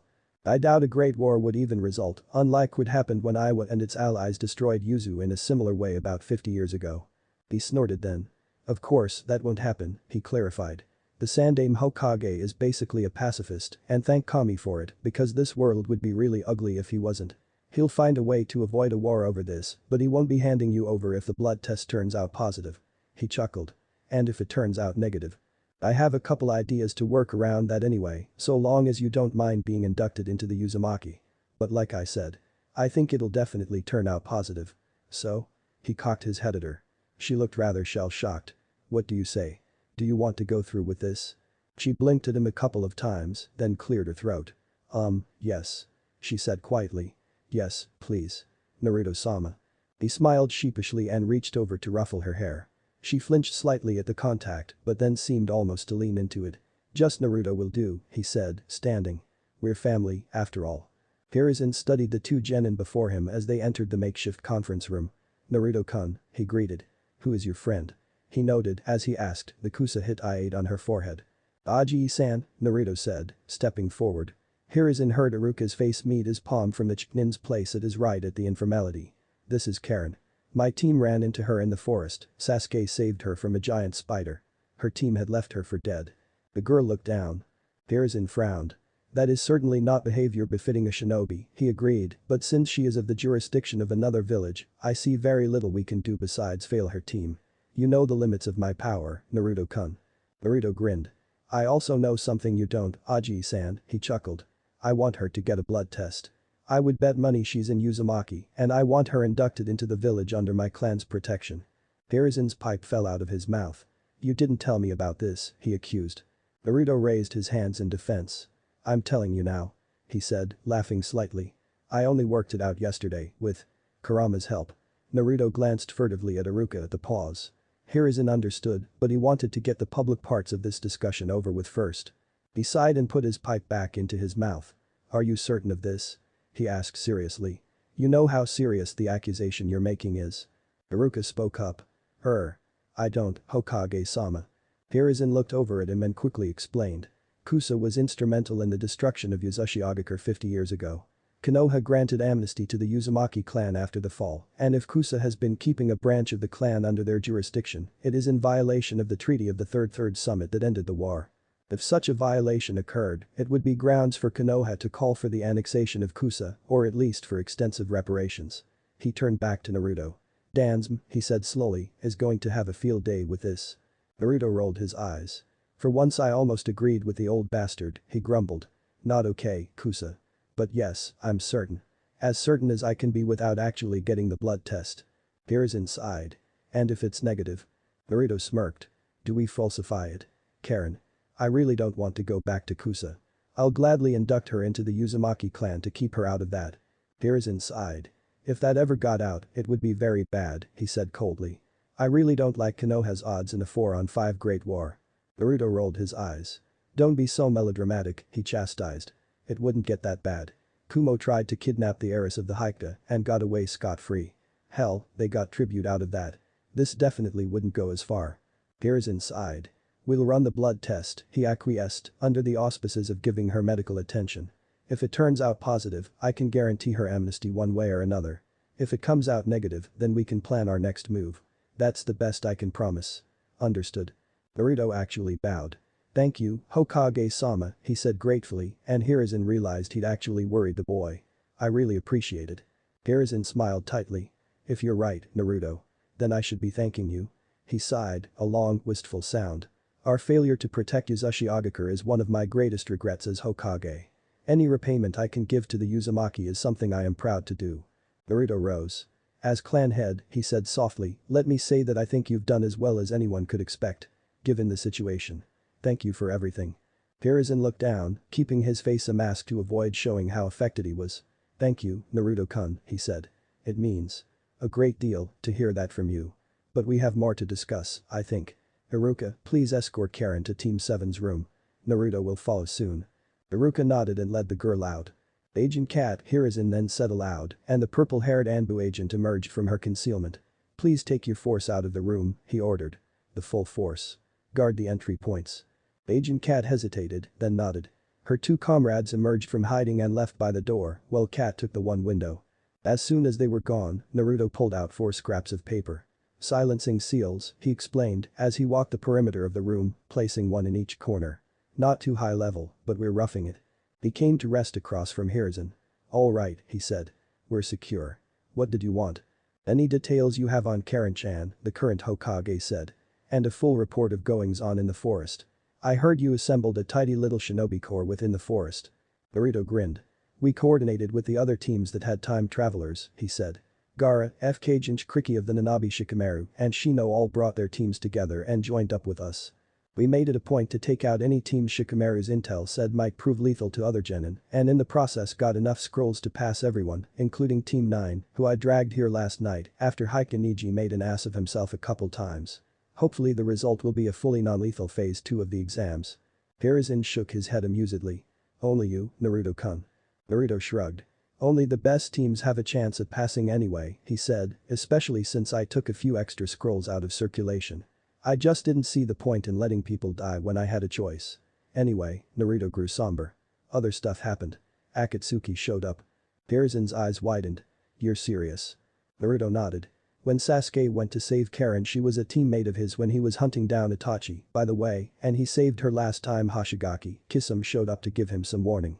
Sasuke, being the cocky bastard he is, baited Fishface into attacking him before he could finish. Then Itachi showed up and pulled his partner's ass out of the fire, and I had to do the same for Sasuke. And they do. Hiruzen began. Yeah. Naruto's voice was grim and his eyes were dark. They know. Dishonored's been busy. Must have spilled his guts to Madara at some point. Hiruzen closed his eyes. It's not as though this is entirely unexpected, he acknowledged. We knew Akatsuki would find out sooner rather than later. Naruto nodded. And we're still neutered by public opinion and inter-village politics, he said. We Jinchuriki can't reveal ourselves because people are already too damn scared of us. Finding out we're from a future where everything goes to shit would not get the intended responses. Sasuke can't risk getting any more attention than he already has without my support, and Shikamaru needs to avoid being a target at all, lest we risk our tactician. And Shino can't exactly deploy alone, can he? There was a moment's silence as Hiruzen stared at Naruto. Naruto's eyes narrowed. I don't like your expression. Hiruzen shook his head. It's a moot point, Akatsuki isn't our only enemy. Orochimaru still doesn't know the truth, and until he either does or is neutralized, we can't show our hand. Naruto's eyes widened. Actually. Hiruzen's fist hit the table. It cracked. You're kidding, he said flatly. I don't know. Naruto said, raising his hands defensively. I don't know. All I know is that the genin he was supposed to be impersonating attempted to engage Team 9 and that when I moved to stop them, I was able to neutralize her without any trouble. I went back to check on her later after she woke up because she was on Shikamaru's list of potentially lethal genin. She wasn't Orochimaru, I can confirm. Hiruzen breathed heavily once more, gasped and a sigh and said, but you're not certain that this is because he knows the truth? It might be a fluke. Naruto nodded. We've seen a good few flukes like that, although up until now none have involved major details. Kabuto did approach us in the first part of the exam, though, and the team from Oda was present. So it looks to me like Orochimaru is still involved in the exam. He never attacked us, but that might be because there were 16 of us, including 2 known Jinchuriki. He didn't know about me last time until we fought, but he definitely knew about Gaara, and he probably knows about FK. On the other hand, Hiruzen said grimly, he might know the truth of the matter and not have wanted to engage potentially caged tier shinobi without more backup. We have no way of knowing and as such have no idea what to plan for. Naruto nodded. We need to get in touch with Jiraiya, he suggested. If he's seen any hint of contact between Orochimaru and Akatsuki, we can probably assume that he's been brought, at least partially, into the fold. That has promise, Hiruzen agreed. I'll remain here for the evening. We have genin on a D rank for the village preparing the meal. After we eat, I would like to see you, Shikamaru-san, Shino-san, and Sasuke-san in this room for further discussion and planning. Hi, Naruto agreed. Shikamaru might have ideas and Sasuke might have caught something I missed. You sure you don't want to see Gaara and FK too? Hiruzen shook his head. This will already be suspicious enough without inter-village politics getting involved, he said. Just the 4 of you will do. Naruto hesitated. Sasuke's bringing Sakura into the fold right now, he said hesitantly. I'd rather not exclude her anymore. Can she come too? Hiruzen smiled. Of course, he said. It's good to see Team 7 uniting at last. The Hokage wants to talk to us, Naruto told his teammates quietly. They'd gotten the room to themselves for a time while Karen was downstairs being stalled by Shikamaru and Team 10. Naruto had, of course, placed a silencing seal on the door in case she decided to come up early. Us, Shikamaru, and Shino. We've got some planning to do. He wants to see me, too? Sakura asked, clearly surprised. Naruto grinned at her. I insisted, he said. No more secrets between us. Right. On that topic, Sasuke interjected, I didn't have time to tell her everything, and some of it was. Well, yours to tell. I gave her the basics but not some of the details. I figured you'd be better with some of those. Naruto nodded at him. Fine, fair enough. Sakura, he grinned sheepishly, well, some of this might make you freak out. Please don't, okay? Sakura rolled her eyes. There's not all that much that could make me freak out anymore, Naruto, she said. My teammates are a time-traveling hero-villain pair from the end of the world. It doesn't get much weirder than that. Sasuke snorted. She's not wrong, he told his blonde friend. Naruto shrugged. True, he agreed. Here goes. First, I figure Sasuke didn't tell you about the Kikbi. Sakura frowned and shook her head. It attacked Konoha when I was just a baby, she said. Yondaime defeated it, right? Those are true statements, Naruto agreed amiably, looking at Sasuke in amusement. This is going to be fun. So, first point, Bidge can't be killed, especially not in their full beast form. Their chakra constructs, at best you can make them disperse for a while, and no human in hundreds of years has been able to bring that kind of power to bear. Sakura was staring at Naruto, wide-eyed. Sasuke had to fight to keep from laughing at her expression. So, Naruto continued, what happened to the Kikbi? Well, there's something called a Jinchuriki. It means power of human sacrifice. A Jinchuriki is a human who has a Bidge sealed inside them. Gaara, for instance, is Jinchuriki of Ichibi no Shukaku. FK is the Jinchuriki of Nanabi no Chimei. The Jinchuriki all remember parts of the future, Naruto continued, because the Bidge are tied to those that brought us back and they remember. You understand? Sakura nodded slowly. So, wait, she said slowly. You said Bidge can't be killed. So what happened to the Kikbi? Who is Jinchuriki? Her eyes widened. Shino? Or Shikamaru? Sasuke told me they came back in time too. Sasuke burst out laughing. Naruto, he noticed, did the same. Sorry, Sakura, Naruto gasped through his chortles. No dice. He took a moment to calm down and then grinned at her. It's me, he said simply. I'm the Kikbi no Jinchuriki. His name's Kurama, by the way. Sakura stared at him, her eyes wide. Oh, Naruto added, as if it had just occurred to him. I'm also technically head of the Uzumaki clan, which makes me technically heir to Whirlpool Country if Konoha ever gets that back from Iwa through my mother, Uzumaki Kushina. Sakura's eyes widened farther. Also? Naruto said, raising a finger as if to forestall questions. My father was Namikaze Minato, the Yondaime Hokage. Sakura's jaw dropped. Naruto looked over at Sasuke, his face red with barely suppressed laughter. What else did I forget? He wondered aloud. Oh. I was Hokage. I told her that, Sasuke interjected. Ah, spoil sport, Naruto said, sticking his tongue out at the Uchiha. I'm sure there's other stuff I'm forgetting. He looked over at Sakura and seemed to take pity on her. That stuff can wait, though, he said. Let's go down and pick up Karen. Right, Shikamaru said, spreading his map of the elemental countries across the table as Naruto laid the silencing seals around the room. Sakura, I assume you've been brought into the fold since you're, well, here? Sakura nodded. Apparently, meetings like this had been happening occasionally since not long after they arrived, months ago. It was honestly rather frightening. Fine. Probably about the time that happened, Shikamaru said, stepping back away from the map. Alright, so here's the situation. We know that Akatsuki is, at least, monitoring these exams. We know from Gaara that Suna was sent here intending to invade in concert with Odo, which means we know that, at the beginning of this exam, Orochimaru intended to do exactly, or nearly, what he did last time. Sasuke, he turned to the Uchiha. Do you know what Orochimaru's motives were in attacking the village last time? Sasuke shook his head slowly. I don't think he actually wanted to destroy the village, he said quietly. Whatever else you say about him, he's not vengeful. He doesn't care enough about people to be vengeful on them. I think the entire invasion might have been an attempt to convince me that Konoha was weak, as well as an opportunity to assassinate the Sandaime. Sasuke nodded at the Hokage. Sakura gulped. Sasuke and Naruto had briefed her more in full, but she was still processing. Hokage-sama will die a month from now if we don't do anything, she thought. No pressure. And you don't currently have a curse seal, Shikamaru said, which means that, even if Orochimaru is out of the loop, he might still call off the invasion. But that doesn't mean we're safe, because Akatsuki has deployed. If Akatsuki knows about us and they do, then only two courses of action make sense from their perspective. Shino's voice was low. Either they must go to ground and rework their plans from the ground up to avoid being exposed and destroyed. Or they have to commit to an all-out assault, Shikamaru finished, and try to destroy us before we get any stronger. Naruto, Kurama still haven't recovered from what Dishonored did to Nami, right? Suddenly there was a weight on Sakura's mind. She flinched as a voice boomed into her skull. He stole one of my damn tails, Nara growled at Kikbi no Imko. No, I haven't damn well recovered. Naruto had told her he was a Jinchuriki and had told her that the Bij weren't the monsters they were made out to be, but that didn't stop her from whimpering audibly. Kikbi sighed. Calm down, girl, he muttered. I'm not about to hurt you. Not like I have a body to do it with, anyway. Sasuke put a hand on her shoulder. Like he said, Naruto continued, flashing her a sympathetic grin, no. Kurama will recover, the tail will grow back, but that'll take months, maybe more than a year. It's only been a few weeks. Right now he's at a little over 8 tails worth of power. And we can't use it against the Dishonored anyway, cursed Shikamaru, because he'll just swipe it. Sasuke shrugged.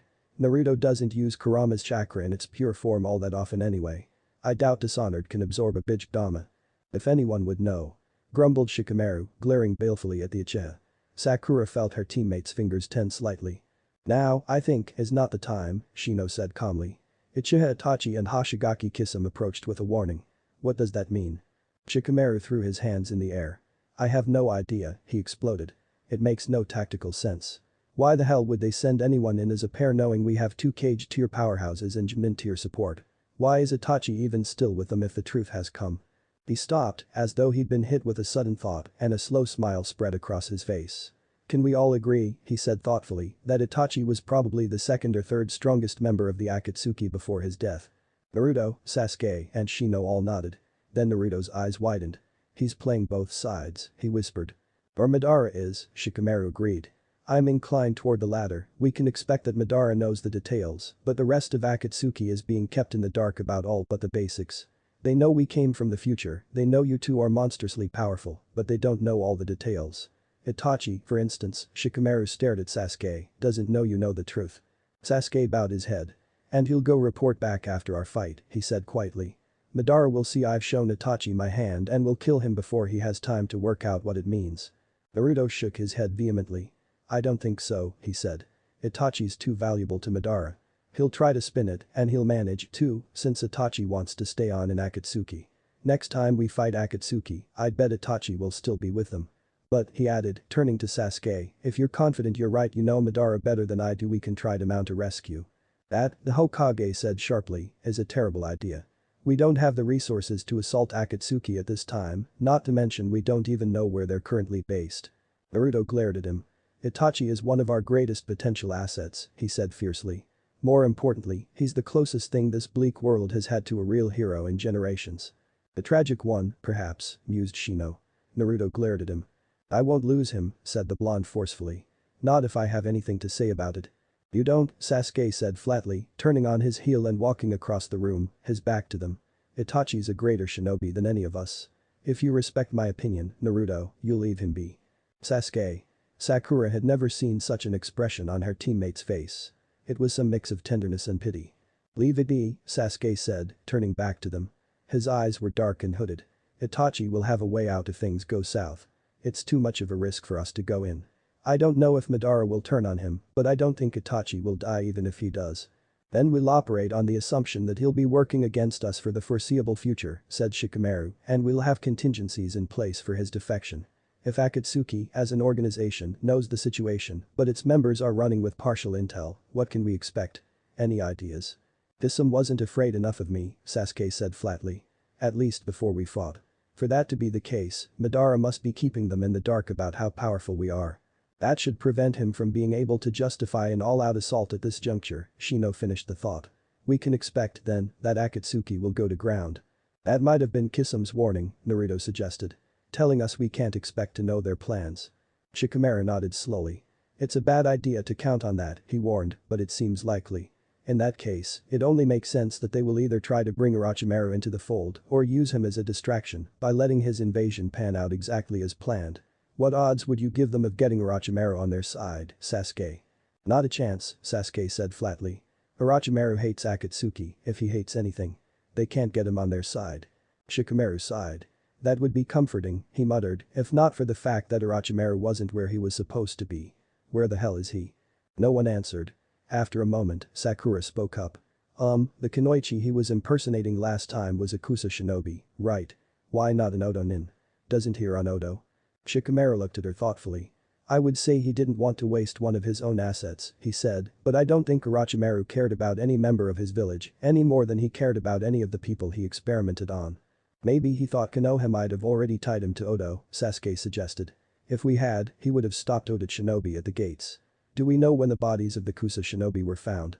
Shikamaru closed his eyes in thought. Outside the village perimeter, he said quietly. Otherwise we'd have found them sooner.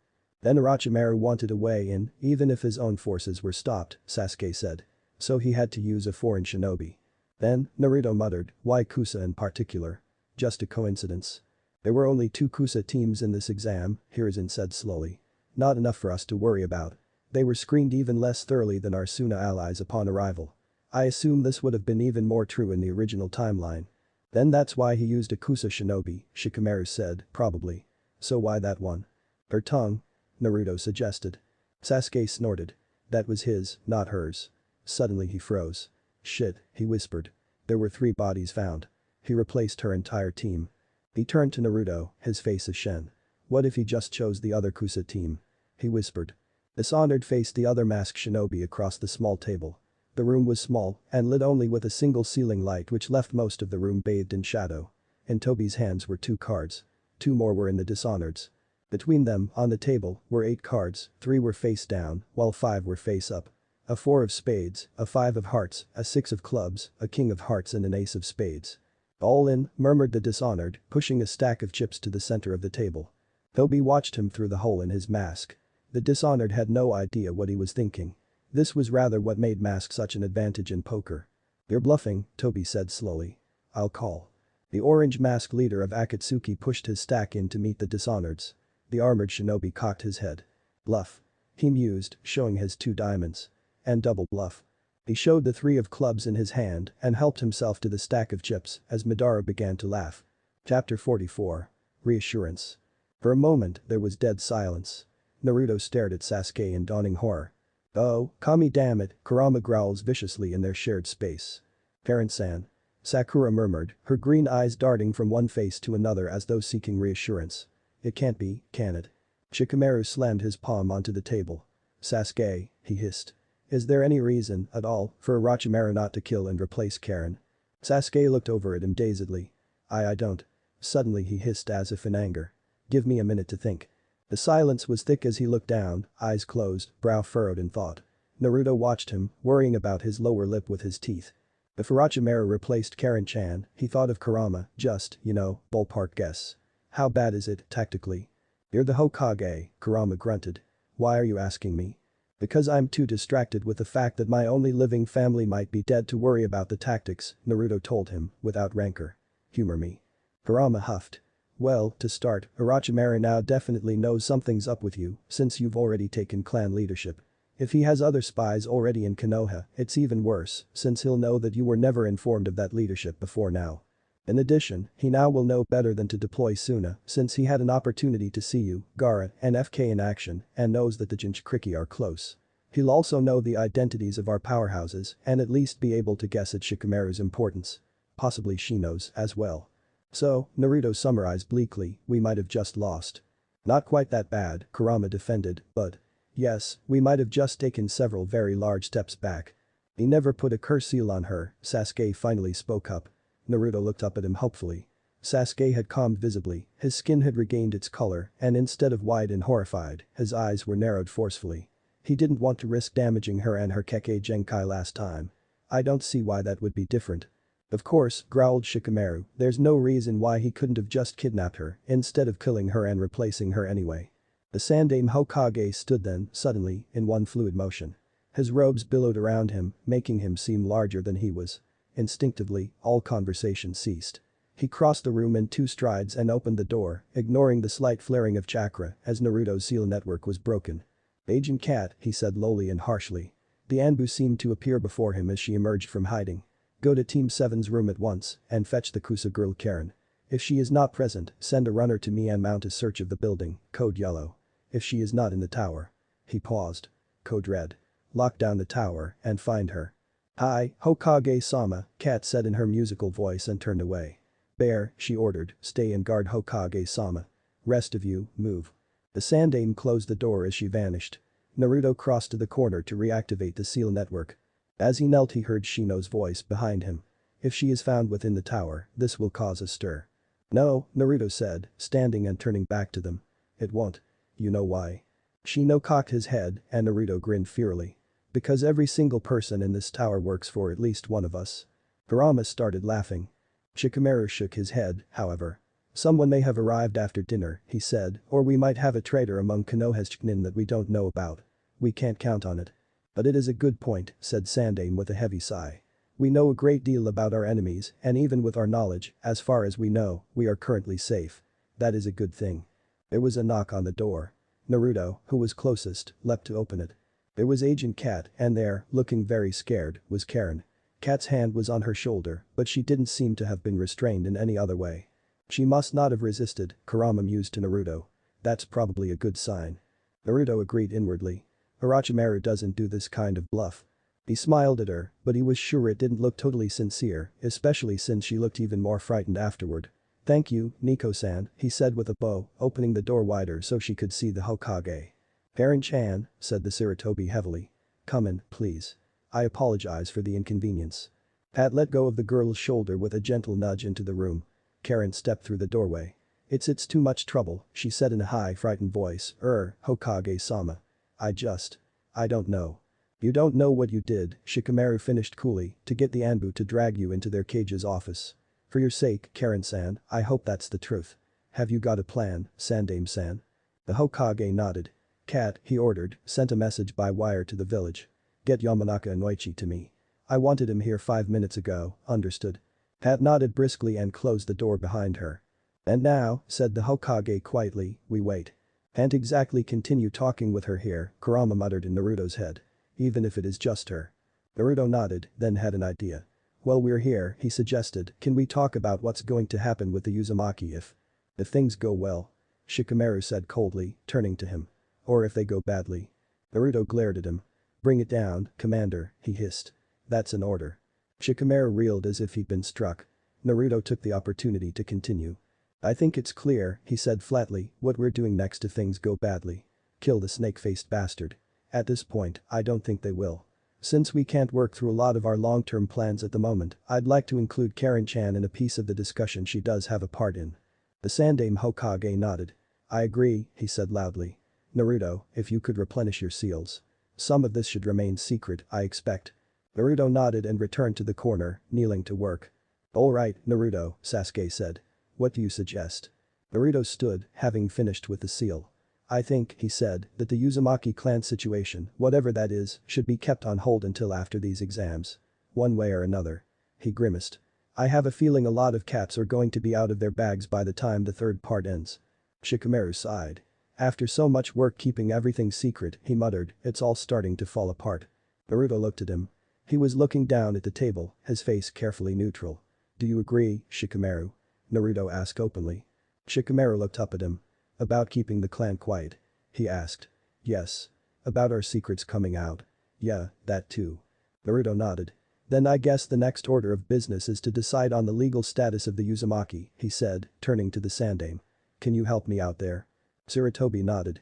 The Uzumaki are currently registered as a protectorate of Konoha, largely because they never attempted to make significant treaties with the other clans, as a clan of Konoha following the Second Great War, he explained.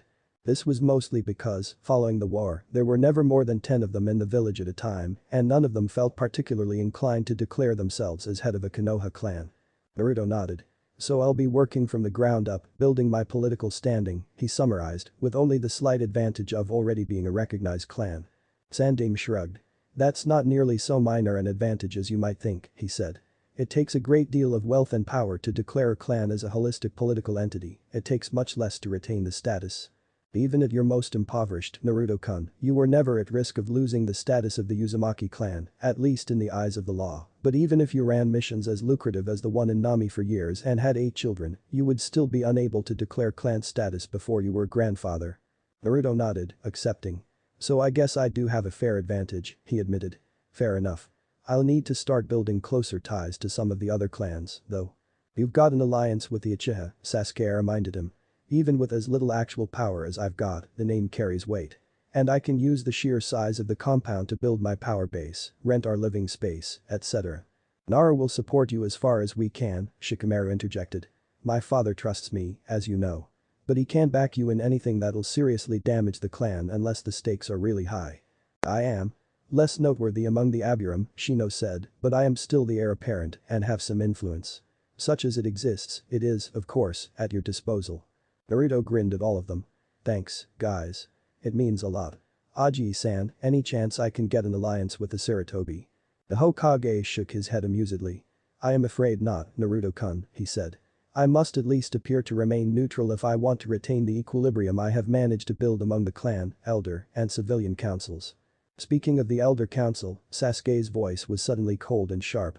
What, exactly, is the situation with Dansme? The Sandaime sighed.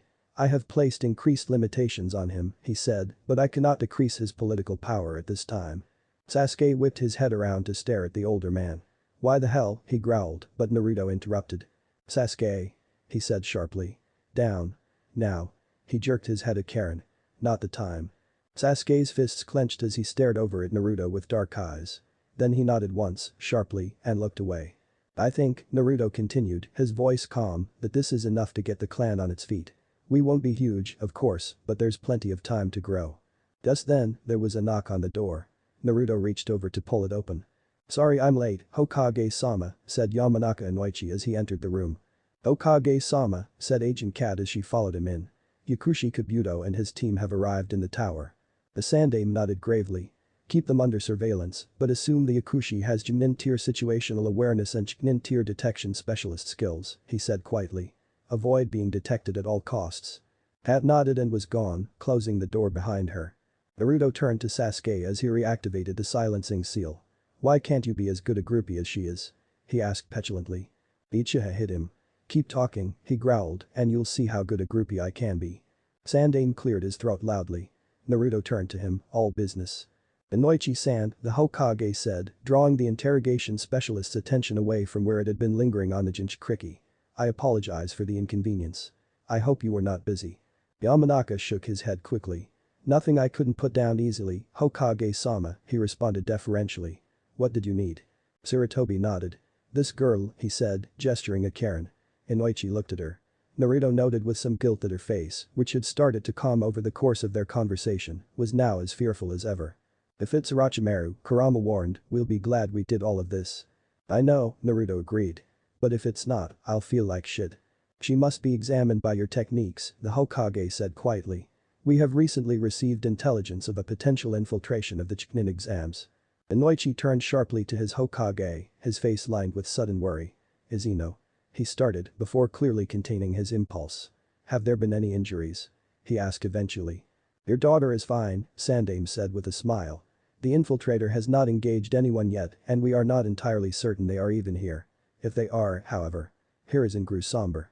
"We know they have a technique that allows them to impersonate another person as a physically perfect copy, and we have reason to believe Karen-chan here was a viable plant for him." "What?" Karen exclaimed suddenly, staring at Naruto. "Naruto-sama, you can't believe this. After you. You promised." Naruto smiled at her, and it was actually genuine. "I don't think you're our infiltrator," he said honestly. "And as long as you're not, everything I said is still true, and even if you were, it would still be true for the real Karen." "Inoichi-san," he nodded at the Junin, as a Yamanaka. "They have abilities that allow them to read and manipulate people's minds. All he's going to do here," he continued quickly, noticing Karen tensing, "is run a cursory examination to make sure you're not. Well. In order for the examination to be cursory," Inoichi interjected suddenly, "I would have to know exactly who I'm looking for.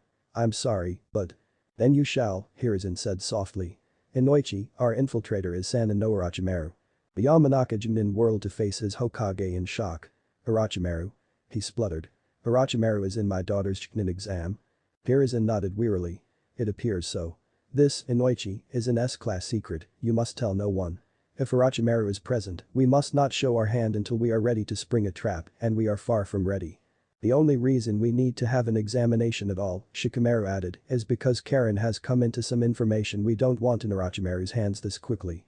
He'd get it eventually if he's here, but we want to catch him looking." Inoichi nodded. "I understand," he said. "I've read the psych profile on file for Orochimaru, of course, but it's been a while. Do you have any particular details you want to provide, Hokage-sama?" Hiruzen turned to Sasuke. "Sasuke-kun?" he asked. "If you would."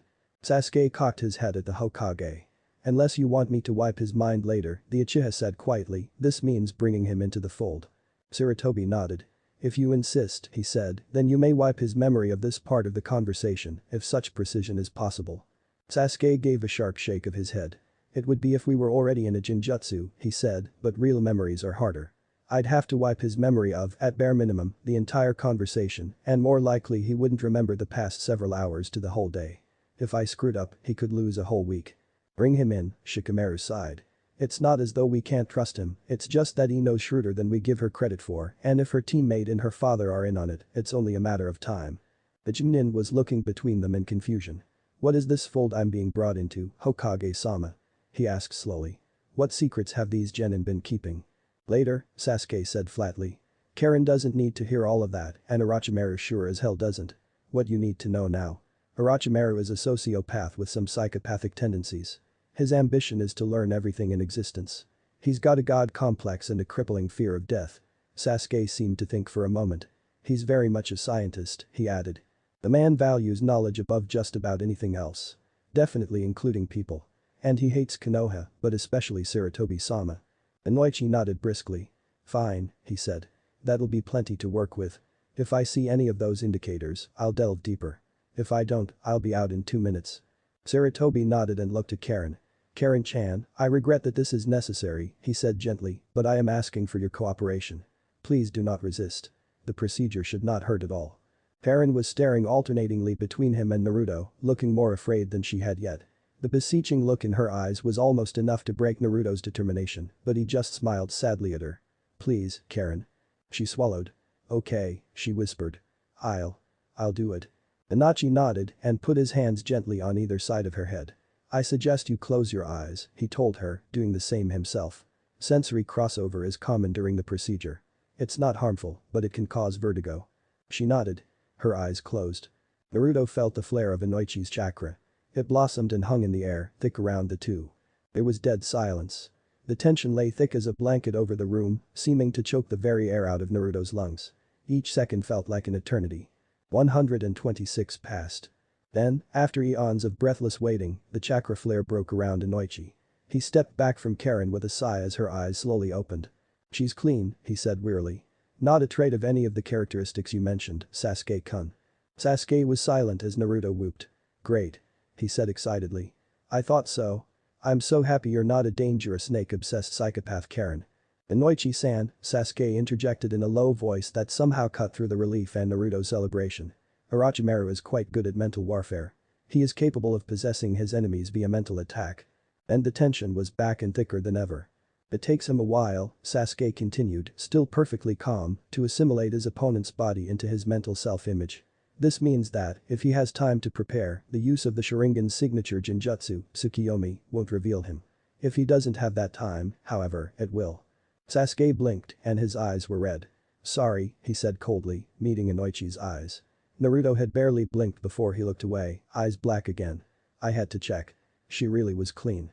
"You mean to tell me," here is in Sarutobi's voice was deadly quiet, "that you risk the mental sanctity of one of my Jinin without consulting me?" Sasuke turned to him. "If Orochimaru was in her head," he said quietly, "Inoichi-san was the only one who could find him.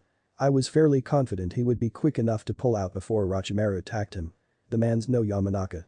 I only remembered that Orochimaru could use his body switch as a mental attack after Karen was here," he continued with perfect calm. "At that point, tipping my hand and discussing the Sharingan, especially Manjikum's techniques, could have been fatal. Orochimaru is very good at getting away from potentially deadly situations. I had to wait." "You're paranoid." Naruto whirled in surprise, for the voice was Shikamaru's. He should have been the last person to accuse anyone of paranoia. Sasuke laughed mirthlessly. "It's only paranoia until people are actually trying to kill you." "No, you're right," Shikamaru agreed quietly. "It's not paranoia. What the hell did he do to you?" Sasuke's eyes flared in rage. "What?" he asked, his voice a razor. "Are you insinuating?" "Pipe down." Everyone in the room turned to Naruto.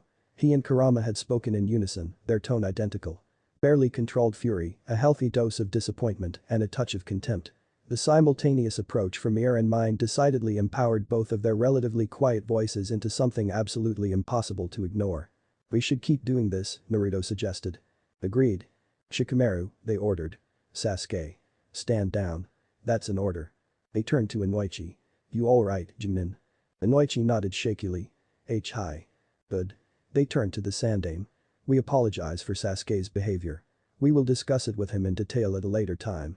Until that time, his disciplining shall be postponed and we will not have our soldiers questioned any further on the matter."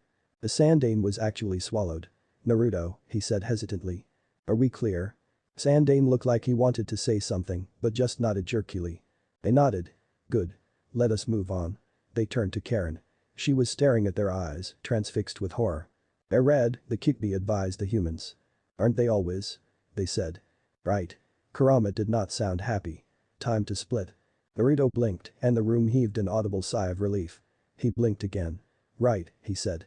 "Probably shouldn't do that again in the near future." He smiled slightly at Karen. "Sorry about that," he said gently. "I'll explain as much as I can later. For now, just. We all have our own monsters." "Screw you, brat. What do you want from me? It's not like I can just up and dump the whole bitch Carnival shtick on her right now." "Why not?" "Because she's terrified out of her mind." "So? So you think she'd buy it?" "Yes. That explains a lot about your behavior, actually. Bitch, I eat people." "Go back to the room, Karen," he told her gently. "Don't tell anyone about what happened here. The rest of us will be along soon." Karen nodded quickly and fled. She was immediately brought back in by Anbu Agent Bear. Sarutobi nodded at him sheepishly. "She has leave to go. Escort her to Team 7's room." "No," Naruto said flatly, looking at Bear. "Don't follow her, don't try to make her do anything. She's dealt with enough of that. Just let her go." Bear cocked his head at the Sandaime, who nodded at length. "Naruto is correct," he said heavily. "Go on, Karen-chan." She swallowed and looked at Naruto. He smiled gently at her. "I'll be alone soon," he promised. She nodded and ran wordlessly. Bear closed the door behind her and Naruto reactivated the silencing seals. "Right," he said, turning to Inoichi. "Exposition time now. After that, we plan a little bit more like what to do about Kabuto and then we split because there are a few conversations I need to have with my teammates." Sasuke shuffled awkwardly, but said nothing. "So," Naruto said expansively, folding his arms behind his head and leaning back against a corner. "Ask any questions you've got, Inoichi-san. Ask anyone. Most things, you'll get answers to. Inoichi blinked at him, then turned to the Sandaime. Hokage-sama, he asked slowly. Was that the Kikbi I felt? His name's Kurama, Naruto interjected. I'm his Jinchuriki, but of course you knew that. He's a friend. No, I don't control him, no, he isn't sealed, no, you can't seal him, and yes, if you call him a demon monster or any variation thereof, I will be angry. Inoichi stared at him. Naruto grinned. Long story. That's what you're here for, though. Inoichi turned back to the Sandaime. Hokage-sama. The Hokage rubbed his forehead wearily. Yes, Inoichi-san. Is he serious? Yes, Inoichi-san. Oh. Inoichi turned to Naruto's smiling face with an odd, numb look. Good. Shikamaru grunted. This is inefficient. Inoichi-san, here's the basics. Naruto, Sasuke, Shino, and I traveled back in time from 5 years in the future. Everything went to shit. Our job is to prevent that. Are we clear so far? Inoichi nodded dumbly. Great, Shikamaru said. Do me a favor and don't die this time. I was Hokage, Naruto cut in. Shikamaru was my Anbu commander. Shino was an agent under him. It sucked to be Sasuke. Almost as much as it sucked to be in my way, grunted Sasuke sarcastically. Naruto nodded agreeably. A few other people came back, Shikamaru continued. We 4 are the only ones from Konoha. All 8 other Jinchuriki did as well. And this one son of a bitch, Naruto finished. He's called the Dishonored. We don't like him. He tried to kill us. And we'll do it again, Shikamaru added. There was a pause. Inoichi had given up looking from one speaker to another and was instead just looking pathetically at the Sandaime, as though begging the old man to spoil the joke. Was there anything else? Naruto wondered aloud. Oh, yeah. Ij can talk telepathically, Kurama told the Genin, who proceeded to startle comically. All right, Naruto said as the Genin emerged from the Hokage's temporary office. Sakura, can you go keep Karen company? Today. Can't have been fun for her. Sakura nodded. Of course, she said sympathetically. I guess I can't tell her anything. Naruto shrugged. Basically anything that isn't an S-rank secret. He said helplessly. I don't really like this either, but who would really believe us without support from someone they trust? And she's only known us for, what, a day? Sakura smiled wryly. I guess. I'll go see what I can do for her. You'll both be alone soon. Should be, Naruto confirmed, turning to where Shikamaru and Shino were already moving the other way down the hall. Oh, Shikamaru. He said cheerfully. The 2 former Anbu froze.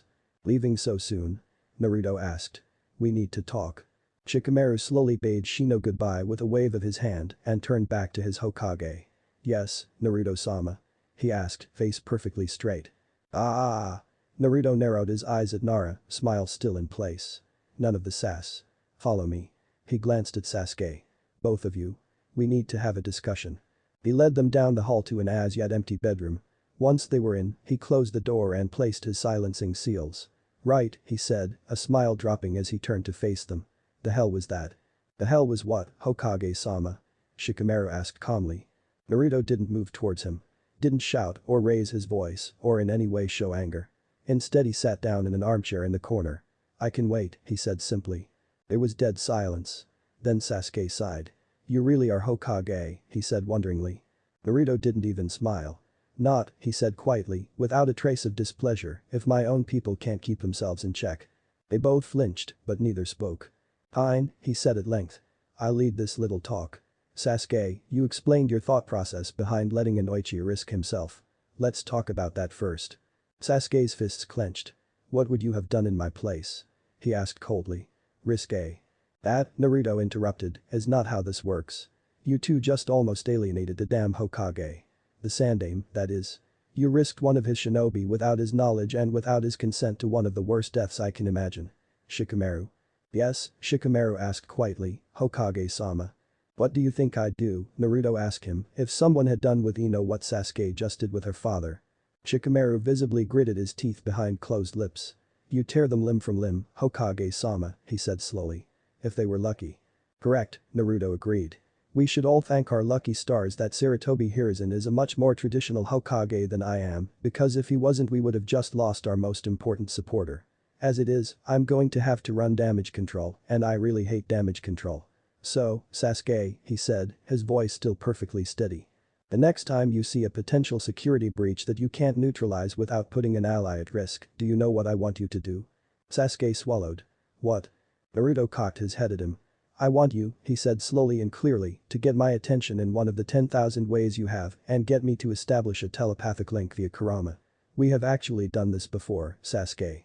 Just because you can't see a solution doesn't mean Shikamaru can't. Am I understood?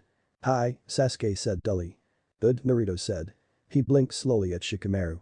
Now, you called Sasuke paranoid and then referenced his time studying under Orochimaru. What was that reference meant to imply? Shikamaru's lips tightened.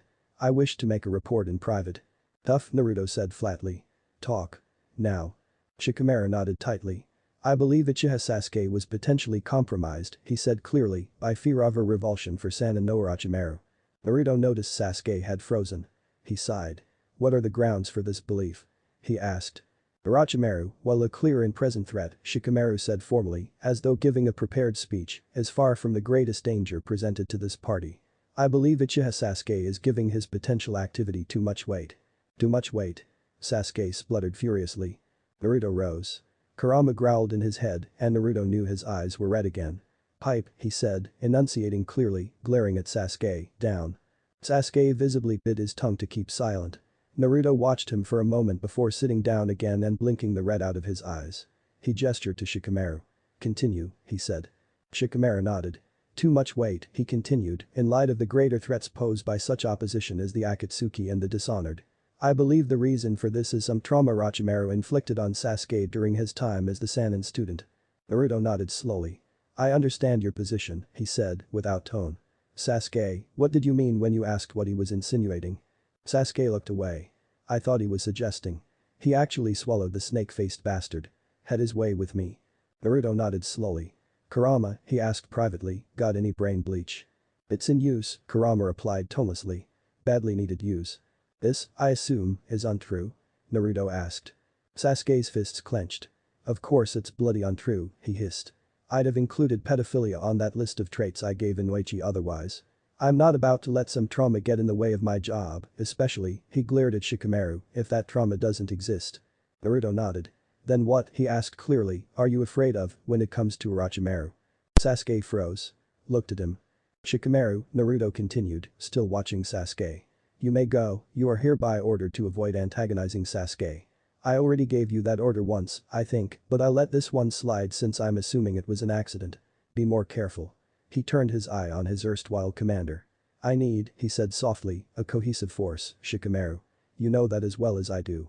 Please help me get it. Shikamaru nodded wordlessly. Then, after a moment's hesitation, bowed low. Hi, Hokage-sama, he said quietly. Naruto smiled slightly. Scram, he ordered. Shikamaru did, closing the door behind him. Naruto leaned out of his chair to reactivate the storage seal beside him before turning back to Sasuke. So? He asked. What has got you so scared? Orochimaru is dangerous, Sasuke said flatly. Naruto smirked and casually formed a Rasengan. So are we, he said, allowing the technique to disperse. Sasuke clenched his teeth. There was a pause. He was the first, the Uchiha said finally. Naruto said nothing, waiting for his friend to continue. At length, he did. That damn Juinjutsu he put on me, Sasuke said quietly. Before the Chunin exams, do you remember? We were genuinely starting to warm up to each other. Naruto nodded wordlessly. I think I see where this is going, Kurama said quietly. And then he comes along, Sasuke practically spat, and tears it all apart. You mellowed out again after the exam, Naruto said calmly. Yeah, Sasuke hissed, until he came again, by proxy this time, and made me try to kill you. Naruto sighed. I talked to Sakura about that a couple times, he said conversationally. You know, she and I came to the conclusion that second tipping point was actually Itachi. Sasuke looked away. He probably had a part in it, the Uchiha conceded. But Itachi meant well. Orochimaru. He was the first, you know. Naruto nodded. The first to turn you against the village. Screw the village, Sasuke snorted contemptuously. I don't give a damn about this village or any other, such as they are. One is basically like another. He was the first to turn me against you. You and Sakura and Kakashi and the others. Sasuke swallowed apparently a reflexive action. I'm not afraid of the bastard, he said, more quietly. I know you can remove any seal he puts on me now and it'll take you at worst a few weeks to work out a counter seal. No, I hate him. I think. Naruto cocked his head. You think? Sasuke shrugged. The more I think about it, he said quietly, the more I realize I've never really hated anyone as an individual before. Itachi. That wasn't hatred. That hurt. With you, it was a rivalry I didn't know how to deal with healthily. With Dansm. He is just a part of an organization that killed my family. I don't hate him. Well, I do. But because of his group, not himself. Naruto nodded. And with Orochimaru, it's just him. Sasuke shrugged helplessly. I'm not sure why it makes a difference, but it does. Naruto smiled slightly. It doesn't matter why, he said. If it does, it does. He stood up and held out his hand. I promise you, he said. If I get the opportunity to choose. You get dibs on Orochimaru's head. They both knew Sasuke had had more than enough vengeance, but this wasn't vengeance. It was catharsis. The gesture was small, but they were ninja. Even small gestures were a rarity. Sasuke grinned and shook Hokage's hand. Chapter 45. Restitution. Sakura knocked on the door gently. Karen. She called. Are you in there? After a beat of silence, the response came. Why yeah. I'm coming in, Sakura told her, turning the knob and entering the team's shared room. Karen was lying on her belly in one of the 4 beds, her head turned to expose her face to the doorway, her eyes listlessly seeking Sakura's own. Sakura sat down on the bed next to her and smiled at her. Are you okay? She asked. Karen gave a half-hearted shrug. Tired, she offered. Sakura nodded sympathetically. Naruto and Sasuke are like that, she offered gently. Even when they aren't keeping secrets or worrying about the fate of the village. They just. They're bigger than we are, Karen mumbled, not looking at the senior team member. They'd roll over us without noticing we were ever there if they weren't looking. Sakura chuckled dryly. That's a good way of putting it, she agreed. Karen closed her eyes wearily. I think all powerful ninjas get like that, she confessed. They're so far above the rest of us that if they want they can just stop caring what happens to us. She sighed, and the sound was older than she looked, like something that might have come from Naruto or Sasuke. And who's to say they're wrong? She asked, opening her eyes to stare lifelessly at the ceiling. Who decides what's right if not the powerful? Naruto seemed different, but. Sakura nudged the Redeed's arm with 2 fingers in a gentle rebuke. Many powerful ninjas may be like that, she agreed. They might think that because they're stronger, they get to decide what's right and what's wrong. I don't think my teammates are, though. Karen looked over at her. How do they decide, then? She asked. When it's okay to roll over someone like this? Sakura sighed. I don't know, she confessed, not really. But I know Naruto, and I can tell you for certain. It was hard for him to do that to you. He didn't want to. Doesn't that mean something? Karen swallowed and looked away. If he didn't want to, why did he do it at all? Sakura smiled slightly. I think that's the point, she said softly. It's less about what stops him from doing whatever he wants and more about the fact that something does it all. It means that what he wants isn't the most important thing to him. Karen nodded slowly. I understand, I think, she said. And that thing, whatever it is. That's what right and wrong is to him. Sakura nodded. I think that's what it is to everyone, she said. But each of us has something different that stops us and makes us do things we don't want to. Karen sighed. It was easier when I was just the Kusa healer gen and no one really wanted, she confessed wryly. I didn't have to think about why people did things. I just had to worry about whether I'd be eating my whole dinner that night. Sakura chuckled. Well, I don't think you'll have to worry about dinners anymore, she promised. Naruto wouldn't stand for it. What wouldn't I stand for? The blonde Jinchuriki stepped into the room with a raised brow. Sakura narrowed her eyes on him. Eavesdropping teammates, among other things, she chided. He looked embarrassed. Ah. Yeah, sorry, he acknowledged. I just got here, for the record. He looked at Karen and grew serious. Karen, he said slowly, I just want to get it. A couple things straight. He crossed the room and sat across from Sakura on the bed, watching the Redeeded girl closely. I'm not going to apologize, Naruto said quietly, for doing that. Check earlier. It was necessary, we have a war brewing, and I can't afford to lose. Karen visibly swallowed. Sakura put a hand on her leg gently. But, Naruto continued, his eyes softening, I am sorry about how we handled it. I'm sorry for both Sasuke's and Shikamaru's behavior, and I'm sorry we had you in a position where that check was necessary in the first place. I'm sorry. Sort of losing it in there. Mostly I'm just sorry for making your first day as an Uzumaki such a bad one. He grinned ruefully. I'll try to make it up to you. Karen watched him warily for a moment before a slight smile broke across her features. It's alright, I guess, she mumbled. I suppose I understand. Sakura smiled at her, then turned as a throat was cleared in the doorway. Sasuke was standing there, clearly trying not to look awkward. Not to ruin the moment, he said slowly, but consider the moment ruined. Naruto, are we eating sometime today? Only it's nearly 9 and I last ate on the way to the tower. Naruto laughed aloud. Shikamaru-san. Gaara's voice was low and measured, a tone designed to go unheard by most and unheeded by the rest. It was now the fourth day of the second exam. The 19 genin who had been in the tower had by now been joined by many others, and the dining commons were very crowded at mealtimes. Gaara and his team had taken to sitting among the other genin in Naruto's small army, and Gaara was currently sitting next to Nara as he methodically carved his way through a varied plate of sashimi. Shikamaru raised a brow at the Jinchuriki idly. "Yes, Gaara-san?" he asked with the same inflection. "I was wondering," said Gaara, his idle tone belying a serious glint in his eye, "what our friend's plan is for the next round of the exams." "Naruto's plan for the elimination tournament." Shikamaru shrugged. "As far as I know, he plans on getting through with all his people," he said disinterestedly. "I guess the question is, what will they do if two of them face off?" Gaara nodded. "I assume it concerns him." He sounded almost bored.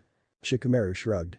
"The way I see it," he said, "the guy who's best in one place is best in the next, right? The whole exam's just a glorified sparring match anyway, in some ways, just with higher stakes. This might be even more so. In other words, whoever wins moves on." "I wonder." Gaara mused. "I'm quite certain, for instance, that if you and I were to face one another, I would almost certainly win." Shikamaru shrugged. "You're probably right," he agreed. "And yet," Gaara continued, "in many ways, you are more qualified for certain other matters than I. Should such a scenario arise for our friend, should the weaker be allowed to surpass the strong in some situations? He's worried about Temari, Kankuro, and any poor sods unfortunate to encounter him, Naruto, or Sasuke," Shikamaru decoded. "If he and Shino or Temari and I or some other skewed pair of priority players were to face off in the prelims, should the weaker player get a bye because they might provide more to the plan?" Shikamaru shrugged. "I doubt our friend has a detailed plan in place," he said frankly, "because Naruto didn't, but if it were me, I think I would leave it to the competitors to judge. They're all fairly aware of the situation as a whole." Gaara nodded thoughtfully. "Most of them," he agreed, "and the only exceptions are excusable." "Thank you, Shikamaru-san, I believe I understand better now." Shikamaru nodded. "I'm sure our friend will let us know if he has any better ideas," he said, and turned back to his meal.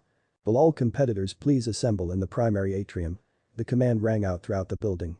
Naruto recognized Iruka's voice as having issued it. It was 1 in the afternoon on day 5 of the second examination, the preliminary round was about to begin.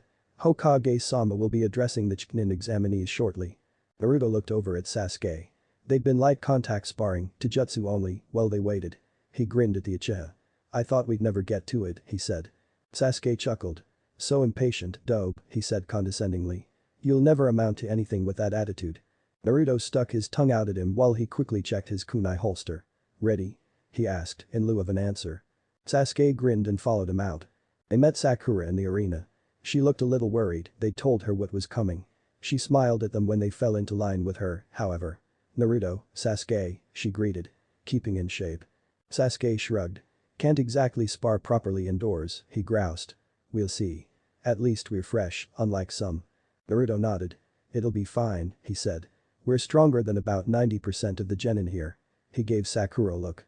"All 3 of us," he finished, daring her to disagree. She smiled slightly, happily, and didn't argue. The crowd of genin slowly formed into lines of 3 by team. Naruto was first in line for Team 7, behind him was Sakura, with Sasuke in the rear. Gaara led his team immediately beside him. He gave Naruto a nod as they fell into place. Naruto grinned back. As the last genin fell into place, the Hokage stepped into the room from a doorway off to Naruto's left and made his way to the statue in the room's front. He surveyed the young shinobi gravely as they fell silent, his eyes lingering on Naruto's momentarily. "Chunin examines," he begins at length. "Congratulations on your successful completion of the second examination in the Forest of Death." Several more teams had passed this exam than before, Naruto knew. The genin from Odo had been thoroughly shut down, although Kabuto's team had been allowed through to avoid tipping Orochimaru off. In the absence of several potentially predatory teams, 3 more teams had passed who had failed before, 1 from AIM, 1 from Konoha, and the last from Suna. This meant that there were 27 competitors, and assuming Kabuto dropped out, that left 13 preliminary rounds. "You are all here to become Chunin," the Hokage said slowly. "But few, if any, of you understand the importance of the test you are taking. I think it best if those of you who have proven ourselves thus far are given an explanation." There was silence as the genin listened with varying degrees of attentiveness. In the days before this peace the hidden villages now tenuously share, the Sandaime began, there were no Chunin exams. If a ninja from one village appeared in another, it was an act of war, and that ninja would invariably be killed. Now, however, we send our children into the hearts of one another's power and influence once every 6 months. How can this be? Have the hidden villages grown to trust one another so? No. The Hokage sighed. No, the villages still compete and will inevitably attempt to strike at one another eventually. Perhaps not soon, but war, in this world, is always unavoidable. This Chunin exam, of which you are all a part, serves a function to this peace we have built. You genin are a substitute for war. He looked around at the young faces grimly. Each of you represents the collective might of your village. In the third portion of this examination, each of you will be watched not only by other shinobi, but by independent merchants, daimon, and other potential employers of ninja. How you comfort yourselves in that portion of the test will, in part, determine not only who becomes Chunin, but also to which village these clients will go. The Hokage surveyed the genin again. Do you see? In this test you compete, not only for yourselves, but for your village, just as the villages themselves competed in the old days. It is in the nature of these villages to fight one another, and through this exam, we prevent that conflict from taking the form of bloody and wasteful war. The Hokage sighed audibly. Naruto sympathized. It wasn't easy to admit you ruled over a village which, inevitably, degraded to something like a rabid animal periodically. With all this said, the Sandaime continued, I would like now to explain the next part of the examination. Hokage-sama.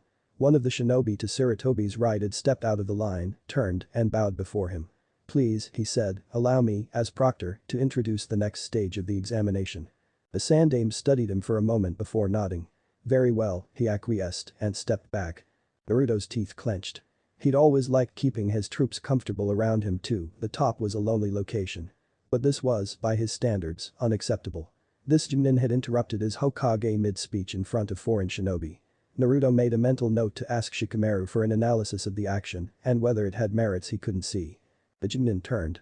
Naruto vaguely remembered him, he'd died between this preliminary round and the exam proper before. What was his name? Why should I know? Kurama grumbled. He's your species. It was rhetorical, furball. I am Jekmhade, proctor of the third phase of the Chunin exams, the Chunin said, turning to them. Right, that was it. Before we move on to explaining the third stage, the Chunin began and was interrupted by a coughing fit. At length, he was able to continue. There is something to be done. A preliminary elimination round. There was a rustle as the genin digested this. What? Kiba growled loudly somewhere to Naruto's left. We might be eliminated without even getting to the third round. Naruto ignored that little gem in favor of studying Hate curiously. So first he's insubordinate and now he's sickly. This is what Sandaime-sama wants to represent our village's genin. Your Hokage is an idiot. Or he knows something I don't. Too many genin passed the second test for us to move directly on, continued Hate blandly. A cough stopped him from continuing for a moment before he went on. As such, we will be having one-on-one matches to eliminate half of the competitors. He coughed a few more times before going on. Given that these matches are one-on-one, as is the third portion of the exam, the success of an individual genin no longer, another cough depends on the success of his or her team. Should one of you wish to forfeit now, you may do so without jeopardizing your teammates. I'm out then, said a familiar voice from far to Naruto's right. I used up what I had in the forest. I forfeit. With that, Yakushi Kabuto fell out of his place in the line and marched out of the room. There was murmuring among the genin, the word coward was thrown around a great deal. Naruto just rolled his eyes. Very well, said Hate with a nod. If no one else is forfeiting, we will move straight on. The matchups will be randomized and brought up on the screen there. He pointed with a cough at a black screen set against a back wall. They will be held here, in the center of this hall, the other genin should wait along the balconies. He coughed a few more times. Without further ado, he said, the first match. The screen flickered to life. Names flickered on it like a roulette before settling. Tsumamakishima versus Shikamaru. Naruto and Gaara looked at each other. Naruto snorted. This should be fun, Kurama said, amused. Tsumamakishima was a genin of Konoha who, Shikamaru was certain, had either never made Chunin nor had been dead by the time Naruto gained power. That alone was a decent indicator of his relative weakness, so Shikamaru wasn't worried. The young man across the arena from him, older than Shikamaru, at least in body, by some 2 or 3 years, was sneering arrogantly at him. Another indicator of weakness. He carried twin ten, each about a foot long, sheathed at his sides. In addition, a standard shuriken holster was on his leg and no other equipment was visible. In any other context, this would suggest to Shikamaru that the opponent's tricks were hidden. Here, he thought it more likely that the man had none in the first place. Shikamaru gave him a respectful nod. Makishima's sneer only widened. 3, Hate began. 2, 1. Begin. Shikamaru lazily formed a rat seal as his opponent charged. His shadow lashed out as Makishima drew his swords. The other genin found himself frozen, left foot in the air, in the middle of a leap. Shikamaru blinked and raised his right leg. Makishima fell on his face with a muffled oath. Shikamaru didn't release him, he was still conscious. He stepped towards the prone face-down genin, Makishima's feet jerking spasmodically as they reflected Shikamaru's gait. With a sigh, Nara reached into his pocket and pulled out a handkerchief. He held it in his left hand, knelt down, and covered Makishima's mouth and nose, using his right hand to push the other genin's head into the cloth. There was silence for a time as Makishima's struggles against the shadow possession became increasingly frantic, then slowed as he ran low on oxygen. Before he could find himself within danger of asphyxiation, however, Shikamaru removed his hand, released the possession, and decked the other genin in the temple. Makishima went limp. Shikamaru stood up and turned to Hade. "He's unconscious," he said unnecessarily. Naruto began to applaud, and others joined in nervously. "The winner is Nara Shikamaru, Hade. Medics a cough please see Tsuma Makishima. Shikamaru-san, please return to the balcony while the next match is called." Shikamaru nodded and walked off, his eyes on the screen as it flickered. Saburo Mitsire. Versus. Yamanaka Ino. Shikamaru gave into a nod and murmured good luck as he passed her on his way up. She gave him a confident grin in return. "I'll be fine, Shika," she said firmly. "They'll learn not to mess with Team 10. Good job on your fight." Shikamaru smiled slightly. "Thanks." A few moments later, he was settled beside Shinji and Asuma, who had apparently come to watch. After greeting them, Shikamaru studied Ino's opponent intently. She was a genin from Suna, about Tamari's age so about 3 years older than Ino with cropped black hair and a flowing red robe, suggesting her role as an ninjutsu specialist. On the one hand, that meant she was likely to be able to field a great deal of damage at range, which was where Ino preferred to stay if she couldn't have a stealthy approach. On the other hand, it meant she was likely accustomed to staying fairly still during battle which boded well for Ino's mind-body switch. It would be a difficult battle, to be certain. "Begin," called Hade. Mature moved first, but as Shikamaru had expected didn't actually leave her place. Instead, a few quick hand signs were made and a hand was brought to her mouth for the phoenix flower. A flurry of fireballs was launched in Ino's general direction, but the girl avoided them admirably, diving into a roll to the left, coming up kneeling, 3 shuriken already in her right hand. She tossed them at her opponent quickly before diving away again. Instead of dodging, Mitsire called on another ninjutsu to fire a projectile of pressurized air to knock the projectiles off course before firing a great fireball at Ino. The Yamanaka dove out of the way again, tossed 3 more shuriken, dove preemptively to avoid the photon deflecting, and then formed the Yamanaka hand sign, aimed at Mitsire's position. Even as Michiru focused on forming her chakra for the deflection of the shuriken, she was caught in the mental technique. She froze mid-jutsu, and the 3 shuriken met her flesh directly. She cried out, and Ino's prone body twitched in reflection.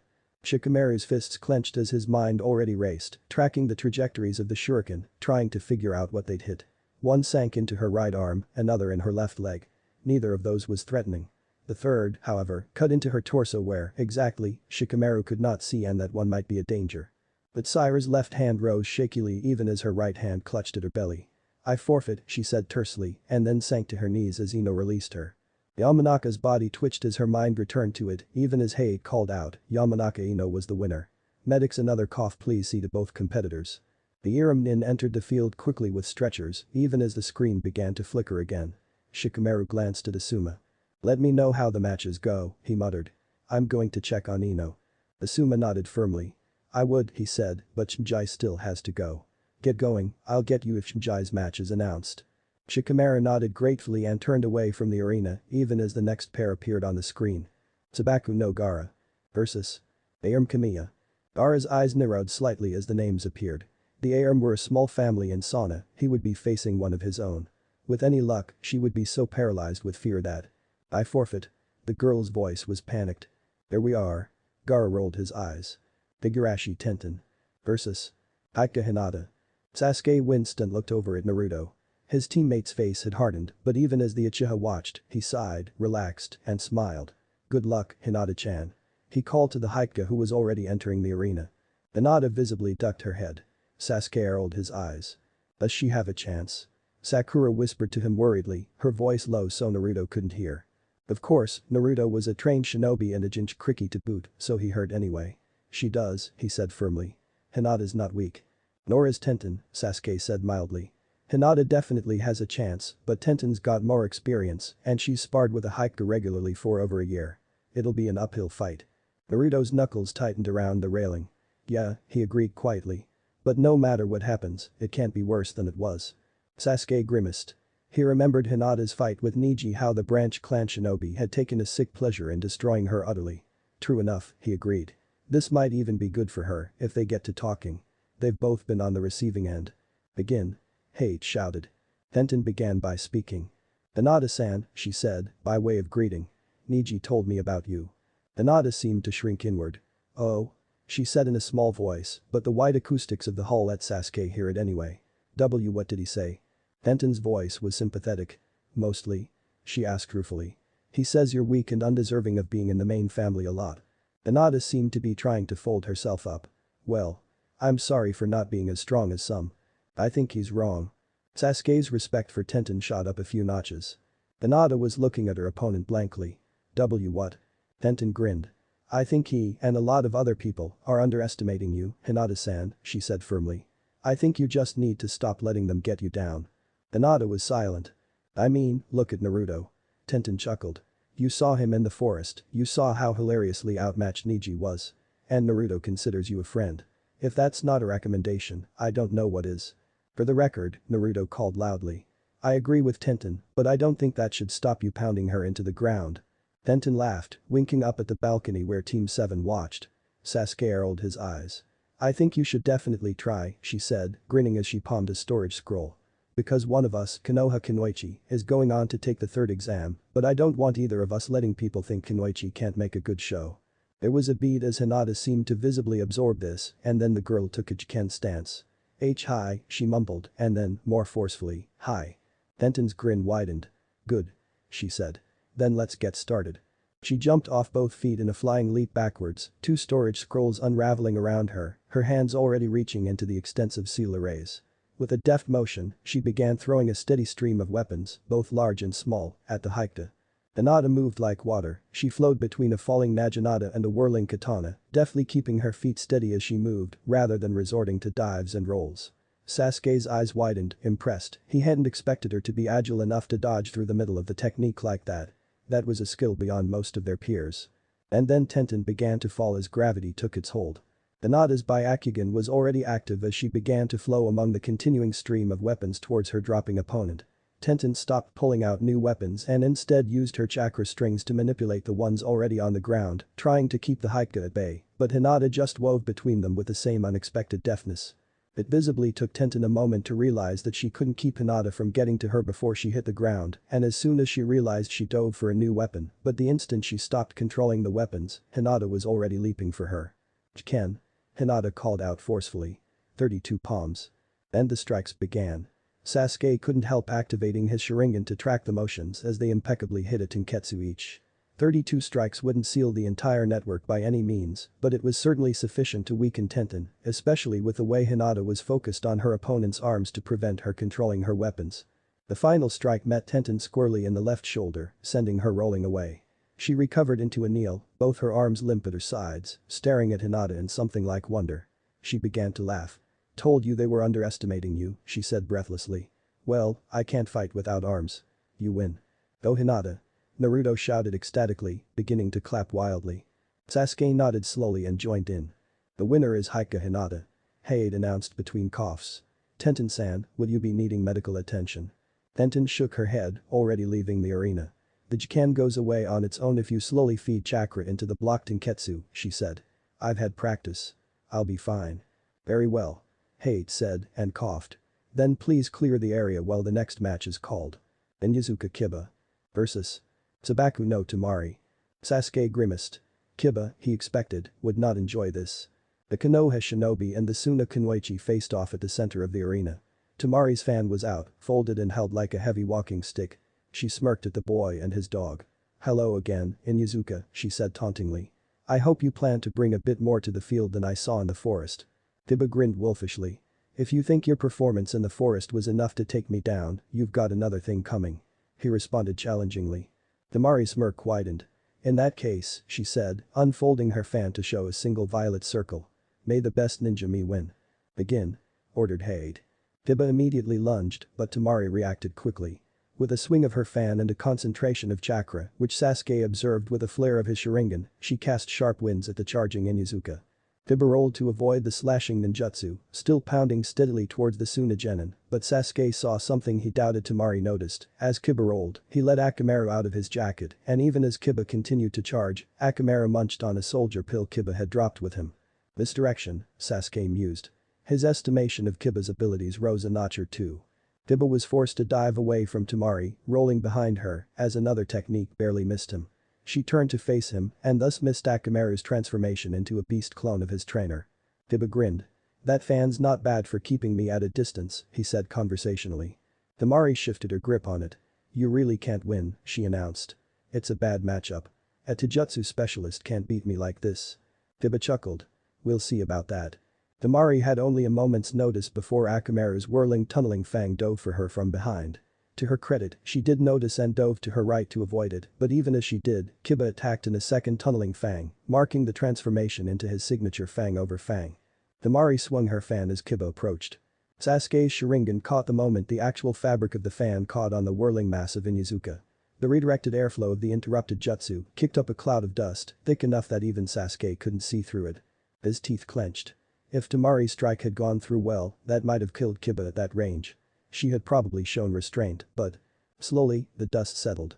Temari was breathing heavily, several meters back from where they'd impacted, leaning on her folded fan. Kiba was apparently in worse shape. A deep cut ran along his right shoulder, bleeding profusely, and he appeared to have been scraped up badly by flying dust, but he was still standing. Akamaru, still in beast clone form, was beside him. Temari glowered. "That was a neat trick," she said grimly. "Now I'll show you mine." She unfolded her fan in one fluid motion. But stopped as the first circle emerged and stared at the war fan, aghast. Right across the circle, pushing inward from the fan's outer edge, was a great gash torn in the fabric. Kiba's strike had torn the fan. Temari's teeth clenched and she opened the fan fully, before closing it from the other end to hide the torn part. 2 circles were left exposed. "Right," she hissed. "Now you're getting it." With a flourishing swing, she launched a complicated array of chakra-bound gusts at the Inuzuka. Sasuke watched them with his Sharingan. The Inuzuka was faced with an X of gusts headed directly his way, while more swung around the central technique like doors swinging shut or like a vice closing on him. He was able to dodge the primary strike, but one of the secondaries sent him reeling, a new gash opening in his left leg. He gasped at the impact, even as Temari charged another strike. Akamaru dove for his master, shielding the Inuzuka with his body as the cutting wind struck out. Sasuke's eyes widened, and his Sharingan caught everything as the slashing gale met the beast clone squarely across the back and cut deeply. Akamaru howled, popping back into his original shape. "Akamaru!" Kiba bellowed in horror. Temari still. Sasuke closed his eyes. Chapter 46. Recompense. The Inuzuka Kiba rolled out from under his hound in a visible panic. "Akamaru," he said again, cradling the dog in his arms. Akamaru twitched feebly, the gash in his back still flowing freely with blood. "Forfeit, kid," Temari snapped, her face set. "Forfeit, so the medics can help him." Kiba bared his teeth at her. "Screw you, bitch," he hissed furiously. "Fine, I forfeit. Help him, someone." "Sabaku no Temari is the winner," announced Taide. "Medics, please see him and his master." The white-clad Iramnin were already on the field, rushing towards the downed Inuzuka and dog with a stretcher. Kiba grimaced and handed Akamaru over to one of them before allowing himself to be helped onto the stretcher himself. As he was taken from the arena, he sent a death glare Temari's way. "You'll pay for this," he swore as he left the room. Temari slowly slung her damaged fan on her back, looking after the boy. "He damaged my fan, he deserved what he got," she told herself, but it rang hollow. "Temari-san," the proctor said, coughing, "please vacate the field while the next match is announced." Temari nodded slowly and returned to the stairwell. Once she finished ascending, she was met with a surprise. The Nara boy Shikamaru from the forest was there with her brothers, waiting for her. "Can you repair your fan?" he asked immediately, studying her intently. Her teeth clenched. "Of course I can repair my fan," she said coldly. "Be a bit stupid to use a weapon I can't maintain." Shikamaru nodded. "Good," he said. Then, with a sort of spasm, as though he hadn't even intended to do it, his fist came up and nearly struck her. She leaned away to dodge, but the boy had stopped the blow before it connected. He was shaking slightly, and his eyes were dark. "Because Kiba might not be able to repair his," he said quietly, "and I like that dog." He turned away from her, his fist falling to his side. He gave Gaara a nod and walked away along the balcony without looking back. She stared after him blankly.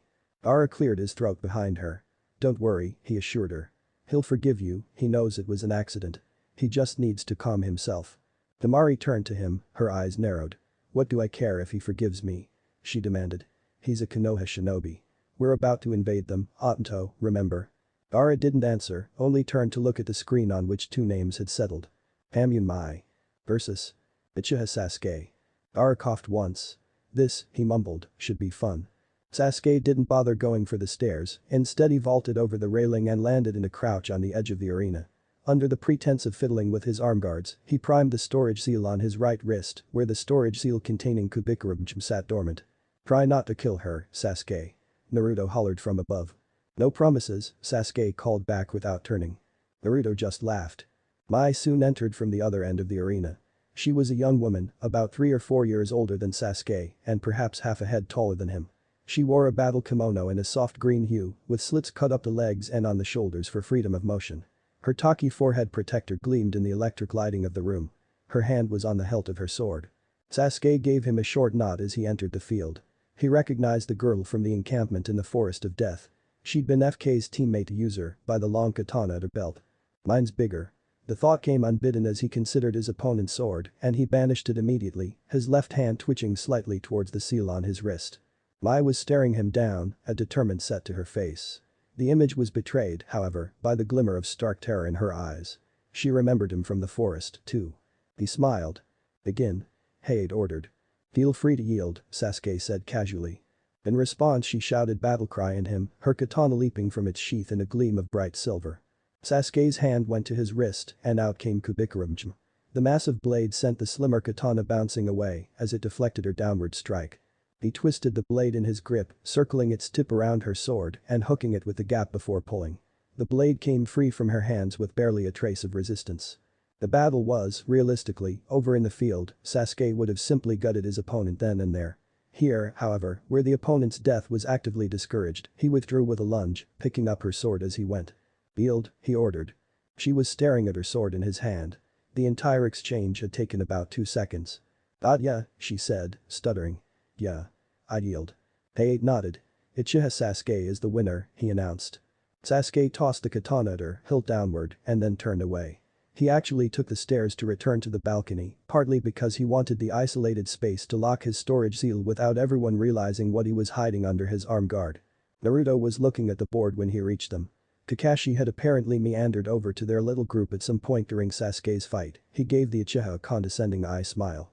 Sasuke didn't dignify it with a response, opting instead to follow Naruto's gaze. Hakuninji versus the Cad Muroi. Sasuke's brow rose. "Isn't that the guy who absorbed chakra?" he asked his teammates slowly. Naruto nodded. "I wonder how that'll interact with Shiken," he mused. Sasuke shrugged. Neji and Yoroi were already entering the field. "Begin," Hayate ordered. "You should forfeit," Neji said immediately, coldly. "Your own teammate abandoned this competition without making an attempt, he has shown you to be weak-fated losers." Yoroi's masked face was still for a moment before nodding. "I'm a Taijutsu specialist," he said flatly, "and I don't like my odds. I forfeit, Proctor-san." Naruto winced. "That's going to make Neji insufferable," he muttered over the sound of the Haikyuu monologuing about the futility of Yoroi's situation. The next match was soon called. Atsushi Shigeru versus Hamuo Asura. Shigeru was FK's other teammate, a wiry teen with a mop of black hair over a bony, sallow face. He wore all black and carried no visible weapons besides a standard-issue kunai holster. Asura was Asuna Kunoichi from the team that had recently passed. Sasuke didn't care and thus didn't watch, opting instead to lean back on the wall and close his eyes for a bit. "Asano Shigeru is the winner," Hayate announced. "Medics, please see Asura-san." Sasuke opened his eyes and looked down at the arena. The girl from Suna was on the floor, bleeding from what looked like kunai injuries, surrounded by her own bloodied weapons. He shrugged and turned his attention to the screen. Aburam Shino versus Uzumaki Naruto. "Don't you dare forfeit before we've started," Naruto hollered over at teammate.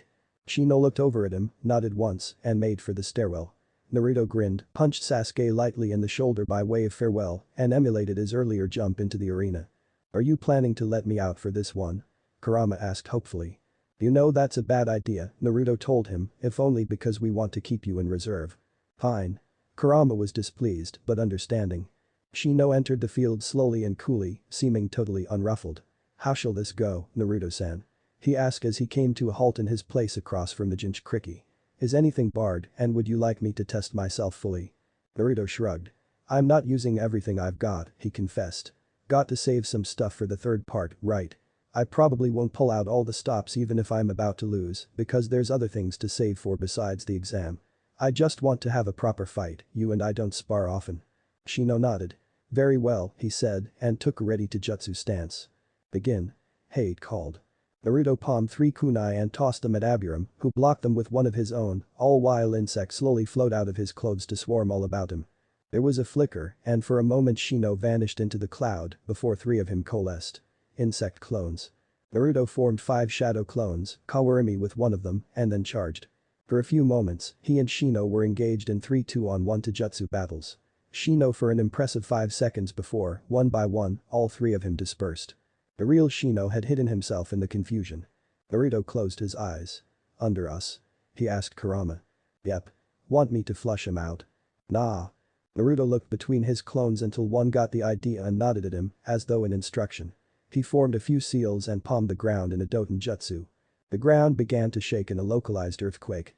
Then a portion began to crumble, exposing the top of Shino's hood where he had buried himself. No sooner had it appeared that the Aburam was moving, leaping out of the pit and diving for the clone that had nodded at Naruto with a kunai. It was blocked, and the clone grabbed Shino's wrist but got a face full of Kakechu for its trouble. Naruto flickered behind Shino as it dissipated and poked his knife into Shino's throat. Yield, he ordered.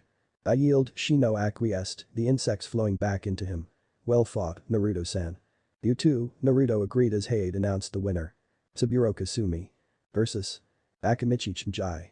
Saburo Kasumi was a Konoha genin from Makishima's team, Shikamaru supposedly. She had actually survived into the war and had been a chunin in charge of a squad of career genin until she was killed in an engagement with a reanimated. Shikamaru had never known her well, but he had a vague recollection of her abilities. The Saburo were a very minor clan. Shikamaru wasn't even certain they had legal clan status whose specialty was suit and ninjutsu. Kasumi, with her distinctly watertight black bodysuit, seemed to be no exception. Begin. Hade ordered. Jai enlarged a hand and tried to smack at Kasumi, but she nimbly dodged backward. Her hands shifted rapidly into hand signs. Suricton. A classic. The dragon of water burst from under the arena floor. She must be using groundwater and charged Chimjai, swerving erratically to make predicting its approach more difficult. Chimjai set his feet, glaring into the charging ninjutsu. His body expanded, rounded out. Nikkuden Sensha. He roared and rolled forward. He met the dragon halfway. For a moment, they seemed perfectly even. His rolling form ground against the arena floor, kicking up gravel and debris, and the dragon pushed back against him, its form wavering against the impact. Wavering. And collapsing. Chimjai broke through the water form like a cannonball, breaking through a high wave en route to its target. Kasumi nimbly leapt out of the way, already forming another. But this battle was over. Shikamaru knew it, and so, he expected, did Kasumi. There was no way an aspiring chunin knew any suiton more powerful than Suricton, and if Chimjai could break that with his most basic technique, a technique Kasumi likely knew was basic since it was an Akimichi staple and she was a Konoha, there was no ready path to victory. Certainly, ingenuity could substitute for strength. Shikamaru himself counted on that fact more than any other, as a rule, but given that Kasumi had burned probably 2/3 of her chakra on an attack she'd only bothered to charge directly with, ingenuity didn't seem like her strongest trait. Indeed, the battle continued in this strain for a time. Kasumi launched suiton after suiton at the Akimichi juggernaut, growing weaker with each attack as her chakra reserves were depleted and Shoji weathered them all without difficulty. Eventually, Kasumi grew tired enough that she failed to leap out of the way of one of Chimjai's enlarged arms, and at that point all was lost. He threw her into the wall, hard, and she fell to earth limply. Akimichi Chimjai is the winner, Hade announced. Medics. Shikamaru gave his final teammate a nod as he returned to the balcony. Well done, Chimjai, he said. Chimjai grinned at him. You weren't half bad yourself, he said. Shikamaru snorted. Come on, he said, glancing at Ino. I'm headed to the hospital to check on Akamaru. You two coming? Ino nodded, looking unhappy. Oh, I hope he's okay, she said. He's a good dog. You don't know the half of it, Shikamaru wanted to say. He remembered who had been able, by the end, to stand against even the upper echelons of the enemies reanimated on his own and come out on top. He remembered a dog that had had more talent for following orders when prudent and improvising when necessary than most human soldiers. Yeah, Shikamaru said quietly. He really is. They passed Team 7 on the way out. Shikamaru flagged Naruto down. "We're going to check on Kiba and Akamaru," he told his Hokage. Naruto nodded. "Got it," he said. "We'll come once Sakura's gone. Let me know if you need me." Shikamaru nodded. "Later," he said. The next match placed Kabuto's final teammate Miss Yumi against some faceless Konoha Genin Sasuke didn't much care about. As with the previous match of that type, he leaned against a wall and ignored it completely. Neither participant died and Miss Yumi progressed. The next match, however, FK versus Rock Lee, promised to be much more interesting. Sakura, it seemed, did not agree. "Oh, great," she mumbled. "Another Jinchuriki fight where everyone knows how it ends." Sasuke chuckled. "Well, yes," he agreed. "But Lee has a way of making even his losses entertaining. At least as long as you ignore his spouting about the power of youth." Which Lee was now beginning. "Yosh," he said as he entered the arena across from the green-haired Taki Jinchuriki. "Welcome to Konoha, fellow shinobi. I am sorry, but it seems I will have to defeat you now." FK's lips were twisted as if to contain laughter. "Oh, really?" she said, and her voice was strained with mirth. "I'm sure that's just tragic for you." "It is," Lee said earnestly.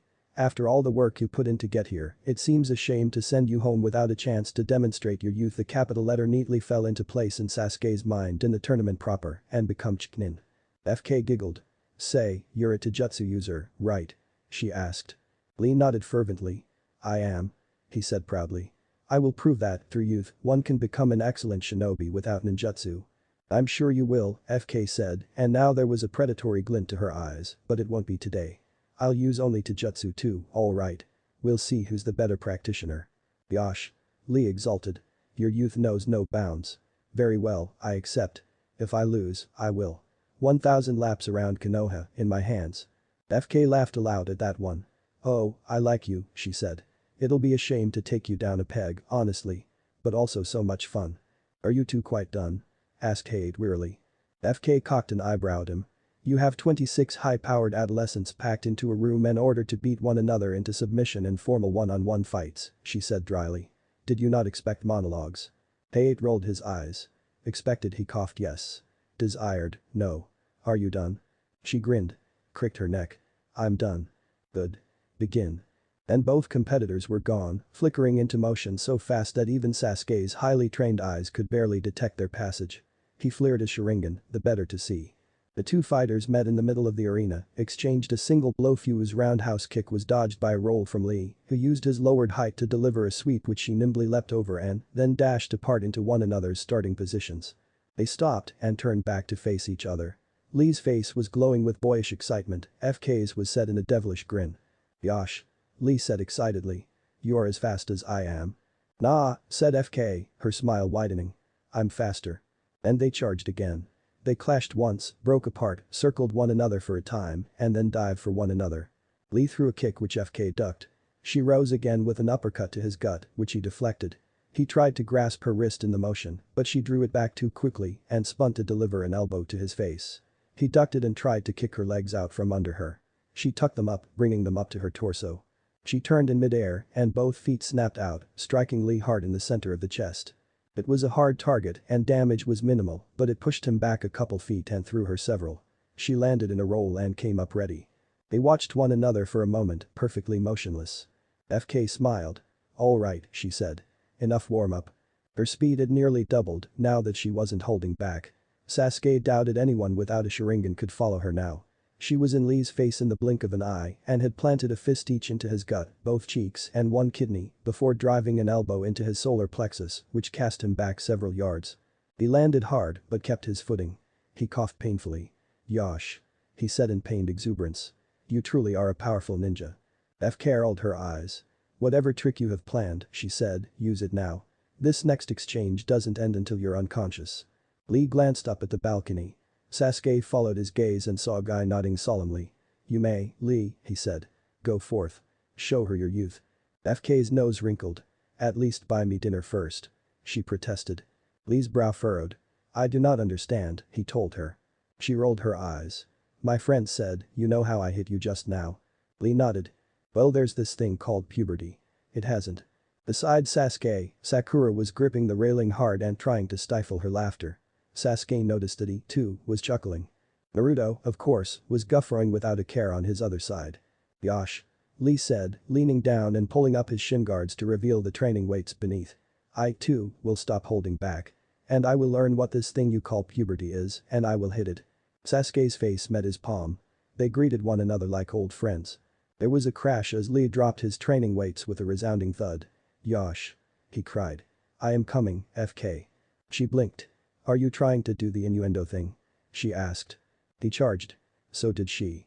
They were evenly matched again, two fantastically fast fighters, exchanging blows at speeds most humans couldn't even perceive. Strike after strike was deflected, dodged, or blocked outright, and for almost 3 minutes of solid combat, neither gained an advantage. But FK was a Jinchuriki, and what she could not outpace, she could outlast. Lee began to tire after 3 minutes at his very peak. FK did not.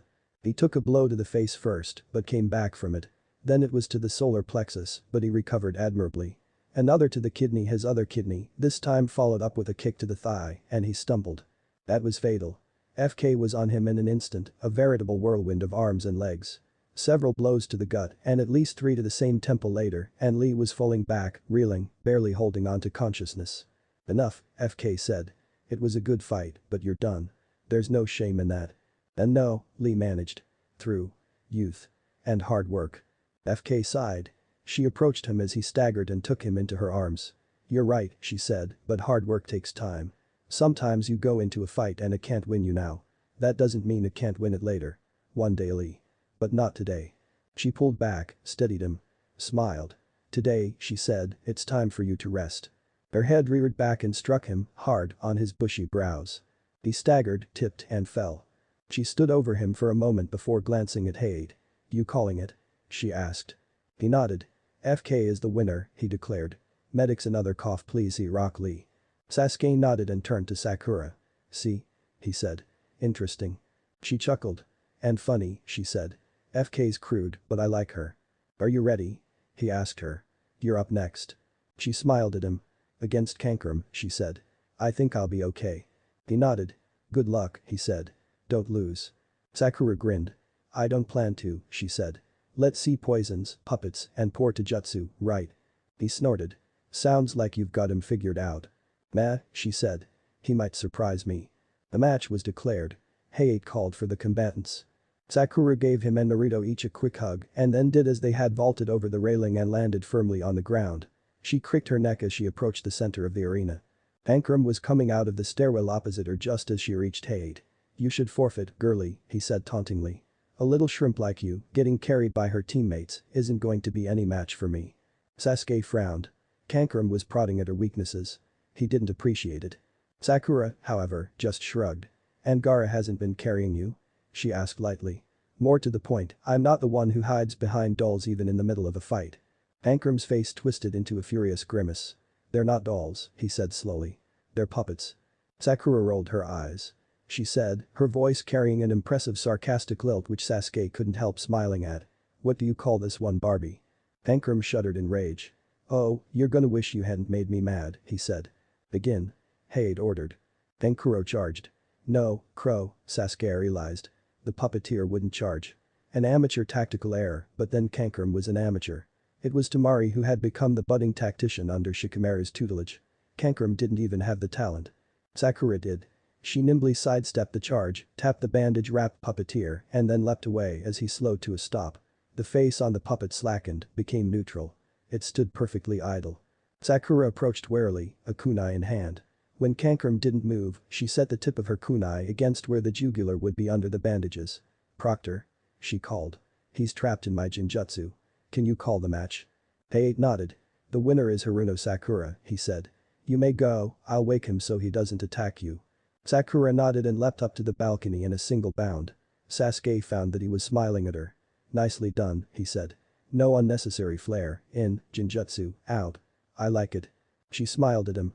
Thank you, she said, bowing slightly with a flourish. You're too kind. Naruto clapped them both on the shoulders. Good job, Team 7. He said. We're all gonna make Chunin for sure. Now that there are fewer of you, the Hokage said to the assembled genin, we can proceed with the final part of the Chunin exams. First, I wish to impress upon you all once again that your promotion does not hinge on victory in the tournament. Your performance may be sufficient to warrant promotion regardless of whether you win or lose. The only reason winning fights is better is because it gives you further opportunities to demonstrate your skills in later fights. Naruto stood beside Sasuke, with Sakura on the Uchiha's other side, as they listened to the Hokage give his speech.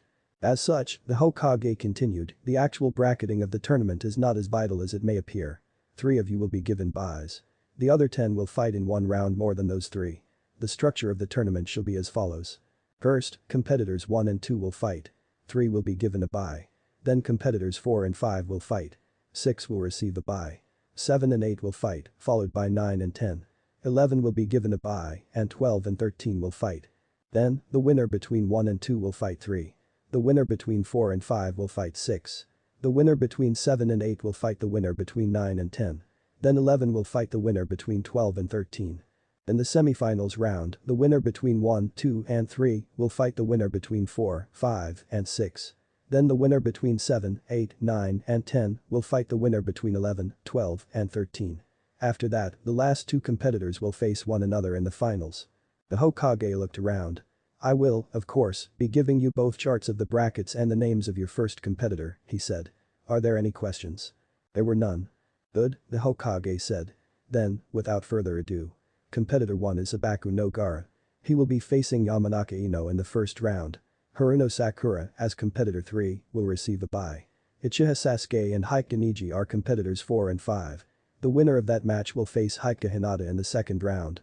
Competitors 7 and 8 are Shikamaru Nara and Sabaku no Tamari. Competitors 9 and 10 are Akamichi Chimjai and Uzumaki Naruto. Atsusui Shigeru will receive a bye and face the winner of the match between FK and Tsurugi Misumi.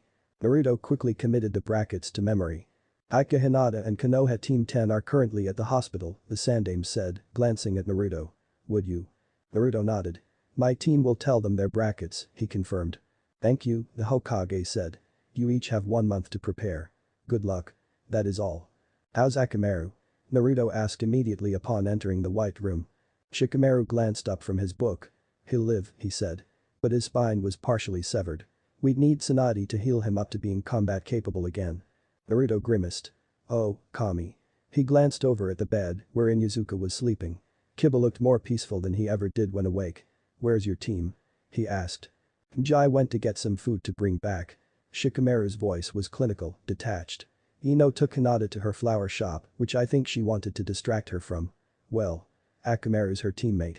Naruto nodded. Yeah, he said unhappily. Shikamaru shook his head then.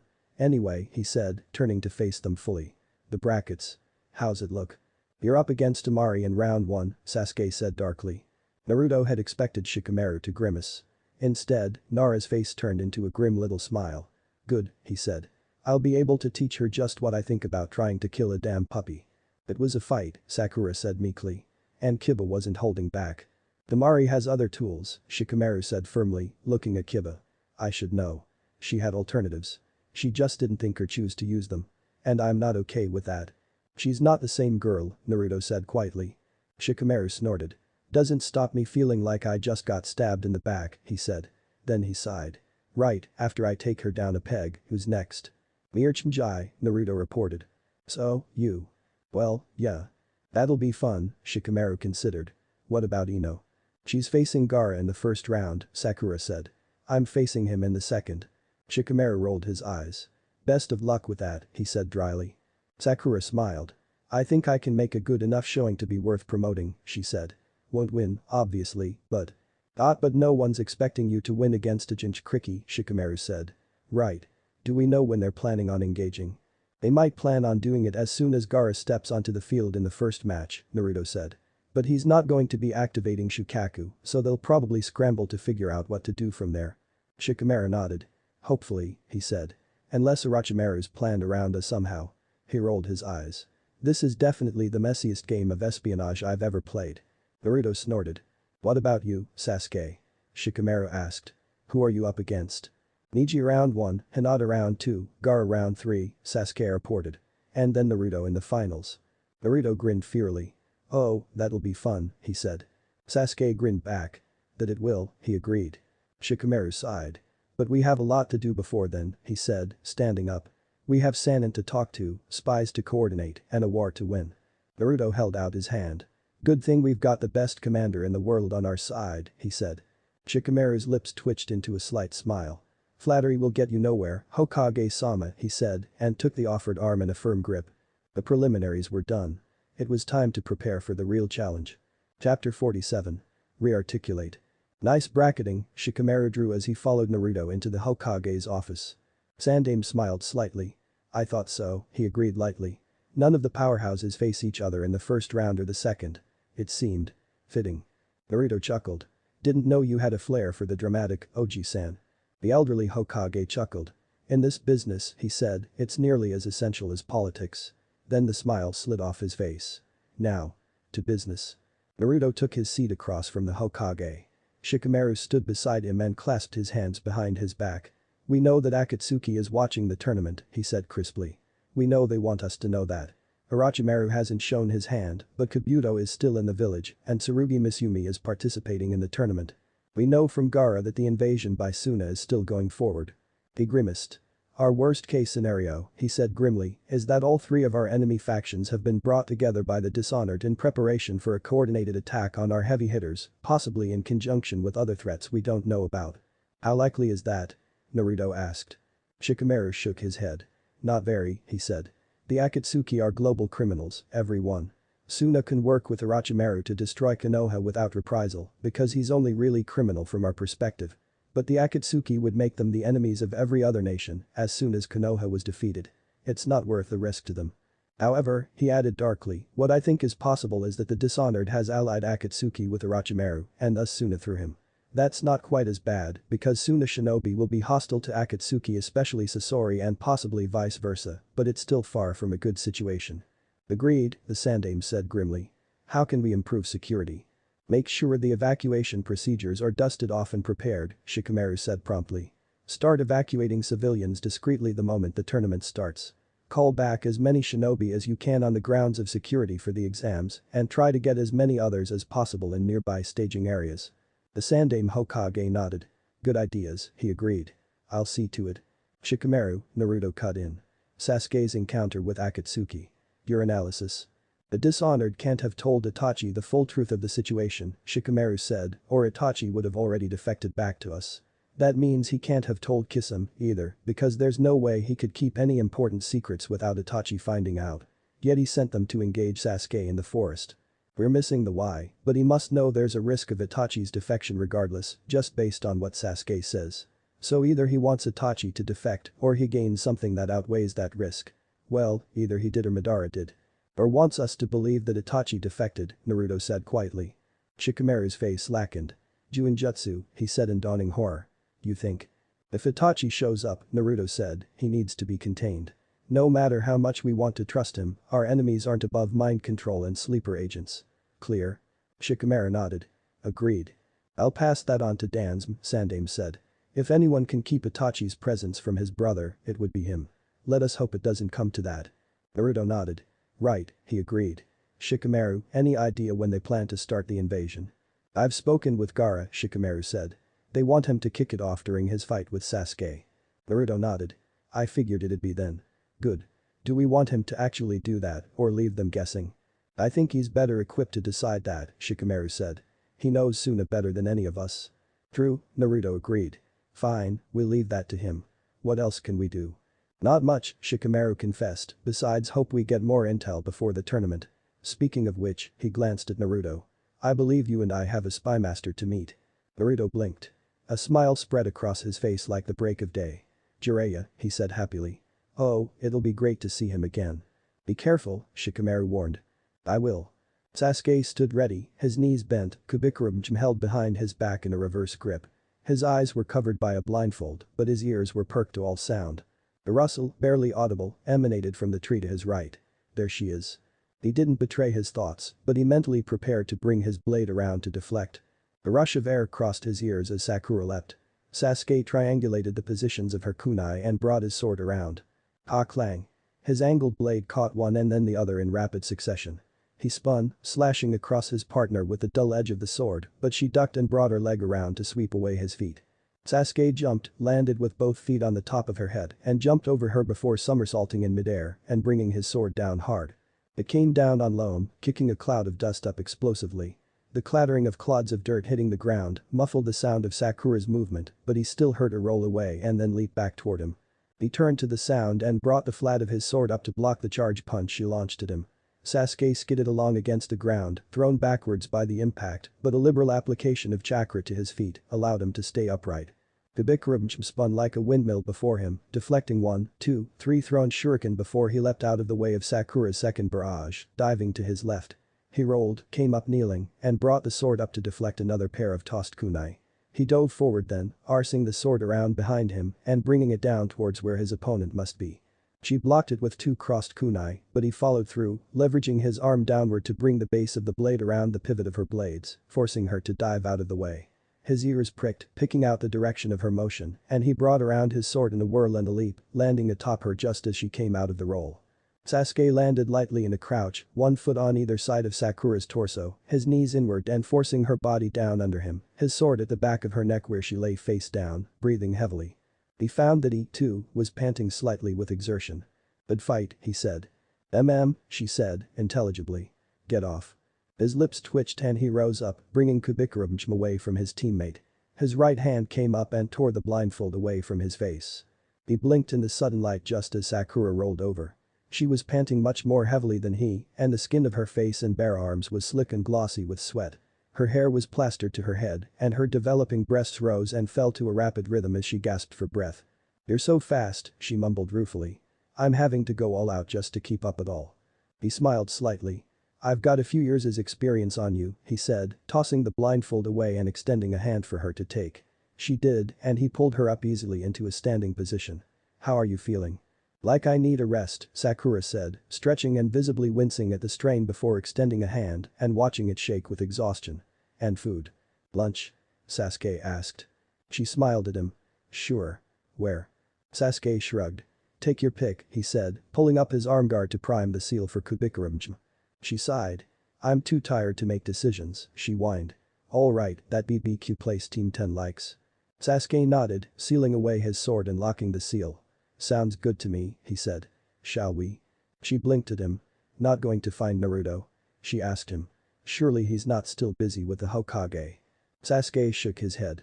"He's got other errands to run," he said, thinking of an old man with a summoning contract. "Besides, he can feed himself for a day. Unless you want him to come with you?" No, she said quickly. "No, it's fine. Lead the way." He did so. She followed at his right, half a pace behind. "So, Sasuke," she said as they left the training ground. "What should I work on?" "I mean, everything, but any advice?" Sasuke nodded, considering. "You need a more diverse ninjutsu kit," he said at length. "A more diverse kit in general, really. All you've got are touch-based ninjutsu, and taijutsu, and then projectiles and visual ninjutsu.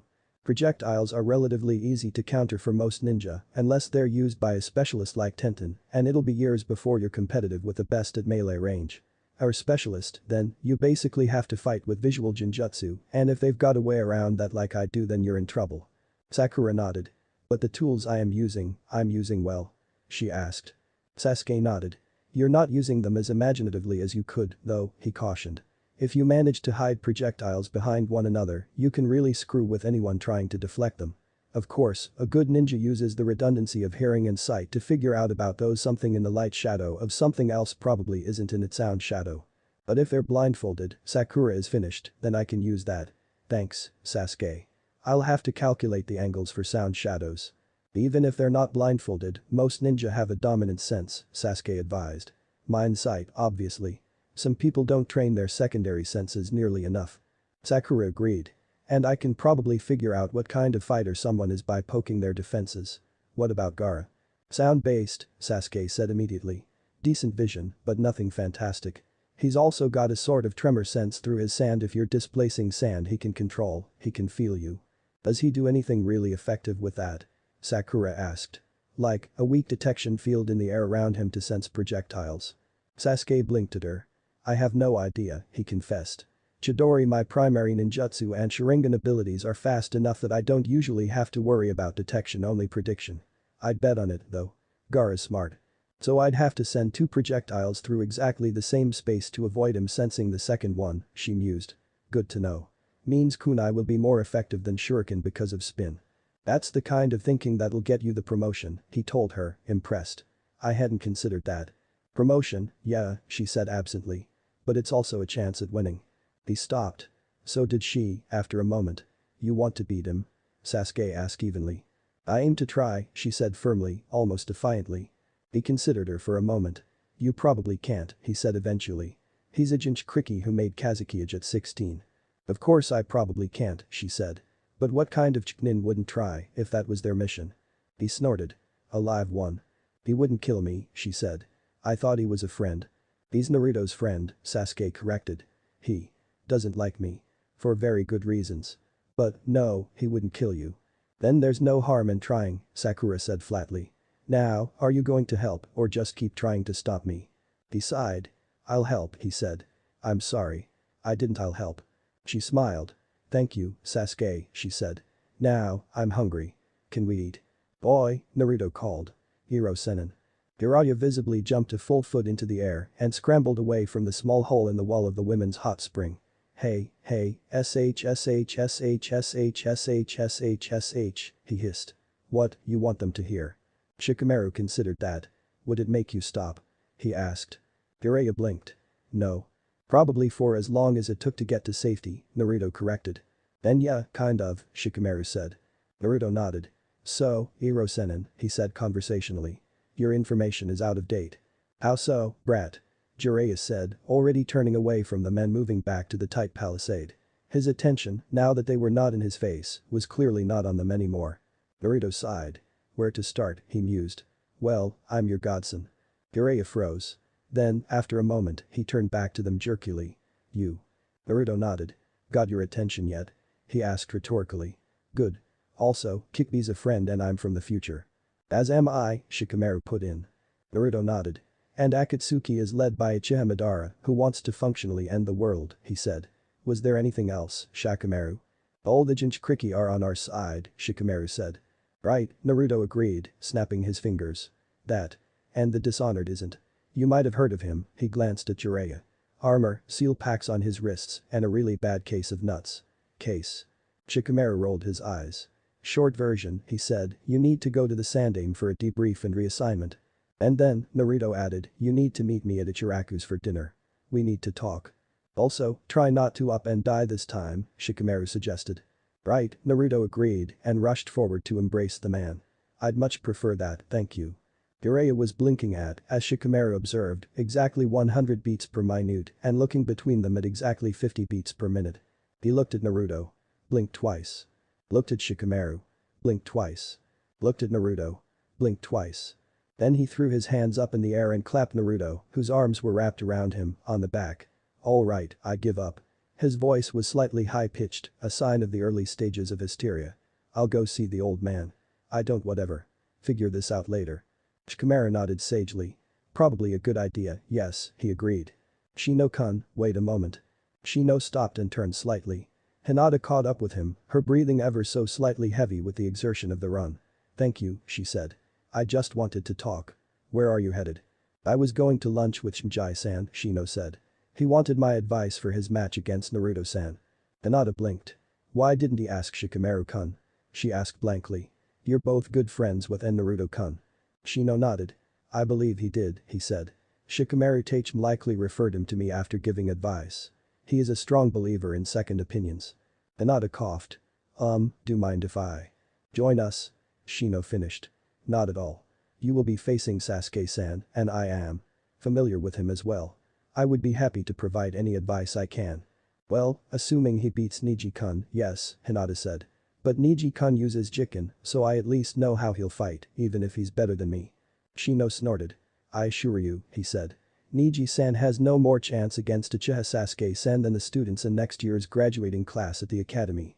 You will be facing Sasuke, and you will not win, but I can at least advise you with regards to making a good showing.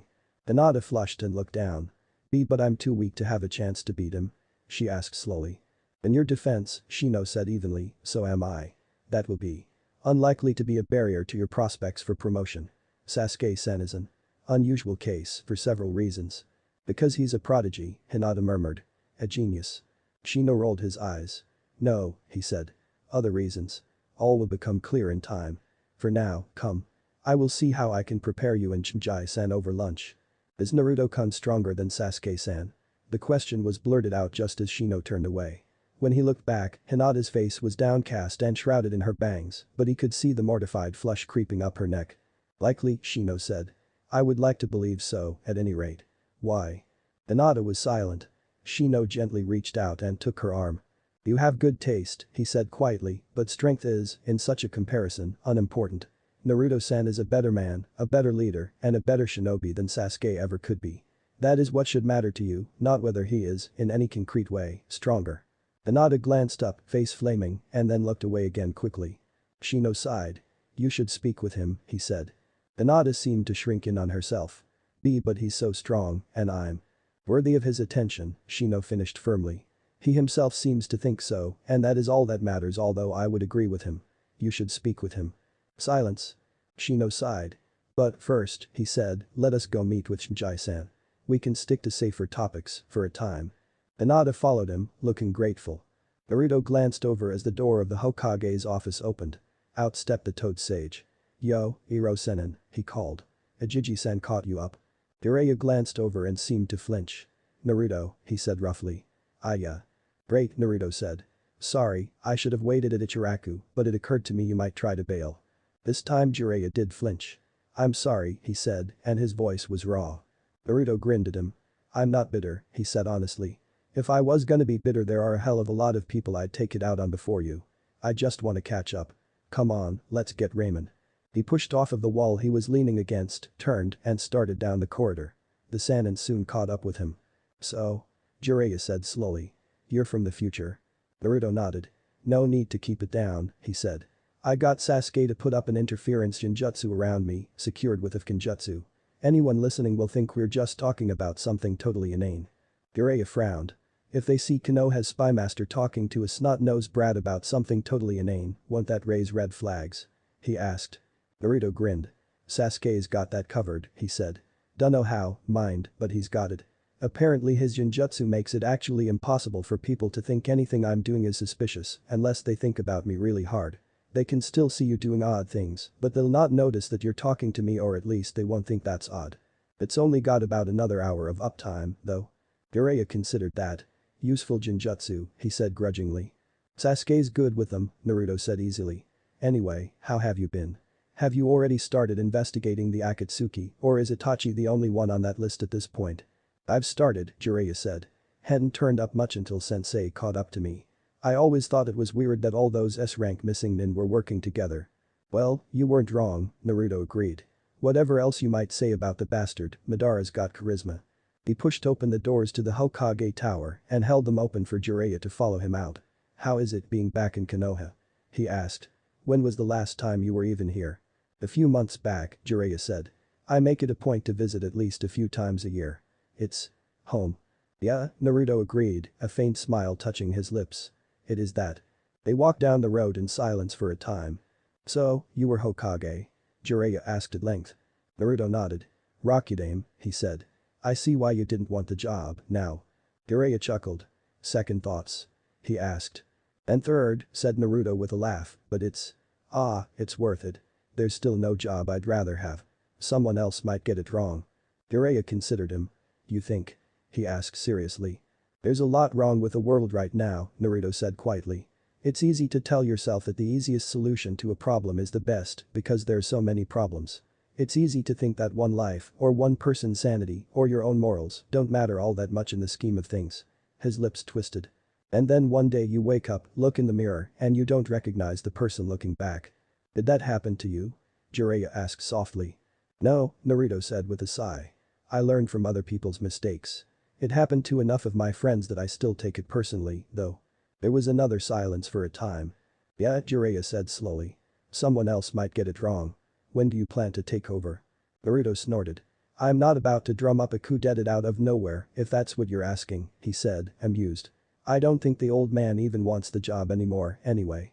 I'll probably take over once we've dealt with Akatsuki and I can act without tripping every alarm bell in their boss's masked head. Fair, Jiraiya said. I might spend more time in the village once it's under your control. Naruto shrugged. A village doesn't change overnight, he said with slight reproach. But I'll do what I can. I hope you will too. Jiraiya twitched. Yeah, he said wryly. I'll try. Naruto nudged him with his elbow. That's all I ask. They reached Ichiraku Ramen. Naruto leapt up onto a bar stool and gave Am a wide smile. Hey, Am-chan, Tucci-san. Naruto, you're back. Said the aging civilian jovially, coming across from the pot he'd been stirring. You haven't been by as often, I was starting to worry you didn't like us. I've gotta watch what I eat now, Naruto said lightly. I'm a ninja now, can't go shoveling crap like what you make down my throat all the time anymore. Gotta be healthy and ready for anything. Oh, crap, huh? Tucci asked, eyes twinkling. I see how it is. Think you're better than our humble food. Care to prove me wrong? Naruto prodded, grinning widely. Ooh, you watch yourself, Tucci said with a laugh. I'll make you eat those words. And the ramen, too. What would you like? 3 large bowls of miso ramen, Naruto said merrily. To start off light. Am giggled. Where does it all go? She asked. Little known fact, Naruto said with a cheeky grin. I have a ravenous demon in my belly. Damari slipped into her team's hotel suite with a sigh of relief. Although she was still in Konoha, this little room had come to feel like something of a haven. This town made her itch in an unsettling way, like she was being watched. She hoped it was just paranoia. Damari, came Gaara's voice from the common room.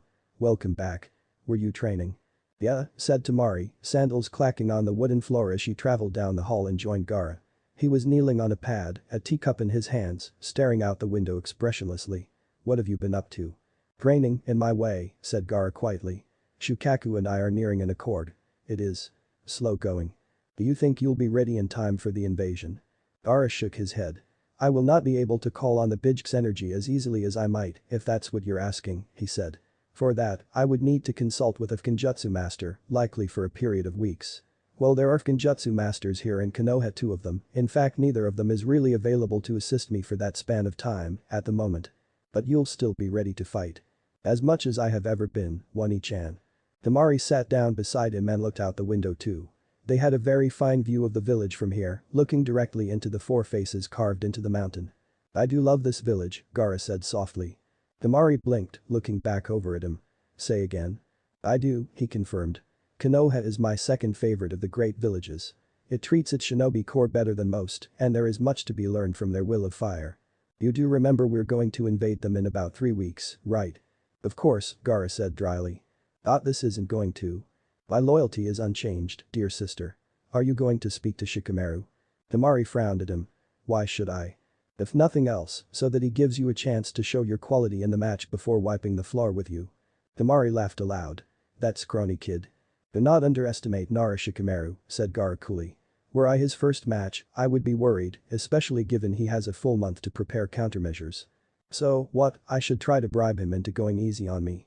Bribe him with what? Gaara shook his head. Merely apologize, he said. To him and to Inyazuka-san. I know you want to. They're enemies. That doesn't change the fact that you nearly killed a puppy in cold blood. It was a combat situation. And? Tamari gritted her teeth. Her hands worked fruitlessly for a moment. Then she sighed. Tomorrow, she said. Good. You really need to talk to her. Naruto glanced back at his friend guiltily. I don't know what you're talking about. Sasuke's face was perfectly impassive as he took up another piece of sashimi with poised chopsticks. Right, he said. That's why you were fine with coming to eat here, even though you hate raw seafood. I'm sure that he nodded out the window at the Haika compound entrance, directly across the street, and had nothing to do with it. It doesn't, Naruto whined, poking at his roll. Then why are we here? You suggested it. Sasuke nodded. Your point? Naruto stuck his tongue out at his teammate. Sasuke remained impassive. You need to talk to her, he said. This isn't doing either of you any good. She's a kid. Oh, and you're such an adult, aren't you? Naruto stuck his tongue out again. Case in point, Sasuke sighed. Look, I'm not telling you to go in there and bang her. I'm not even telling you to ask her out. But you're leading her on like this. She's not oblivious enough to miss that you're interested, and without an explanation you're torturing her. So, what? Naruto said. Just put it all on the table. Explain the whole story, no secrets. Aren't you supposed to be the one reigning in my stupid ideas? Do you really think Hinata is a threat to operational security in any way? Naruto looked away. Stop hiding from it, Sasuke ordered. It's not going to go away. The Hinata I knew is gone, Naruto said weakly. The Hinata you knew became who she was through suffering, Sasuke said. Suffering you now have the opportunity to spare her. He took up another piece of sashimi. Isn't that the whole point? he asked before slipping it into his mouth. Naruto pushed a roll around his plate with his chopsticks. What are you afraid of? Sasuke asked after swallowing. Rejection. No. I could handle that. She's not the Hinata I knew. Then what? Myself.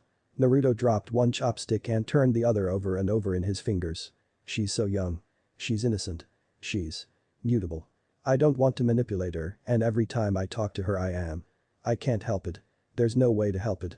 Every conversation is manipulation anyway, but I know so much more about her that. He sighed. I'm scared that I have that kind of power over her, he whispered. I never wanted that. I just want her. But not taken. Not coerced or convinced. I want what we had. A real, mutual relationship where I encouraged her and she guided me. You'll never get that, Sasuke said, without first being honest. But what if it's too soon? What if? Naruto. Sasuke reached out and put a hand on Hokage's shoulder. The worst thing you could do right now, he said, is to stay silent. It's only getting worse as you put it off. Do you think so? I know so. Talk to her. Naruto took up both chopsticks and put a roll in his mouth to bite time. Then he grimaced. Not a fan? Sasuke asked with a chuckle. No, not really, Naruto grumbled, his voice muffled by the food in his mouth. He swallowed, then looked back out the window at the Hikta compound. You're right, he said quietly. You knew that already, Sasuke said. What are you going to do about it? Naruto swallowed. Glanced down at his food. Do they have anything cooked? He asked. I don't want to do this on an empty stomach. Sasuke shook his head. Not this place. Let's go, I've already paid. He stood up. We can stop by Ichiraku, get some food for you, and then I'll drag you back here if I have to. Naruto stood up as well. All right, he said. Sounds good. Sasuke nodded and led the way out of the restaurant. As they made their way down the road, Naruto caught up to him so they were walking side by side. Sasuke? He said. Thanks. Thanks for listening. I do hope you enjoy it. Turn on that bell notification. Like, subscribe and comment down below. And also check out the others' videos. I have created and enjoyed it. See you guys next video.